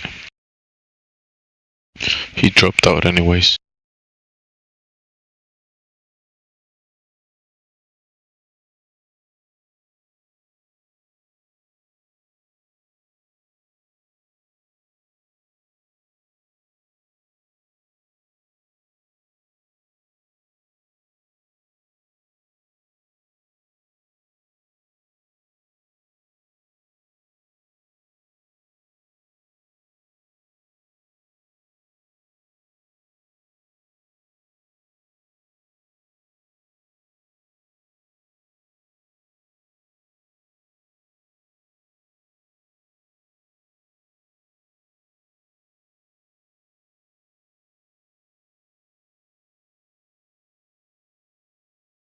Camera, it looks like it's curving like crazy. That's right, that's deceptive marketing right there.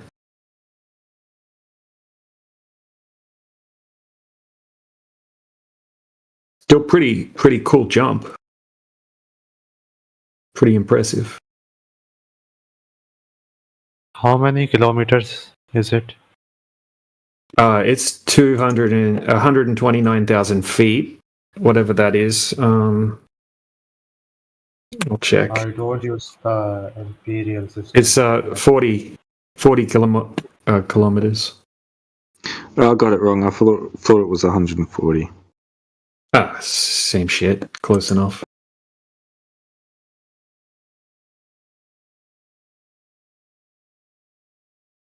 It's 36 kilometers. Yeah, well, it's 128,000 feet, so that's about 39 kilometers. But yeah, it doesn't matter, somewhere around that.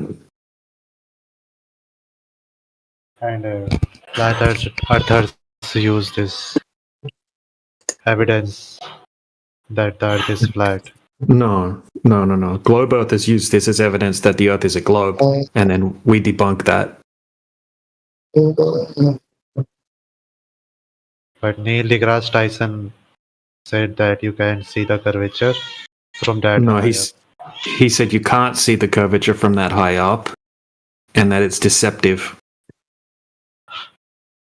because they used a fisheye lens. So we must go higher up to see the curvature. Well, there is no curvature, but yeah, if the Earth was a globe, you would have to go much higher up to see the curvature. Higher than we can get. Higher than we can go and validate. So, if the Earth does not have a curvature, what do you guys think the Moon is? Well, it's yeah, it looks like it looks like a ball to me. It looks like a light to me. Yeah, it looks like both of those things, but that doesn't mean we can validate exactly what it is. We can't validate if it's, we can't really validate how big it is, what medium it's in, how far away it is, what it's made out of, whether it's self-illuminated or anything like that. We can't validate these things. But the Earth has nothing in common with the Moon, right? The Earth is a flat plane, measurably. Right, that's like saying just because you've got a round light bulb on your ceiling, therefore your floor is also,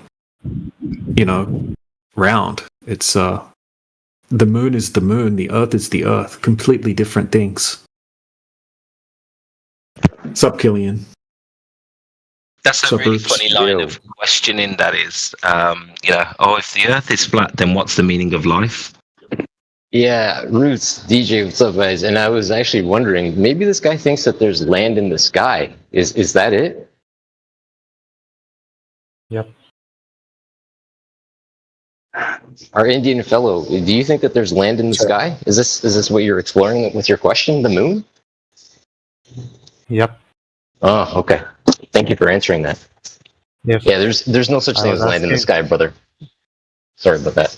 I was asking if you guys believe Earth is flat, then could sun and the moon be some kind of land objects hanging up there in the sky?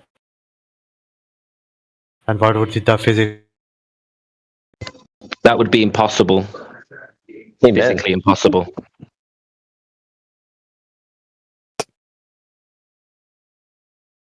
How could you have a vacuum? How could you have a vacuum in the sky next to an open system of gas? So, what are the sun and the moon? They're heavenly bodies. No, like Lights, buddy. Lights. One gives you light during the day, one gives you light at night. Sorry, go ahead. I walked on you. Up them there in the sky.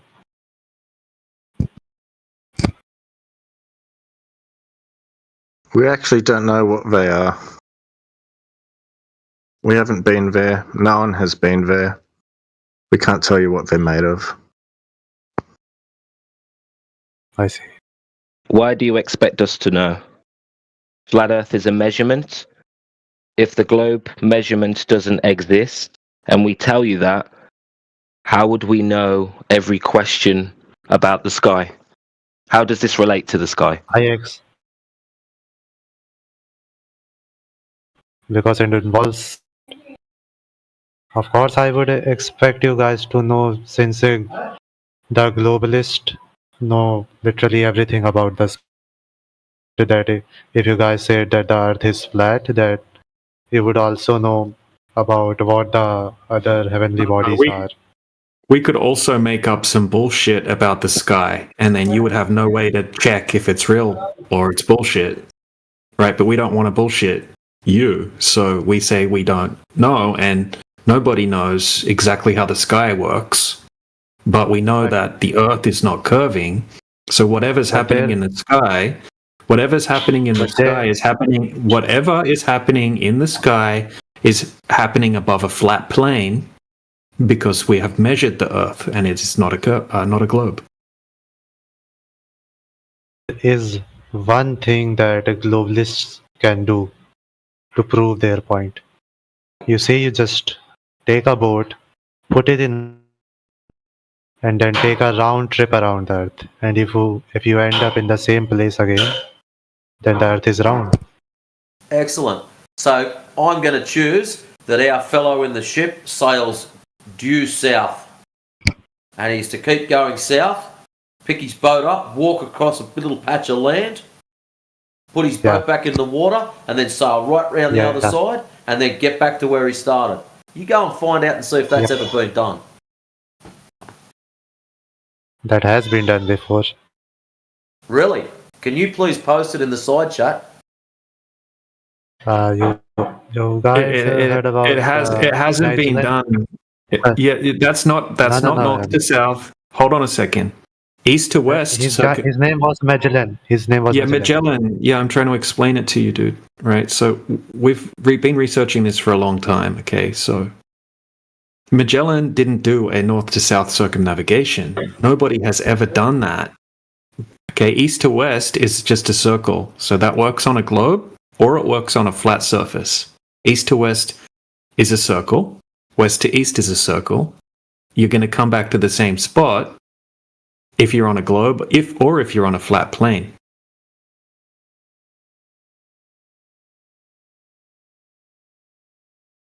How is east to west a circle?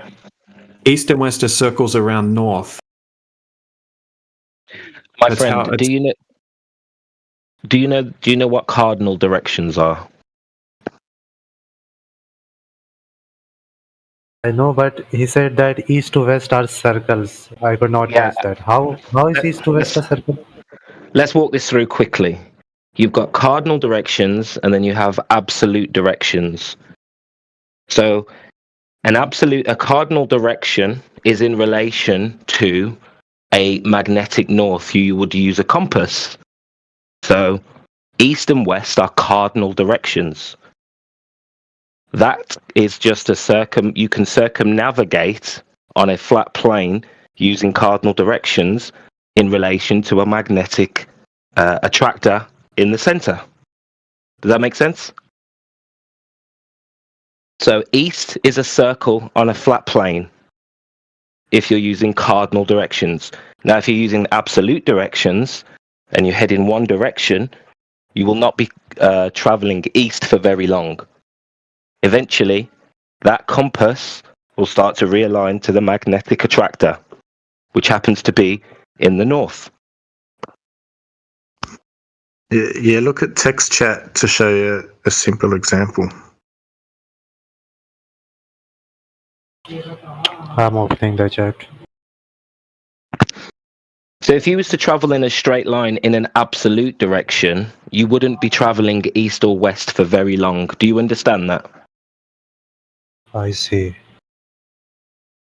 Oh, so you guys are saying that the compass would like always point to the north, wherever you go. Right. And if all the land masses surround the north, then east and west are a circle on a flat earth. Yeah. Or a globe. Or a globe. Yeah, because a compass only attracts to north.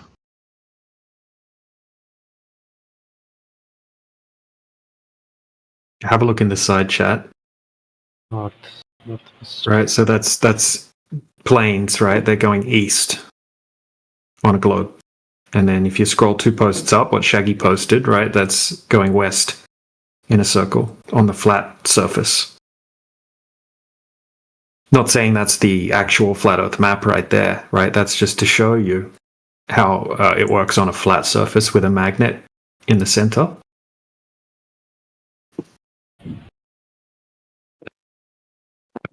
I see. Can you guys answer some other questions I have? Yep. What the fuck is that shit? I'm gonna read something. Earth's shadow on the moon is always round. No matter the angle, a flat Earth would cast different shapes. Can you explain this? You just see the same face of the moon from anywhere, and you're just looking at it from a different angle. Like if you paint a 6 on your ceiling, and you look at it from one side of your room, okay, and then you walk over to the other side of the room, and then you look up at that 6. Now it's not a 6 anymore. You're seeing it upside down now, so you're seeing it as a 9. So we all see the same face of the moon, but if you look at it from different angles, right, you're going to see the same face, but from a different angle. Now, what is the moon? Nobody knows exactly what the moon is.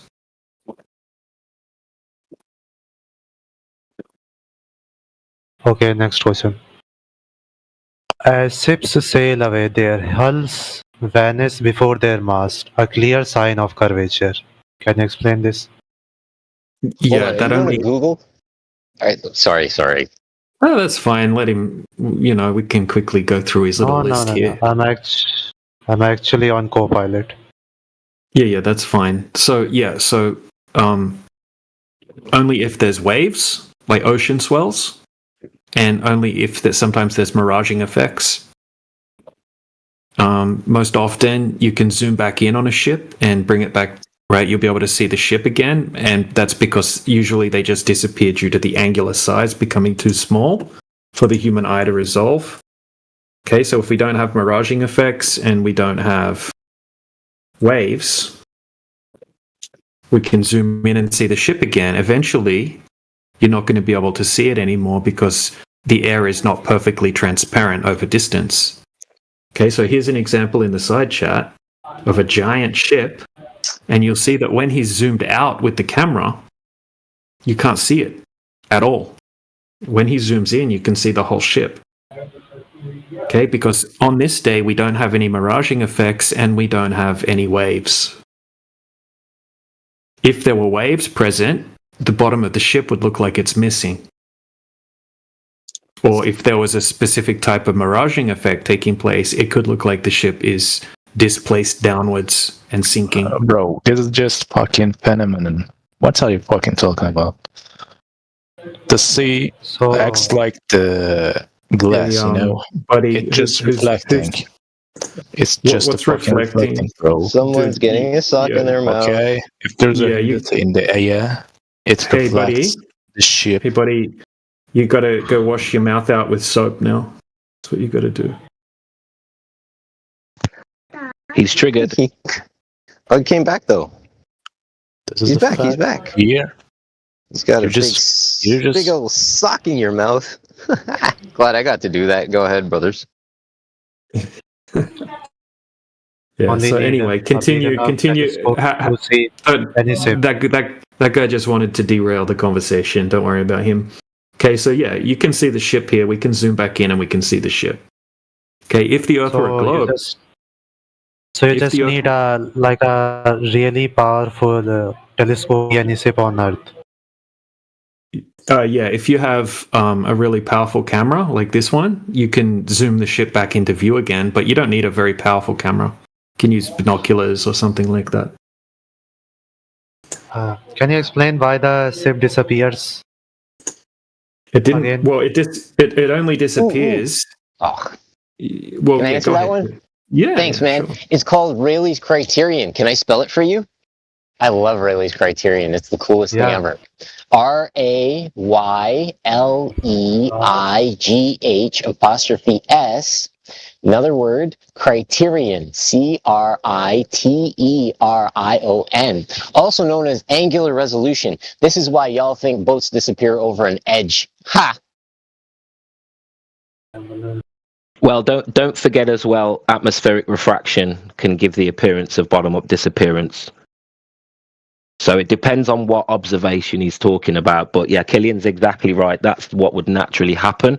But then we get refraction, we get heat distortion that can give a more extreme bottom-up disappearance, or the apparent bottom-up disappearance that you're talking about. Refraction.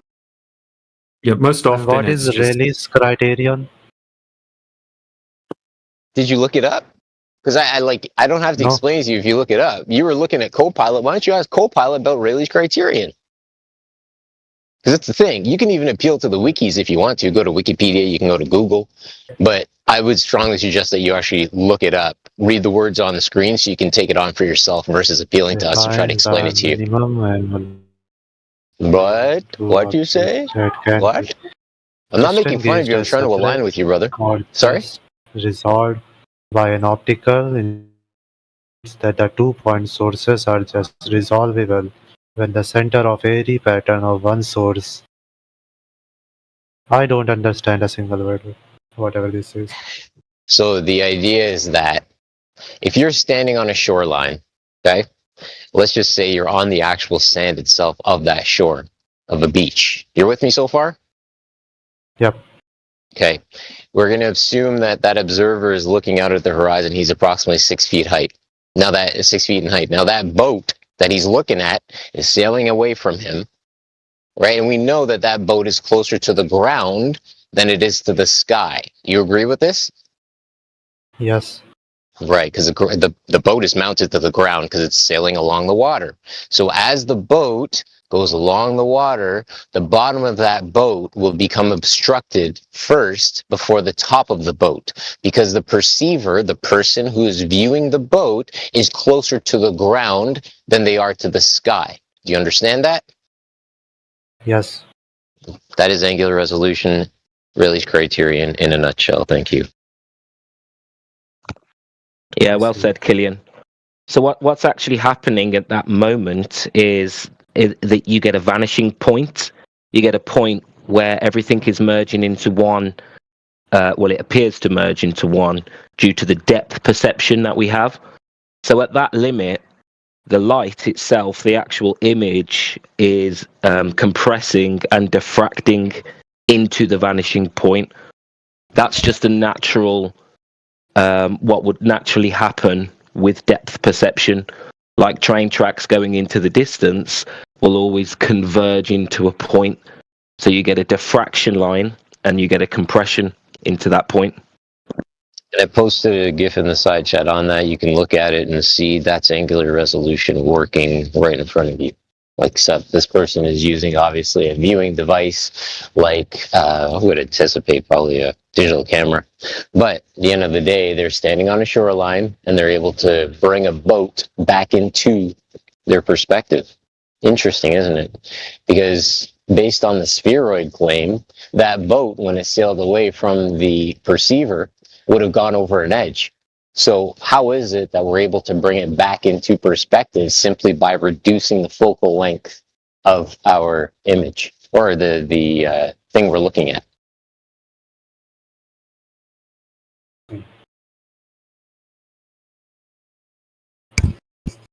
Also, you have another thing to ask. Hold on, did you understand Killian's question? Because it's a really key question. Killian, do you want to ask it again? Because I don't think. Thanks for tracking back roots. I understand it. So you looked at the video, the picture. What are these? What do you see on the last frame of that video or the GIF that I posted? What's in the last frame? The ship is like zoomed in, and then it goes back and it disappears. He said he gets it. Okay, cool. No, I just want to bring in the idea that the person standing on the shoreline is able to bring in the boat to the point that they can actually see the people on the boat. That's all. Thanks. I see. So, is it in the interest of NASA and other countries' space agencies to prove that the Earth is a globe? Like, what's in it that benefit them? I love this question. Hey, brother, can I ask you a question? Did you ever lie to your parents growing up? Yeah. Why did you lie to them? Every day. Every day you lied to your parents? Holy smokes, bro. So why did you lie to them? What was your motive? Because it benefited me. Right. This is why NASA lies, because it benefits them. Thank you. But how? I was asking, how does it benefit them? Yeah, this is a very speculative question. There's lots of different reasons. Depends on who you ask to what they will focus on. I would argue there's many, many reasons, and it goes way back to control. You can't control a population who have knowledge and know where they are, their history, where they've come from, where they live. So part of the actual complete dominance, and this is only a small part of their benefits, but part of the dominance that they have on us is the fact that we think we're on a ball spinning through a universe on the edge of nothing.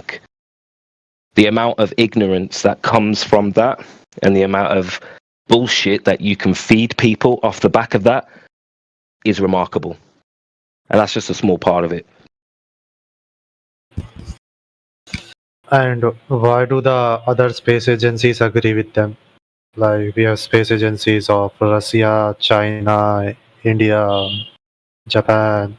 Like, you think they're all separate? Oh, how cute.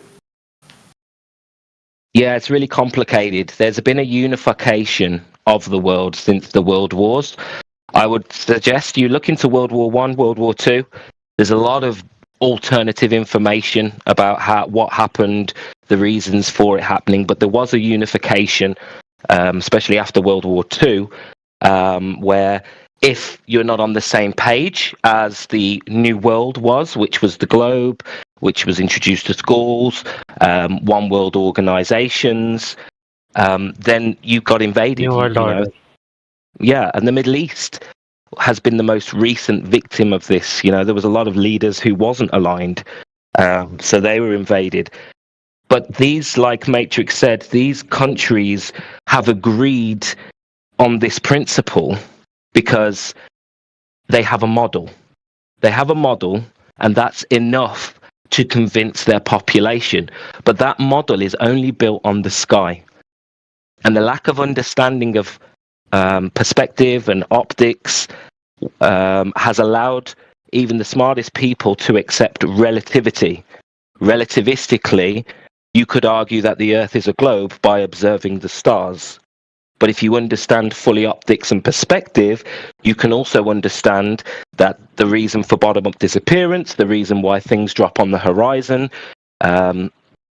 it could all be very much possible on a flat Earth as well. So they've created a model and they've backwards engineered it through the celestial sphere or observing the stars.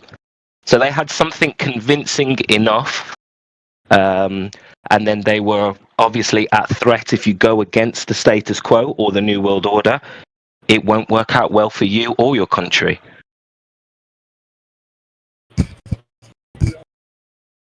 I see. Do you guys think they went against Germany because Hitler did not agree with the New World Order?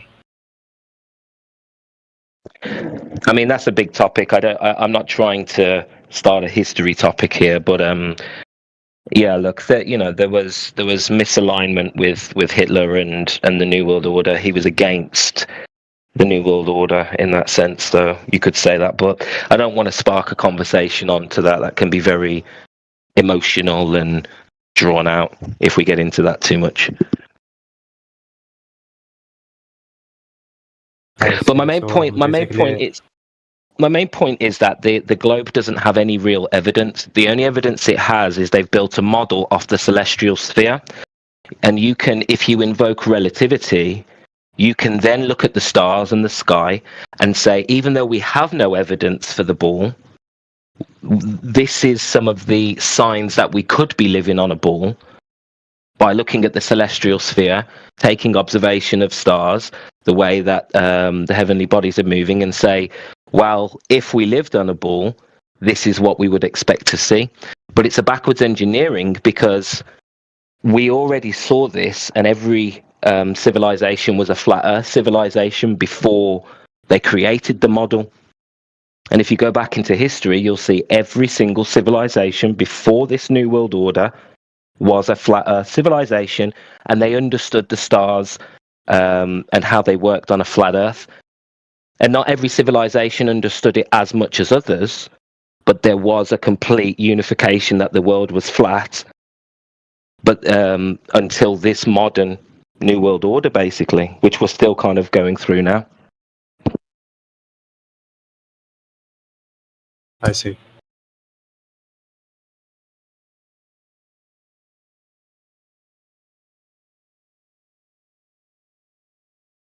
But anybody who was still creating flat Earth maps or treating the Earth as flat in fields of science or map making, cartography, whatever, they were kind of shunned, and slowly but surely they were all shut down as being either wrong or crazy. But they actually infiltrated the church and they introduced the sphere through the church, which is what really won everybody over. So by infiltrating religion and by infiltrating people's spirituality and getting them aligned with the churches, they were able to push this idea through, and people started to accept it.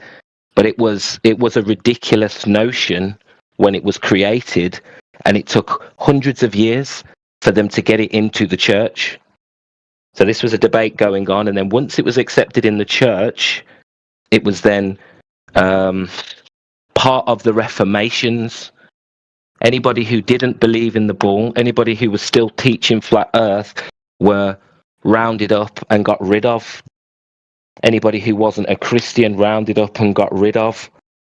So they made a real hard cut in history and gave us this no tolerance attitude. You either say and teach it's a ball because we have this model, or you're a heretic. And over 100, 200 years, eventually all of the map makers, all of the scientists, all of the professionals who were flat earthers either go into hiding, or they're killed, or they're pushed out of the industries that we're in. But when we talk about industries, even the smartest people who believe we live on a globe that are in industries have to treat the Earth as flat. There is no way to measure curvature. There is no industry where we account for curvature, and there is no industry where we account for the axial rotation of the Earth. So whether you're making an aeroplane, missiles, whether you're building over long distances, you don't treat the Earth as a spinning ball. So like I said at the beginning, coming back full circle, there is no evidence for the ball. They just created a model based on the stars and long distance observations to stars and the heavenly bodies, and people bought it because they infiltrated the church and pushed it through people's spirituality. So Galileo was a part of it because church first, right? They persecuted Galileo.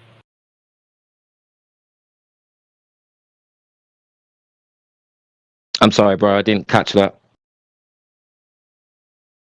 Oh, I was talking about Galileo. Like you said that it took them hundreds of years to infiltrate the church. And we know that Galileo was a globalist and he introduced the globe earth to the church, and the church rejected him for that. Yeah, and they like to pretend that, you know, we went through an enlightenment period where we, you know, the understandings of relativity and the understandings of the model of the globe weren't yet known. But these ideas were pushed on us a long time ago through Ptolemy in Egypt. We had, you know, globe models hundreds of years before that, but it wasn't sticking because it's not logical. There is no, like I said, direct evidence for it. That you have to infiltrate the spirits of people, the soul of people, because people knew and understood to trust their senses.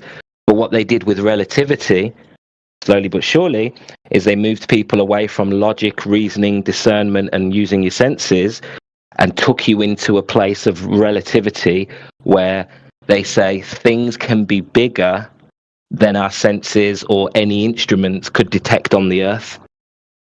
So now we moved from a place of knowledge where science was about knowledge to now they've introduced science, you know, philosophy, astrology.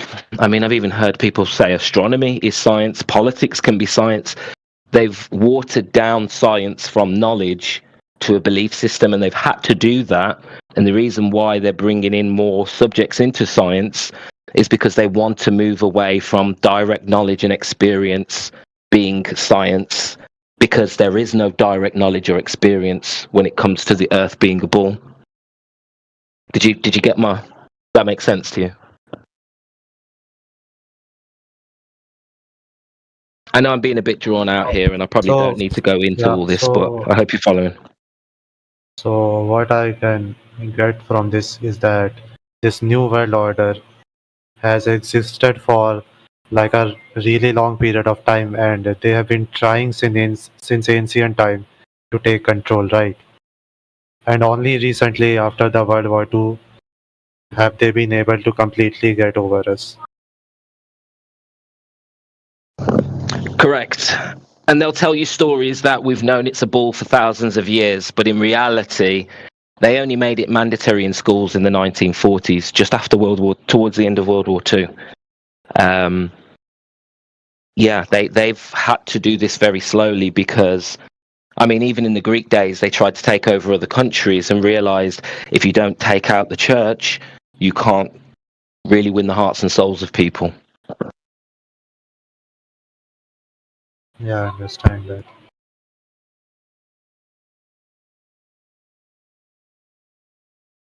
That happened in my country too. Like when the Britishers came here, they had to obey the the local customs, right? Because before they were not obeying and allowing the local customs and right, and people rioted a lot. They thought that you can't control the people if you try to suppress them and not allow their religion.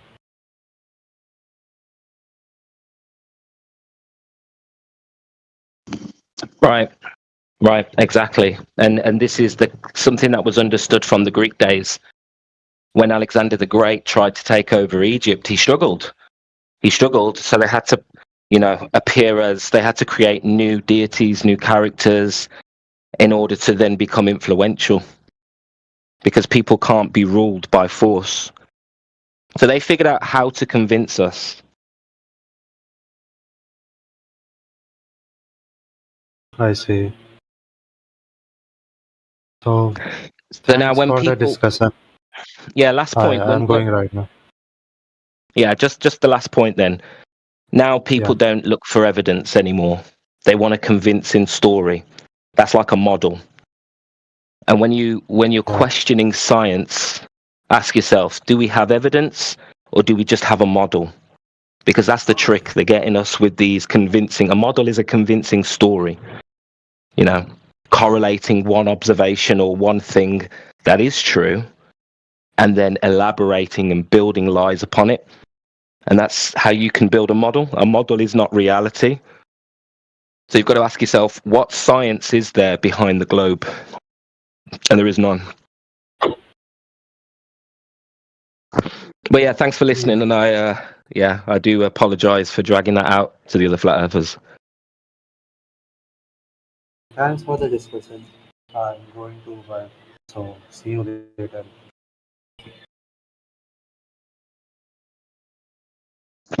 Yeah, come back anytime, bro. Yeah.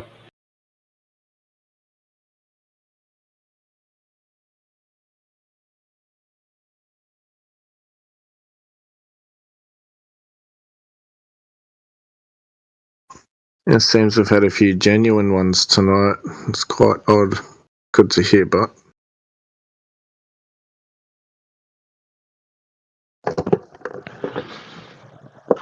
I always like to count how many questions before we get the why the lie question. yeah, it took him a while, but he got there in the end.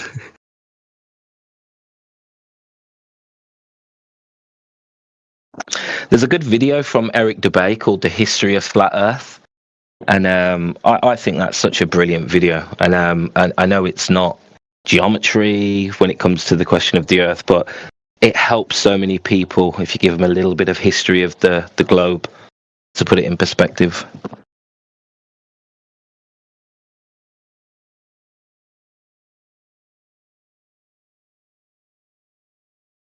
I can't say I've watched it, but I will.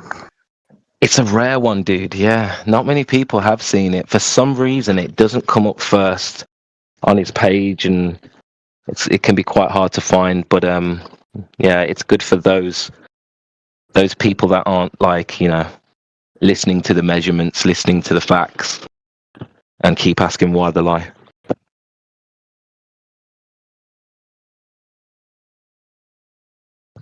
I mean, he does say a few outdated things on there, you know, like he says the horizon always goes to eye level, which isn't always the case, but is generally. And, you know, I'd love somebody to, or him himself, to update that video a little bit.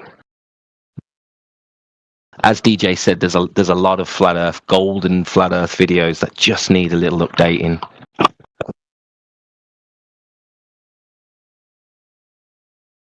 Yeah, the horizon rising to the eye level still doesn't make sense, you know, when you think about it.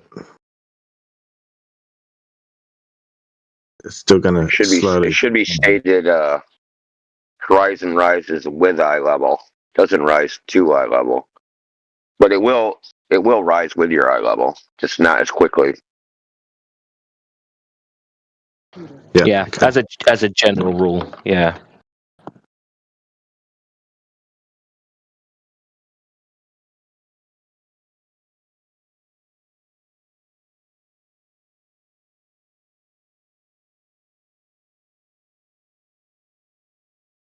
So why would they lie? I usually take the over-under on what comes first, the why would they lie or where's the edge.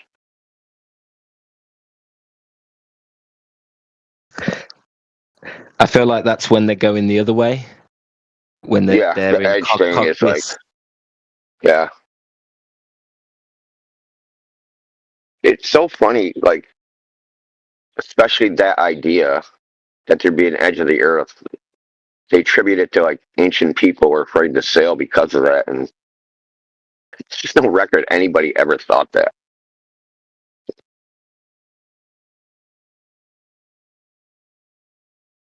Why would they expect us to know? Do you know what I mean? It's like when they say, "Oh, what's the sun and the moon?" It's like just because there's no curvature doesn't mean we know the meaning of life. For fuck's sake. Oh, pardon my French. Don't mean to swear on this channel. Well, it just goes to show how intrinsically linked the globe is to everything else that they've rested their faith in. Yeah, exactly. Like NASA knows everything, so they'd expect us to know everything before we go making claims.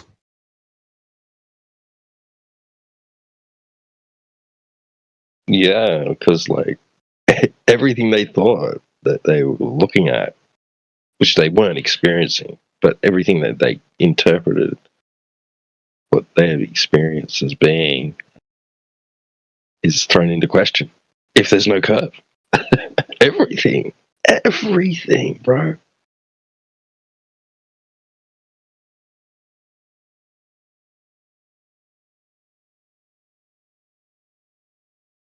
They used to teach us building a house of cards on the back of one fundamental truth and then running off into the stars.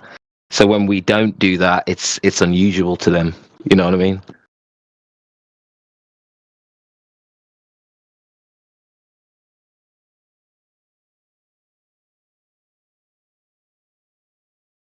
Yeah, it's kind of weird, man. It is, because it's almost like they've been hypnotized. Right? When you think about it. Like I was hypnotized. To not even, like... We all were. For it to not even come across my mind to question it.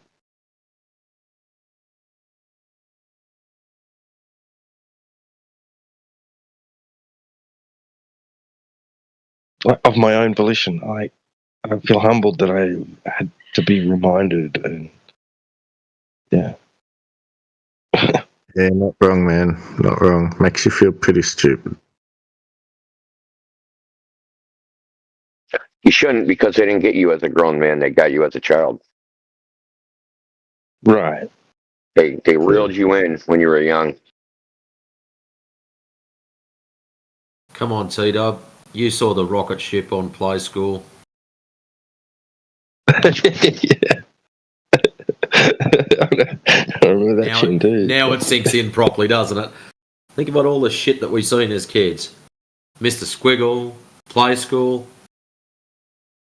If you're old enough to Doctor Who, bending space and time.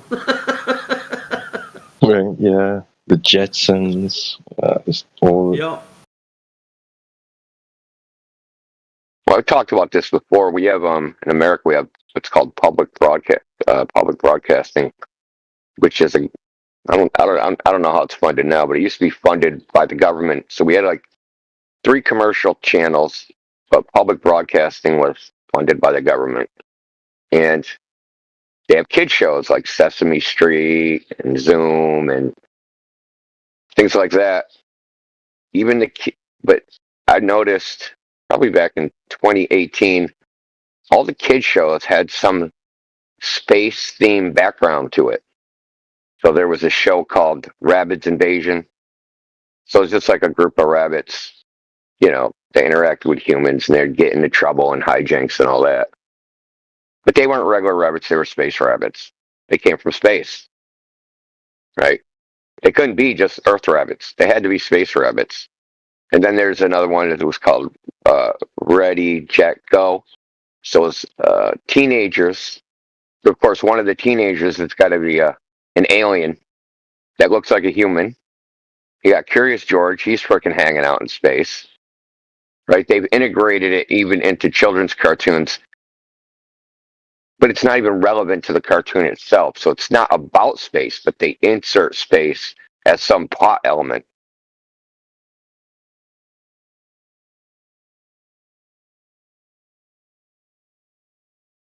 Yeah, and it has to be regular. It has to be a constant reminder because of the lack of actual real space interaction that we have as a civilization. So without these things and without these NASA launches breathing life into this lie, there wouldn't be as many believers. So it's like it's necessary for them to do that.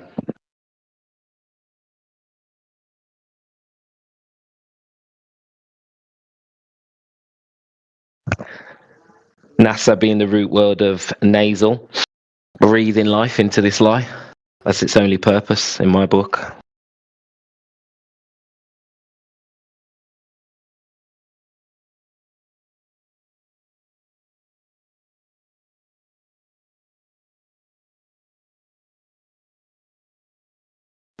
It's funny, I just got back off holiday. I just went to Greece, got chatting to a guy, and we were talking, and he mentioned some law of attraction, and I was, is he a bit open-minded? So I brought up a few subjects, and then he mentioned the Antarctic Treaty, and I thought, nobody brings up the Antarctic Treaty. This guy's got to be a flat earther. So I asked him, and he exploded into life.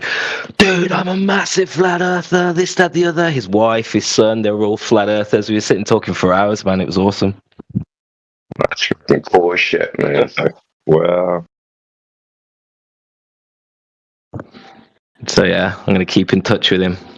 I've invited him to the server, actually. He says he's going to pop in later. So yeah, might be popping in later. Yeah, so he's into it. So, Rich, you brought up NASA. Have you heard about the executive order? No, which one? Oh, shit. A couple weeks ago, Trump made an executive order making a few agencies of the United States, they're all under the Department of Commerce. It says that their primary function is intelligence, counterintelligence, and national security issues. That's their primary function now. NASA is one of those agencies. Yeah, something's going down. Remember, primary function. Their primary function is no longer to go to space. Intelligence, counterintelligence, and national security issues. Invasion. There's people whining on Twitter. There's people whining on Twitter, though, saying, science at NASA's over. It's just so funny. Over? It never started. What are you talking about? Right. What happened to his Space Force? Is he still doing that? You know, Space Force is the weirdest thing. I've noticed that, like, all the people that were recruited into Space Force, they're just like spokesmen, right? You can tell they've taken multiple classes in, like, public communication and things like that. They're really just like salespeople. It's really, so they got their Space Force uniform, you know, I was in the military and I got on this checklist, this list of 1,000 people, and I was selected after a bunch of trials. And then they just go into this sales pitch of Space Force. Now, I haven't seen them do this in a while, but yeah, as far as I know, it still exists. Reminds me of what happened with Cyber Command. Cyber Command. Well, when they created an actual functional command, Cyber Command, to handle military cyberspace battlefield stuff.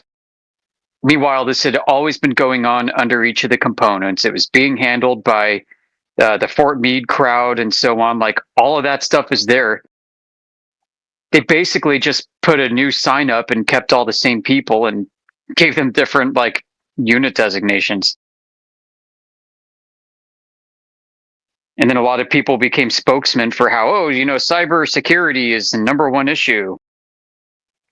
This was basically during the whole global war on terror push when money was raining from Congress on anything computer related. Obama was going on a spending spree. He loved cyber stuff. Dude, I remember an article where they bought a computer. This is like in 2000. It wasn't a computer. It was memory.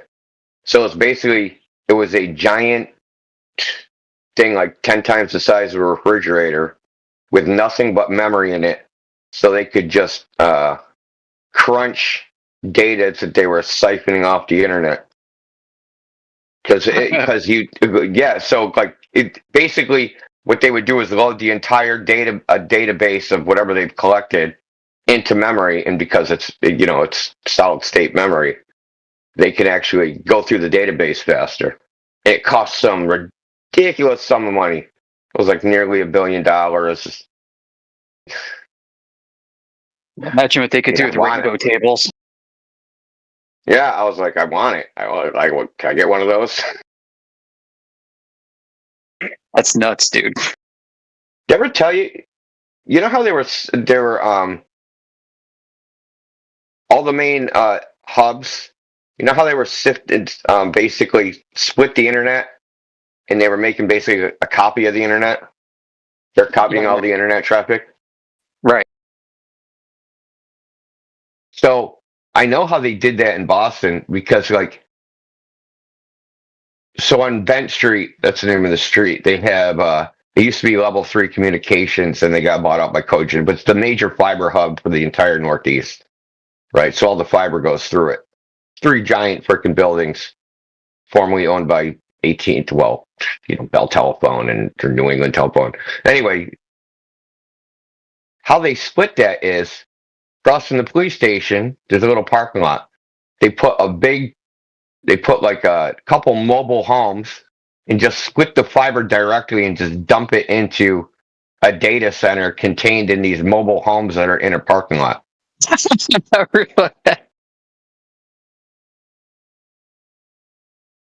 Wow. Yeah. That's real sophisticated. That's crazy. Basically duplicating the internet. That would be impossible now. I mean, there's so much internet traffic now. In 2001 and 2, I mean, that's a lot easier. You know what I mean? Everybody's on the goddamn internet.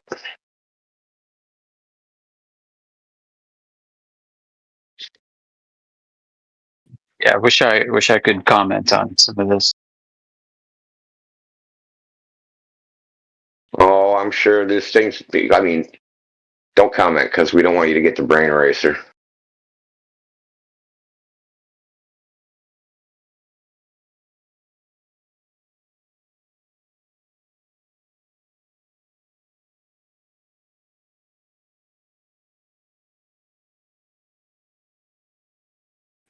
That thing about NASA, though, blew me away. Like, oh, so now you're an intelligence agency. Okay.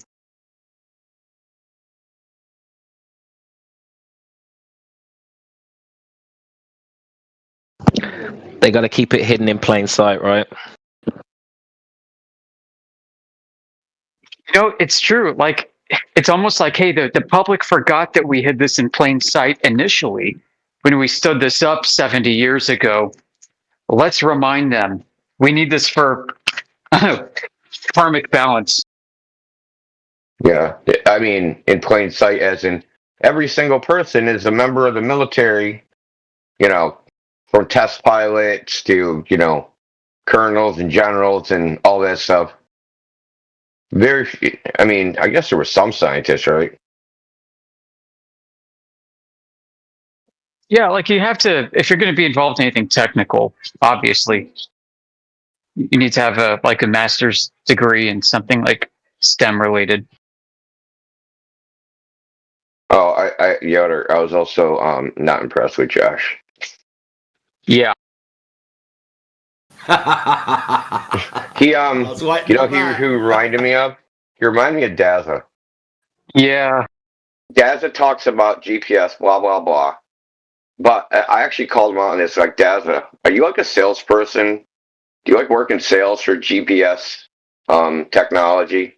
And they gave you just enough technical knowledge to make you think you know what you're talking about? That's what he seemed like. That he's in sales. He even said that, right? He's in some sort of isn't he in some sort of marketing?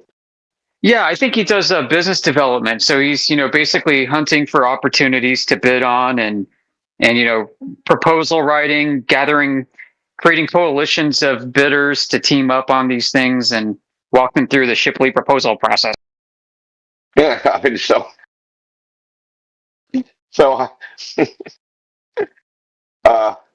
that's freaking funny. Yeah, I know. Yeah, it's just, I doubt anybody knows what you're talking about. I know what you're talking about. It's freaking hilarious. So he said, he's like, I gotta go to work in 30 minutes. He's like, we're trying to collaborate with ISS so we can get the ISS Amazon Prime. Did you hear that shit? Yeah. Oh my gosh, dude. And then I was like, yeah, while you're at it, why don't you get the maintenance schedule and the checklist and the sign-off sheets for maintenance on the ISS? Because I'd really like to see them, because they must not be doing anything else but just fixing it all the time. But like, where's the record of any of that? Of like any complicated machine or equipment that keeps human beings alive has a maintenance schedule and sign-off sheets and lockouts and things like that to even do the maintenance, right? When people have to sign off on everything, right? Yes, I changed this washer, 9/27/2025, right? Signed up, right? This is just a normal process that if you build a bridge, you have a building, it doesn't matter. Anything that needs to be maintained has a maintenance schedule and sign-off sheets to make sure the maintenance was actually done. And someone signed on it, so you know who's the person responsible for doing it. This is normal. There's none of this for the ISS. And when I brought that up, dude, it was crickets. Absolute crickets, dude. I'm surprised you didn't hear, oh, that's classified.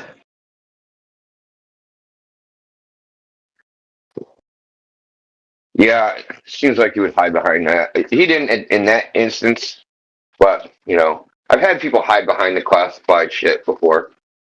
Yeah, where I was actually talking about with him, like, thrust in a vacuum. I had one person say, I'd show you videos that we have of thrust in a vacuum, but it would be a violation of the International Trafficking of Arms Act. I'm like, yeah, okay. How is showing thrust in a vacuum a violation of the International Trafficking of Arms Act? Right. It's amazing. Like, hold on, you one thing. Then he said, I got a video, and the video he posted is some academic giving a presentation how holopack thrusters would work. Not a video of it actually working. Exactly. He did this before. Like he said, yeah, I got your telemetry data from overhead assets. Hang on one sec. And then he shows us like an ISS API on GitHub.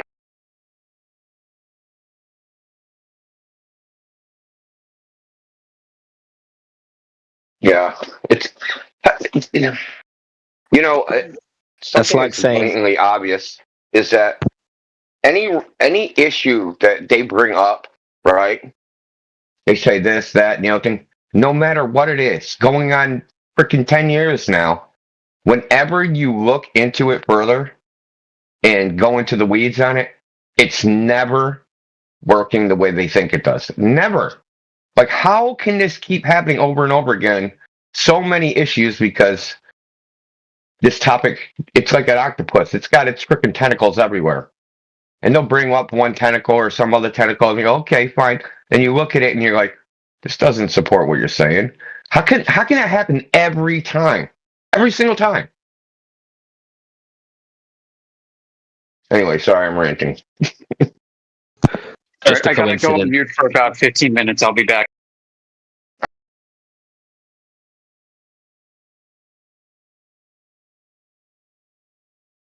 You got to call these globers coincidence theorists. Everything's just a coincidence when you bring that stuff up, India.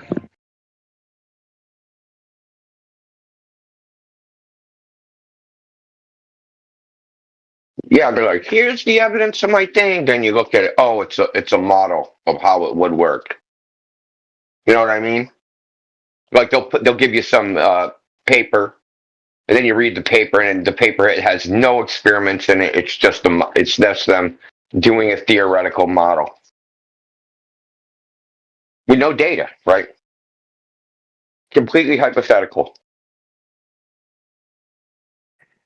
Ironically, the ISS telling that he showed was calculating quaternions for the rotation of the craft around WGS 84. It's part of the telling. So it's orbiting a model.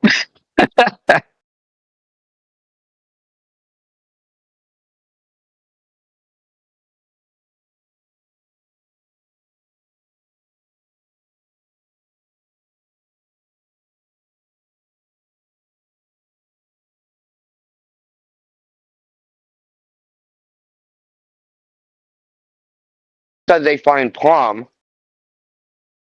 by measuring acceleration while on an accelerating curvilinear path, which I don't want to call them like that's horseshit. I want to see how that's done, dude. Like, honestly.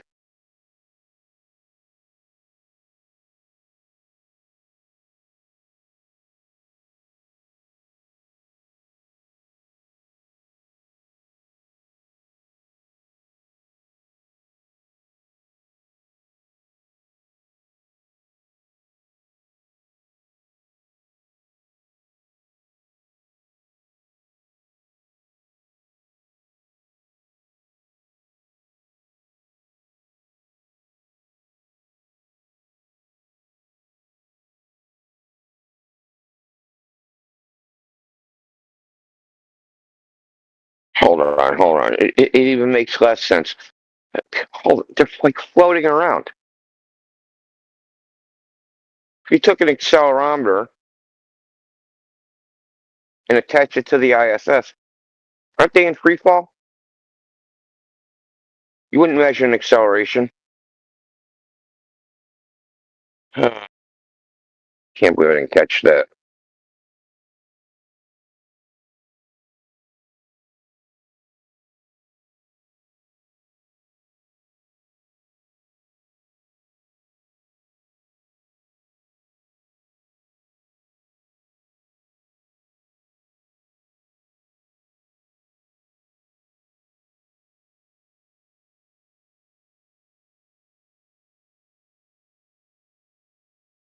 The Ritz, you said it was pretty chill this morning.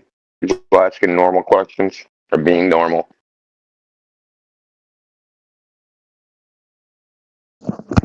Yeah, I've only been here for about an hour. Shaggy reckons there was a few decent people in here. I was just talking to a guy who he was struggling a bit. He got to the why the lie question. We went through a little bit of the history side of things, and he seemed to react quite well to that because he's an Indian guy, and he said, well, that sounds similar to what the British did in India, and he could kind of see how the infiltration could happen, so it kind of ended well.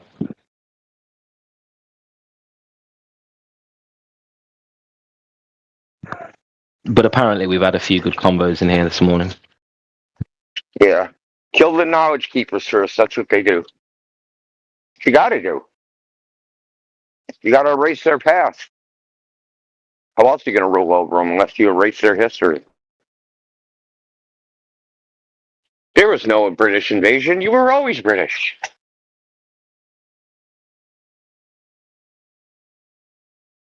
Yeah, they have a limited amount of tools that actually work, but in invading the churches or the spirituality seems to be like a mandatory act.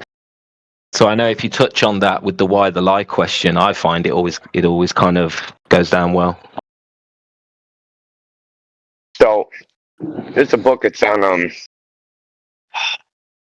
the name of that site? Give me a second. It's called sacredbooks.com. So it's a place that sells books. It sells old books. So one of the books that's on there is a book supposedly written in 1600s by some Spanish Catholic priest detailing the cosmology of the Mayans. And it completely goes into the heliocentric model. Okay, this is before they found the Dresden Codex. So the Dresden Codex is three, because the Spanish tried to did burn everything except for three books. And one of the books they didn't burn was the Dresden Codex, which was an astronomy book. So he wrote this back in the 1600s, trying to turn the Mayans into heliocentrists. And now everyone knows that, hey, they weren't heliocentrists. They thought the Earth was flat. But it's just very funny that I was like reading, I'm like, what the hell? The Mayans weren't heliocentrists. I'm like reading through it. I'm like, this is crazy. Like, who wrote this?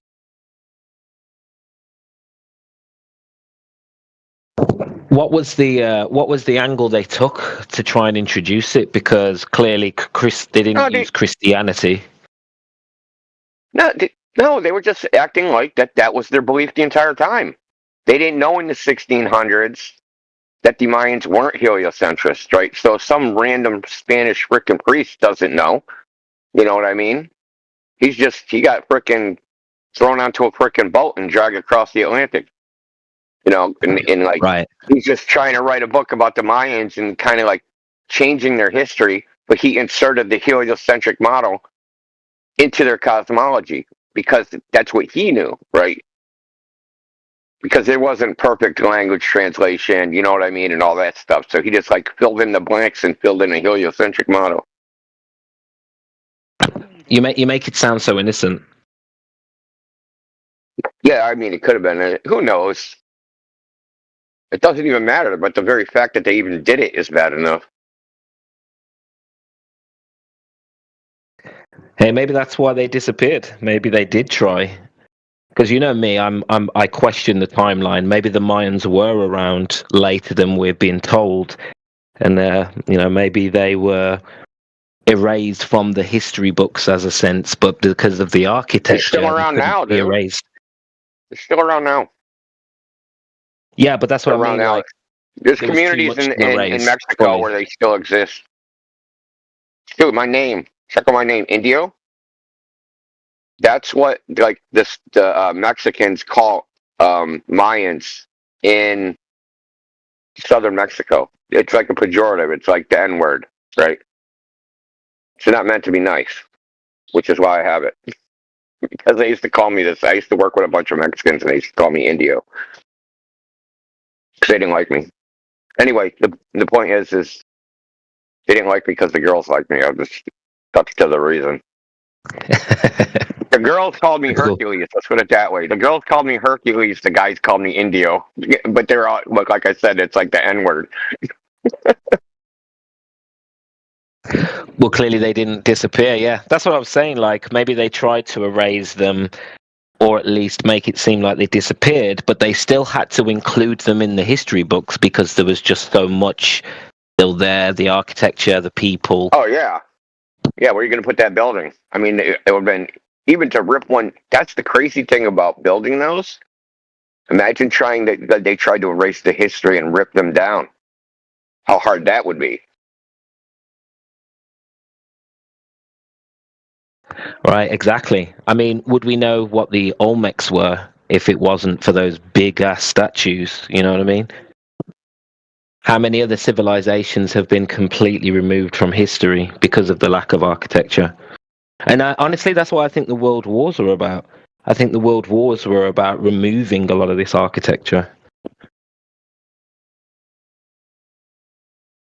And I don't need to mention Tartarians, right? Everybody knows about them now. Yeah, I mean, I was talking to somebody about Ukraine, and if you look at the so-called historical record of that area, it's a freaking mess, dude. I mean, absolute mess. So their language, there's supposedly these Ukrainian ruins that are they kind of look like some combination between Norse and Celtic ruins, but they speak Slavic, and then they don't know where Slavic exactly comes from. And then that's the area where the Ashkenaz used to hang out, right, on the other side of the Black Sea. In Yiddish, if you look up the history of the Yiddish language, no clue where that shit comes from. They have no idea. They try to say it came from Germany, but it doesn't have German. It's only because it has a couple German words in it, right? And Yiddish. So Yiddish was spoken like from basically where it would be the east side of the Black Sea, through Ukraine, Romania. Like if you drew like a strip, the Jews that occupied that area spoke Yiddish going into Germany. But because there was there was a lot of battles, wars, whatever, and the Jewish community kept fleeing and fleeing and fleeing. They ended up in Germany. It's just like, yeah, it comes from Germany. No, dude, it doesn't come from Germany at all. The people that speak it don't come from that area. They come from there's been DNA tests. They come from somewhere like a part of like northern Turkey, almost Kurdistan.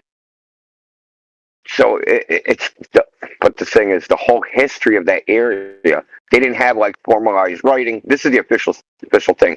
They didn't have formalized writing. Just some Greek freaking Orthodox priest came there and made their language, and then then there's like Crimea was supposed to be the last remnant of the Mongol Empire. It was called the Khanate of Crimea. That whole area is just a freaking area of confusion when it comes to the historical record. Absolute confusion. If you look at the mainstream historical record, you know what I mean? There's so much contradictory or information. It's weird. Yeah, dude. Have you read Fomenko's books? Because Fomenko's got a whole chapter dedicated to basically claiming that the Kremlin was the Temple of Jerusalem, the rebuilt temple, and there does actually seem to be a Jewish presence in Russia before this reset. Dude, there's whole places, so confusing. There's whole Jewish communities in Russia. Basically like Jewish cities. Like everybody in them is Jewish, right? They're like, this is going back to the Soviet times, right? They were like, okay, you want to be like on your own? We got lots of space. Go over there and be on your own. We don't care what you do, right?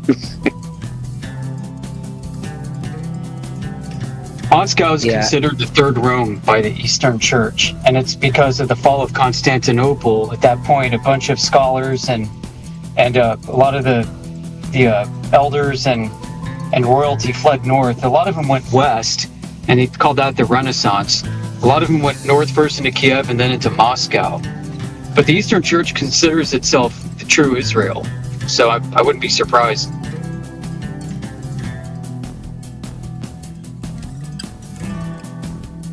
Fomenko also thinks that Constantinople is the actual Jerusalem.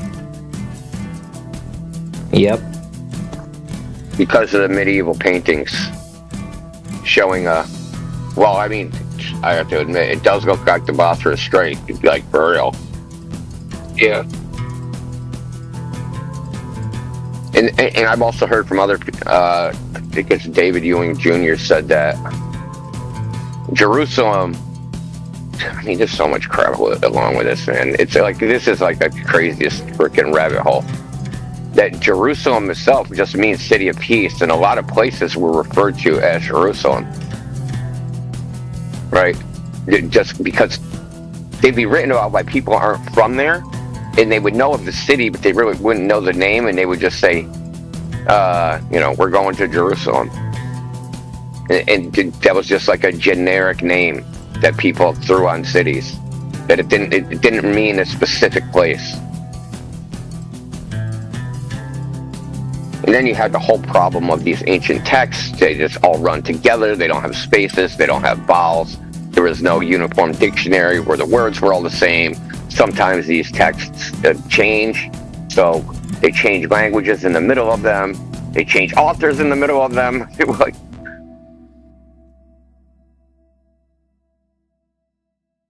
and Fomenko goes over some of that. He also has collaborators, right? So his collaborators, I've heard. Do you sub to Fomenko's YouTube channel? Yeah, I do. Yep. Yeah. So it wasn't the last video they put out. It was like maybe it was two. Not the last one, not the one before, but the one before that. He goes over the problem of, because they actually like do. I mean, you got to give them credit, dude. It takes a lot of balls. They do call-in shows where they have people call in and ask them questions, right? So they're not just sitting there on a pedestal prognosticating, right? They're actually interacting, right? Debating, I guess you'd say. And he's going over like, you know, one of the callers was like, well, don't people just read the history and, you know, read what it says, what they wrote down? And he starts going over like, no, all these things are interpreted. They're not just simply read, right? Because of the problem I just laid out, the lack of spacing, right? So you don't know where one word starts and another one begins. The lack of vowels, so you don't even know if this like some consonant chain, because that's all you have is a bunch of consonants. They could be interspersed with different vowels. So, and then the lack of a standardized